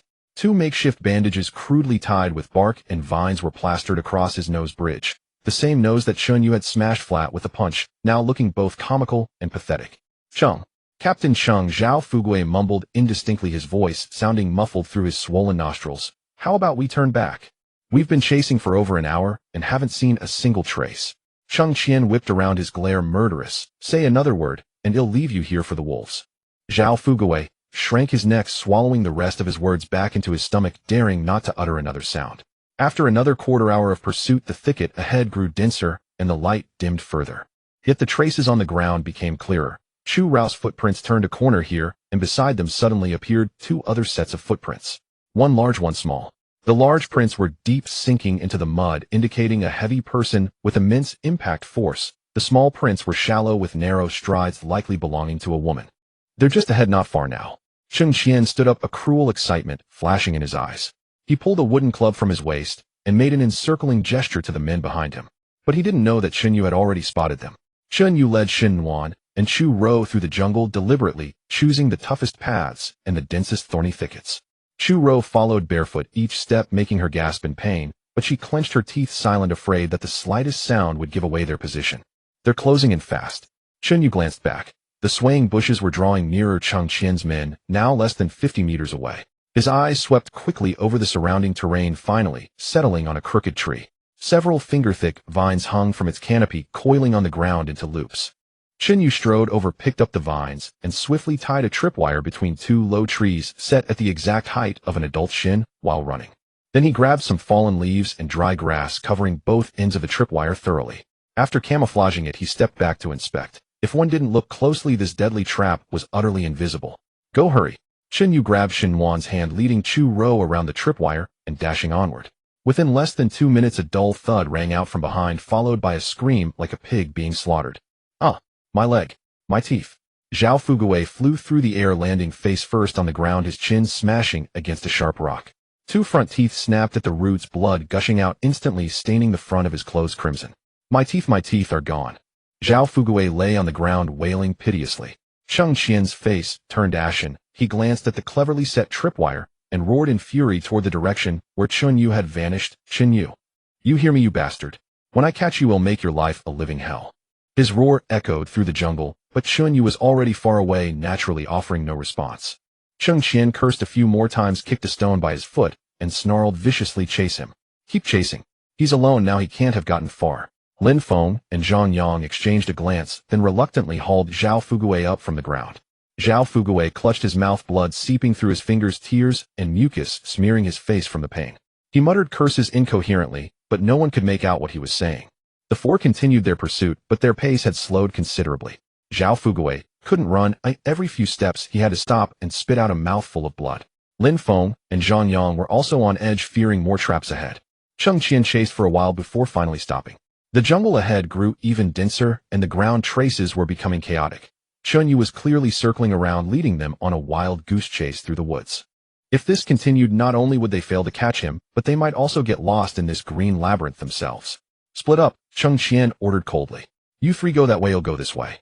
Whether you find him or not, return to camp by dawn." Lin Feng nodded and led Zhang Yang and Zhao Fuguei to the left. Cheng Qian went alone to the right, his figure quickly swallowed by the deep shadows of the trees. Meanwhile, Qinyu had been running all night with Xin Wan and Chu Rou. He didn't know when Cheng Qian would give up, nor what lay ahead, but he knew that stopping meant death. Xin Wan followed behind him, her steps faltering and unsteady. Chu Rou fared worse, her bare soles covered in open wounds, leaving dark red bloody prints with every step. "We're here safe for now." The sea cave finally came into view. Qinyu crawled in first to inspect, confirming no lairs of beasts or snakes before letting the two enter. Then from outside he carried several heavy boulders to block most of the entrance, leaving only a fist-sized gap for ventilation. Xinwan slumped against the cave wall, panting heavily, her chest heaving violently. Chu Rou curled up in a corner, hugging her knees, trembling all over, whether from cold or lingering fear. Qinyu crouched at the entrance, peering out through the crack between the stones. The jungle was pitch black, revealing nothing, but he could hear sounds. Cheng Qian's men had been prowling nearby all night, footsteps and voices drifting near and far. Several times the noisy chatter seemed almost right outside the cave. He gripped his fire axe tightly, his knuckles white, ready to rush out for a desperate fight. But in the end, Cheng Qian's men never discovered this hidden sea cave. At dawn, the sounds outside finally faded, the chaotic footsteps gradually receding, and the voices. Qinyu waited nearly another hour, confirming that Cheng Qian had indeed led his men away, before letting out a long sigh and retreating from the entrance. Just then Chu Rou suddenly covered her face and burst into tears. Her shoulders shook, her sobs suppressed and heavy like a wounded animal. "It's all my fault. If it weren't for saving me, you'd never have been discovered. Qinyu, you shouldn't have bothered with me. Just let me die out there." Xinwan moved closer, reaching out to pull her into a hug, patting her shoulder gently. "Don't say that. It's not your fault. Even without you, Qing Qian would have found us. Jin Shiji wouldn't let Qinyu go. It was only a matter of time." Chu Rou cried for a while, then slowly stopped sobbing. She lifted her head, her eyes swollen like peaches, and looked at Qinyue. "Qinyue, go ahead and ask. They'll tell you everything you want to know. I hate Jin Shiji, and I hate Qing Qian too. I don't want to hide anything for them anymore." Qinyu looked at her, nodded, his tone steady and serious. "How many people are left in Jin Shiji's camp? You must be very clear about this, because it's extremely important now." Chu Rou thought for a moment, counting on her fingers, 30 to 40, but the real fighters are just Jin Shiji and Cheng Qian's crew. Wang Lei, Lin Feng, Zhang Yang, and Lu Daong. Only 5 or 6 in total. The rest are ordinary passengers, some even elderly and children. They're too scared to defy Jin Shiji, but they won't truly fight for him either. They're just intimidated. What about weapons? 2 fire axes, one with Jin Shiji, one with Cheng Qian. There are plenty of sharpened wooden clubs and bamboo spears, maybe 20 or 30, and some knives and forks salvaged from the plane, sharpened into weapons. She paused, her voice trembling. "That's still a formidable force. If they catch up to you." Chunyu didn't respond, only silently tightened his grip on the fire axe, his gaze deep as the ocean. Chunyu no longer questioned Chu Rou. Instead, he mulled over the information she revealed, repeatedly analyzing it in his mind. Jin Shiji's foundation was far from as unassailable as it appeared. It was a sand castle built on interests and fear. As soon as someone opened the first crack and presented a more enticing alternative, the opportunist would naturally lean toward the more advantageous side. But at the moment, Chunyu had no time to sow division. The chain of survival logic had already been severed. Hunger was the precursor to all problems. In the few days of lurking in the sea-eroded cave, the supplies brought from Jin Shiji's camp had been nearly exhausted. The crumbs of the compressed biscuits had been thoroughly sifted. The aluminum foil box of the airline meal had become a container for Xin Wan to collect rainwater, and even the bones of the roasted wild boar were drained of color from Chu Rou's sucking. If there were no gains today, tomorrow's sun would shine upon 3 bodies weakened and collapsed from low blood sugar. Xinyu stood up, pushing aside the rubble that concealed the cave's entrance, peering outside.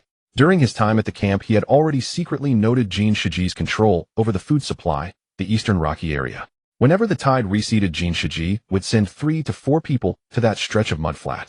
That place was the granary of the island, abundant with crabs, sea fish, and shellfish.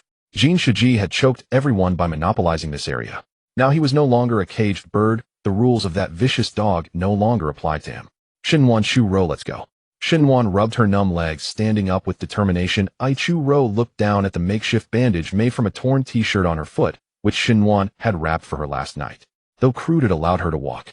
The 3 of them crawled out of the sea-eroded cave, with Xinyu leading the way, stealthily advancing along the coastline toward the eastern side. His pace was steady, his gaze scanning the boundary between the jungle and the beach like a hawk, vigilant for any potential threats. Half an hour later, the legendary rocky area came into view. Xinyu raised his hand to signal a halt, crouching behind a massive rock and peeking out. On the mudflat, 3 figures were busy. 2 men and 1 woman, each carrying baskets woven from vines already filled with quite a haul. Xinyu's gaze locked onto one of the tall, skinny figures, a Khan. In his early 20s, he always appeared in a state of lethargy, as if he had just awakened. Yet at the camp, Xinyu had caught this kid more than once secretly giving food to bullied women. If Jin Shiji found out, Akun's fate would not be much better than those women. The other 2 were crew members, not core enforcers like Wang Lei or Lin Feng, but rather subordinates on the fringes of power, intimidating ordinary survivors with borrowed authority. Only 3 people, 2 against 1. Xinyu whispered, I will strike from the front, and you 2 will flank from the sides, cutting off their retreat. Don't let them escape. Xinwan nodded, and Chu Ro nervously swallowed. Xinyu slowly drew a fire axe from his waist, the cold blade gleaming ominously in the sunlight. He did not intend to spill blood, but on this survival-off Thephidist island, the intimidation of a weapon far surpassed words. Go. Xinyu sprang from behind the rock like a cheetah, with Xinwan and Chu Ro swiftly following, forming a triangular encirclement. The 2 crew members, bent over prying open sea conchs, looked up at the sound. When they saw the fire axe in Xinyu's hand, their faces turned pale instantly. It's Xinyu. Run. One dropped his basket and fled, rolling as he went. The other was a moment slower, his neck already pressed against the cold edge of the axe, paralyzed in fear, holding his breath. Don't move, Xinyu said, his voice calm, yet authoritative. Leave the goods and scram. The man felt as if he had been granted amnesty, hurriedly responding and stumbling away in panic. The female crew member ran a few steps, hesitated, as if wanting to say something, but ultimately, upon meeting Xinyu's gaze, gritted her teeth and turned to disappear behind the rocks. On the mudflat, only Xinyu and his 2 companions remained, along with Akun. Akun did not run. He even had the leisure to gently place the plump blue crab he held into his basket, then squatted down to neatly arrange the spoils within. Several crabs waving their large pincers, a few shimmering silver fish, and a pile of clams bubbling with foam. This bounty was sufficient to sustain the 3 of them for 2 to 3 days. Xinyu, holding the axe, squatted down opposite Akun. Why didn't you run? Akun looked up, his eyes showing no fear, instead revealing a hint of complex amusement. Why would I run? You're not Jin Shiji. You hold an axe, but won't even kill a captive. I can see that much. How do you know? If you truly had the heart to be ruthless, that guy's throat would already be cut. Akun shrugged, pointing at Xinyu's waist. And your biggest flaw is that you are too soft-hearted. Even against your enemies, you can't bring yourself to strike decisively. Xinyu did not refute. From this young man, he sensed a kindred spirit. He pulled a wriggling fish from the basket and took out half a piece of compressed biscuit from the cloth bag at his waist. It was what he had casually taken while stealing medicine last night, originally meant for Xinwan as her last food ration. He pushed these 2 items toward Akun. Akun was taken aback. You robbed me, and now you want to share? You are. Xinyu stared directly into his eyes. At the camp, I saw you giving food to those women. You are a pearl buried in mud, not meant to be used as a pawn for someone like Jin Shiji. Xinwan stepped forward, her tone gentle, yet powerful. Akun, stay with us. Though our lives are humble, we don't have to see anyone's face nor bully the weak with a guilty conscience. Chu Ro also approached, though she did not speak. Her eyes revealed her yearning. Akun fell silent. He looked at the 3 people before him, then glanced toward the smoke rising from Jin Shiji's camp in the distance, clearly struggling internally. After a long time, as if he had made a certain decision, he took a deep breath and spoke. Xinyu, something feels off about Jin Shiji lately. We've been bringing back more and more prey, and logically food should be more abundant. But in reality, the rations distributed to everyone have been decreasing. Many people can only eat once a day, and they are nearly starving to the point of not being able to walk. And I've heard. It seems he is preparing to take action against someone who is not obedient. Xinyu smiled faintly. So are you willing to join us? Hearing this, Akun fell silent for a full half minute, then took a deep breath and pushed the basket filled with food toward Xinyu. You can take everything. If I bring it back, it will only raise suspicion. Jin Shiji is watching closely, and he can notice even the slightest change in the basket, whether a crab is missing or a fish is added. Rather than arousing his suspicion, it's better to give it all to you. Yu looked at him, without any pleasantries, extending his hand to take the basket. Thank you. Don't mention it, I haven't decided which side I'm on yet. Akuin rubbed his face lightly, wiping his nose. By the way, Jin Shiji has been conspiring with others lately. I dare not approach. If you're interested, you can go investigate yourself. Yu nodded. All right. Akuin said no more, turning to leave quickly across the mudflat left by the receding tide, his figure soon swallowed by the rocks. Yu stood in place, watching the direction he had vanished, his gaze deep. He quickly returned with Shunwan. The two women looked somewhat pale. After all, the previous encounters were still fresh in their minds, but at least they had some food to sustain them now. I need to go out for a bit. Yu set down the basket and pondered for a long time before speaking. Shunwan suddenly looked up, her fingers instinctively clutching the hem of her clothes tightly. Where are you going? Are you going to investigate Jin Shiji? Chu Ro also stared intently at Chunyue, trying to read the answer from his face. Chunyu nodded heavily. That's right. I want to see what Jin Shiji intends to do with all those surplus supplies. Shinwan hurriedly said, we want to go with you. Chunyu smiled, his gaze calmly sweeping over the two dirt-streaked faces. You should stay here.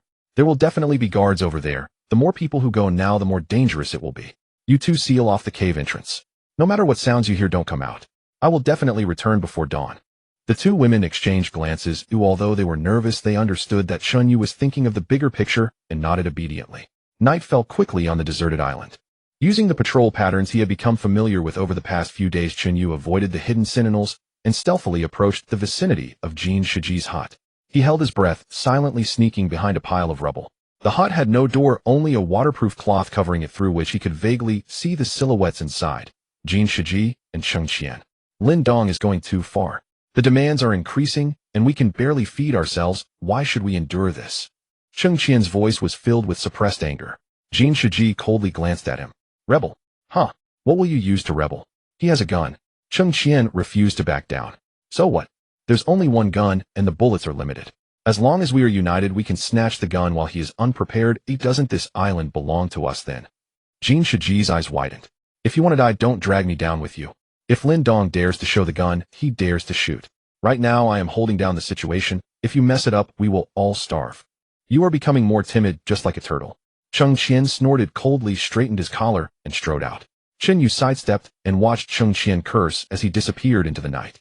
This person clearly had something weighing on his mind, walking hurriedly and carefully, choosing paths free of others over the rocky slopes and through the thickets. After passing through the dead trees and circling around a stream, Cheng Qian soon arrived at a dense thicket.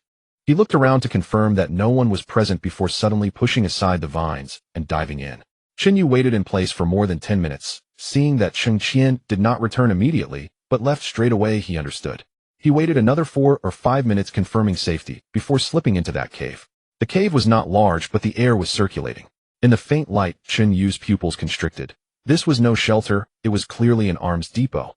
In the corner were neatly arranged 4 homemade crossbows next to a bundle of sharpened hardwood arrows and bamboo arrows glimmering with sharpness. Scattered on the ground were 6 machetes and 2 axes, and there were even several bottles of white liquor and carefully wrapped blocks of salt. What a surprising Cheng Qian. Chen Yu felt a chill in his heart. The Cheng Qian who had been timid in the camp during the day had secretly accumulated such terrifying armed power. Jin Shiji held the power of distribution, but was cautious due to fear of Lin Dong. Cheng Qian possessed force and was ambitious, yet struggled without a formal position. These two could never cooperate for long. Cheng Qian was nurturing his strength, waiting for an opportunity to clash. Meanwhile, Lin Dong's gun became the fulcrum that maintained a fragile balance. If these supplies were removed now, it would only alarm the snake. After pondering for a moment, Chen Yu decided to remain still. Let these two dogs fight among themselves while he reaps the benefits. On this deserted island, there were plenty of brutes, but a clever person who could kill with a borrowed knife was lacking.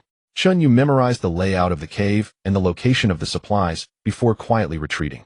Chen Yu pushed aside the last vine, stepping out of the thicket, when suddenly a chilling voice rang out behind him, "Don't move." Chen Yu paused, slowly raised his hands, and cautiously turned around. Chen Yu clearly saw that Cheng Qian had somehow appeared behind him, and shockingly, he was holding a crossbow. At that moment, the arrowhead was fixated on her heart. Chen Yu's expression darkened as he spoke in a low voice. "Tell me, was it Jin Shiji who sent you, or was it Lin Dong?" Cheng Qian suddenly smirked, shaking his head slowly. "Those two. They're not worthy. I came here on my own. He took a step forward, his calm gaze fixed intently on Chen Yue. I know you were following me. I already noticed you when I appeared from Jin Shiji's side. Therefore I pretended not to know, letting you follow me all the way. As for this batch of supplies, I also intentionally let you see them. Upon hearing this, Chen Yu lowered his hands, frowning deeply. Oh, are you trying to get me to help you eliminate Jin Shiji? Cheng Qian's lips curled into a cruel smile. Hee, that's right. But I want to eliminate not just Jin Shiji, but also Lin Dong. Chen Yu pouted. I'm not foolish. Lin Dong has firearms. I can't risk my life like that. Cheng Qian nudged his crossbow forward. Hee, so what? The opponent only has one firearm, and I already know that they won't have more than 20 rounds. But we have more people on our side. As long as we have a meticulous plan, we will definitely have a chance. Hearing this, Chen Yu fell into silence. After pondering for a while, he took a deep breath and looked seriously at Cheng Qian. You speak. What exactly do you want to do? Cheng Qian chuckled smugly. Of course I want to be the boss. I want to eliminate those two. After the deed is done, I'll be the one in charge on this island. Moreover, I will also give you a territory. In this territory, you can manage your own people. I won't touch your territory or your supplies. Chen Yu did not agree immediately. He was well aware that promises made on a deserted island could vanish faster than the tide. Yet he also knew that without cooperating with Cheng Qian, their trio would never be able to confront Lin Dong's firearms hidden. On this island, refusing an ally was tantamount to walking into a dead end. Chen Yu thought carefully for a moment and nodded seriously. All right. I agree. 3 days later, you will poison Jin Shiji's food, and I will lead people to launch a surprise attack on the camp and directly take the supplies. Cheng Qian's lips gradually curled up, lowering his crossbow and smiling. Very good. I knew you were a smart person. Deal? Chen Yu's return to the cave was even colder than usual as he kept close to the wall to avoid all eyes. Back at the camp, the sky was already showing signs of dawn. Chen Yu lifted the waterproof cloth, and Shen Wan was sitting beside the embers, her eyes filled with bloodshot veins, clearly having not slept all night. Seeing him return safely, she let out a sigh of relief and hurriedly asked what had happened. Chen Yu did not hold back, detailing all the plans. Upon hearing this, Shen Wan's brows furrowed tightly, and she suddenly stood up, her voice laced with concern. Cheng Qian's words cannot be trusted. Chen Yu set down the basket and took off his dew-soaked jacket. I know. So I will keep something back. Shen Wan bit her lip, not asking further. She understood too well what Chen Yu's silence implied. Indeed, Chen Yu was holding back. His true plan was not to help Cheng Qian seize power, but to make Cheng Qian and Jin Shiji completely turn on each other. He needed to directly add fuel to the fire, completely breaking the situation in the camp. This would also gradually reduce the absolute deterrent power of Lin Dong's firearms. That was his real plan. However, such an action would indeed be risky, but regardless of whether it was risky or not, it would definitely be worth it. The weather began to brighten, and Shen Yu once again stepped out of the cave and onto the beach. Akun had been waiting here for a long time, seemingly sorting through fishing nets. Hearing footsteps, he lazily glanced back, and upon seeing Chen Yue, he said nonchalantly, What? Are you here to deliver something to me again? Chen Yu handed over a piece of bark sealed with resin. For Jin Shiji, tell him that Cheng Qian has gathered crossbows, knives, and wine, and plans to poison his food in 3 days to seize power. Akun took the bark, his fingers slightly stiffening. He looked up, his eyes complex as he regarded Chen Yue. If Jin Shiji finds out that Cheng Qian betrayed him, he will kill Cheng Qian. Chen Yu gazed at the distant horizon, his tone calm, as he smiled slightly. Isn't that even better? Akun swallowed hard, ultimately stuffing the bark into his inner pocket without saying anything, and quickly, he knew that if this step was taken, the brief peace would likely be shattered in that moment. When Shen Yu returned to the cave, Shen Wan was leaning against the rock wall watching him. Shen Wan's expression grew increasingly complex. She opened her mouth several times, unsure of what to say. After a long pause, she sighed helplessly, her expression still complex, as she softly spoke. Chen Yu, I feel like you've changed. Shen Wan finally voiced her thoughts. Chen Yue, upon hearing this, merely nodded, lightly squatting down to pick up a stick from the ground, drawing the outline of the camp and the locations of the sentries, as well as the best escape routes on the ground. After a long time, Chen Yu took a deep breath, slowly placing the stick down, his voice turning icy. I have no choice but to change, for I understand that those who do not change cannot survive here. However, I can guarantee your safety. No matter what means I have to use, I will absolutely ensure nothing happens to you. Shen Wan lowered her eyes, not responding, but deep inside, she felt a tinge of emotion. She understood that Chen Yu's changes were also due to them. If it weren't for her, perhaps Chen Yu would have been living. Chen Yu slightly closed his eyes, the scenes in his mind continuously surfacing, vaguely aware that the situation before him was extremely dangerous. But regardless of danger, as long as success could be achieved, everything would be worth it. On the other side, Akun cautiously approached Jin Shiji, confirming that no one was around before letting out a sigh of relief. Jin Shiji's eyes narrowed slightly as he stared intently at Akuin and asked, "What are you here for?" Akuin took a deep breath, then carefully placed a secret package in Jin Shiji's palm, saying, "This is a confidential document someone gave me. I don't know who it was they were masked. They just handed it over and left instructing me to deliver it to you." Upon hearing this, Jin Shiji slightly stiffened, fixing a hard gaze on Akuin. After a long silence, Jin Shiji finally unfolded the secret letter. The initial calm quickly transformed into a fierce expression, his eyes filled with rage. Jin Shiji suddenly clenched his fists, and in the next moment, he crushed the letter into a ball, feeling a surge of anger in his heart. He never expected that Cheng Qian, who was so close to him, would choose to betray him. He couldn't believe that the note was fake. After all, even the time and place were meticulously documented. If this were fake, how could that be possible? "Get out!" Jin Shiji's voice was hoarse. Akuin nodded and cautiously retreated. Jin Shiji's eyes instantly turned a fierce red. He began to contemplate what to do next. After a long time, a fierce glint appeared in his eyes as he murmured, "No. I absolutely cannot wait 3 days. That would lead to unforeseen complications. No one knows if this guy will act sooner. If I want to survive now, the best strategy is to take the initiative." Just past noon, Jin Shiji struck a rusty pot, gathering everyone in the open area. His gaze swept over everyone, finally landing on Cheng Qian. Jin Shiji suddenly growled in a low voice, "Cheng Qian, how long are you going to keep up this charade?" Cheng Qian stepped out from the crowd, frowning. "Jin, go, what do you mean by that?" "What do I mean?" Jin Shiji coldly scoffed, taking 2 steps forward and slamming a piece of bark onto the muddy ground. "You've secretly hoarded crossbows and knives behind my back, stockpiling salt and wine, and you even plan to poison my food to seize power. Do you think I'm blind? You're slandering me." Cheng Qian's face changed dramatically as he stepped forward. "When have I ever hidden thee? This is clearly someone trying to sow discord. Jin Ge, how can you not believe me?" Cheng Qian's heart was gradually filled with panic. He never imagined that Chen Yu would dare to betray him. They had just agreed on a plan yesterday, and today Jin Shiji remained unhurried, pulling out a hastily written page of paper from his pocket. It was the secret letter that Chen Yu had Akuin forge with handwriting deliberately mimicking Cheng Qian's, listing details, dates, and even signatures that were flawless. Jin Shiji raised the page high, surveying the crowd, his voice suddenly rising. "Black and white ironclad evidence. Do you still want to deny it?" Cheng Qian's pupils contracted sharply. He opened his mouth, but found himself at a loss for words. Before he could struggle, 2 strong men behind Jin Shiji quickly lunged forward, binding Cheng Qian's hands with ropes and directly tying him to a dry tree trunk. Jin Shiji drew out a machete, his gaze flickering with darkness as he coldly declared, "Traitor, you're never fit to live." With that, he raised the machete high, ready to strike down.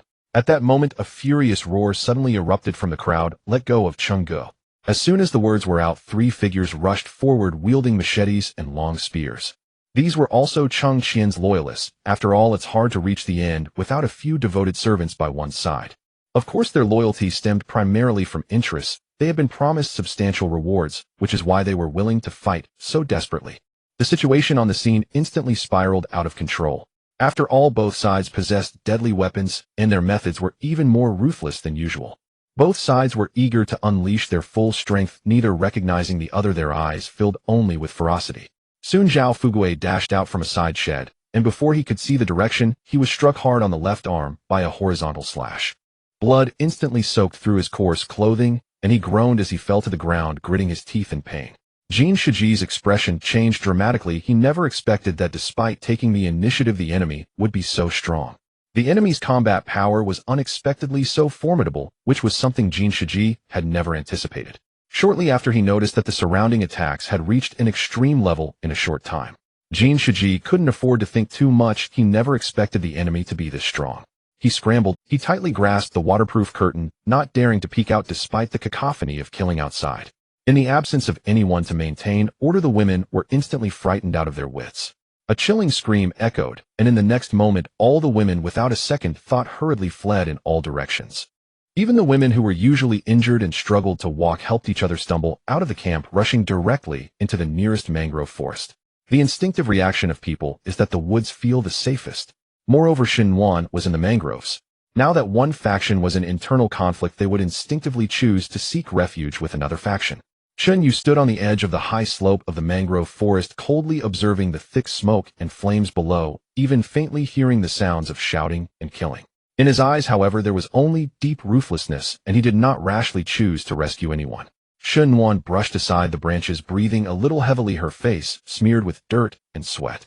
She glanced back at the women kneeling in the muddy water, trembling all over, then turned to Chunyu with a complex expression. Chunyu, those women are coming. Should we take them in?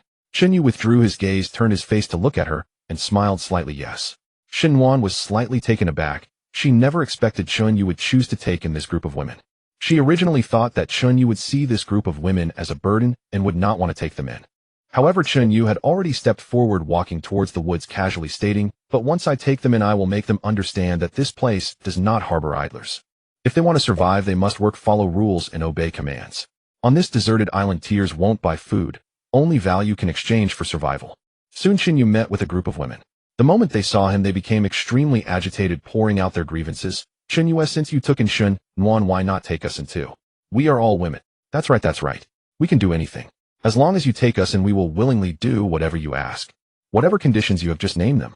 We will give our all and certainly won't disappoint you. A crowd of them spoke up, their sole purpose being to beg Chunyu to take them in. Chunyu swept his gaze over them indifferently. "Taking you in is fine, but I must make one thing clear. I don't keep idlers here. If you don't want to stay, you can leave now. But if you wish to remain, you must work. Only work earns you food. If you want work, leave now. I, Chunyu, won't support you for nothing, nor do I have any obligation to keep you." Hearing this, everyone present expressed their willingness to work. Chunyu nodded with satisfaction, a faint smile on his lips, then stood again at the foot of the mountain, gazing down at the battle below. Beside him, Xinhuan's expression was complex. "Chunyu, who do you think will win this time?" Chunyu replied calmly, "If I'm not mistaken, it should be Chengqian. Chengqian is sharp and ruthless, while Jin Shiji is weak. A weak man can never be a leader. Of failure is only a matter of time." Xinhuan was taken aback. Though she wanted to ask Chunyu what he planned to do next, seeing his confident demeanor, she realized that saying more would be pointless. Day and night passed. The sounds of slaughter continued, unabated flames still blazed, and the battle grew increasingly brutal. Broken trees littered the area, countless people wailed in agony, and the situation looked dire. Both sides had suffered heavy losses, and neither appeared to be in a favorable position. By now, over half of Jin Shiji's men were dead or wounded, and every survivor who could still breathe bore injuries. Cheng Qian's loyal followers fared no better. Their arms were wrapped in torn cloth, they leaned on machetes, gasping for air, and their eyes were bloodshot from the killing frenzy. Then, locking eyes once more, they were instantly enraged again and clashed directly. Roars followed one after another, and the shouts of battle were deafening. The next day, as the sky paled with dawn, Jin Shiji could no longer hold on. Stumbling over a pile of rubble, he scrambled and crawled towards the rocky reefs along the coastline. He cursed incessantly under his breath. "Cheng Qian, you bastard, just you wait. If I ever make a comeback, I'll make sure you regret it. I treated you so well, gave you the best food and drink, and you still dared to betray me. I will never forget." Cheng Qian wiped the blood foam from his mouth, watching Jin Shiji's fleeing back. A shadow of darkness flickered in his eyes, trying to run. He picked up his hand crossbow and gave chase. After pursuing for a while, Cheng Qian let out a low roar. "Stop right there." Cheng Qian emerged from behind a withered tree on the flank, raising his hand crossbow. In an instant, the bolt aimed directly at Jin Shiji's back. "If you take one more step, I will end you right now. I think you know very well there's nothing I wouldn't dare to do. I advise you to behave." Jin Shiji skidded to a halt, turning around in a state of utter disarray. His hair was disheveled, his clothes stained with blood, and his chest heaved violently, making his condition look dire. He stared at Cheng Qian, his lips trembling, then cursed through gritted teeth. "Cheng Qian, you're a goddamn madman. Throwing away everyone's lives for a lousy position." Cheng Qian ignored his curses, merely taking half a step forward, a flicker of contempt flashing in his eyes. "You're too useless. The camp needs a new leader. A waste. You were never fit to be the boss, and you have no right to stay here. I think you know that well enough yourself." Jin Shiji's pupils contracted, and his legs gave way. Thud. He fell to his knees on the muddy bank, hands propping him up, his eyes filled with deep terror. Then a grimace twisted his face as he glared at Cheng Qian. "If you dare kill me, Lin Dong will never let you get away with it. He has a gun. You won't get far." Hearing this, Cheng Qian let out a cold laugh, a sneer in his eyes. "Oh, you grovel at Lin Dong's feet every day, and all it does is make him even more demanding. Today he wants an extra 10 fish, tomorrow hell, take half your rations. Can you keep control? All you're controlling is everyone's lives. Besides, so what if he has a gun? Huh, in the end it's still trash. He only has 20 bullets. What good are those? We outnumber him. Can he just fire at will?" He paused, his voice icy. "I don't want to be under anyone's thumb forever." Jin Shiji's face turned ashen. He tried to argue further, but Cheng Qian's finger pressed down. Crack. The crossbow bolt shot out, instantly striking Jin Shiji precisely in the left shoulder. A piercing scream of agony tore from his throat. He was flung violently to the ground, his cries filled with pain. Cheng Qian put away the crossbow, walked over, bound Jin Shiji tightly with a coarse rope, dragged him back to the edge of the camp, and tied him firmly to a wooden stake beside a hard wall, lashing him securely until he was immobile. Cheng Qian looked down at Jin Shiji from on high, a slow smile spreading across his lips as he said calmly, "Killing you would be too easy. I want you to live to watch me bring order back to this island." Jin Shiji collapsed against the post, his face deathly pale. Cheng Qian turned to face the dozen or so survivors amidst the ruins. The blood on his face had yet to dry, but his gaze had already regained its cold sharpness. He swept his eyes over them and declared word by word, "From today on, I am in charge of everyone." Among the crowd, Cheng Qian's former subordinates erupted in cheers. Many others simply bowed their heads obediently, their eyes filled with deep fear. No one dared to voice any dissent here. In this place, might makes right. Cheng Qian's gaze passed over everyone's faces. The scenes from yesterday surfaced in his mind. Only Chen Yu knew what had truly happened. That meant Chen Yu had betrayed him. That damn bastard. The thing he hated most was being used by others. And this time, if he hadn't prepared thoroughly, he might have actually been killed. A dark cloud settled over Cheng Qian's eyes as he snarled viciously. "Now, as your new leader, I give you your first order. Find Chen Yu. He must die." Deep within the mangroves, the air was thick and suffocating, an invisible web woven from decaying vegetation and the scent of the sea. Chen Yue, along with Shun Wan, Chu Ro, and the group of women who had just escaped from the demon lair, had already hidden themselves in this labyrinth of twisted roots. This place served as a natural refuge. Once one delved deeper, it was extremely difficult for outsiders to trace their whereabouts, and one could easily cover their tracks using broken branches and wet mud. Yet Chen Yu did not let his guard down. He had meticulously set up multiple deadly traps around the perimeter, trip wires connected to suspended deadwood, and sharp bamboo spikes buried beneath what appeared to be flat mud. Anyone who approached recklessly would pay a heavy price. The following morning, before dawn broke, Cheng Qian stood at the edge of the mangroves, his sinister face glinting with a bloodthirsty light. The downfall of Jin Shiji had not satisfied his ambition. Instead, it ignited his lust for power. "Search everyone!" Cheng Qian shouted, his hand waving dramatically, the roar ripping through the silence. "Split into 3 teams. Sweep along the coast, through the bushes, and over the reefs, combing through every inch. Alive, we want to see people. Of dead, we want to see corpses." The henchmen responded in unison, swinging their machetes to hack at the vines, the sharp sounds echoing as they hastened deeper into the forest. Soon a team of men approached the hiding place of Chen Yu and the others, coming within mere 10 meters. Chen Yu decisively raised his hand, his fingers poised like iron claws in the air. This was a wordless command. Everyone instantly held their breath. Even the violent heartbeat in their chests seemed to become deafening. Ahead came the sound of hurried footsteps and rough conversations. "The footprints here have ended. Oh, let's check east." The footsteps faded into the distance. Shin Wan exhaled a breath of foul air, her forehead already drenched in fine cold sweat. Chu Ro hugged her knees tightly, trembling all over. This was the closest they had been to death. "They're searching too frantically." Chu Ro spoke with a sobbing tone. "Cheng Qian is determined to exterminate everyone." Once the surroundings fell silent, with only the sound of waves crashing against the rocks remaining, Shin Wan leaned weakly against the tree trunk, her gaze filled with despair. "Cheng Qian is 100 times more dangerous than Jin Shiji. Jin Shiji was merely greedy and cowardly, maintaining loyalty through handouts, but Cheng Qian is a beast, calculating and ruthless. Today he can dismantle Jin Shiji, and tomorrow he could turn us all into stepping stones." Hearing this, Chen Yu's lips curled into a mocking smile. "The reason beasts are deadly is that they cannot see. Cheng Qian has a fatal weakness. He desperately wants to prove he is stronger than Jin Shiji." Shin Wan paused. "Prove?" Jin Shiji maintained loyalty through favors, while Cheng Qian controls his subordinates through fear. But deep down he craves recognition, yearning for that overwhelming sense of conquest. A cold glint flashed in Shen Yu's eyes. He thinks defeating Jin Shiji makes him the island master, forgetting that the best hunters have always lured their prey into the open. "What will you do?" Chu Ro asked with a tremble in her voice. Shen Yu scoffed. "Since he wants to be the boss, I'll let him taste what it means to be the boss. Set the trap and let him walk right in." Meanwhile, behind the rocks at the edge of the mangroves, a Koan stood like a silent stone, holding a piece of burnt charcoal, his hollow gaze fixed on the sea. This usually inconspicuous fringe character had now become the best pawn. Shen Yu's figure silently appeared behind him. A Koan did not turn around, but spoke calmly. "I never expected you to dare come. Better to actively seek change than wait passively for death." Shen Yu found a large banana leaf and swiftly wrote several sharp lines with the charcoal. "Deliver this to Tell him that I, Chen Yue, am willing to submit, surrender all the women, and only seek a path to survival. But I only trust him personally, and let him come to the central clearing of the abandoned camp to talk. Other than that, there's nothing to discuss." Akuin gazed deeply at Chun Yue, as if seeing through the madness of the plan. Be careful. He tucked the banana leaf into his collar and slipped into the dense forest like a shadow. Within Cheng Qian's temporary camp, the atmosphere was heavy. The frustration of not being able to find Chen Yu drove Cheng Qian to madness like a trapped beast.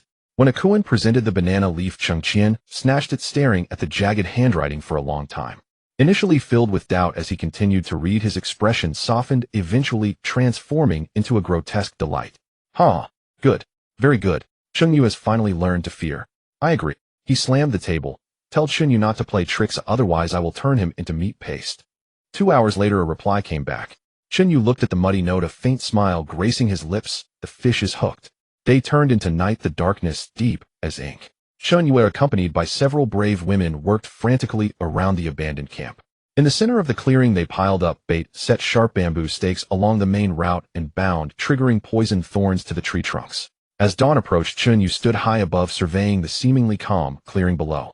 Cheng Qian is inherently suspicious, but he values face even more.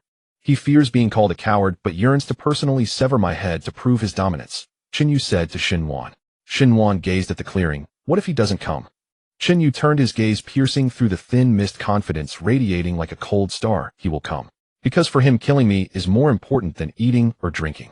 If he doesn't come, the dissatisfaction in his heart will be more unbearable than death. Prepare yourselves, the show is about to begin. Xin Wan was still haunted by an inescapable worry, her fingers absently rubbing the sharpened bamboo thorn at her waist. However, all of this was clearly part of Chen Yu's scheme. He knew Cheng Qian too well. Given his character, it was impossible for him to bring too many people along. At most, there would be 4 or 5 plus a guard dog. Cheng Qian was inherently extremely confident, even arrogant. He feared that Chun Yu might set a trap and catch him all at once, yet he was also concerned about his lair being robbed, so he dared not bet everything on this gamble. In his narrow perception, dealing with a desperate Chun Yu was already adequately handled with just 5 people. Chun Yu surveyed the tense expressions of the crowd around him, cleared his throat, and spoke in a voice that was not loud, but carried great penetrating power. Everyone focus, and quickly finish the last step under the cover of night. Especially this quicksand trap, it is crucial for us. If you don't want to be caught and tortured by him again, if you don't want to return to that dark hell, then grit your teeth and dig according to my specifications. As his words fell, the originally exhausted women noticeably quickened their movements. The days of captivity had left a deep shadow in their hearts. Every recollection sent shivers down their spines. The instinct for survival and the desire for freedom unleashed astonishing strength within them. The next day at noon, the blazing sun hung high, piercing through the clouds like a sword scorching the earth. In the center of the abandoned camp, distorted heat waves rose into the air. Cheng Qian, accompanied by 4 or 5 trusted subordinates, quickly approached their destination. Each person was armed with crossbows exuding a murderous aura. However, when they stepped into the open area, they found Chun Yu standing alone in the center. He carried no weapons, his figure elongated under the scorching sun, exuding an implicit heroism, as if he were prepared to face death. A trace of barely perceptible admiration flashed in Cheng Qian's eyes, quickly replaced by a sinister smile. I really didn't expect you to have such guts, actually daring to stand here alone. At the same time, you have a bit of self-awareness, knowing your own capabilities, and that there's no way for you to escape. Chun Yu slowly raised his hands, palms outward, his movements slow and clear, indicating that he bore no hidden weapons. His face was terrifyingly calm. As you can see, I am not carrying any weapons. I think you shouldn't be overly anxious about this matter, right? Hearing this, Cheng Qian snorted coldly, his expression betraying no sign of relaxation. You two go search. Be thorough. He waved his hand at the 2 subordinates behind him. The 2 surged forward like wolves, roughly searching Chun Yu, even checking his pant legs and clothing repeatedly. In the end, the 2 exchanged glances and turned to Cheng Qian, shaking their heads. Cheng Qian's lips instantly curled into a cold smile. He slowly walked over to Chun Yu, unable to suppress a chuckle full of mockery. You really do have some ability. Oh, I never expected you to dare come out alone, and without any weapons at that. Tisk, it seems you are truly afraid. You should know just how strong my side is. I like straightforward people who recognize the situation like you.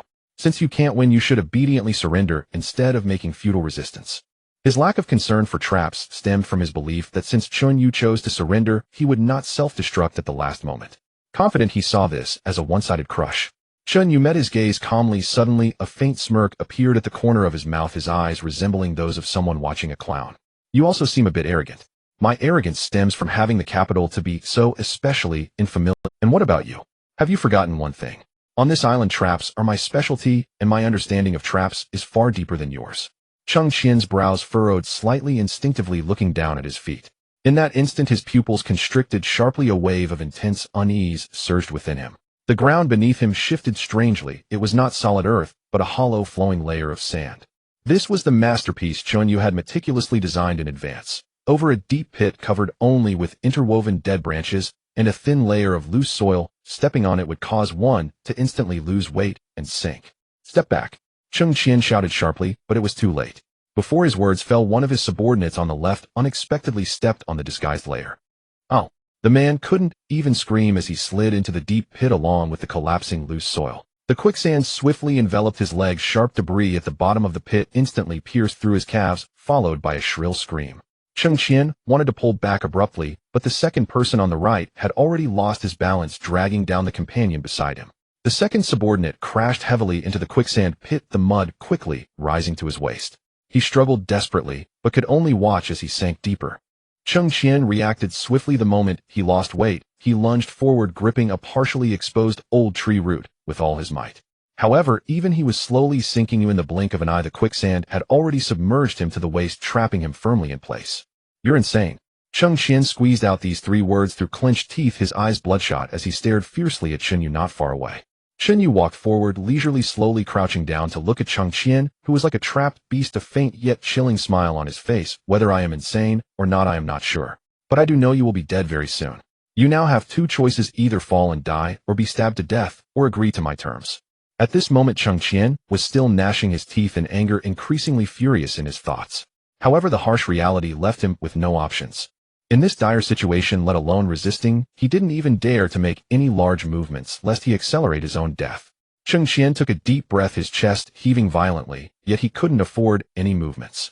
If he made any large movements emulating Jin Shiji's fate, he would surely die even faster.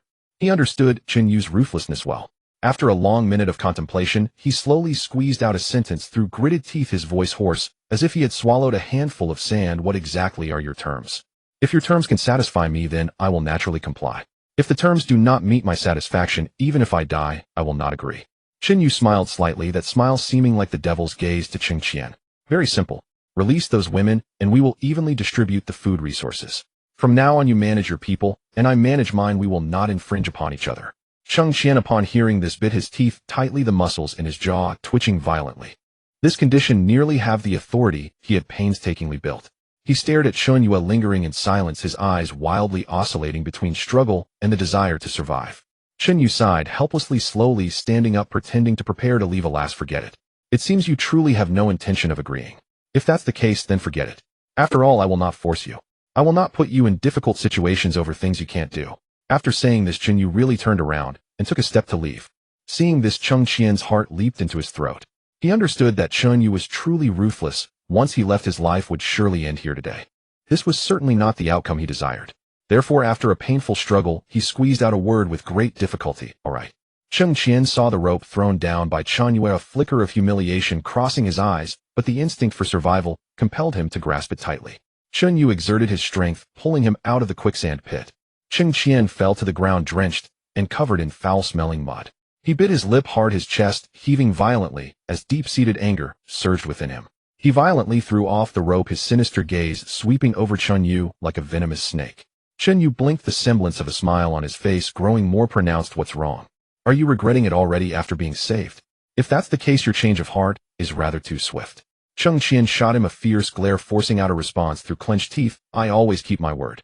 However, first pull my two brothers up." He gestured to lower the rope, and after some effort managed to rescue the two subordinates trapped in the quicksand. The three of them sat on the ground, panting heavily, still in shock. Cheng Qian stood up, dusting off the mud on his body, and fixed his gaze on Chunyu, a hint of confusion and wariness in his tone. "Chunyu, tell me, how should we divide this? I hope you won't speak nonsense. Since we are to divide, it should be fair." Chunyu, unhurried, picked up a dry twig and drew a clear line in the mud. "It's simple. Let's use this stream in the center of the island as the boundary. The west side is yours, the east side is mine. As for food, it will be divided per head. On the 1st and 15th of each month, we will meet by the stream to settle. The last rule: anyone who crosses the line will die." Cheng Qian stared at the line, fell silent for a moment, then suddenly let out a cold laugh. "It's a deal." After saying that, he turned and left with his subordinates.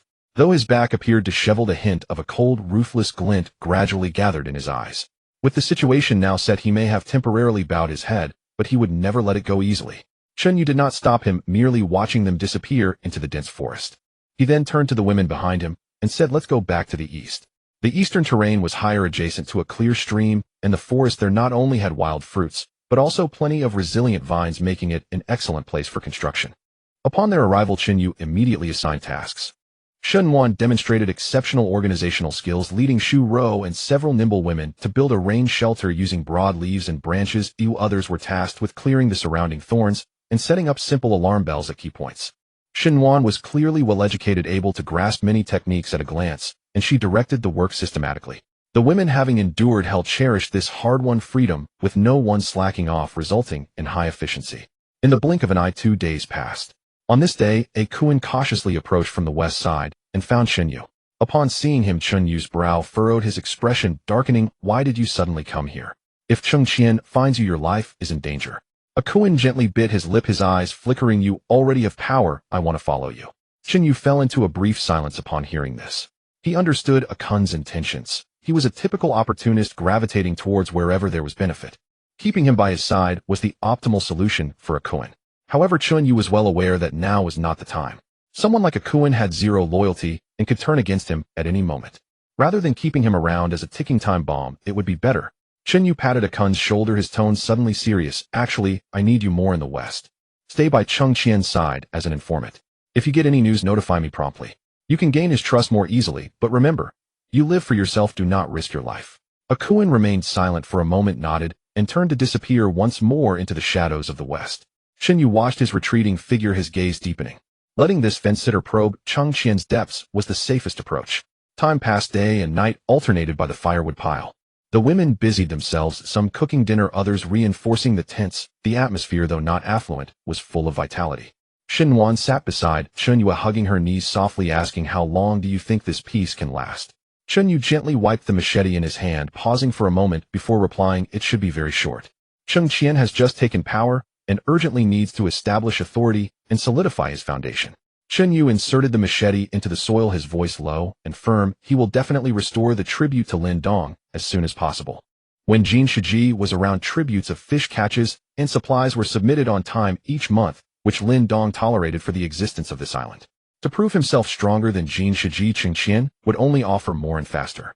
Once Lin Dong notices the shift in power on the island or feels the tribute is insufficient, he will certainly take action personally. Yuan's heart tightened. "Lin Dong has guns. We can't even gather a proper knife. What are you planning to do about him?" Yu raised his head, his gaze piercing through the flickering flames, landing on Yuan's delicate face. A faint smile suddenly appeared on his face, displaying an unruffled demeanor regarding this frightening matter. "Actually, strictly speaking, this is not a difficult problem. Although the other side has guns, we never intended to confront him." He paused, a deep curve forming at the corners of his mouth. "Therefore, what I need most right now is not weapons, but his weaknesses." The east camp. Sunlight streamed through the gaps in the tree canopy, casting mottled shadows on the air was filled with the fresh scent of broadleaf trees and the dampness of the soil, accompanied by the gentle sound of a flowing stream, occasionally mixed with the calls of unknown birds. Everything appeared peaceful and serene, as if this forgotten island finally had a place to catch its breath. But Yu knew that this tranquility was merely the brief calm before the storm. You, go gather wild fruits and edible plants. Follow the stream upstream. I checked that area yesterday, and there should be plenty to harvest." Yuan stood in the center of the camp, holding several broad leaves covered in charcoal, writing, her voice crisp and decisive. Her hair was casually tied back with vines, her face smeared with mud, yet her eyes sparkled astonishingly. "You follow Zhu Rou to the shallows to set nets for fishing. Remember, the nets must be taut. If they are loose, the fish will escape. The rest of you come with me to build the shelter." The women were divided into 3 groups, gathering, fishing, and construction. This was the division of labor that Yuan had devised after a whole night of thought, with each group's tasks, number of people, and tools clearly written. Yu stood a short distance away, leaning against a large tree, watching her command with assurance, a hint of surprise flashing in his eyes. "Yuan," he called out. Yuan turned her head and walked over quickly. "What is it? Did you?" Yu hesitated, his gaze lingering on her face for a moment. "Did you also direct things like this on the plane?" Yuan paused for a moment, then burst into laughter, her eyes curved with amusement. "Do you think I only push trolleys and ask, 'What would you like to drink, sir?'" Yu remained silent, tacitly agreeing. Yuan rolled the leaf in her hand, speaking cheerfully. "Actually, it's not that complicated. My dad runs a company, and since I was young he taught me to read reports, manage people, and delegate tasks. After being exposed to it for so long, I picked up a bit. She paused, a trace of self-deprecation in her smile. Originally, I became a flight attendant to experience life. My dad said I should see the world and not just stay in my ivory tower. But this experience has taken me directly to a deserted island. Shinyu looked at her. So you a rich young lady, don't act spoiled when it comes to work. Xinhuan tilted her head, her eyes sparkling. That's because you don't know me. I either don't do something, or I do it to the best of my ability. She glanced down at her hands covered in mud and red marks, chuckling self-deprecatingly. But this appearance really doesn't resemble a flight attendant. I look more like a wild person. Shinyu looked her up and down.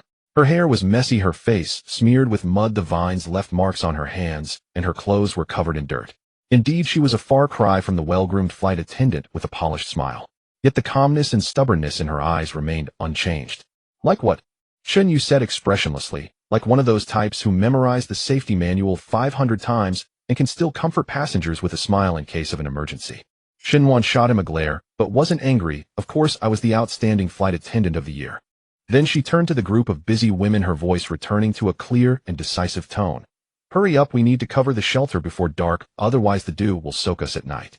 Xinyu watched her back, a complex expression flashing in his eyes. By the bamboo grove, Xinyu took a fire axe and chopped down a few bamboo stalks the width of a bowl. The bamboo joints were hard, and the axe struck them with a dull thud. He dragged the chopped bamboo back to the camp and began to bind them with vines to construct a framework.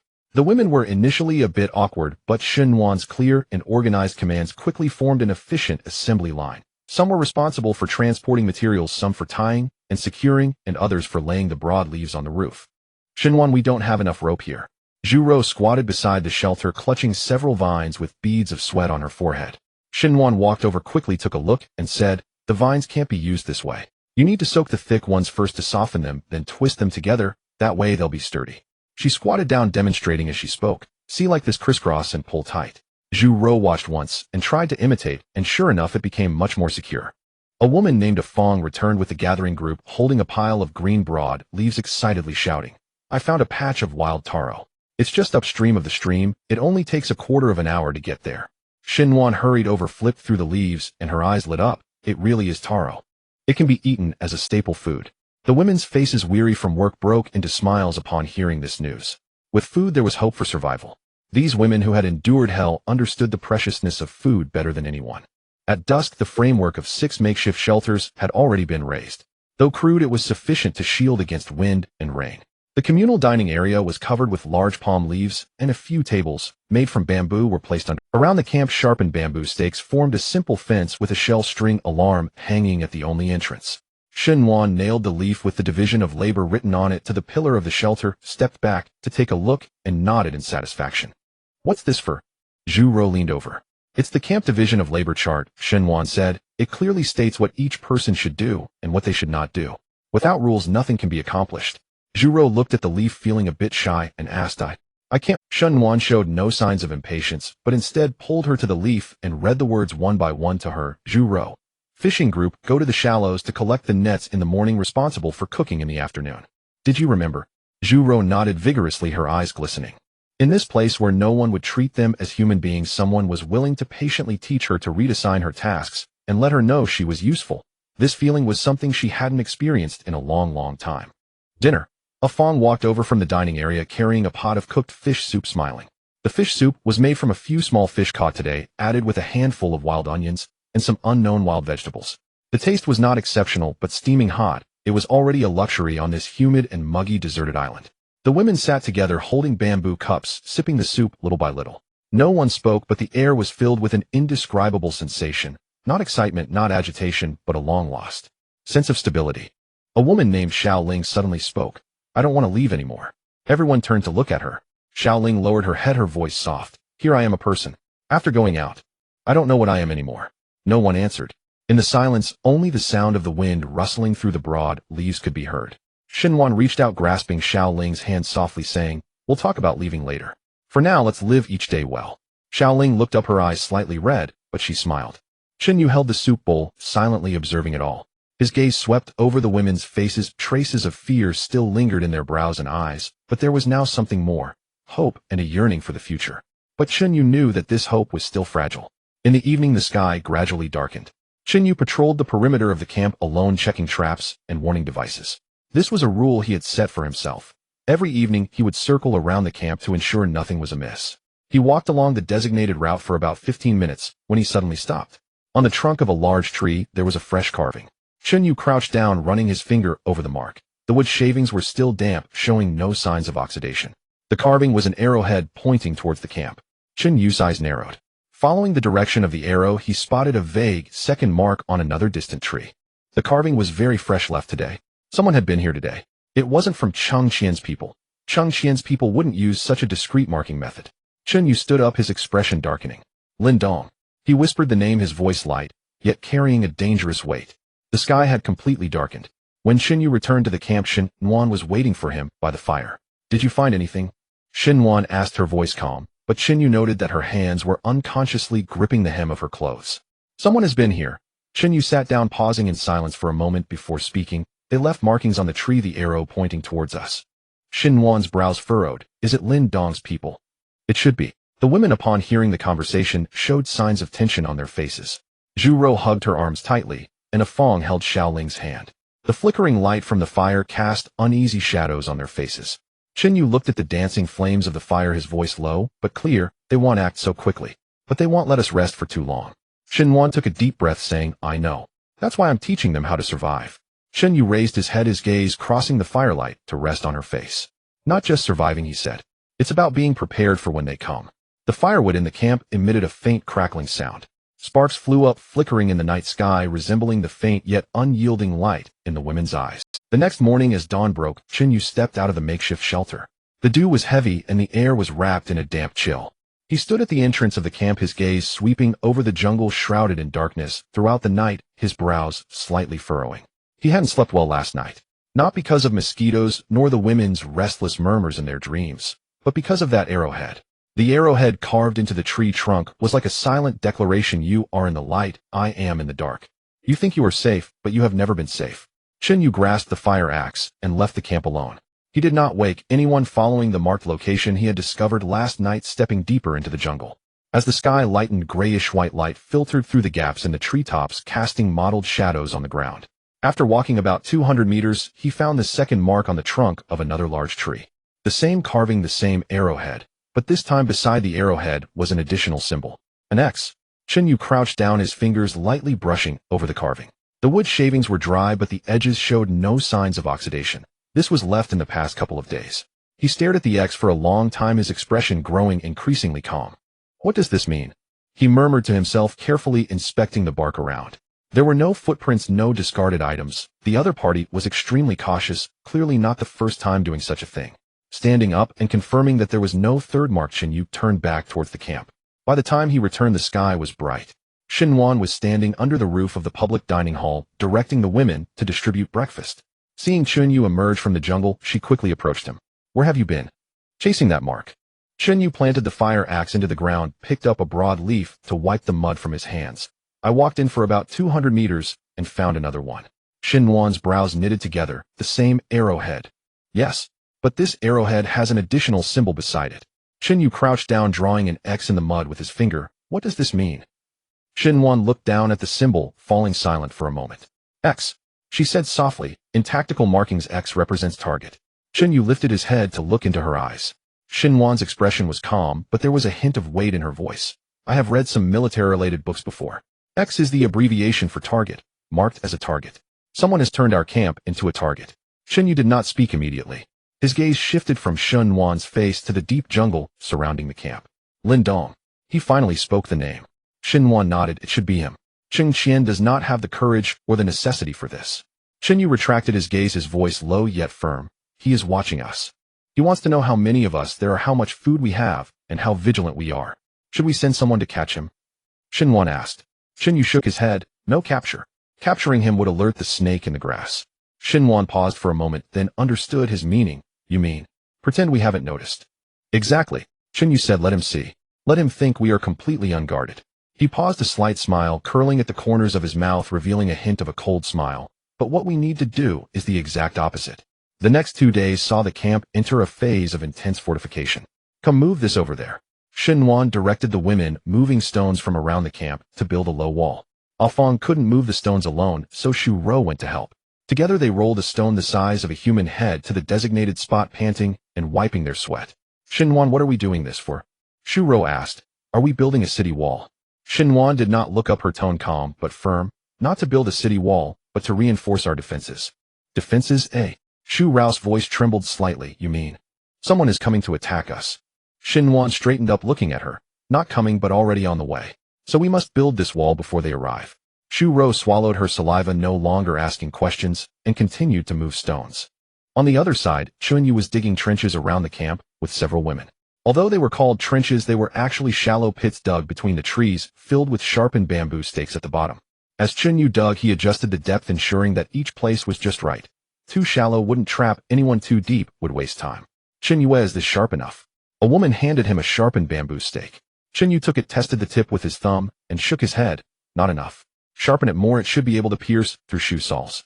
The woman nodded and squatted down to continue sharpening with a stone shard. Between the trees surrounding the camp, sharpened bamboo stakes were buried in the ground, only the palm-sized tips visible, covered with dry leaves and weeds, looking indistinguishable from ordinary woodland.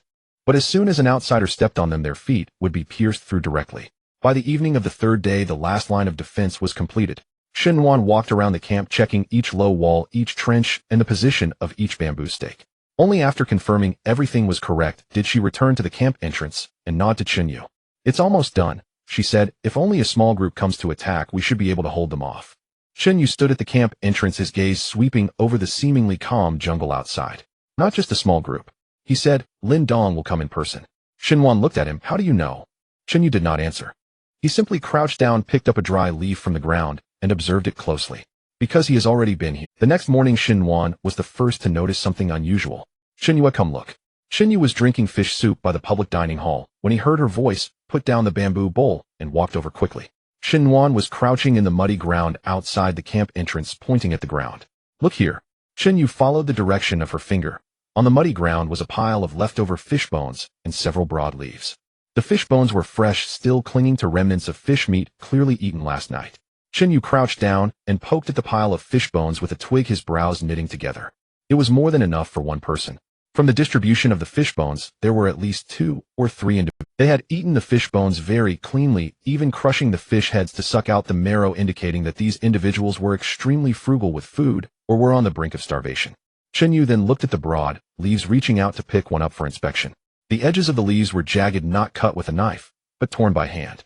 The broad leaves were covered with dew, but the soil beneath them was dry, indicating they had been placed there after the dew had dried, meaning at dawn. Xinhuan's voice was very low. They spent the night outside our camp.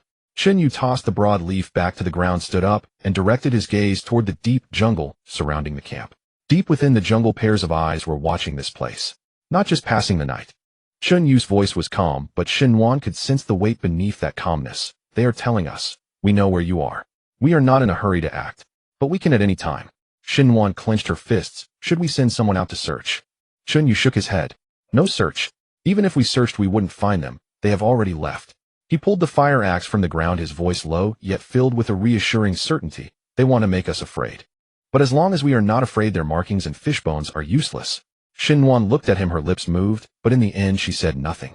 She simply turned around and said to the women who had gathered nearby, let's get to work. Gather what needs to be gathered, fish what needs to be fished.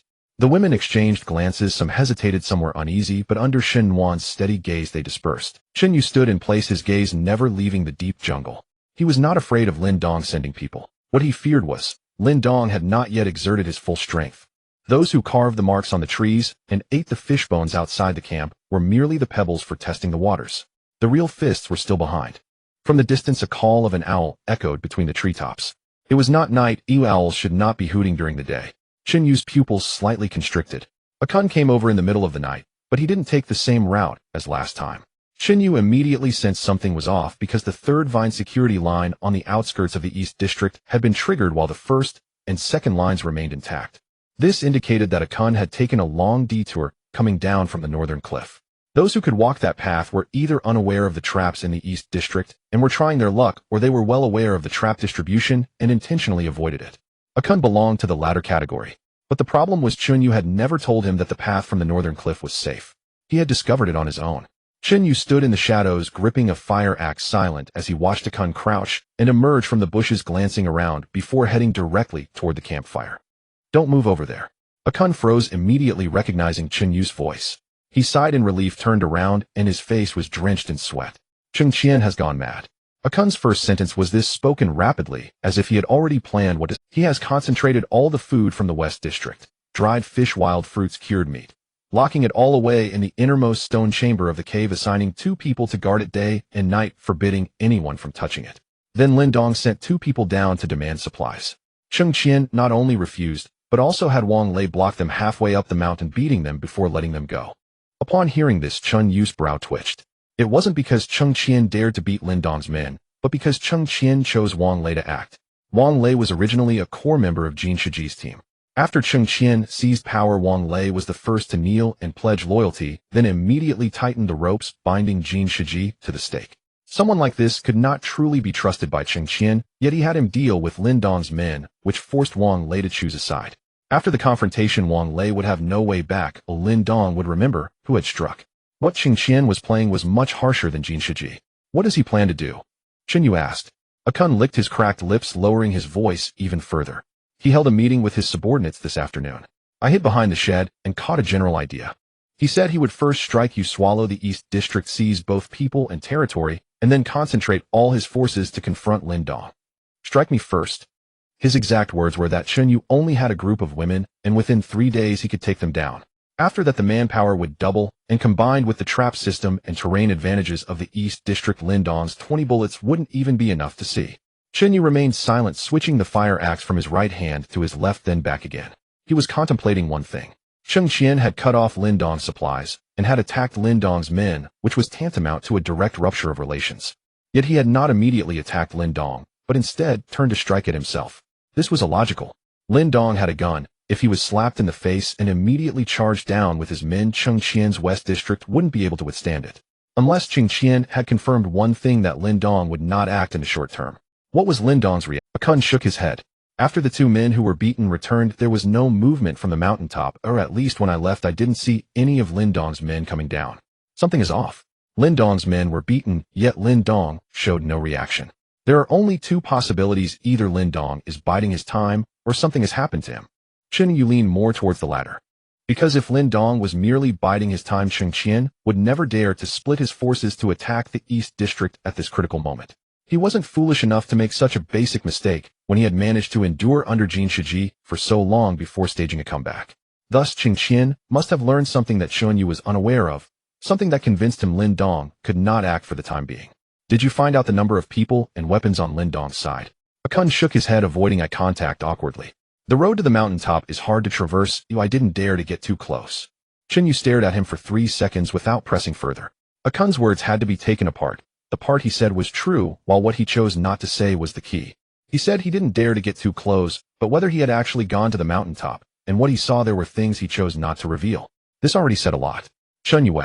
Akun suddenly spoke, his tone different from before, less detached, and more urgent. I don't want to go back. I can't stay with Cheng Qian anymore. He has begun to suspect everyone. The night before last, Lu Daong was whipped 10 times just for looking at him a moment too long. If I stay any longer, it'll inevitably be exposed. Chen Yu looked at him without nodding. You go back. Akun's expression changed, his mouth opened and closed without saying a word. Cheng Qian is going to attack. I need to know when he will act, from which direction he will come, and how many people he will bring. Only you can tell me this. But if you come over now, Cheng Qian's side is a black box. I can't see any. The longer you stay, the more time I have to prepare. Akun stood there, his fists clenched so tightly they turned pale, and it took a long time for him to squeeze out a single word from his throat. All right. He turned and dived into the bushes, taking a few steps before turning back to say, at most 3 days, no matter what happens after 3 days I will come over. After the footsteps disappeared, Shen Wan emerged from the shadows. She had been listening quietly from the side, without making a sound. The route he took tonight was incorrect. Shen Wan's first words hit the nail on the head. Chen Yu nodded. Last time he came from the southeast. This time, he came down from the northern cliff, indicating he has figured out our outer security distribution. This information he can use for himself or sell to Cheng Qian. Akun is like a weathercock. He will help whoever is winning. Now he comes to report, not necessarily out of loyalty, it is very likely because he is also betting on your victory, just placing a bet in advance. If Cheng Qian suddenly gains the upper hand, he will immediately sell us out. I know. Chen Yu tucked the fire axe back into his waistband and took a few steps toward the fire pit before suddenly stopping. But there is one thing he said that is true. Which one? Cheng Qian has cut off Lin Dong's supplies and attacked Lin Dong's men, yet Lin Dong has not reacted. Shen Wan furrowed her brow thinking for a moment before saying, "Do you think something has happened to Lin Dong?" Uncertain, but the fact that Cheng Qian dares to attack me first instead of guarding against Lin Dong means he must be holding some trump card that we are unaware of. Shen Wan was silent for a few seconds, her voice lowered. The fact that Cheng Qian wants to strike you first indicates that he is already at his wit's end. Cutting off Lin Dong's supplies means cutting off his own retreat. Now he can only charge forward. If he does not swallow the East District, he won't even have the capital to negotiate with Lin Dong. Chen Yu lifted his head, gazing at the pitch-black jungle outside the cave entrance, a slight smirk appearing at the corner of his mouth. "Let him come." Chen Yu's voice was calm, but Shen Wan detected an unyielding tone beneath it. She said nothing further, and turned to check the trap set on the perimeter, while Chen Yu stood still for a moment, suddenly feeling that something was amiss. Cheng Qian cut off Lin Dong's supplies and attacked Lin Dong's men, yet Lin Dong showed no reaction, making the situation seem quite strange. Either Lin Dong was hiding a powerful move, or he was truly in trouble. Regardless of which, it was Cheng Qian's audacity to strike at the East District at such a critical moment rather than defend against Lin Dong indicated he held some trump card. Chen Yu could not comprehend what this trump card was, but he knew his time was limited. If Cheng Qian had already dealt with Lin Dong, then the entire island would only have the East District left unclaimed, and Cheng Qian had no reason not to come. Early the next morning, noises came from the camp's perimeter. It wasn't footsteps but shouts. Chen Yu, come out." It was Zhou Yi. Back when they were hunting wild boars, he had been a relatively trustworthy person, though timid, he at least followed orders. Later, when Jin Shiji lured him with food, Zhou Yi was the first to jump out and betray Chen Yue, revealing where Chen Yu had hidden the wild boar meat. After Jin Shiji's downfall, Zhou Yi immediately knelt before Cheng Qian to pledge his loyalty, becoming a lackey under Cheng Qian. Chen Yu had encountered too many people like him. They were not just opportunists. Opportunists merely followed the trend, while Zhou Yi actively sold out others. Each time he switched sides, he needed to shed the blood of his former master as proof of loyalty, otherwise the new master would not trust him. Thus, when he betrayed Chen Yue, he did so more thoroughly than anyone else, because he needed to be complete. Chen Yu walked to the edge of the camp, pushed aside the vines blocking his view, and saw Zhou Yi standing on an open space 20 meters away, holding a sharpened wooden stick with two people behind him, both from Cheng Qian's side. "Chen Yue, brother Cheng sent me to deliver a message." Zhou Yi's voice was loud, intentionally shouting as if afraid others might not hear. "Brother Cheng said the east side is his territory. You people occupying it is inappropriate. You have 3 days to move out, or don't blame brother Cheng for being rude." Chen Yu did not respond immediately, merely standing there watching Zhou Yi. Zhou Yi felt uneasy under Chen Yu's gaze, but he steeled himself and continued, "Brother Cheng also said that if you know what's good for you, take your people to the seaside and find a cave to hide in. Brother Cheng won't make things difficult for you. But if you don't know what's good for you, don't blame brother Cheng for being ruthless."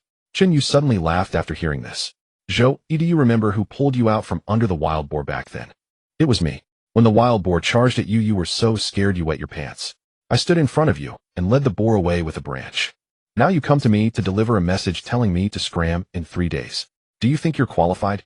This line was not meant for Zhou Yi. Chen Yu was well aware that the true audience was the two men behind Zhou Yi.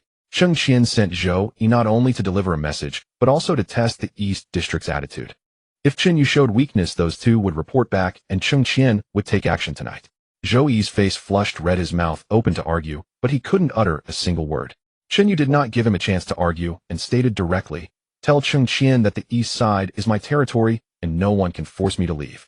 Zhou Yi was taken aback for a moment, then sneered, "Chen Yu, don't be foolish. Brother Cheng has a crossbow and over a dozen brothers. What do you have to fight him with?" Chen Yu did not respond. He simply turned and walked back to the camp, picked up the fire axe from beside the fire, and returned to the edge of the vines. He raised the fire axe, the blade glinting coldly in the sunlight. "I have an axe, want to give it a try, eh?" Zhou Yi instinctively took a step back, and the two men behind him followed suit. A crossbow can kill, and an axe can also kill. The difference lies in the fact that the crossbow is in Cheng Qian's hands while the axe is right before him. What people fear is not the strongest weapon, but the weapon that is closest. "You don't do anything reckless." Brother Cheng said if you dare to move, he will come with people and slaughter all of you. Chen Yu remained silent, simply thrusting the fire axe into the ground, the blade sinking into the soil with a dull thud. Zhou Yi turned and ran, the two men behind him also fleeing. The three of them ran swiftly as if wolves were chasing them. Xin Wan emerged from the camp standing beside Chen Yu and watching the direction Zhou Yi had disappeared. "Since Zhou Yi betrayed you, there has been no turning back for him. A few days ago I heard Chu Ro mention that Zhou Yi beat several women in the West District very brutally, breaking 2 ribs of one woman. Chen Yu pulled the fire axe from the ground and weighed it in his hand. He hasn't become ruthless, he has always been like this. He was once held back by others, and he didn't dare to act out. Now that Cheng Qian has given him power, he dares to. People like him bully the weak and fear the strong. If you treat him well, he thinks you're easy to manipulate, but if you are harsh with him, he will fear you instead. But the real danger is not him, but the person backing him up. Shen Wan nodded, saying nothing further, and turned back to the camp. Chen Yu stood still for a while longer, suddenly hearing the sound of tree chopping coming from a distance. The sound was dense, as if several people were working simultaneously. Chen Yu walked a few steps in the direction of the noise, pushing aside the bushes to look outside. 50 meters away in the woods, 7 or 8 people were chopping down trees, moving quickly. A tree as thick as a bowl was felled in under 2 minutes. Those people dragged the fallen trees together, bundling them with vines, and then continued to chop down the next tree. After watching for a moment, Chen Yu suddenly understood. Cheng Qian was setting up obstacles to prepare for besieging the East District. By cutting down all the trees on the outskirts of the East District and piling them into roadblocks, the people from the East District would find it impossible to escape, forced to remain trapped inside and await their demise. This tactic was ruthless, yet did not require loss of life. Cheng Qian did not need to attack. Blocking the routes and cutting off the water supply and hunting paths would cause the East District to collapse on its own. Compared to a direct confrontation, the cost was much lower. Chen Yu turned and walked back, quickly returning to the camp and calling for Xin Wan and Chu Ro. Cheng Qian has started to take action. He is chopping down trees on the perimeter to set up obstacles, preparing to besiege us. Xin Wan's expression changed. What should we do? Chen Yu did not answer immediately. Instead, he squatted down and drew a simple map on the ground. The East District has only 3 exits: the cliff to the north, the stream to the south, and the road to the west leading to Cheng Qian's side. The cliff to the north is too steep for ordinary people to climb, while the stream to the south can be traversed, but that area is marshy. If blocked, it would become a dead end. The only viable route is this road to the west, but Cheng Qian is now intending to block it off. Chu Ro bit her lip. Does that mean we will be trapped? Chen Yu shook his head. Not necessarily. Cheng Qian needs time to set up obstacles. It will take at least 2 to 3 days to completely block the perimeter. Those 2 to 3 days are our opportunity. What opportunity? Xin Wan asked. Chen Yu stood up, gazing at the distant area being felled. Cheng Qian thinks he is besieging us, but he doesn't know that the trees he is cutting down can be used to set traps. Cheng Qian moved swiftly, and by dawn the next day, all 3 roads on the outskirts of the East District were completely blocked. The road leading to the stream was piled high with fallen tree trunks stacked haphazardly, reaching a height of 2 people. The trunks were tightly bound with vines, making it impossible to climb over. The path to the northern cliff was even more perilous. Cheng Qian directly ordered a deep pit to be dug at the entrance, filled with sharpened bamboo stakes, while 2 men with crossbows stood guard beside it, keeping a watchful eye. The only path still accessible led to the collection area, but that entrance was also guarded by Cheng Qian's men, with 4 burly men standing there holding wooden sticks and machetes. Zhou Yi stood behind the barricade, shouting, "Chen Yue Chenggu said you can come out, but once you do you can't go back. Think carefully before you leave." This statement was quite harsh, clearly implying that while they could come out, there was no chance of returning to the camp. They could either flee to the seaside or remain trapped inside to await their demise. Xin Wan stood at the edge of the camp, her expression grim. "They intend to trap us here to die." Chen Yu said nothing, only turned and walked back into the camp, with Shun Wan following closely behind. Upon returning to the camp, Chen Yu instructed Shun Wan to account for all the food. Xin Wan, along with Xu Ro and several other women, turned everything upside down, and the final conclusion left everyone feeling disheartened. There are only a dozen dried fish left, less than a basket of wild fruits, only 3 pieces of cured meat, and while we have enough water, the food will last at most 5 days. Upon hearing this, the women in the camp changed their expressions, and several of the younger ones began to cry. What will we do after 5 days? Are we really going to starve to death here? If I had known, I wouldn't have followed Qinyu. At least there was food over at Cheng Qian's. What use is it to say this now? Cheng Qian won't let us go. The camp descended into chaos, and Chun Yu stood beside the fire, watching the weeping women, suddenly speaking up. Cheng Qian's men outnumber us, but they are more in need of food. Everyone was taken aback, and the crying ceased. Xin Wan frowned. How do you know? Chun Yu crouched down and drew a simple map on the ground. Cheng Qian has over 20 people under his command, while we only have a little over 10. Logically, they should be better off since they have the numbers. But why is Cheng Qian surrounding us instead of attacking directly? Because he can't afford to. Although he has crossbows, the bolts are limited, and in a real fight he might not necessarily win, and even if he does, there would be casualties. Cheng Qian has just taken power and lacks a solid foundation. Losing even one person would diminish his authority, so he has chosen to besiege us hoping to starve us out, without losing a single soldier. Upon hearing this, Xu Rao's eyes lit up. So he can't hold out for long. Cheng Qian has cut off Lin Dong's supplies. A Lin Dong could descend from the mountain at any time. Cheng Qian must resolve us before Lin Dong takes action, or he will be attacked from both sides and perish even faster. So he is more anxious than we are. He can't last 5 days. As soon as this was said, the atmosphere in the camp instantly shifted. The women who had been crying wiped their tears, and those who had been complaining fell silent. Xin Wan took a deep breath. What do we do now? Xin Yu stood up, looking at the fallen trees surrounding the camp. We wait. Wait for what?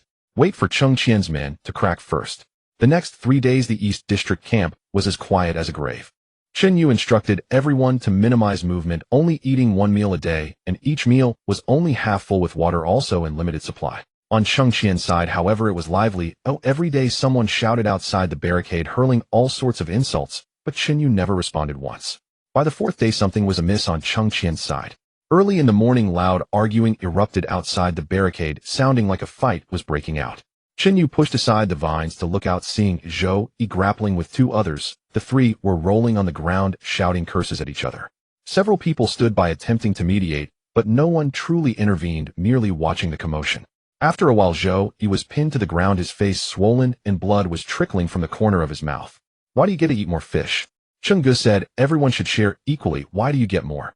I stood guard all night yesterday, so what if I eat 1 more fish? Bullshit. I also stood guard all night, why didn't I get to eat more? The 2 started fighting again. This time the blows were fiercer, with one of them grabbing a rock and smashing it over the other's head, blood immediately gushing out. Cheng Qian burst out of the forest, kicking the one with the rock to the ground. Shut the hell up.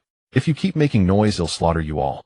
Cheng Qian's expression was grim, his eyes bloodshot, looking as if he hadn't slept well for several days. He glanced around, and everyone lowered their heads, not daring to meet his gaze. Get back to where you came from. Whoever dares to cause trouble again, he'll be the first to deal with them. The crowd dispersed. Zhou Yi got up, covering his face, took a few steps, and then looked back at the East District, his eyes filled with resentment. Xin Yu set down the vines and turned back to the camp. Xin Wan was distributing today's food, each person receiving only half a dried fish and a few wild fruits, but no one complained. Things are starting to get chaotic on Cheng Qian's side, Xin Yu said. Xin Wan looked up. How do you know? They started fighting over a fish. Xu Rou couldn't help but laugh upon hearing this.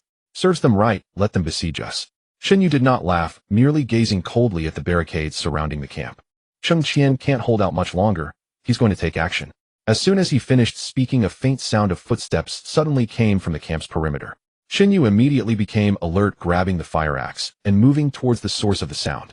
The footsteps were very light, as if someone was deliberately trying to minimize noise, and there was only one person.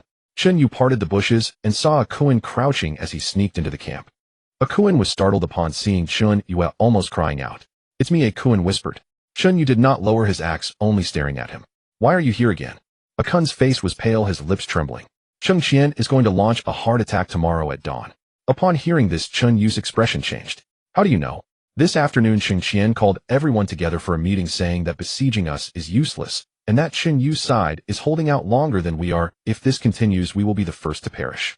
So he decided to take action at dawn tomorrow, attacking directly while it's still dark.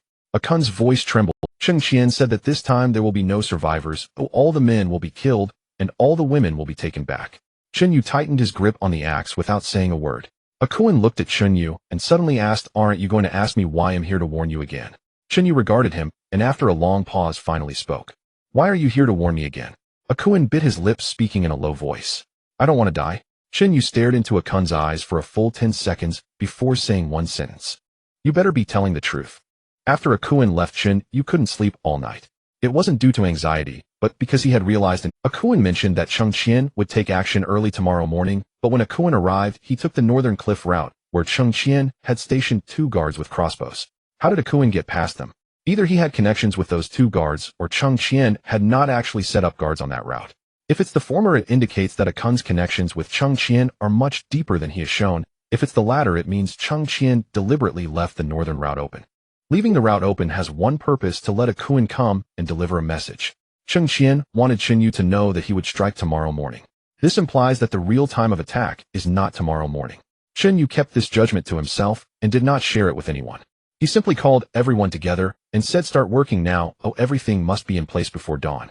No one questioned why, as everyone understood that when Chunyu said to do something it had to be done. Xinwan was the fastest to react as she immediately divided the women in the camp into two groups. One group followed Chunyu to dig pits and set traps on the outskirts while the other group stayed in the camp to prepare logistics, gathering everything useful, stones, sharpened wooden sticks, and the mist fruit juice brewed by Chu Ro, arranging them in their respective places. Chunyu led 7 or 8 women out of the camp in the dark, walking along the western passage blocked by obstacles. The obstacles were made of tree trunks stacked by Cheng Qian's men, standing more than 2 people high, looking quite intimidating. However, Chunyu had no intention of climbing over. He needed those obstacles.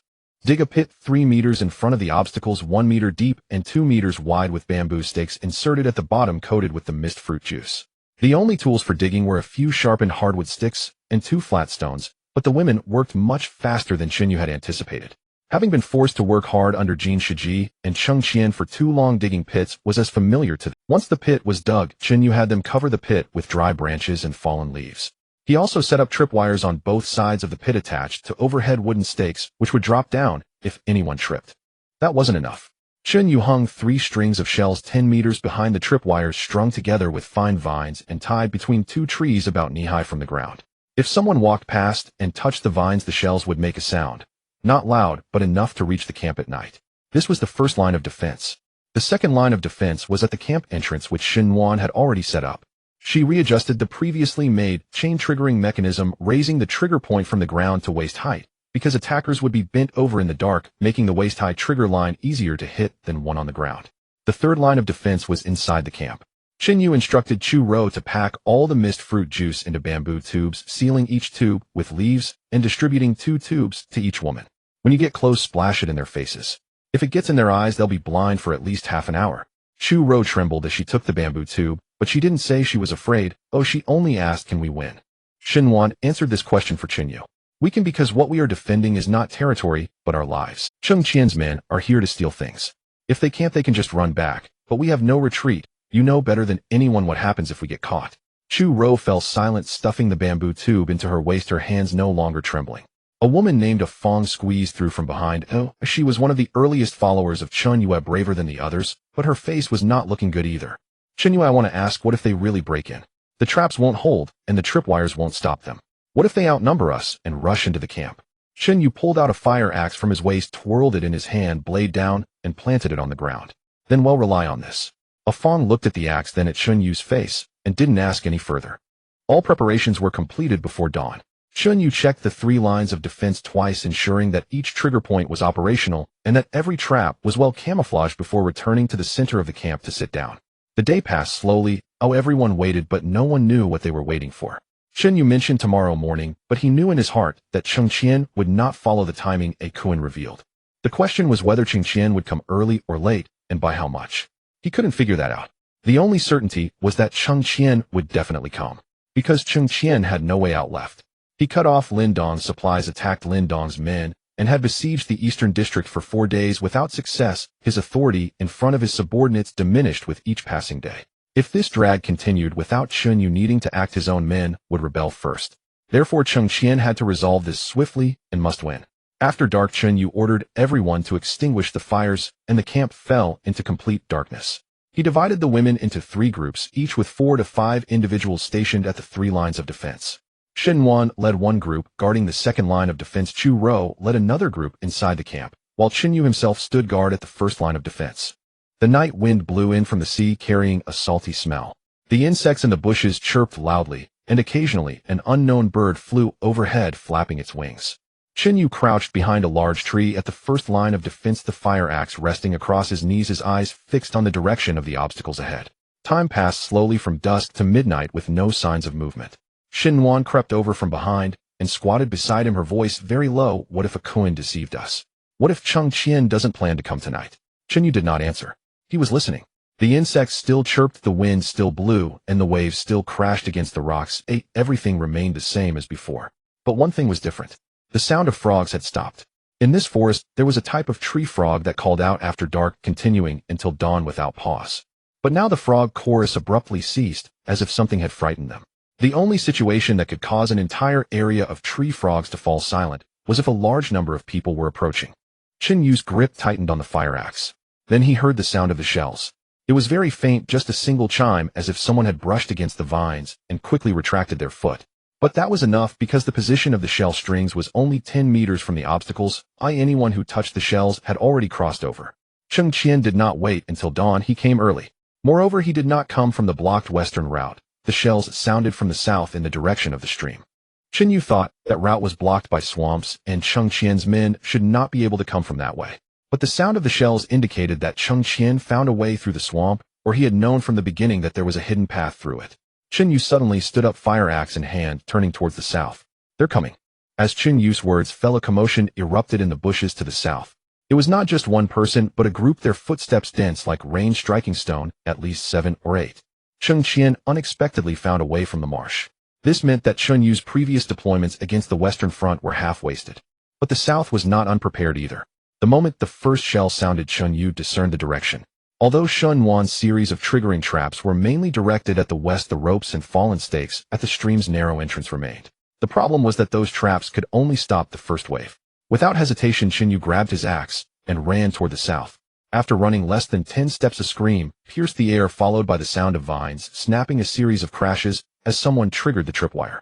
A dark figure was hanging upside down in midair, its ankle tightly bound by vines, swinging, head down, cursing incoherently. Chen Yu ignored him and pressed forward. The second scream almost coincided, coming from about 5 meters to the left. That was a deep pit with bamboo stakes at the bottom smeared with the juice of the hallucinogenic fruit. The person who fell and cried out, but then fell silent, not dead, but under the effect of the drug, their limbs weakened, unable to even shout.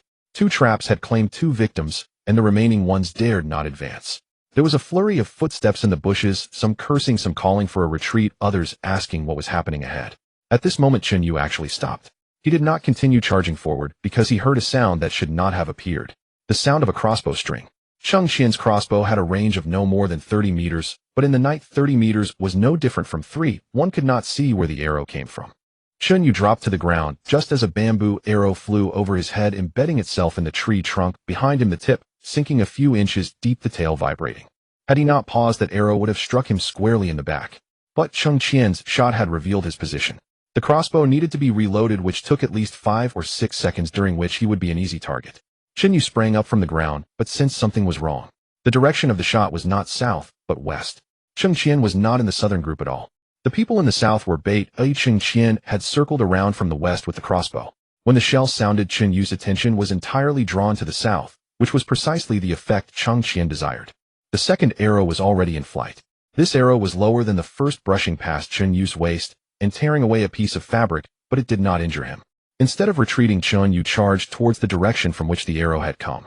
In the darkness, he could not see the person, but he could hear the sound of reloading creaking just about 10 meters ahead.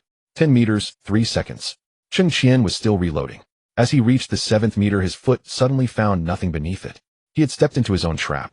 It was not that he had stepped fully into it. One foot had landed on a brittle branch at the edge of the pit. The branch gave way, and his balance shifted, causing his knee to crash to the ground. Just as he knelt, Cheng Qian's third arrow whizzed past his shoulder, the tip slicing a shallow cut along his collarbone. It wasn't deep, but it hurt terribly. Chen Yu gritted his teeth and rolled away from the pit, taking cover behind a fallen tree. Cheng Qian had ceased firing. It was not that he had run out of arrows, but that he had changed position. This man was far more cunning than anticipated, firing 3 arrows before changing position, never allowing one to get close. The southern group had regained their composure, the remaining members bypassing the pit and the tripwire, advancing towards the camp. Caught between 2 fronts. Shen Wan's voice came from the camp, not shouting, but signaling with a bamboo whistle. 1 long, 2 short, the agreed signal indicating that someone from the south had breached the first line of defense. Chen Yu could not remain here to waste time with Cheng Qian. He abandoned the pursuit and turned to run towards the camp. After 2 steps, he paused, bent down to grab a fist-sized stone, and hurled it towards the place where Cheng Qian had last shot. The stone crashed into the bushes, creating a loud noise, and indeed Cheng Qian fell for the trap, firing an arrow at the point of impact. The 4th arrow. There were only so many bolts in total. Each shot reduced their number. Taking advantage of these few seconds, Chen Yu rushed back to the camp. The array at the camp entrance had already been triggered. 2 fallen stakes crashed down, blocking half the passage, and 1 person was pinned beneath a stake, groaning on the ground. The other 3 squeezed past the stakes, wielding machetes and sharpened sticks. Chu Ro led 2 women from the side, splashing the hallucinogenic fruit juice from a bamboo tube directly. The first person acted too slowly, getting drenched in the juice. With a scream, he dropped his machete, covering his face with both hands, his knees buckling as he collapsed. The second person sidestepped most of it, only getting a bit on his neck, but that was enough. His movement slowed, and he could not lift the stick halfway up. The third person was not splashed, and seeing his two companions fall, he hesitated for less than half a second before turning and fleeing. He hadn't run 2 steps before Chunyu struck him on the back of the head with the axe handle, dropping him instantly. Chunyu did not use the blade, but the axe handle. It was not out of mercy. Knocking someone unconscious was more useful than killing them. A living person could relay messages, but a dead one could not. Among those who charged in, 3 were caught, plus the 2 taken by the traps outside. Chengqian's southern team had lost a total of 5 people. But Chengqian himself was still outside, armed with a crossbow. Moreover, Chunyu did not know how many arrows he had left. The camp was temporarily safe, but only temporarily. Chunyu ordered Shun Nuan to block the entrance again, standing at the edge of the camp, listening intently. Outside there was silence. Chengqian did not continue the assault, nor were there any sounds of retreat. He was waiting for dawn. Once dawn broke, the advantage of the crossbow would become evident. Within 30 meters, seeing a person meant hitting them. This effectively told Chunyu that he had to resolve the issue before dawn, otherwise Chengqian would stand just out of range, picking off the people in the camp one by one. Just as Chunyu pondered what to do, a voice emerged from the trap pit in the south. Chunyu, pull me up. It's a Kuan. Chunyu approached the edge of the pit with his fire axe and looked down. A Kuan was squatting at the bottom of the pit, covered in mud with several cuts on his pant legs from bamboo stakes, but thankfully none had hit vital areas, only superficial wounds. But the potency of the hallucinogenic fruit had already begun to take effect. His eyelids were heavy and his fingers felt unresponsive. Chunyu said, "It's you again." A Kuan looked up, his face covered in mud and sweat, his lips trembling, his voice shaking. "I didn't come to fight you, I was forced. Chengqian drafted me into the assault team. I couldn't escape. If I didn't follow him, he would have killed me on the spot." Chunyu did not respond, tossing down a vine. A Kuan grabbed it tightly and was pulled up. Once up, his legs buckled and he sat on the ground, still saying, "I swear I didn't deceive you. I tried to walk away from your people on purpose, but I still ended up stepping into the pit." Chunyu pulled out half a dried fish from his waist and tossed it in front of a Kuan. A Kuan stared in surprise. "Go back and tell Chengqian not to send anyone else. If you come again the next time, the pit won't be bamboo stakes, but sharp stakes." A Kuan grabbed the dried fish, opened his mouth to say something, but in the end said nothing, getting up and staggering towards the south. Shenwan stood behind Chunyu, watching the direction. A Kuan had disappeared, her voice very soft. "Are you really letting him go? If he goes back, it will only confuse Chengqian further. Chengqian is suspicious of everyone. If a Kuan returns to him unharmed, Chengqian's first thought will be that a Kuan has a deal with me. The more a Kuan explains, the less Chengqian will believe him. If he doesn't believe, there will be infighting, and during infighting, he won't have time to attack me." Shenwan fell silent, and after a while she spoke again. "Which side will he stand on next time?" Chunyu secured the fire axe back to his waist without turning his head. "Wherever there is food, that's where he will stay." Shenwan didn't respond, but Chunyu knew what she was thinking. This pawn could only be used a few times. One couldn't expect his loyalty, only his fear of death. There is an advantage to those who fear death. Their actions can be predicted, making them easier to manipulate than loyal followers. After dawn, there was no movement from Chengqian's side. It wasn't quiet, it was dead silence. Even the sound of patrolling footsteps had vanished, and outside the barricade it was desolate, not a single figure in sight. This was abnormal.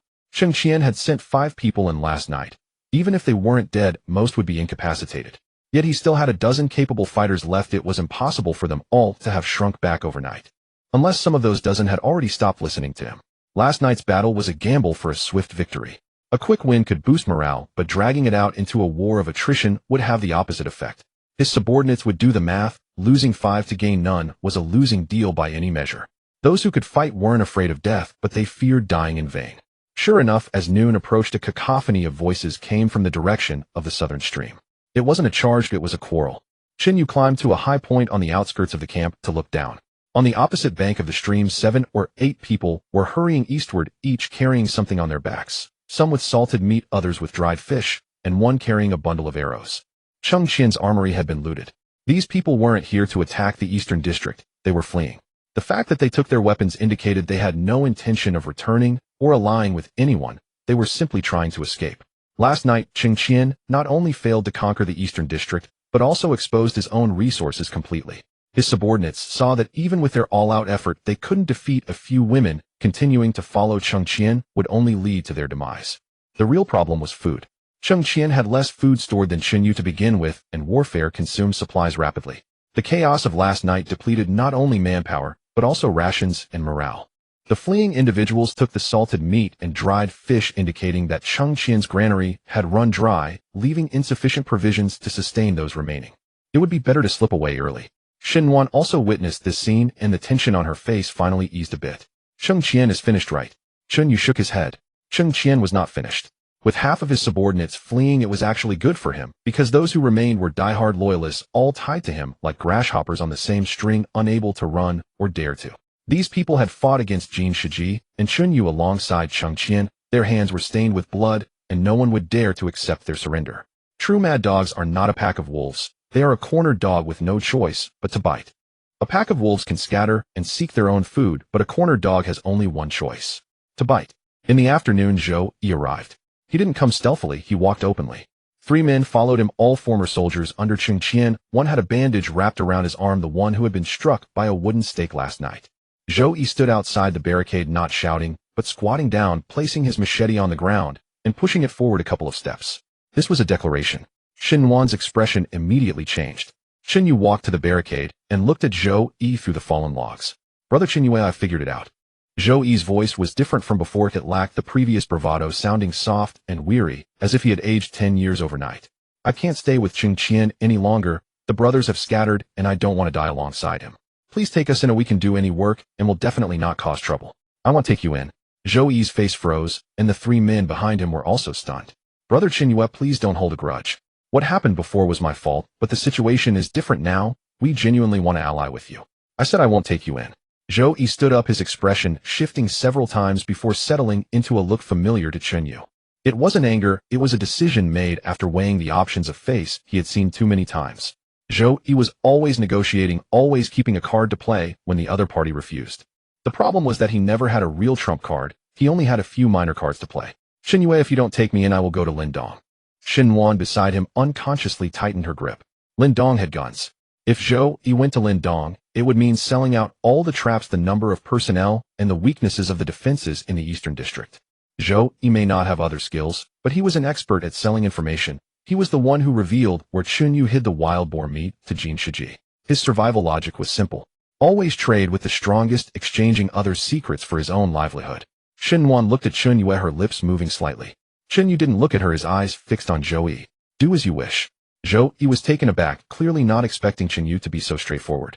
He opened his mouth, wanting to say something threatening, but Chen Yu had already turned and walked away, not even giving him a glimpse of his back. Zhou Yi stood there, his face alternating between green and white, before finally picking up the machete from the ground, and without looking back headed north with the 3 men. To the north was Lindong's territory. Xinhuan waited for Zhou Yi to walk far before speaking. Zhou Yi cannot be let go, he wavers too much. If he goes to Lindong, all our secrets will be exposed. Chen Yu leaned the fire axe against a tree and squatted down to drink some water. What Zhou Yi knows Cheng Qian? Cheng Qian is 10 times smarter than Zhou Yi. When he brought his men to attack last night, he had already figured out most of our outer defenses. Whether Zhou Yi says a little or a lot makes little difference. Why don't you take him in then? If you take him in, at least the information won't leak. If I take him in, what will Shu Rou think? What will those women think? Xinhuan fell silent. The whip scars on Shu Rao's back were half from Zhou Yi. Several women in the camp had had their bones broken by him. Bringing someone like him in would not only invite trouble from Cheng Qian, the camp would explode internally. Human hearts are harder to trap and easier to shatter than traps. Chen Yu's greatest asset now was not the traps nor the terrain, but the willingness of these people in the camp to fight to the death. Once that broke, no defense could hold. As the afternoon sun began to slant, more people arrived outside the barricade on the western side of the camp. This time it wasn't Zhou Yi nor a Kun nor probing soldiers. Cheng Qian had arrived. He stood 10 meters outside the barricade with only 4 men left behind him. 4. Yesterday there had been over a dozen in the squad, and now there were so few. But Chen Yu recognized all 4 of these men. They were Cheng Qian's earliest core team, following him since the time of Jin Shiji, each with blood on their hands. They couldn't run away. It wasn't that they didn't want to, but there was nowhere to escape. Everyone on the island knew what they had done. Going to any camp would mean facing retribution. Cheng Qian's face lacked the previous night's gloom. Instead, it appeared surprisingly calm. The crossbow he held hung at his side, not raised, and there were still a few bamboo arrows left in the quiver, but it was unclear how many. All the women in the camp rushed to hide behind the barricade, some tightly gripping bamboo tubes, others clutching sharpened sticks, while Shu Rou held 2 poisoned blow darts. Cheng Qian glanced at the tense faces behind the barricade, suddenly laughed, and threw the crossbow to the ground. Everyone was stunned. The four men behind him were also dumbfounded. One instinctively reached out to stop him, but Cheng Qian pushed him aside. Chen, come out. Cheng Qian's voice echoed through the entire forest. Just the two of us, unknown. The loser leaves. Cheng Qian's crossbow lay discarded on the ground, with only 3 bamboo arrows left in the quiver, lying in the mud like scrap metal. This very crossbow had nearly taken Shen Yu's life last night, and now Cheng Qian had thrown it away himself. It wasn't impulsive, it was calculated. Cheng Qian was left with only 4 men, and together their crossbow bolts were insufficient for even 1 round. In a real fight, they had no chance of victory. However, if he could defeat Shen Yu and unknown, the women in the East District would lose their backbone and would scatter without a fight. Betting 1 life against dozens, Cheng Qian felt this gamble was worth it. Shen Yu climbed over the barricade and walked out empty-handed. The fire axe was left behind in the barricade. Shen Wan called out to him from behind, but he did not look back. Chu Ro wanted to rush out to stop him, but Shen Wan grabbed her arm. Everyone watched as Chun Yu walked alone toward Cheng Qian. Cheng Qian was momentarily stunned to see him empty-handed, then smiled. You really dare to do this? You've thrown away your crossbow, so what do you expect me to do with an axe? Though these words sounded polite, they were actually cutting off Cheng Qian's retreat. You threw away your weapon in front of everyone and proposed a duel. I caught you empty-handed in front of everyone.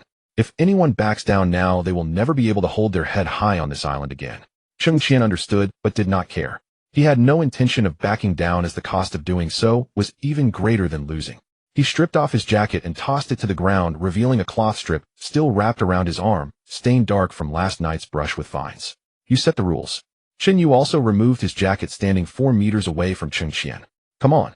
Cheng Qian did not hesitate. He never hesitated. A person who hesitates could never turn the tables under Jin Shiji's thumb and could never carve out a territory on this island. He lunged forward faster than Shen Yu had anticipated. Cheng Qian's build was more robust than Shen Yu's, with broad shoulders and thick arms. Such a physique was the most practical weapon on a deserted island. His first punch aimed directly at Shen Yu's face. It wasn't a test, but a lethal strike. If this punch connected, it would break his nose. Shen Yu sidestepped it. It wasn't a leisurely dodge. He sprang away like a spring. Cheng Qian's fist grazed past his ear, creating a rush of wind. Cheng Qian missed, leaning forward with his center of gravity, his footwork still unsteady, when Shen Yu had already closed in. One hand grasped Cheng Qian's wrist while the other held the back of his neck, sinking his waist and pivoting his hips. A shoulder throw. Cheng Qian was lifted entirely off the ground, flipping half a turn in the air before crashing heavily onto the ground. His back hit the dirt with a muffled thud, sending dust flying, and all the air was knocked out of his lungs. This fall was more than just painful. Cheng Qian had always been the strongest in front of his subordinates. Now being brought down by a single move was more humiliating than being stabbed 10 times. His 4 loyal followers stepped forward, and one had already reached for the knife at his waist. Cheng Qian rolled over from the ground and shouted at them. Who the hell dares to move? The 4 men stopped in their tracks. This was the most troublesome aspect of Cheng Qian. A person who could still maintain control after losing was 10 times more frightening than someone who boasted about their victory. Because such a person does not rely on victories for authority, instead he relies on making everyone believe that he always has the means to turn the tables. Cheng Qian pushed himself up from the ground, his knee scraped and limping slightly, but he stood up again. Come again.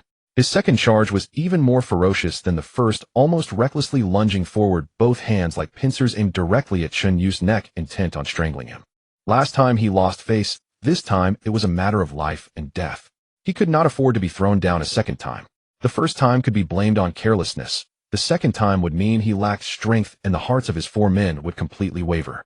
Thus he chose the most brutal approach, disregarding technique and evasion, simply lunging forward to choke his opponent. As long as he got close enough to wrap his arms around him, he could leverage his weight advantage. Chen Yu no longer used clever tactics. He kicked Cheng Qian's knee directly, a frontal kick. As Cheng Qian's knee bent backward, he dropped to his knees, and before he could stabilize, the second kick struck his chest. Cheng Qian was sent flying back 2 steps, landing on his back. This time he couldn't get up immediately. He lay on the ground, fingers digging into the dirt, his chest heaving violently, every breath bringing up blood. Chen Yu walked over, pressing one hand on his back, pinning him to the ground. You lost. Cheng Qian struggled a couple of times, but couldn't move. He struggled again, still unable to move. His face pressed against the dirt. He made a sound that was neither laughter nor a cough. Just kill me. Behind the barricade it was so quiet that even breathing could be heard. Cheng Qian was serious when he said those 4 words. He understood his situation too. While he had lost with only 4 men left, food running out, Lin Dong waiting to deal with him on the mountain, and Zhou having gone to Lin Dong to sell him out completely. Living meant enduring a few more days of suffering. Dying would be a release.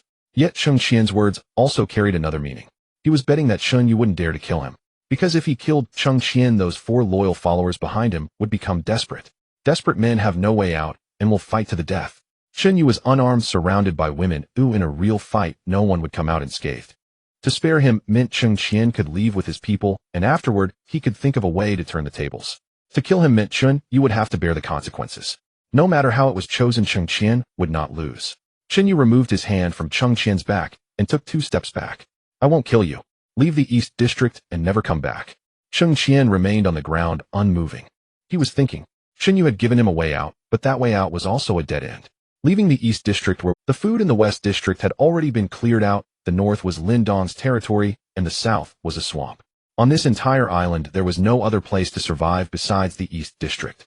Letting him go was no different from sentencing him to death, just a slower one. But Cheng Qian had no other choice. After a long moment, he braced himself up, first kneeling, then pushing against his knee to stand. He did not look at Chun Yu nor at the women behind the barricade, turning to walk toward his 4 subordinates.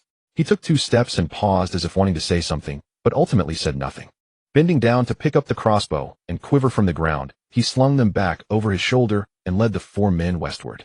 The 5 figures gradually disappeared into the jungle, first their feet, then their waists, and finally, even their heads were no longer visible. Behind the barricade, someone finally let out a long breath, followed by several women collapsing onto the ground. Some began to cry, but it wasn't tears of fear, it was the cry of having survived. Chu Ro leaned against the barricade to avoid collapsing, wanting to speak, but opening her mouth and letting the tears fall first. Shen Wan did not cry. She climbed over the barricade and walked to Chen Yu's side. He won't give up easily. Chen Yu squatted down, picked up the jacket that Cheng Qian had thrown away, rummaged through the pockets, pulling out a small piece of salted fish and half a whetstone, nothing else. These were all that remained of Cheng Qian's possessions. But Shen Wan was right. Cheng Qian was not the type to accept defeat gracefully. On the contrary, he was the kind who retaliated even harder when he lost. Losing a fight isn't terrifying. What's terrifying is that after losing, he will start to think about how to win back without relying on his fists. And on this island, there was something 100 times more effective than fists. Guns. Cheng Qian hated Chun Yu so much so that he could bite his teeth, but more than anyone, Cheng Qian wanted to live. To live meant finding a backer, and there was only one person left on this island who could serve as a backer. Lin Dong. Zhou Yi had already run to Lin Dong, selling off all the details of the East and West districts, including Cheng Qian's secrets. If Cheng Qian did not get to Lin Dong before Zhou Yi, once Lin Dong processed the information Zhou Yi provided, the first to be dealt with would be Cheng Qian. Thus, Cheng Qian was not going to seek refuge with Lin Dong, he was racing against time. Shen Wan watched the direction Cheng Qian had disappeared, her voice soft, but each word clear. His next move will be to find Lin Dong. Chen Yu stuffed the piece of salted fish into his pocket, stowing away the whetstone, as well stood up and brushed off the dirt from his knees. I know. Cheng Qian walked north with 4 people moving slowly, as if he were pulling his feet out of mud with each step. It wasn't fatigue, he was deep in thought. He had 3 bamboo arrows, a crossbow, and 4 loyal followers left in his possession. These items barely allowed for self-defense, let alone a comeback. But Cheng Qian wasn't here to seek death. He was here to gamble with his life. Lin Dong had a gun, ammunition, territory, and food. There was no one on the island who could protect him except Lin Dong. The question was, what reason did Lin Dong have to protect him? Cheng Qian pondered this throughout the journey and finally understood one thing: Lin Dong wanted not loyalty, but usefulness. Loyalty was worthless on a deserted island, and being able to work was what truly held value. Therefore, Cheng Qian needed to offer something to prove his worth. He glanced back at the 4 people behind him, 2 of whom were still carrying the last bits of cured meat and dried fish stolen from the West District camp. These items were originally meant for survival, but now they had to be exchanged for his life. It wasn't enough. Cheng Qian stopped, turning to look at the 4. Does anyone know if there are still women in the West District? The 4 exchanged glances, and one named Lu Daong hesitated before speaking. There are 2 hidden in a cave left by Jin Shiji. Didn't you say we shouldn't touch them for now, Chenggu? Cheng Qian did not answer, turning back to walk. Take me there. Half an hour later, Cheng Qian appeared on the outskirts of Lin Dong's camp with 2 women and his 4 subordinates. Lin Dong's camp was located at the northernmost tip of the island, the highest point, surrounded by mountains on 3 sides and facing the sea on one, making it easy to defend, yet hard to attack. At the entrance to the camp, 2 guards with wooden sticks saw Cheng Qian approaching, and one immediately turned to run inside. Within 2 minutes, Lin Dong emerged. He wore a faded shirt with patched pants, yet his imposing presence was on an entirely different level than Cheng. The most critical detail was the gun strapped to his waist. The black body gleamed coolly in the sunlight, and the grip was polished, indicating it was frequently handled. Lin Dong stopped 3 meters in front of Cheng Qian, saying nothing, just watching him. Cheng Qian gritted his teeth and knelt on one knee. Lin Gu, I am willing to work for you and help eliminate Qin Yu. Lin Dong did not respond immediately, but circled Cheng Qian, his gaze scanning over Cheng Qian's injuries and tattered clothes. So you come to beg me after losing? Cheng Qian lowered his head, his fists clenched tight. I realize I was wrong before. I shouldn't have cut off your supplies or attacked you, but Qin Yu is even harder to deal with. He has traps, people, and terrain advantages. I can't handle him alone. Lin Dong stepped back in front of Cheng Qian and slowly brought the gun's muzzle to Cheng Qian's forehead. The icy touch made Cheng Qian stiffen all over. Lin Dong's finger rested on the trigger, applying no pressure, but not moving away either. 10 seconds. Cheng Qian didn't dare to breathe loudly for a full 10 seconds. Then Lin Dong smiled, retracting the gun and reattaching it to his waist. All right, but you must first prove your worth. Cheng Qian suddenly raised his head, a glimmer of hope flashing in his eyes. I know everything about Chun Yu's camp. The number of people they have, where the traps are set, and how their defenses are structured. I know it all. Lin Dong turned to walk back into the camp, saying, without looking back, in 3 days I want to see Qin Yu's head. Otherwise yours will stay here. Cheng Qian knelt on the ground, watching Lin Dong's figure disappear deep into the camp. After a long while he stood up. The 4 people behind him all let out a sigh of relief, and Lu Daong whispered, Cheng Gu, does this mean we've saved our lives? Cheng Qian did not answer, only gazing in the direction Lin Dong had vanished, his eyes filled with malice. 3 days. He had only 3 days. Just as Cheng Qian and his group departed, 2 more figures emerged from the camp. Jin Shiji and Zhao Fugui. Jin Shiji's left shoulder was still wrapped in cloth, a remnant of the arrow Cheng Qian had shot previously, and he limped as he walked. Zhao Fugui's arm was also in a sling, having been injured by a falling wooden stake last night. The 2 stood behind Lin Dong, and Jin Shiji spoke first. Lin Gu, Cheng Qian is not to be trusted. If he could betray Jin Shiji, he will eventually betray you as well. Zhao Fugui immediately chimed in. Exactly, he's like a dog. Hell follow whoever tosses him a bone, and if there's no bone, hell bite back. Lin Dong sat on a flat rock, pulled out the gun from his pocket, and began to wipe down its body slowly. Are you 2 stronger than him? Jin Shiji and Zhao Fugui both froze simultaneously. Lin Dong raised his head, his gaze sweeping over their faces. Cheng Qian can still fight. What about the 2 of you? One was shot in the shoulder by Cheng Qian, while the other had his arm broken by Qin Yu's trap. Now you come to me saying Cheng Qian isn't capable. Jin Shiji's face flushed red, and he opened his mouth to argue, but not a single word came out. Zhao Fugui lowered his head, not daring to speak further. Just then footsteps sounded from outside the camp. Zhou Yi ran in, followed by a Kuan. Zhou Yi dropped to his knees before Lin Dong. As soon as he entered, his knees hitting the stone with a muted thud. Lin Gu, I will work for you. A Kuan also knelt down, but remained silent, his head lowered. Lin Dong looked at the 4 before him, Jin Shiji, Zhao Fugui, Zhou Yi, and a Kuan, each of whom had run over from under someone else's control. He suddenly smiled. You all are quite interesting. Zhao Fugui immediately leaned forward, his voice full of flattery. Lin Gu, we are different from Cheng Qian. We are sincerely with you. Whatever you ask us to do, we will do it without any second thoughts. Jin Shiji quickly nodded. Lin Gu, this time we are completely devoted. You say east, we will never go west. Lin Dong put the gun back at his waist, standing up and looking down at the 4 kneeling on the ground. Then go and bring me Qin Yu. The 4 raised their heads simultaneously. Zhou Yi was the first to react. Lin Gu, do you want him alive? Lin Dong did not answer, turning to walk deeper into the camp. 3 days. The 4 exchanged glances and got up from the ground. A fierce look flickered across Jin Shiji's face. I am familiar with Qin Yu's side. Oh, I know how to deal with him. Zhou Yi sneered. You're familiar? If you were really familiar, how did you get pushed off the stage by Cheng Qian back then? Zhao Fugui interrupted them. Stop arguing. Lin Gu only gave us 3 days. We need to think of a way. A Kuan stood in the back, silent, watching the 3 argue.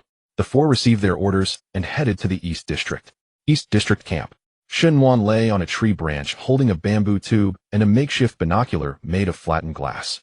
This device was made a few days ago. It couldn't see far, but it could clearly discern figures within 200 meters. She pointed the binoculars at Lin Dong's camp to the north and had been watching for almost an hour. She first saw Cheng Qian enter with his followers, then watched as he knelt down and finally saw him being released. Shortly after, she saw Zhou Yi and a Kuan run in.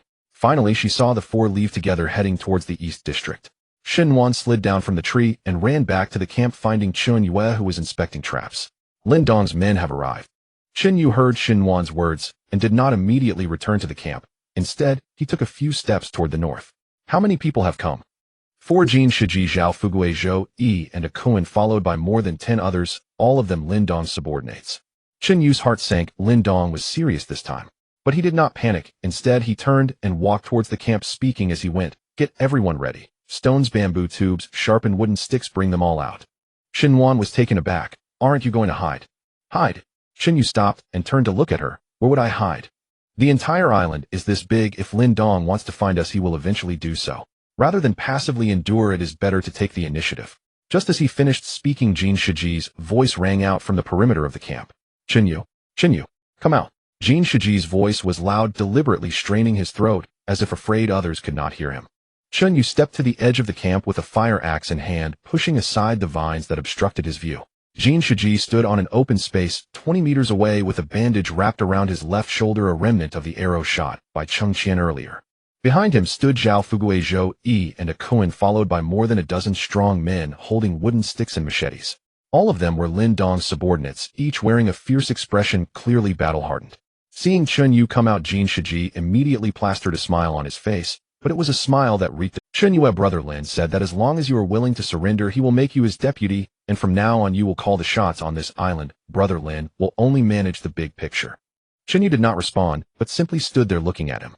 Jin Shiji felt uneasy under his gaze, but forged ahead. "Brother Lin also said that none of the women under you will be touched. They will all be under your command. What do you think? Isn't that a generous offer?" Chen Yu suddenly laughed. "Let Lin Dong come personally." Jin Shiji's smile froze on his face. Zhao Fugui, unable to hold back, stepped forward, pointing his wooden stick at Chen Yu. "Don't be so arrogant. Brother Lin's willingness to take you in means he thinks highly of you, and do you really think you have what it takes?" As soon as he finished speaking, Zhao Fugui stepped into a trap.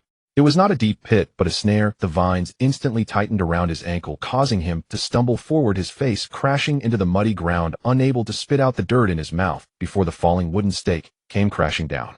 Bang! The wooden stake slammed into his back, and Zhao Fugui let out a terrible scream, lying on the ground, unable to move. Jin Shiji's face changed, and he took a half step back. Zhou Yi reacted quickly. Instead of rushing forward, he circled around to the side, trying to sneak into the camp through its weak points. But just as he got halfway, a rain of stones came flying at him. Shen Yuan stood at the high edge of the camp with 7 or 8 women, each holding a pile of fist-sized stones, hurling them at Zhou Yi.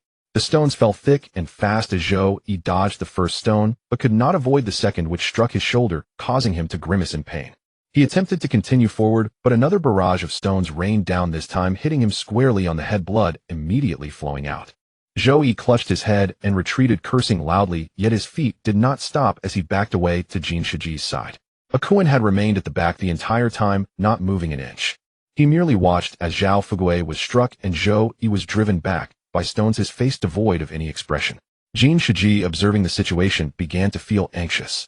Lin Dong had given him more than a dozen men, thinking it would be easy to take the eastern district, yet they had not even touched the edge of the camp before losing Zhao Fugui. He gritted his teeth and waved to the more than 10 men behind him. "Charge. Whoever takes down Chen Yu will receive a heavy reward from Brother Lin." The more than 10 men exchanged glances, and a few took a step forward, but their steps were slow. Clearly, they were not foolish. They had all seen how Zhao Fugui fell, and no one wanted to be the next. At that moment, Chen Yu walked out from the camp.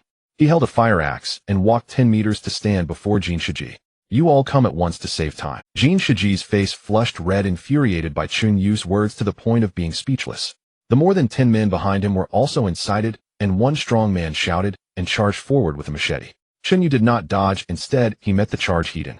As the strong man's machete came down, Chen Yu sidestepped, striking the back of the strong man's wrist with the axe. With a crack, the wrist broke. The machete fell to the ground as the strong man clutched his wrist and screamed. Another man rushed forward. Chen Yu kicked him in the knee, causing it to bend backward, and the man dropped to his knees. Before he could steady himself, the axe's back struck his skull. The third, fourth, and fifth men charged in one after another, only to be knocked down one by one. Chen Yu had not used the blade at all. He struck only with the back of the axe, yet each blow was precise and forceful, rendering these men unable to rise. In less than 2 minutes, 7 or 8 men lay on the ground. The remaining men dared not advance, all retreating, their eyes filled with fear as they looked at Chen Yu.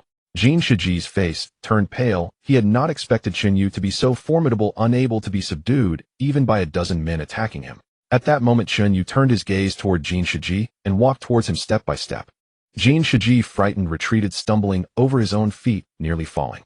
"Don't come any closer." Chen Yu ignored him, and continued to advance. Jin Shiji turned to run, but after just 2 steps Chunyu had caught up. He grabbed the back of Jin Shiji's collar, lifting him entirely before slamming him down onto the ground. Jin Shiji hit the ground and had no time to get back up before the back of the fire axe struck his shoulder. With a crack, his shoulder bone broke. Jin Shiji let out a scream, clutching his shoulder and rolling on the ground. Zhou Yi saw this and turned to flee, followed by a Kuan with the rest of the able-bodied men running away. Chunyu did not pursue. He merely stood there watching as the others fled in chaos. Xinhuan ran out from the camp looking at the men lying on the ground, her face filled with shock. You single-handedly drove them back. Xinyu tucked the fire axe back into his waist and turned to walk back to the camp. They didn't want to fight to the death. They were forced here by Lin Dong. In a real fight, no one wants to die. Xinhuan watched Qinyu's back, suddenly feeling that this person was different from before. The previous Qinyue, while capable of fighting, relied more on his wits and strategies. Jin Shiji, holding his shoulder, had just arrived at the entrance of Lin Dong's camp when he was stopped by 2 guards. Lin Gu is waiting for you. Jin Shiji's heart sank. Lin Dong had clearly anticipated their defeat. He was supported into the depths of the camp, where Lin Dong sat on a flat stone, polishing his gun. Upon seeing Jin Shiji enter, Lin Dong didn't even lift his head. 15 people, and you couldn't take down a single camp. Jin Shiji knelt down, cold sweat dripping from his forehead. Lin Gu, it's not that we didn't try hard, it's just that Qinyu's traps were too numerous, and he himself was too formidable. Our people couldn't even get close. At this moment, Lin Dong raised his head, his gaze lingering on Jin Shiji's face for 2 seconds before shifting to the injured behind him. Zhao Fuguei was being carried, his face deathly pale. Zhou Yi had a bandage wrapped around his head, blood seeping through it. A Kuan stood behind, showing no visible injuries, but his expression was equally grim. Lin Dong rested the gun on his knee, lightly tapping the barrel with his fingers. Chunyu single-handedly drove away all 15 of you. Jin Shiji opened his mouth to defend himself, but no words came out. Because the truth was undeniable. Lin Dong suddenly laughed, and that smile sent a chill down the spines of everyone present. All right, since you can't take it down, I'll go myself. Jin Shiji abruptly lifted his head. Lin Gu, if you personally intervene, Xinyu definitely won't hold up. Lin Dong stood up, tucking the gun back into his waistband. Tomorrow morning, everyone follows me. The next day, as dawn broke, Lin Dong set off with his men. This time he brought twice as many people as Jin Shiji had, over 30 in total, each armed with weapons, machetes, wooden sticks, sharpened spears, and even 2 crossbows. The group headed towards the eastern district, with Lin Dong leading the way, his gun tucked at his waist, walking as if he were strolling in his own backyard, completely different from the others. Jin Shiji followed behind Lin Dong, clutching his injured shoulder. Lin Gu, this time Xinyu is doomed. His traps can't stop so many people. Lin Dong did not respond, continuing to move forward. After about half an hour, the eastern district camp came into view. Lin Dong stopped 50 meters away, raising his hand to signal everyone to halt. Then he drew the gun from his waist, raising it above his head towards the sky. Bang! The gunshot erupted, startling all the birds in the forest, which flapped their wings and fled in all directions.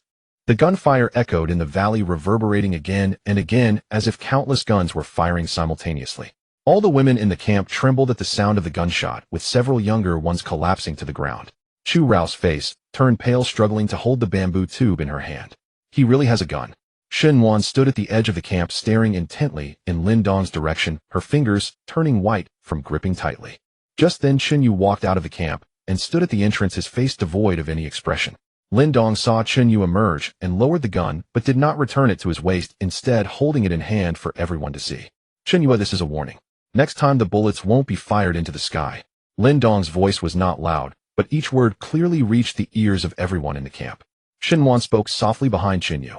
He deliberately fired the gun for us to see. He's flaunting the bullets. Xinyu did not turn around, merely focused on the gun in Lin Dong's hand. He doesn't have many bullets, otherwise he wouldn't have only fired 1 shot. Lin Dong now tucked the gun back into his waistband and waved his hand to those behind him. Go! More than 30 people charged forward simultaneously, and this time no one hesitated, as Lin Dong was watching behind them. Anyone not putting in effort would face a bullet on the way back. The first wave reached the camp's perimeter, and immediately someone triggered a trap. A tripwire caught an ankle, and fallen wooden stakes came crashing down, screams echoing all around. But this time there were too many people. The traps simply couldn't stop them. Those in front fell, and those behind stepped on their bodies and continued to surge forward. Xinhuan led the women in dropping stones, but when the stones fell, it was as if they were thrown into water, causing no splashes at all. There were just too many people. Chu Rou poured a bamboo tube of misty juice, but it only splashed onto one person, while everyone else deftly avoided it. The camp's first line of defense was breached. Chen Yu charged out with a fire axe, knocking one down with the back of the axe, then kicking another to the ground, but the oncoming attackers seemed endless. He had just taken down 3 when 5 more charged at him. Jin Shiji stood behind Lin Dong, a smug expression on his face as he watched this scene. Lin Guchen, you can't hold on much longer. Lin Dong said, nothing, simply watching Chen Yu struggle among the crowd. Just then a sudden scream erupted from the camp. It wasn't a scream of fear, but one of anger. A dozen women rushed out of the camp, each wielding weapons, stones, wooden sticks, sharpened bamboo skewers, anything they could find. They charged into the crowd, recklessly pushing forward, bamboo skewers piercing into arms, wooden sticks smashing against heads, stones raining down, blood spattering everywhere. These women had been tormented under Jin Shiji and Cheng Qian for far too long, and now they finally had the chance to fight back, charging forward like mad. Lin Dong's men were taken aback by this frenzy, retreating a few steps. Chen Yu seized this opportunity, striking the back of the head of the first person in front with his axe, and that person fell to the ground, unable to rise. Another axe blow struck the second person's knee, the sound of the kneecap shattering clear to hear. The third, fourth, and fifth all fell one after another. Lin Dong's expression changed. He hadn't expected these women to fight so fiercely, nor did he expect Chen Yu to counterattack under such circumstances. He drew his gun from his waist, raising it to aim at Chen Yu. Everyone halted their actions, including the women, who were fighting desperately. With the gun barrel aimed at Chen Yu's head, Lin Dong's finger rested on the trigger. Chen Yu kneeled down. Chen Yu stood his ground, the fire axe in his hand, still dripping blood, staring at Lin Dong, without moving. Lin Dong applied pressure to the trigger. I said kneel down. Shin Wan at the edge of the camp fixed her gaze on the gun in Lin Dong's hand, her fingers digging into her flesh. Chu Ro covered her mouth, tears streaming down her face. Just when everyone thought Chen Yu would kneel, he suddenly, you won't pull the trigger. Lin Dong's eyes narrowed. Are you betting? I'm calculating, Chen Yu replied calmly. You just fired a shot. You have at most 19 bullets left in that gun. Besides me on this island, there are Cheng Qian and others who defy you. If you waste bullets here, how will you maintain order after you return? Lin Dong's finger paused on the trigger. Chen Yu continued. And if you truly wanted to kill me, you wouldn't have just fired a warning shot, but would have shot me directly. It's not that you don't want to kill me, it's that you can't bear to waste bullets. Lin Dong stared at Chen Yu, and after a full 10 seconds, he suddenly lowered the gun. He turned to look at the people behind him. Retreat. Jin Shiji was stunned. Lin Gu, are we just leaving like this? Lin Dong ignored him and turned to leave with his men. More than 30 people arrived in a grand manner, but left like lost dogs, with 7 or 8 injured people lying on the ground, unable to rise. Chen Yu stood in place, watching Lin Dong's figure disappear into the forest, slowly lowering his fire axe. Xin Wan ran over her face, filled with fear. You took too much of a risk just now. What if he really shot? Chen Yu tucked the fire axe back into his waistband. He won't shoot because he knows the value of bullets better than anyone. Chu Ro also came over, tears still on her face. Lin Dong has left. What will he do next? Xin Wan's expression changed. He will cut off our water supply next. Chen Yu nodded.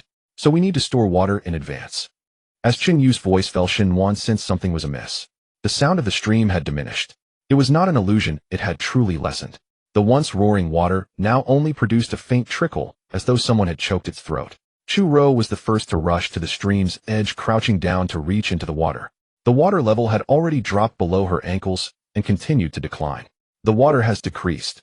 The women in the camp all surged over, gazing at the increasingly shallow stream with panic on their faces. Xin Wan's expression suddenly darkened as she turned to Chen Yu and said, Lin Dong is causing trouble upstream. Chen Yu said nothing and headed upstream directly, with Xin Wan following behind. The two walked along the stream for about 20 minutes before stopping at a narrow gorge. At the gorge's mouth, a dam had been hastily built from stones and would blocking most of the water flow, with only a small trickle seeping through the gaps. Behind the dam stood 3 of Lin Dong's underlings, armed with wooden sticks and machetes. Seeing Chen Yu approach, one of them sneered. Chen Yu, brother Lin, said that if you want water, you must exchange it for food. Chen Yu stared at the dam without responding. Xin Wan quietly asked from the side, how much food do they want? The man held up 3 fingers, 3 days' worth of rations for 1 day's water. This was robbery. The camp already had very little food. Trading 3 days' rations for 1 day's water meant gradually draining all the reserves in the East District. Xin Wan gritted her teeth. Lin Dong is trying to starve us to death. Chen Yu turned and walked back, and Xin Wan paused for a moment before quickly catching up. Aren't you planning to negotiate? Negotiate what? Chen Yu replied without looking back. Lin Dong doesn't want food. He wants us to kneel and beg him. Back at the camp, Chen Yu instructed Chu Ro to bring out all the containers that could hold water, bamboo tubes, coconut shells, hollowed out wood. Anything would do. Chu Ro complied, but after counting, her expression became even graver. All the containers combined can hold at most enough water for 2 days. Ah Fong squeezed out from the crowd, her voice filled with urgency. Chen Yue, let's find a new water source. This island is so big, there must be other places with water. Chen Yu shook his head. There are no other water sources nearby. This stream is the only freshwater source on the entire east side. Lin Dong calculated this before daring to act. Ah Feng's face turned pale instantly. What do we do then? If we have no water to drink in 2 days, we will all die of thirst. The women in the camp began to panic, some quietly crying, others trembling while hugging their knees. Chu Rou bit her lip. What if we beg Lin Dong?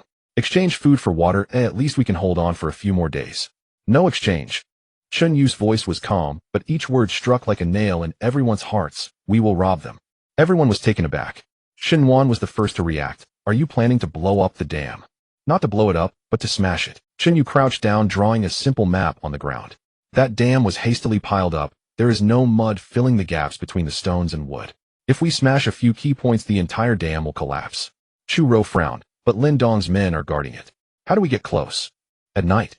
Chen Yu stood up. Lin Dong's men cannot guard it 24 hours a day. They will definitely change shifts at night, and that will be our chance to act. Xin Wan fixed her gaze on Chen Yue. How many people do you plan to take? 2. Chen Yu replied, looking at her. You and Chu Rou stay at the camp. I will take Ah Fong and another person. Xin Wan's face changed. I want to go with you. No. Xin Yu's tone left no room for discussion. You stay at the camp. If Lin Dong takes the opportunity to launch a surprise attack while I'm away, you must defend it. Xin Wan opened her mouth to argue, but ultimately said nothing. That night Xin Yu set out with Ah Fong and another woman named Xiao Mei from the camp. The 3 of them moved slowly along the stream, each step taken with great care, afraid of making a sound. As they neared the gorge's mouth, Chen Yu stopped, crouching behind a large rock to look ahead. There was only one guard in front of the dam, holding a wooden stick, leaning against a rock, dozing off. Chen Yu glanced back at Ah Fong and Xiao Mei, signaling for them to stay in place. Then he crept forward, inching closer to the guard. 10 meters, 5 meters, 3 meters. Just as Chen Yu prepared to act, the guard suddenly lifted his head, staring directly at Chen Yu's hiding spot. Chen Yu froze, but the guard merely rubbed his eyes, yawned, and lowered his head to continue dozing. Chen Yu let out a sigh of relief and continued inching forward. 1 meter. Chen Yu suddenly lunged forward, covering the guard's mouth with one hand and gripping his neck with the other. The guard struggled a few times, but quickly went limp, not unconscious, but unable to move. Chen Yu dragged him aside and waved to Ah Fong and Xiao Mei. The 2 rushed over, and Chen Yu pointed at the dam. Smash here, here, and here. Use stones and do it quickly. The 3 of them struck simultaneously, lifting fist-sized stones to smash against the dam. The stones hit the wood with a dull thud, once, twice, 3 times. The wood began to loosen, and the gaps between the stones widened. Just then, footsteps suddenly echoed from behind the gorge. It wasn't one person, it was a group. Chen Yu turned sharply, seeing Zhou Yi rushing out from the forest with 5 or 6 people, each armed with a weapon. Zhou Yi wore a smug expression, holding a crossbow aimed at Chen Yu. Chen Yu, brother Lin was right, you love to take risks too much. Chen Yu stood his ground, still holding the stone. Zhou Yi slowly approached the crossbow, still aimed at Chen Yu's chest. Did you think brother Lin hadn't anticipated you'd come to smash the dam? This is a trap waiting just for you. Ah Fong and Xiao Mei were terrified and retreated, while the few people behind Zhou Yi immediately surrounded them, cutting off their escape route. Chen Yu looked at Zhou Yi and suddenly smiled. What do you want? Zhou Yi was taken aback for a moment, then sneered. I want your life. His finger was on the trigger, slowly applying pressure. Just then a stone flew in from the side and struck Zhou Yi hard on the back of the head. Zhou Yi let out a miserable cry, his body pitching forward, and the crossbow fell to the ground. Xin Wan charged out from the forest, holding a second stone. Without hesitation, Chen Yu lunged forward to seize the crossbow from the ground, turning to aim it at the few people behind Zhou Yi. Upon seeing the crossbow pointed at them, they all froze in their tracks. Xin Wan ran to Chen Yu's side, panting heavily. I knew something would happen to you. Chen Yu did not respond, only focusing on Zhou Yi. Zhou Yi clutched his bleeding head as he got up from the ground, his face twisted in rage upon seeing Xin Wan. You vile woman. Chen Yu raised the crossbow. Say another word, and I will shoot. Zhou Yi fell silent, but his eyes were filled with malice. Chen Yu led Xin Wan, Ah Fong, and Xiao Mei back, keeping the crossbow trained on Zhou Yi's group until they retreated into the forest and quickly left. By the time they returned to the camp, dawn was approaching. Chu Rou saw Xin Wan coming back and breathed a sigh of relief. Why did you go too? Xin Wan did not answer, only looking at Chen Yu. Chen Yu placed the crossbow on the ground and turned to the women in the camp. We didn't destroy the dam, but we managed to seize a crossbow. Chu Rou frowned. But we still have no water. Chen Yu remained silent, gazing into the distant sky. The next morning, Zhou Yi, his head bandaged, returned to the camp with Jin Shiji. Jin Shiji stood outside the barricade, his face full of mockery. Shen Yue, a woman saved your life. You won't be so lucky next time. Jin Shiji finished his words and left without waiting for a response. Chen Yu stood behind the barricade, gripping the crossbow he had snatched from Zhou Yi, his knuckles turning white. Xinhuan glanced at him, but did not offer comfort, knowing it would be futile. What was needed now was a solution. The water had run out, food was scarce, and Lin Dong could arrive at any moment, this time not with just 30 men. But Xinhuan did something no one expected. She gathered all the women in the camp and said, "You have seen it, Lin Dong will not spare us. Hiding is useless, we can only fight." No one rebutted her, for everyone had participated in the battle yesterday, driving back Lin Dong's men with their own hands, knowing they were not useless. But retreating and winning are two different matters. Last time it was Chun Yu who held the fort alone, but what about next time? He could not stay at the forefront forever. Thus Xinhuan's intention was clear, everyone had to learn to kill. This was not a metaphor, it was literal killing. Chun Yu handed the stolen crossbow to Xinhuan. There were only 2 bolts left, but the crossbow itself was the best teaching tool. Xinhuan disassembled the crossbow and studied its structure for half a day before using bamboo and vines to create 3 makeshift crossbows with a range of only 10 meters and abysmal accuracy, but it was better than being empty-handed. The slingshot was even simpler, 2 vines with a stone in between. It could smash someone when swung.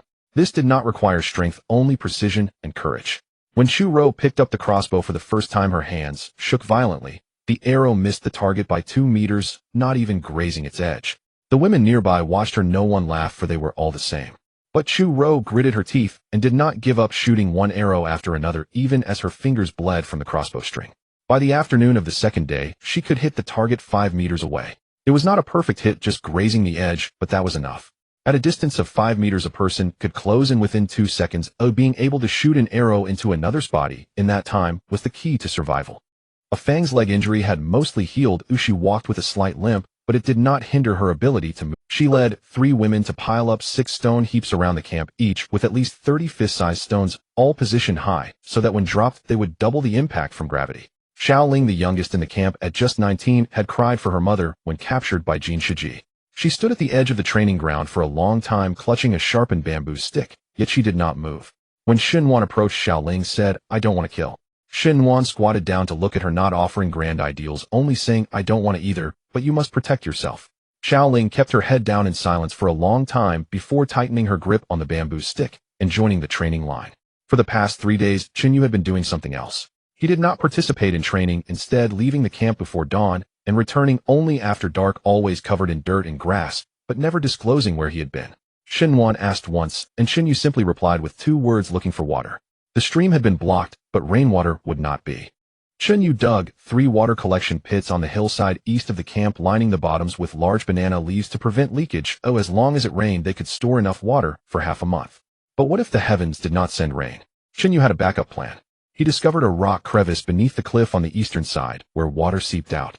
Though it had a salty taste, it was not seawater. It was underground water filtered through rock layers with a much lower salt content than seawater, barely drinkable when boiled. This meant Lin Dong's plan to cut off their water supply had failed.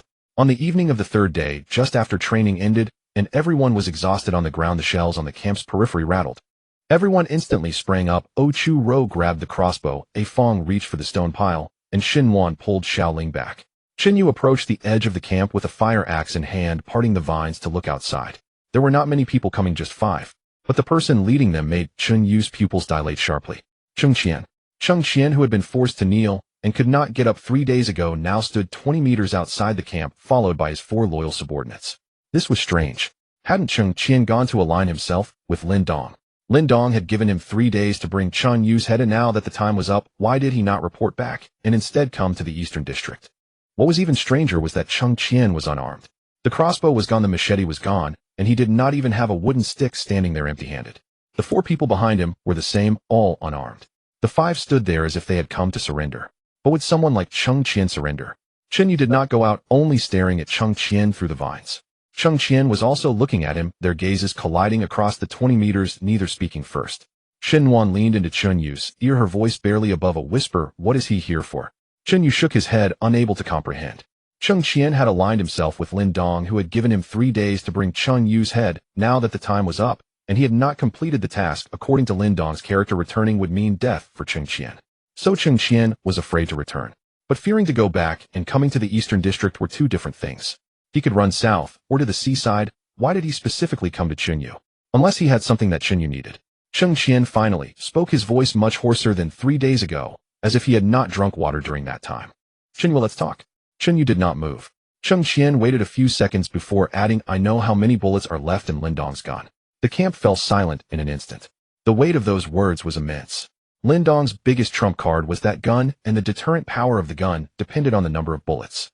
If there were enough bullets, it would be an unstoppable force. If the bullets were running low, the gun would just be a piece of iron. Chen Yu had previously estimated that Lin Dong did not have many bullets, but he did not know the exact number and could only rely on guesses. But Cheng Qian had spent 3 days in Lin Dong's camp. He might really have figured out that number. But this could also be a trap. Cheng Qian could be using this information as bait to lure Chen Yu out, and then Lin Dong's men would strike from the shadows. Chen Yu glanced at the trees behind Cheng Qian, seeing no signs of others, but that did not mean there weren't any. Are there Lin Dong's men behind you? Chen Yu asked through the vines. Cheng Qian sneered, if Lin Dong still trusts me, would I need to come to you? This made sense, but Chen Yu would not trust him just because of a single statement. Throw down all the weapons of the 4 behind you, and back up 50 meters, you come over alone. Cheng Qian turned to glance at the 4 behind him, hesitated for 2 seconds, then nodded. The 4 retreated to the edge of the woods, 50 meters away. Cheng Qian walked forward alone, stopping 3 meters in front of the barricade. Chen Yu climbed over the barricade, holding the fire axe, standing in front of Cheng Qian. The two faced each other barely 2 meters apart. 3 days ago at this distance, Chen Yu had thrown Cheng Qian to the ground and broken his ribs. Cheng Qian now stood there, either truly out of options or had gone mad. Speak, what do you really want? Cheng Qian stared into Chen Yu's eyes, the corners of his mouth twitching slightly, not quite a smile, more like he was holding something back. Lin Dong's gun only has 7 bullets left. 7 bullets. Chen Yu's heart skipped a beat. 20 rounds, 1 fired as a warning, leaving 19. That was his previous estimation. But if Cheng Qian said only 7 were left, what happened to the other 12? He wasted 3 bullets hunting a wild boar on the mountaintop a few days ago. The remaining 9 were used during the firefight with the people who came from the sea. You wouldn't know about this because it happened before you arrived on the island. Chen Yu did not respond as he was judging the authenticity of this information. Cheng Qian continued, 7 bullets may sound like a lot, but Lin Dong currently has over 40 people under his command, and he cannot possibly use all his bullets on us. He must reserve some bullets to maintain control, otherwise those 40-plus people could retaliate at any moment. So the maximum number of bullets he can actually use against us is 3. 3 bullets to deal with the entire Eastern District. If this number is true, then Lin Dong's threat transforms from insurmountable to manageable. But Chen Yu was more concerned about another question. Why are you telling me all this? Cheng Qian fell silent for a few seconds before uttering a statement that left everyone in the camp stunned. I want to work with you to take down Lin Dong. No one in the camp thought he was joking, yet no one believed his words were. Just 3 days ago, this person had charged into the Eastern District with a crossbow and nearly killed everyone. Now he came to say he wanted to collaborate. Chen Yu kept silent, simply staring at Cheng Qian. Cheng Qian was not anxious. He knew his situation was worse than Chen Yu's. The one who should be anxious was not him. Yet his calmness indicated that he still had cards to play. Lin Dong has given me 3 days to bring you his head. If I fail, I will be dead when I return. Cheng Qian's voice was flat, as if discussing someone else's matter. But I am not here to beg for shelter. I am here to make a deal. Chen Yu scoffed. What qualifications do you have to negotiate with me? His words carried weight. 3 days ago, Cheng Qian had knelt on the ground with a broken rib after being kicked. Now he came to negotiate a deal, though anyone would find it absurd. But what Cheng Qian said next left everyone dumbfounded. Lin Dong wants me to be cannon fodder, and I refuse to do it. Cheng Qian paused. I know his weakness. Weakness? Lin Dong has guns, over 40 followers, and occupies the highest terrain on the island, controlling all the water and food supplies. What weaknesses could such a person have? Chen Yu did not press for answers, knowing that Cheng Qian would reveal them in due time. A desperate person seeking a deal would not hide their trump card. Cheng Qian understood this better than anyone. Sure enough, Cheng Qian spoke up. There are only 3 bullets left in Lin Dong's gun. 3 bullets. Not the 7 previously guessed, but 3. Chen Yu's breath caught for a moment. If this number was true, the entire situation had changed drastically. 3 bullets meant that Lin Dong could kill at most 3 people, yet all 40 of his followers relied on this gun for control. Would he dare to shoot all the bullets? After using them, what would he use to maintain control? Shinwan stepped out from behind Chen Yu, standing beside him, looking directly at Cheng Qian. How do you know there are only 3 left? This question was crucial. Earlier Cheng Qian said 7 bullets, and now he was saying 3. The numbers had changed. Either he had lied before, or he was lying now. One of them had to be false. Cheng Qian did not evade the question, but took a step forward, lowering his voice, because I saw him load the bullets with my own eyes. What do you mean? Every night before going to sleep, Lin Dong takes the bullets out of his gun, counts them, and then this was his habit known by everyone, yet no one dared to get close to watch. Cheng Qian's lips curled slightly. I stayed in his camp for 3 days. On the second night, I sneaked behind his tent, and through a layer of fabric, I could see everything clearly. He took out 3 bullets from the gun, counted them, and put them back. Just 3, not 1 more. Xinhuan turned to look at Xinyu. Xinyu was also looking at her. The two exchanged glances for less than 2 seconds before Xinhuan gently nodded. This nod did not indicate that she trusted Cheng Qian, but rather that this information was worth the gamble. Because if it was true, then Lin Dong was a paper tiger. If it was false, the worst that could happen was losing one opportunity for an attack, not total annihilation. Xinyu withdrew his gaze and turned back to Cheng Qian. How do you want to cooperate? This was the line Cheng Qian had been waiting for. He stepped forward again, lowering his voice even more, as if afraid the wind might carry it away. You attack from the front, and I will lead my people to flank from the back mountain for a surprise attack. Lin Dong's attention will be focused on the front. I have already scouted the back mountain road for the past 3 days. We can get up there. What happens after we succeed? After we succeed, you take care of your people, and I take care of mine. We won't interfere with each other. This condition sounded very fair, and one could even say it was Cheng Qian making a concession. He only had 4 people. Even if they defeated Lin Dong, he wouldn't get much benefit. Yet he still proposed to split the gains, evenly indicating that he truly had no way out, and that surviving was all that mattered. But Xinyu did not agree immediately. He simply stared at Cheng Qian, and after a long while opened his mouth. I will think about it. Cheng Qian's eyelids twitched. He had thought Xinyu would agree right away because this condition posed almost no risk to him. A frontal assault was already something Xinyu intended to do, and having Cheng Qian flanking from behind would only increase their odds of success. Yet Xinyu said he needed to think about it. This meant that Xinyu was guarding against him. Cheng Qian did not press for answers or rush him. He simply nodded. All right, let me know when you've made up your mind. I will be waiting in the abandoned camp to the west. After saying this, he turned and left. 4 loyal followers approached from 50 meters away, and soon the 5 figures disappeared into the forest. The camp remained quiet for a while until Cheng Qian's footsteps were no longer audible, and then Xinhuan spoke up. I believe half of what he said about the 3 bullets. Xinyu leaned the fire axe against the barricade and turned back toward the camp. Which half? There are indeed not many bullets, I believe that much. But whether it's 3, 5, or 7, he may not be telling the truth about the specifics. Xinhuan followed closely behind Xinyu, her voice soft, but clear with every word. And he will definitely betray you at a critical moment. Xinyu paused and turned to look at her.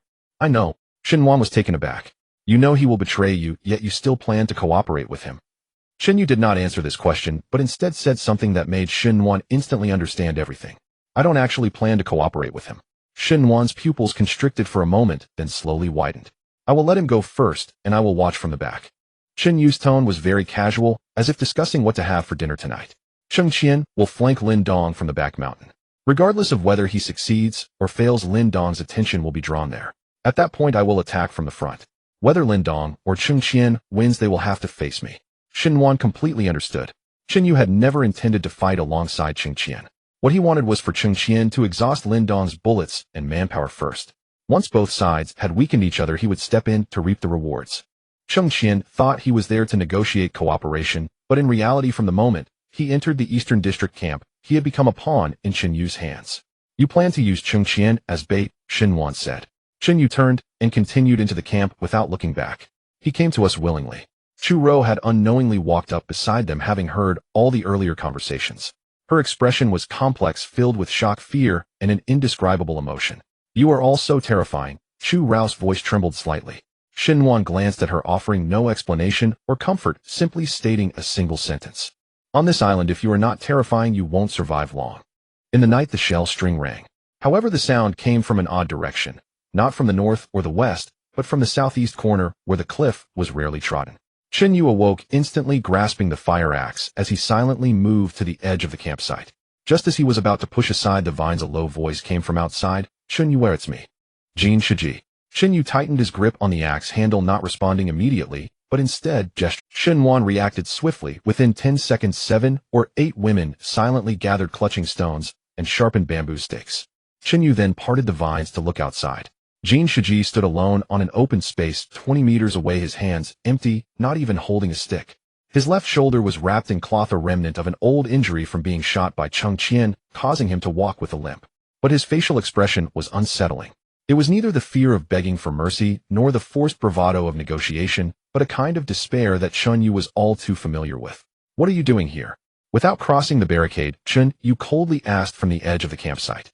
Jin Shiji took 2 steps forward before stopping. He knew that another step would lead him to his death.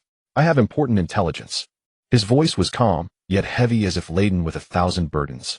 What intelligence? Jin Shiji raised his head, his lips moving to utter a sentence that froze the blood of everyone present. Lin Dong knows you collaborated with Qing Qian. He sent me to kill you. A sudden silence enveloped the campsite. Xin Wan's knuckles turned white from clenching, while Zhu Rou gasped. Yet Qin Yu remained motionless, staring at Jin Shiji, before finally speaking after several seconds. Then why didn't you act? This question was the crucial one. If Jin Shiji was indeed here to kill, why announce it first? He could have sneaked into the campsite and ambushed them with a much higher chance of success. Jin Shiji curled the corner of his mouth in a grimace. It was not a smile, but rather a self-deprecating gesture. Because I want to live. He paused, lowering his voice further. Lin Dong wants to kill me. He said I failed my last mission. Xin Wan stepped out from behind Chen Yue, her gaze intense. So you want to ally with us? Jin Shiji shook his head slowly, as if expending his last bit of strength. No, I do not ally with anyone. He raised his head, his gaze sweeping over Chen Yu and Xin Wan. I'm telling you Lin Dong's plan. He will set an ambush on the back mountain tomorrow, waiting for you to walk into the trap. This statement was like a stone cast into still water. The collaboration plan between Chun Yu and Cheng Qian was known only to those in the campsite. How could Lin Dong possibly know? Unless someone leaked the information. But the informant could not be Jin Shiji. He stood right there. If he had already sold the news to Lin Dong, he wouldn't need to risk his life coming to the East District to warn them. Then there was only one possibility, Cheng Qian. From the very beginning, Cheng Qian never intended to truly cooperate. His discussions in the East District were merely to extract Qin Yu's plan and sell it to Lin Dong. This way he could gain credit with Lin Dong, while eliminating Qin Yu as a threat, killing 2 birds with 1 stone. Xin Wan's face turned pale, and she turned to look at Qin Yu. Qin Yu's expression remained unchanged as he looked at Jin Shiji. How can you prove it? Jin Shiji fell silent for a few seconds, then pulled out a piece of cloth from his pocket and threw it forward. The cloth landed in the muddy ground in front of the barricade. Qin Yu walked over, picked it up, and unfolded it. Scrawled in charcoal were several hasty lines. Tomorrow at the hour of the rabbit, an ambush will be set on the back mountain, with Cheng Qian as bait and Qin Yu as the fish. This was Lin Dong's handwriting. Chun Yu had seen it before on announcements at Lin Dong's camp. Xin Wan leaned in for a look, her voice trembling. Cheng Qian sold us out. Qin Yu clenched the cloth in his hand, remaining silent. Jin Shiji observed their reactions, the corner of his mouth twitching. Believe it or not, it's up to you. With that, he turned and limped back into the woods. The campsite remained quiet for a long time, until Jin Shiji's footsteps completely faded, and then Xin Wan spoke. Is what he said true?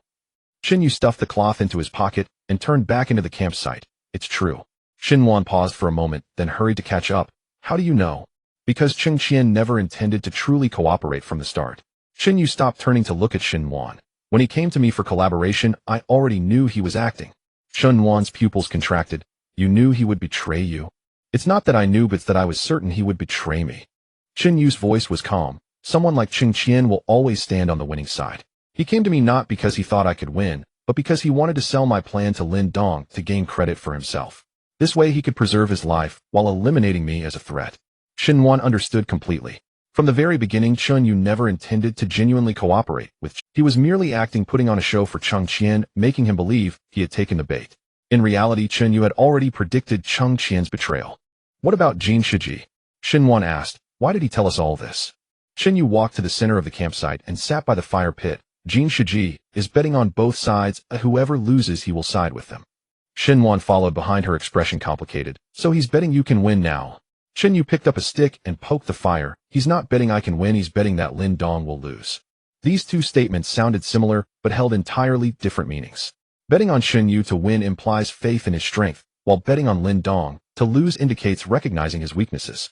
Someone like Jin Shiji never believed in anyone's strength, he only believed in interests. Xin Wan sat down beside Qin Yu, her voice very low. So what do we do now? After Qin Yu finished speaking, the camp fell into a dead silence.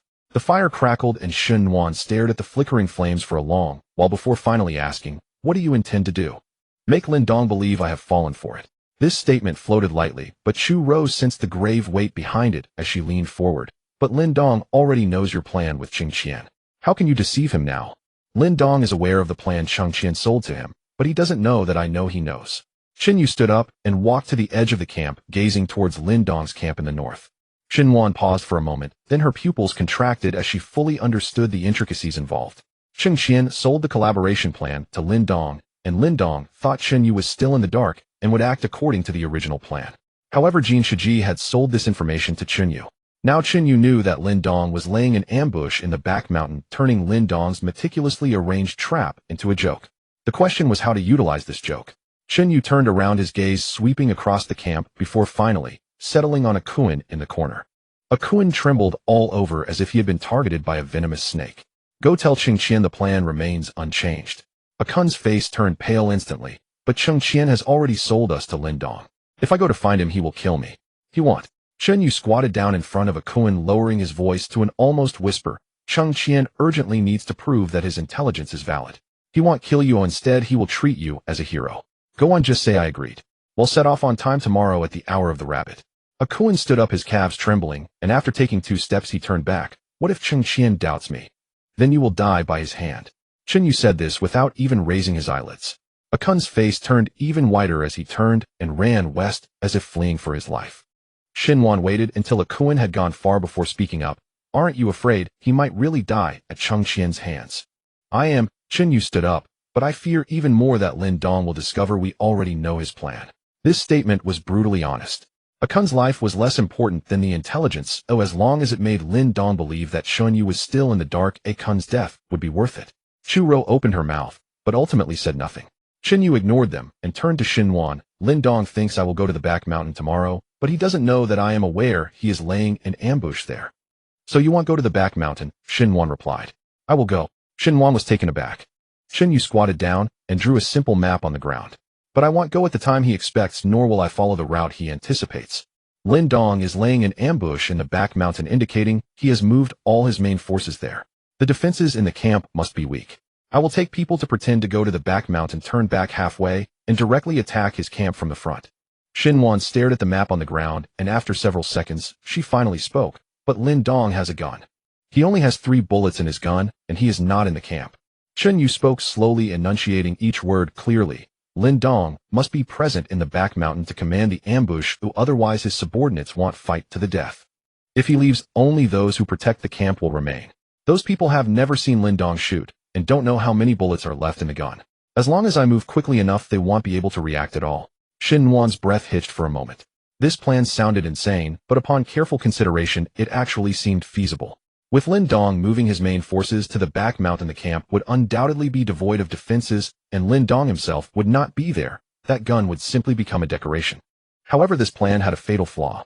Lin Dong is laying an ambush in the back mountain, and Cheng Qian is also in the back mountain. Xinhuan said, Cheng Qian will inform Lin Dong that you did not go. Cheng Qian won't. Chen Yu stood up and wiped the map off the ground. What Cheng Qian needs most now is to prove his usefulness. He sold my plan to Lin Dong. With Lin Dong laying an ambush in the back mountain, if I do not go, the first person Lin Dong will suspect is that Cheng Qian is deceiving him.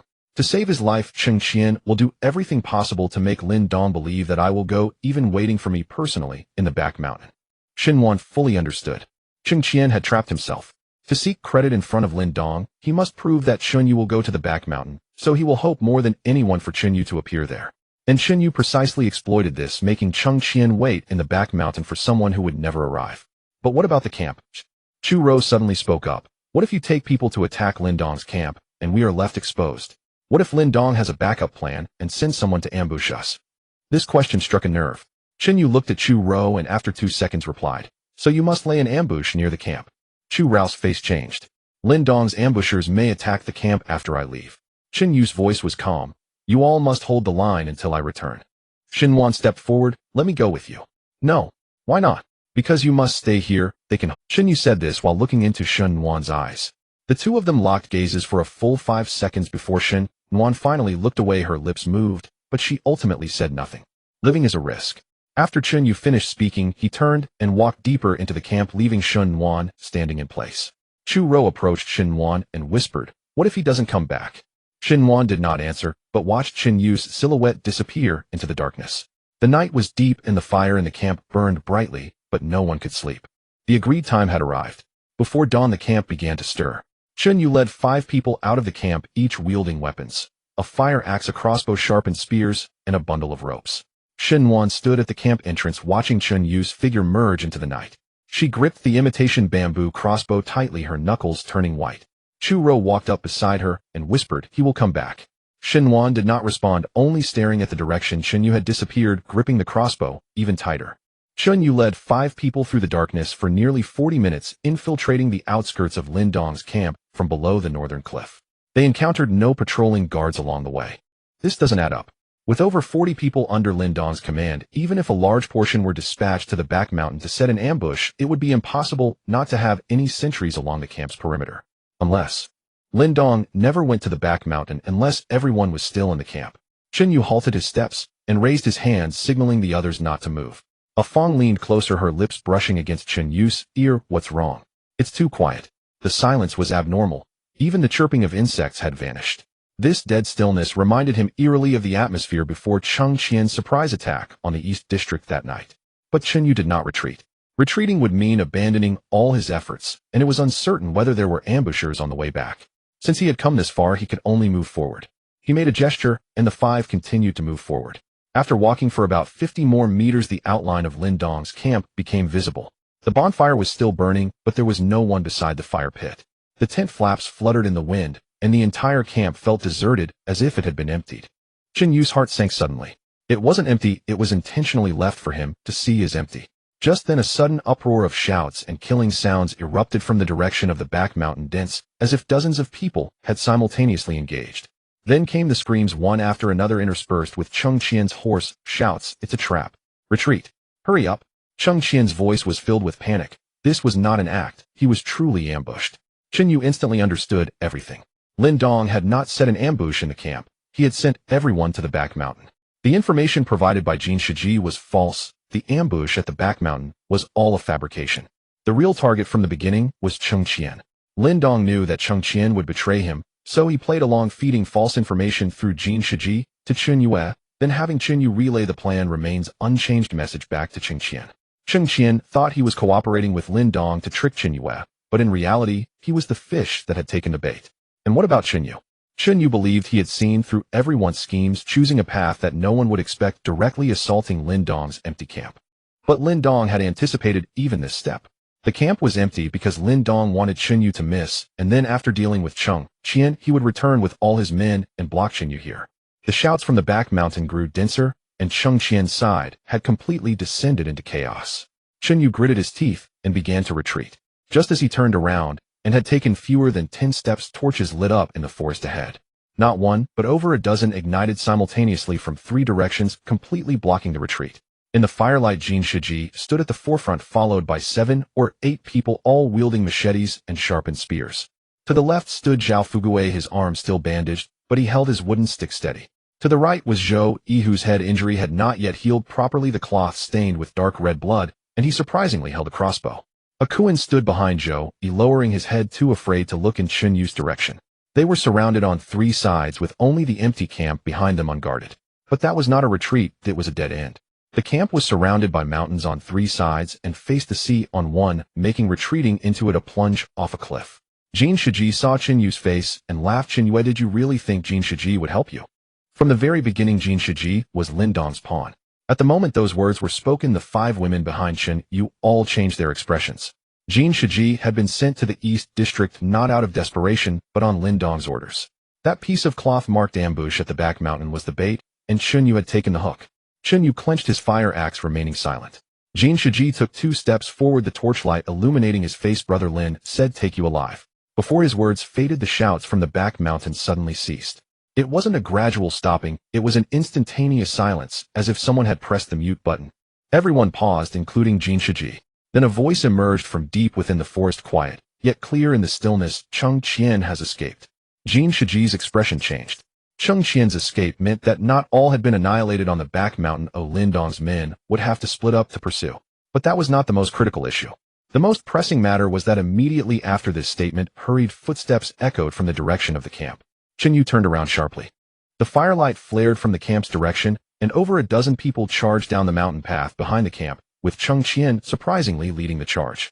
Cheng Qian was covered in blood, his left arm dangling as if dislocated, but his legs moved swiftly, followed closely by his 4 loyal followers. He wasn't running away, he was running towards Chun Yu. Lin Dong is behind us. Cheng Qian shouted. Chen Yu turned around, and indeed saw more torches lighting up from the mountain path, densely packed with at least 20 people rushing down. The three parties became entangled. Cheng Qian stopped 3 meters in front of Chen Yu, panting like a bellows. That bastard Lin Dong is coming for me. Chen Yu ignored him, for Jin Shiji's side had already made a move. 7 or 8 people surged forward simultaneously, machetes and spears glinting menacingly in the firelight. Chen Yu raised his fire axe to meet them. The first burly man charged at him with a downward swing of his blade. Chen Yu sidestepped the back of his axe, sweeping across the opponent's ribs, the sound of bone cracking clear and distinct as the burly man was sent flying. The second man followed closely, thrusting a spear straight at Chen Yu's abdomen. Chen Yu blocked the spearhead with the axe handle and kicked the opponent's knee, causing him to collapse to the ground with a scream. Cheng Qian also moved. Although his left arm was useless, he picked up a broken stick with his right hand and swung it at the head of an incoming attacker, incapacitating him instantly. The three parties were completely entangled, unable to distinguish friend from foe. Torches were extinguished underfoot, and the darkness was filled with screams and the sounds of breaking bones. When Chen Yu felled the third person, his peripheral vision caught a shadow flashing past him. He instinctively rolled to the side as a bamboo arrow embedded itself where he had just stood, half buried in the ground. Zhou crossbow. Before Chen Yu could rise, a second arrow whizzed past his scalp, taking several strands of hair with it. At that moment, all sounds ceased. A figure emerged from the darkness. Lin Dong. He stood at the entrance of the camp, flanked by over 20 armed men.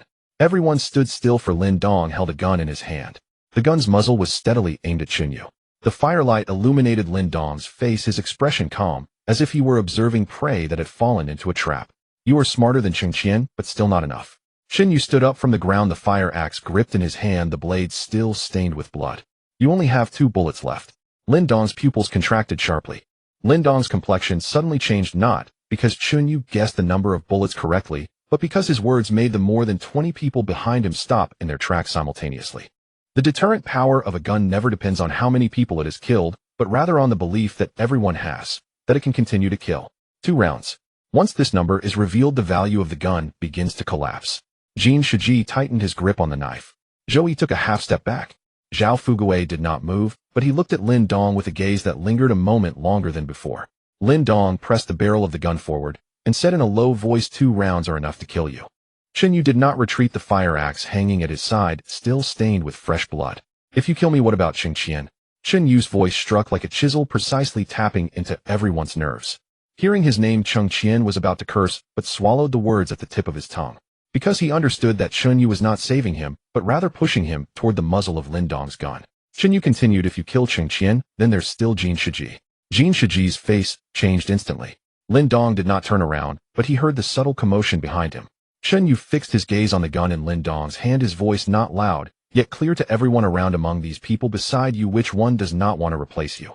You still have a gun now, and they call you Brother Lin. But once your gun is out of bullets, who knows if they will still call you that? With these words, the more than 20 people behind Lin Dong fell silent. No one spoke, which was the most deadly answer. Lin Dong's finger pressed against the trigger, yet he did not pull it immediately. Chen Yu took a step forward. Zhou shouted immediately, Brother Lin, shoot. Lin Dong still did not fire.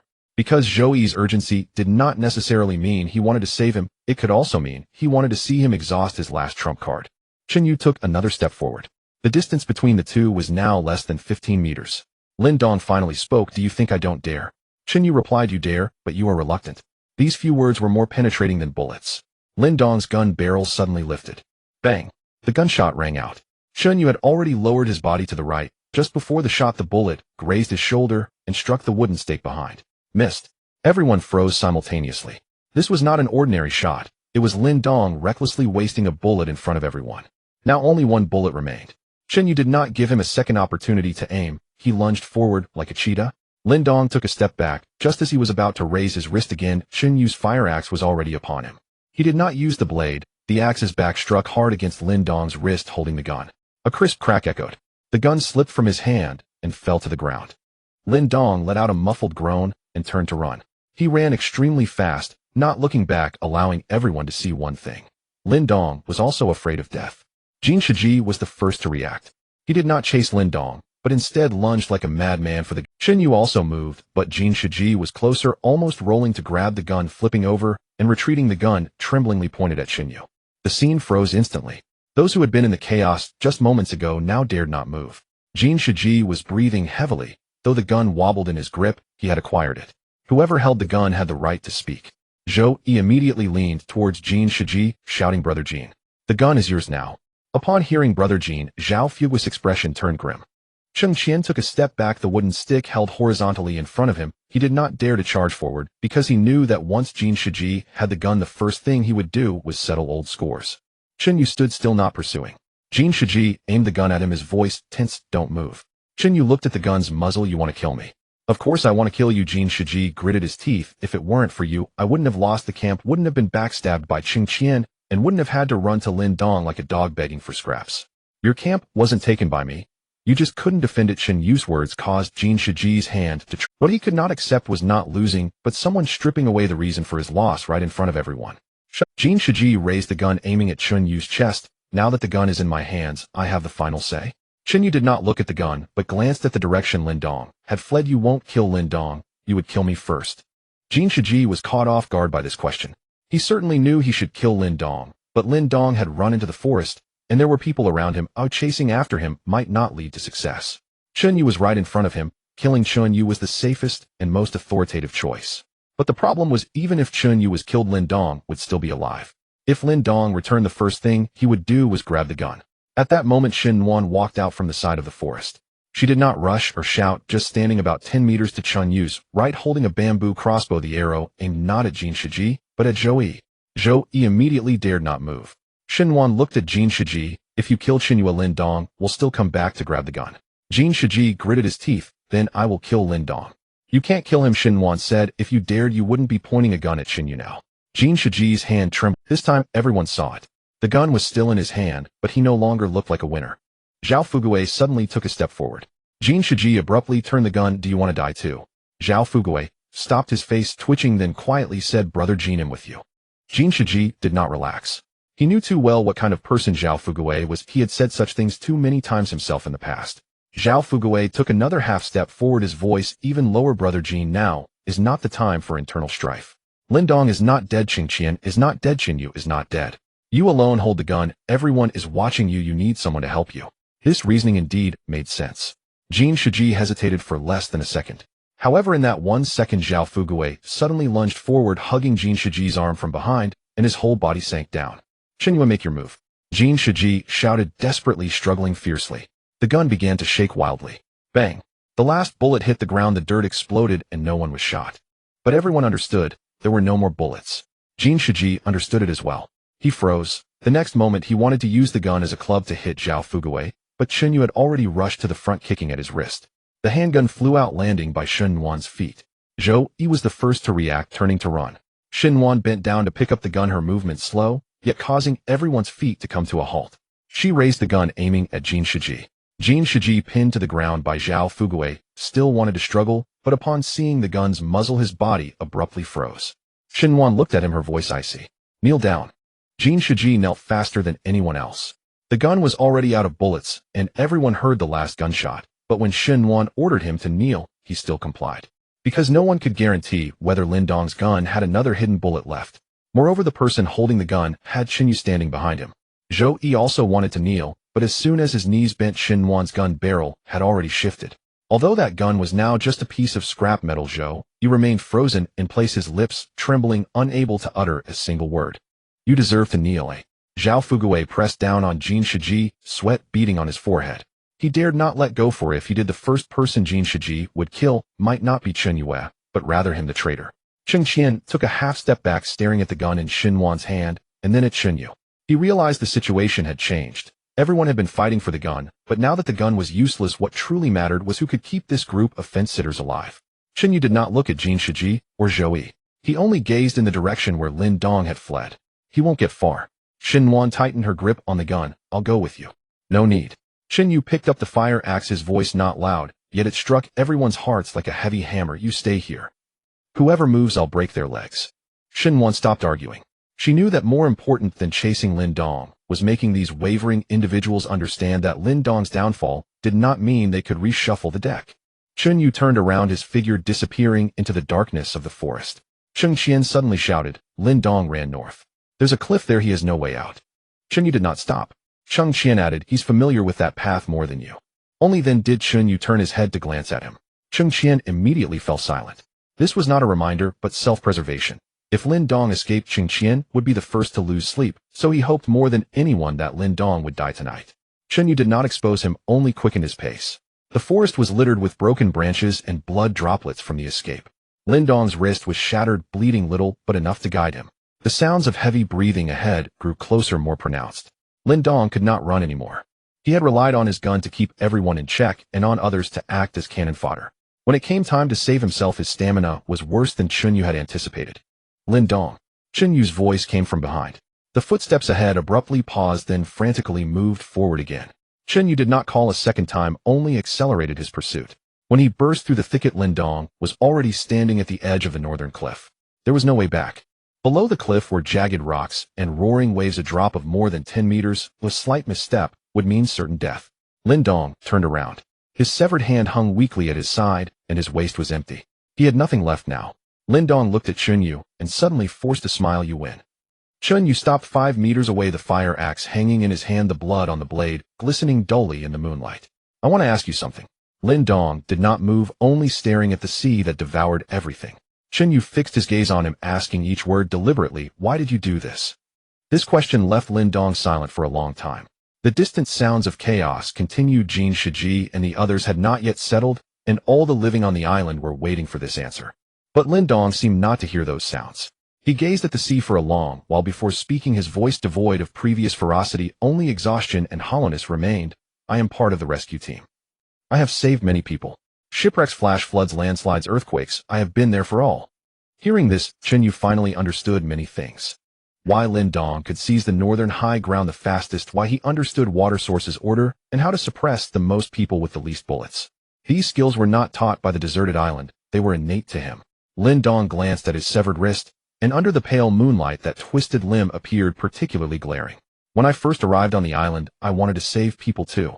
I distributed the water, I found shared food, and told them not to run around waiting for rescue. And then what? He lifted his head, his eyes full of sarcasm. Some stole food, some grabbed women, some tried to kill me, while I slept, all for a piece of dried fish.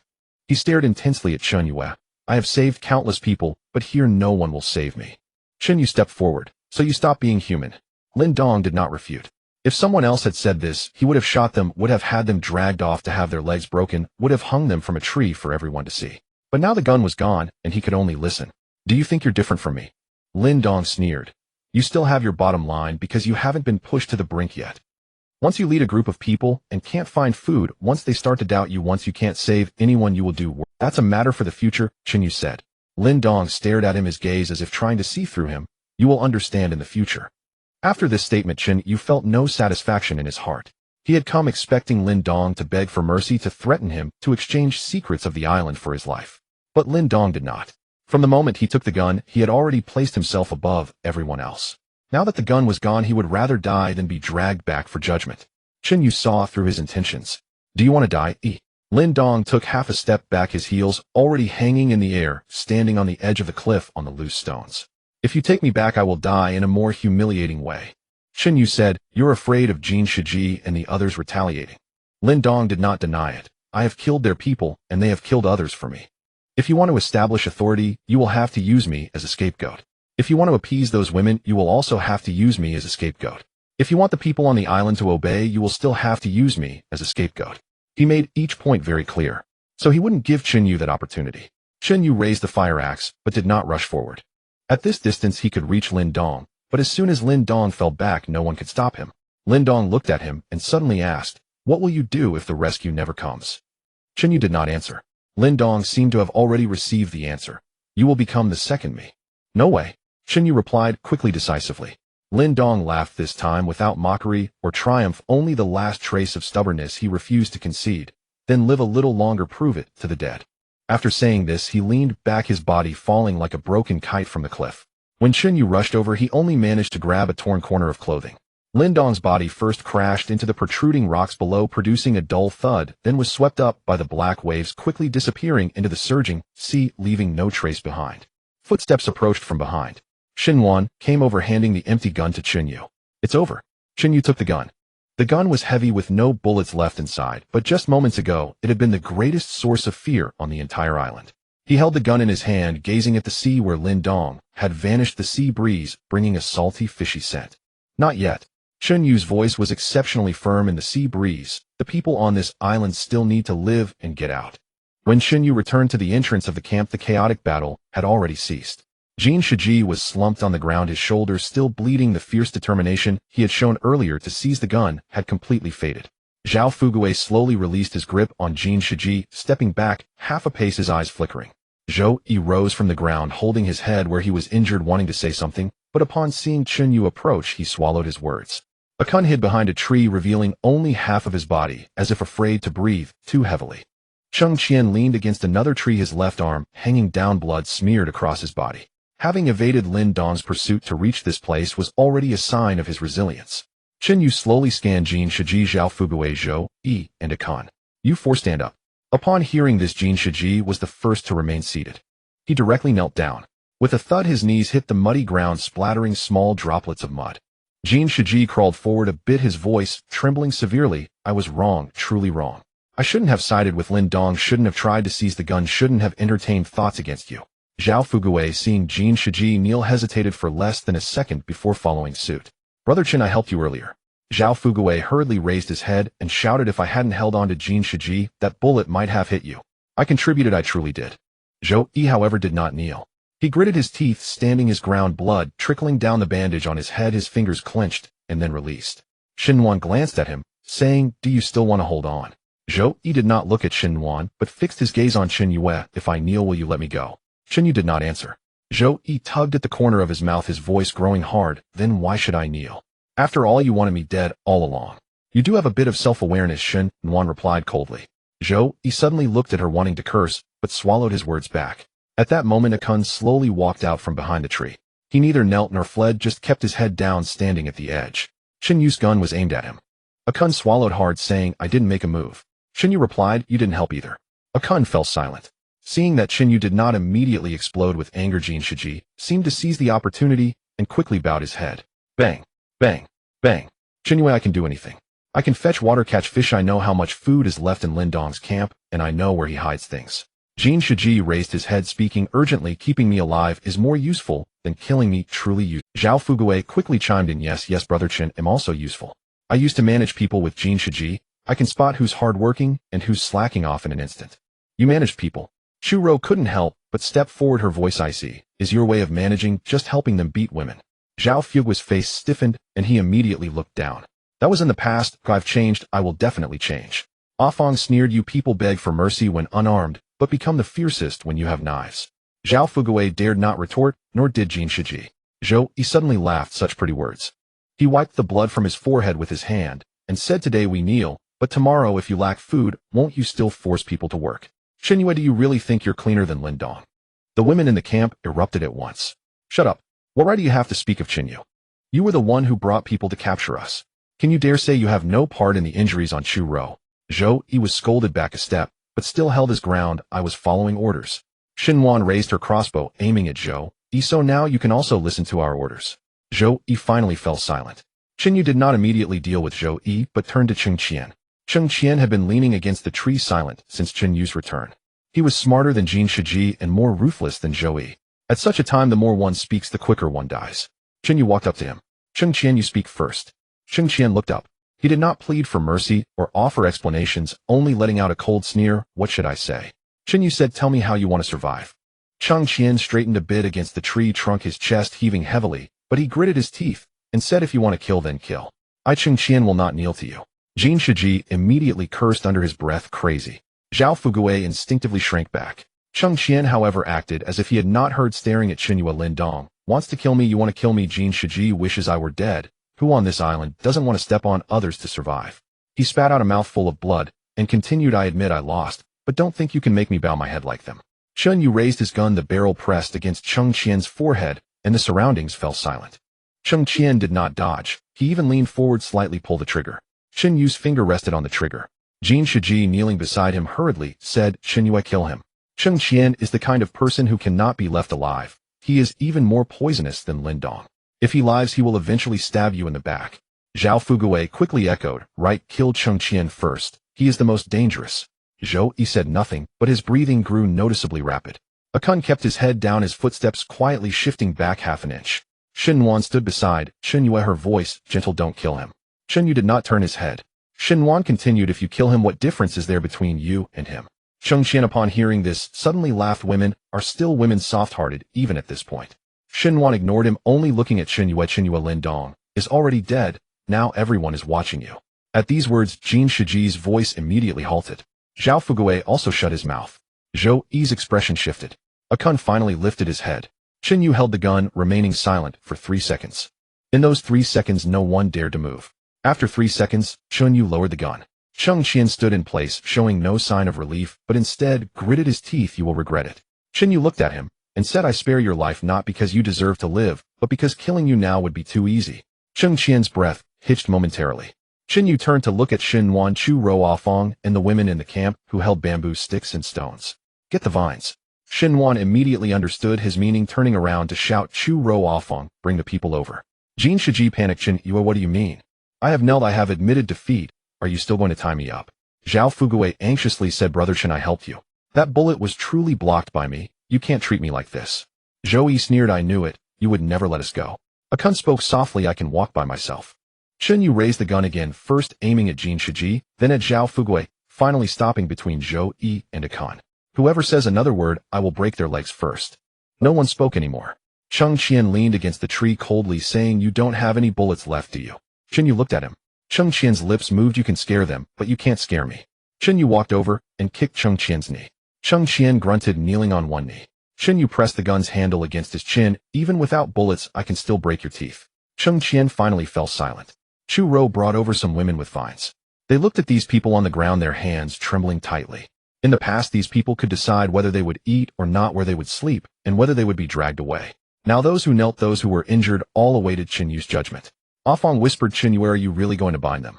Qinyue retracted the gun into his hand, his voice lowered, tie them. As the vine tightened around him, Jin Shiji was still begging for mercy. Qinyue, I am truly useful. I know where Lin Dong's grain storage is, and I also know there is salt in the cave to the north. Chu Ro did not relent, instead she tightened the knot even more.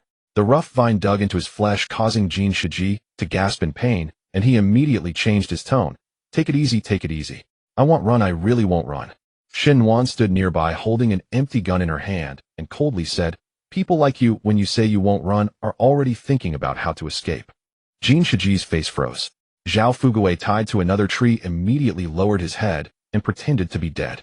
Zhou Yi was pressed to the ground, still wanting to curse, but Afong stepped on his shoulder. If you make another sound, I'll seal your mouth right now. Zhou Yi gritted his teeth and finally fell silent. Chengqian was also tied up. He didn't beg for mercy, he just looked coldly at Qinyue and said, If you don't kill me, you'll have to be on guard against me every day. Qinyue tightened the last knot and said, If you can survive until tomorrow, then we can talk about this. Chengqian snickered, but did not speak further. That night no one in the camp slept soundly. A few women took turns keeping watch, and the fire did not go out. In the latter half of the night, Afong, unable to hold on any longer, leaned against a tree and dozed off. Click! A faint sound like the cracking of the vine. Jin Shiji slowly opened his eyes. He had been waiting for this moment. Inside the sole of his right shoe was a small piece of sharp scrap metal. It was something he had picked up from Lindong's camp, but had never dared to use until now. The rope was being worn down slowly, his wrist was already bleeding, but Jin Shiji didn't dare to stop. 1 time, 2 times, 3 times. The vine finally loosened a little. Jin Shiji held his breath and slowly pulled his hand out. He dared not go to rescue Zhao Fuguei, nor did he dare to look at Zhou Yi or touch Chengqian. These people being alive brought him no benefits. He only wanted to survive himself. Jin Shiji bent down and slowly inched towards the edge of the camp. The string of shells was right in front of him, a warning of death. He stared at the string of shells, gritted his teeth, and crawled on the ground, inching forward. The shells did not make a sound. A glint of wild joy flashed in Jin Shiji's eyes. As long as he escaped, he would still have a chance.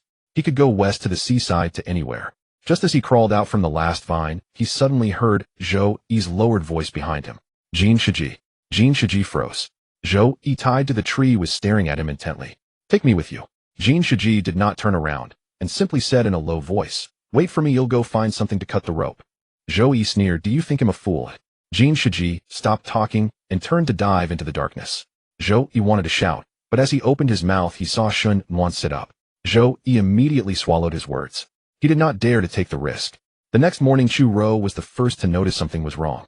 Jin Shiji is missing. This exclamation woke everyone up.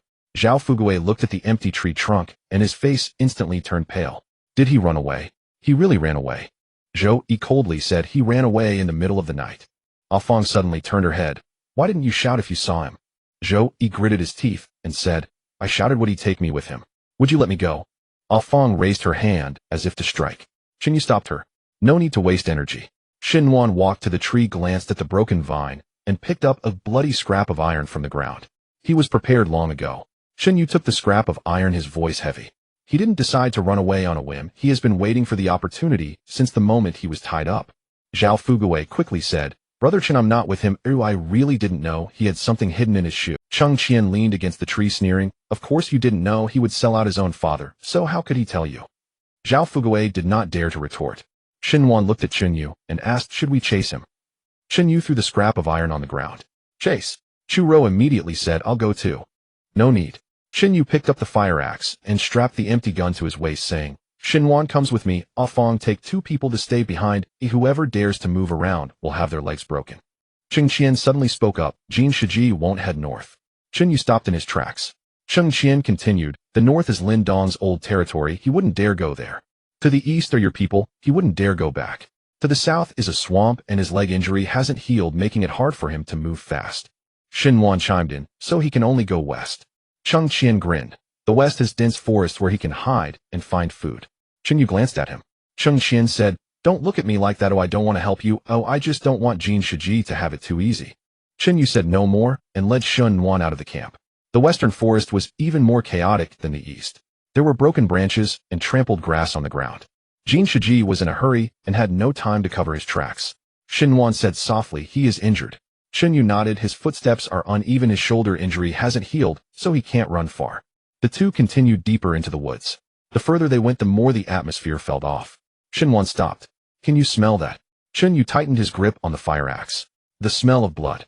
Suddenly a scream came from ahead. Xinhuan's expression changed. It's Jin Shiji. Qinyu did not rush over, but instead lowered his body and slowly pushed aside the vines in front of him. Deep in the forest, Jin Shiji lay beside a pile of rubble. One of his legs was already deformed, covered in blood, and he was clutching a broken piece of wood, desperately trying to crawl backward. Surrounding him were not humans, but wolves. 7 or 8 gray wolves were circling nearby, not rushing to pounce, as if they were enjoying the despair of their prey. The moment Jin Shiji saw Qinyu, it was as if he had grasped a lifeline. Qinyu, save me. He crawled toward him, his voice hoarse from shouting. I was wrong. I was truly wrong. Save me back, and I'll be your dog. I'll do whatever you say. Xinhuan's face paled, and she said in a low voice, there are too many wolves. Qinyu raised the gun. Jin Shiji saw the gun and immediately cried out, shoot. Hurry and shoot. Kill them. But Qinyu did not pull the trigger. Xinhuan looked at him. Qinyu said softly, there are no bullets in the gun. Xinhuan was taken aback. Qinyu continued, even if there were, we can't fire it. There's more than just this pack around here. The gunfire will attract everything nearby. Jin Shiji couldn't hear their conversation. He only saw Qinyu holding the gun motionless. He was so anxious that he was about to collapse. Qinyu, you can't just stand by and watch me die. Didn't you say you would keep everyone alive? I'm a person too. I'm a person too.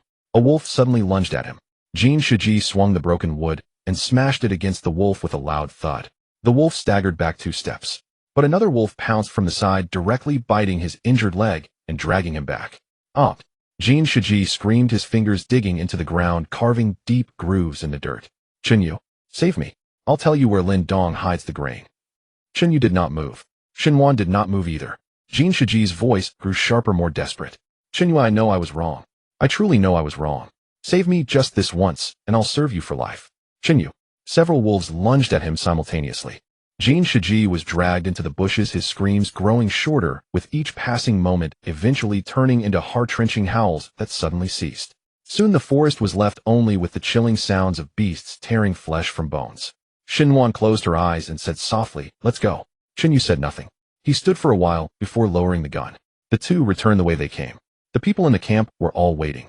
Zhao Fugui was the first to look up, urgently asking, Brother Chun, where is Jin Shiji? Zhou Yi also stared at Qinyu as if trying to read the answer from his face. Cheng Qian remained silent. Qinyu walked over to the campfire and laid down the fire axe. Jin Shiji is dead. The camp fell silent instantly.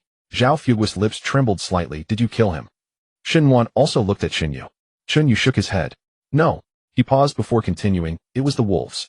No one spoke again. After a long while, Shun Wan finally said softly, perhaps this is his retribution. Zhou Yi was confined in a shed at the corner of the camp, his hands and feet tightly bound by vine ropes. The shed was small, with 2 women taking turns to guard outside, and inside there was only a hard hay mat and a half-broken bamboo tube. Light seeped through the gaps in the decaying wooden boards, casting several pale rays on the ground. On the first day of his confinement, he began to act restlessly. When Ah Fong entered with half a dried fish, Zhou Yi did not reach out to take it immediately. Instead, he shifted his body towards the door, lowered his voice as if afraid of being overheard by those outside. Ah Fong, do you really think Qin Yu will keep you around forever? Ah Fong paused. Zhou Yi thought she had listened and immediately continued. Jin Shiji is dead, Lin Dong is dead, Qing Qian is bound, and I am also bound. Who knows who will be next when I manage to free my hands? Ah Fong placed the dried fish on the ground and turned. Zhou Yi became anxious, his voice lowering further. Don't pretend you can't hear. You women think you're safe now, but when food runs low and water runs out, hell still send you to your deaths. Ah Fong reached the door and glanced back at him. Are you done talking? Zhou Yi was taken aback. Ah Fong said, once you're done, eat. Don't waste it. The door closed. Zhou Yi sat on the hay mat, cursing under his breath, but dared not raise his voice too loud. The next day, the person delivering water was replaced by Chu Rou. This was what Zhou Yi had been waiting for. Chu Rou was softer than Ah Fong Yi, at least in Zhou Yi's eyes. She had been beaten before and was afraid. Such people were easier to pry information from. He focused on the bamboo tube in Chu Rou's hands and said, Chu Rou, I know my share of the wounds on your back. Chu Rou remained silent and placed the water down. Zhou Yi continued, I used to follow orders. I had no choice. Now that Lin Dong is gone and Jin Shiji is also gone, I don't want to fight anyone anymore. I just want to live. Chu Rou still did not respond. Zhou Yi shifted a little forward. The vine ropes binding his ankles were tight, causing him pain as he gasped, yet he held on and said, help me once, and he'll take you away. Qin Yu won't spare me. His not killing me today is to show everyone that he can torment better than Lin Dong. Chu Rou finally looked up. Zhou Yi quickly added, think about it. He didn't even save Jin Shiji. Do you really think he will save you? Chu Rou stared at him for a long time before picking up the empty bamboo tube and leaving. Zhou Yi thought she had wavered. However, once Chu Rou exited the shed, the first thing she did was look for Shin Wan. Shin Wan asked, what else did he say to you? Chu Rou shook her head. He wants me to help him escape.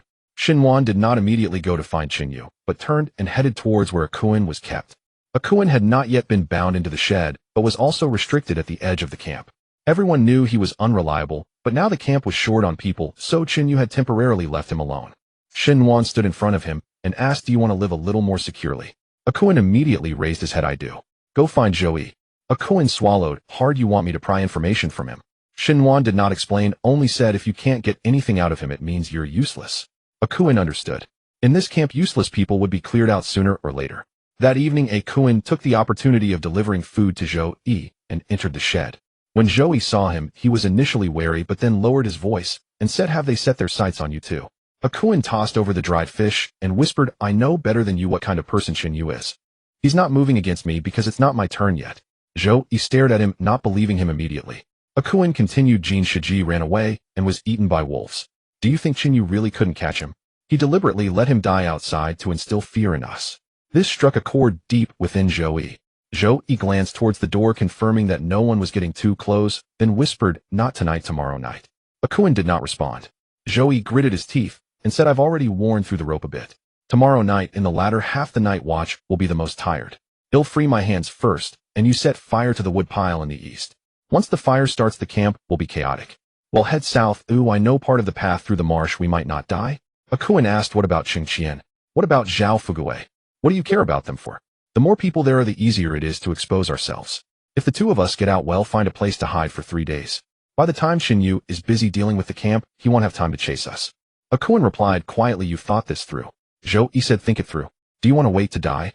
Akuin did not say anything further and left with the empty bowl. He walked over to the campfire and relayed Zhou Yi's words to Qin Yu without missing a single word. After listening, Qin Yu neither scolded nor immediately got up. Shin Wan stood beside him and said, he doesn't want to escape. He wants to burn the camp. Qin Yu tossed the stick in his hand into the fire and the flames leaped a foot high. Then let him understand that the camp is not something he can burn whenever he wants. That night, Zhou Yi did not sleep at all. He listened to the footsteps outside growing fewer and thought the opportunity was approaching.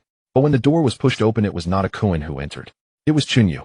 Zhou Yi recoiled, his voice suddenly changing. What are you doing here? Qin Yu stood at the door without an axe, only holding a bundle of new vine ropes. Zhou Yi stared at the bundle, his teeth beginning to chatter. Are you going to kill me? Yu replied, I won't kill you. Zhou Yi did not relax. Because this sentence was more frightening than directly saying he would kill him. Yu continued, but you can no longer stay here. Zhou Yi hurriedly said, I can work, I can fetch water. I know there are still supplies on Lin Dong's side, I really. Yu ignored him, turned, and said, come in. Ah Fong and 2 other women walked into the shed, removed the ropes Zhou Yi had managed to loosen, and bound him tightly once again. This time they tied him even tighter, the vines digging deeply into his flesh. Zhou Yi finally panicked. Yu, what on earth do you want to do? Yu squatted down and looked at him. Haven't you always wanted to go to Lin Dong's side? Zhou Yi was stunned. Yu said, it'll give you a position so you can watch for 3 days. Zhou Yi did not understand until he was dragged out of the shed and taken to the tallest tree outside the camp that he realized what Yu meant. Vines wrapped around the thick branches and hoisted him up completely. It wasn't high enough to kill him, but not low enough for his toes to touch the ground. As soon as Zhou Yi was hung up, he started shouting, Yu, have the guts to kill me. Yu stood under the tree and said, you will stay here for 3 days. For these 3 days, keep a close watch to the north. Jin Dong is dead, Jin Shiji is dead, and no one will come to save you. If you still think you can escape, they'll let you go after 3 days. Zhou Yi cursed throughout the night, cursing Chun Yue, cursing Shun Nuan, cursing all the women. By the morning of the first day, he stopped cursing and started begging for water. On the second day, he began calling out Ah Fang's name, calling out Chu Rao's name, calling out Akun's name, shouting at anyone who passed by. No one paid him any mind. On the third day, he had lost the strength to shout, repeating only one phrase, I was wrong. After 3 days, Yu had him taken down. When Zhou Yi landed, his legs could no longer support him, and he collapsed in the mud, still murmuring, I was wrong, I was wrong. Xinhuan looked at him and asked, should we keep him? Yu shook his head, instructing Ah Fong to bring 3 days' worth of food, and having Akun and Xiao Mei take Zhou Yi to the opposite side of the island to a dilapidated cave near the southern shore. There was water there, but it was far from the eastern area and would take most of a day to walk. Zhou Yi sat at the cave entrance with the food in his arms, not daring to say a word. Yu left him with only one sentence, don't come back anymore. Then he turned and left, never to care for him again.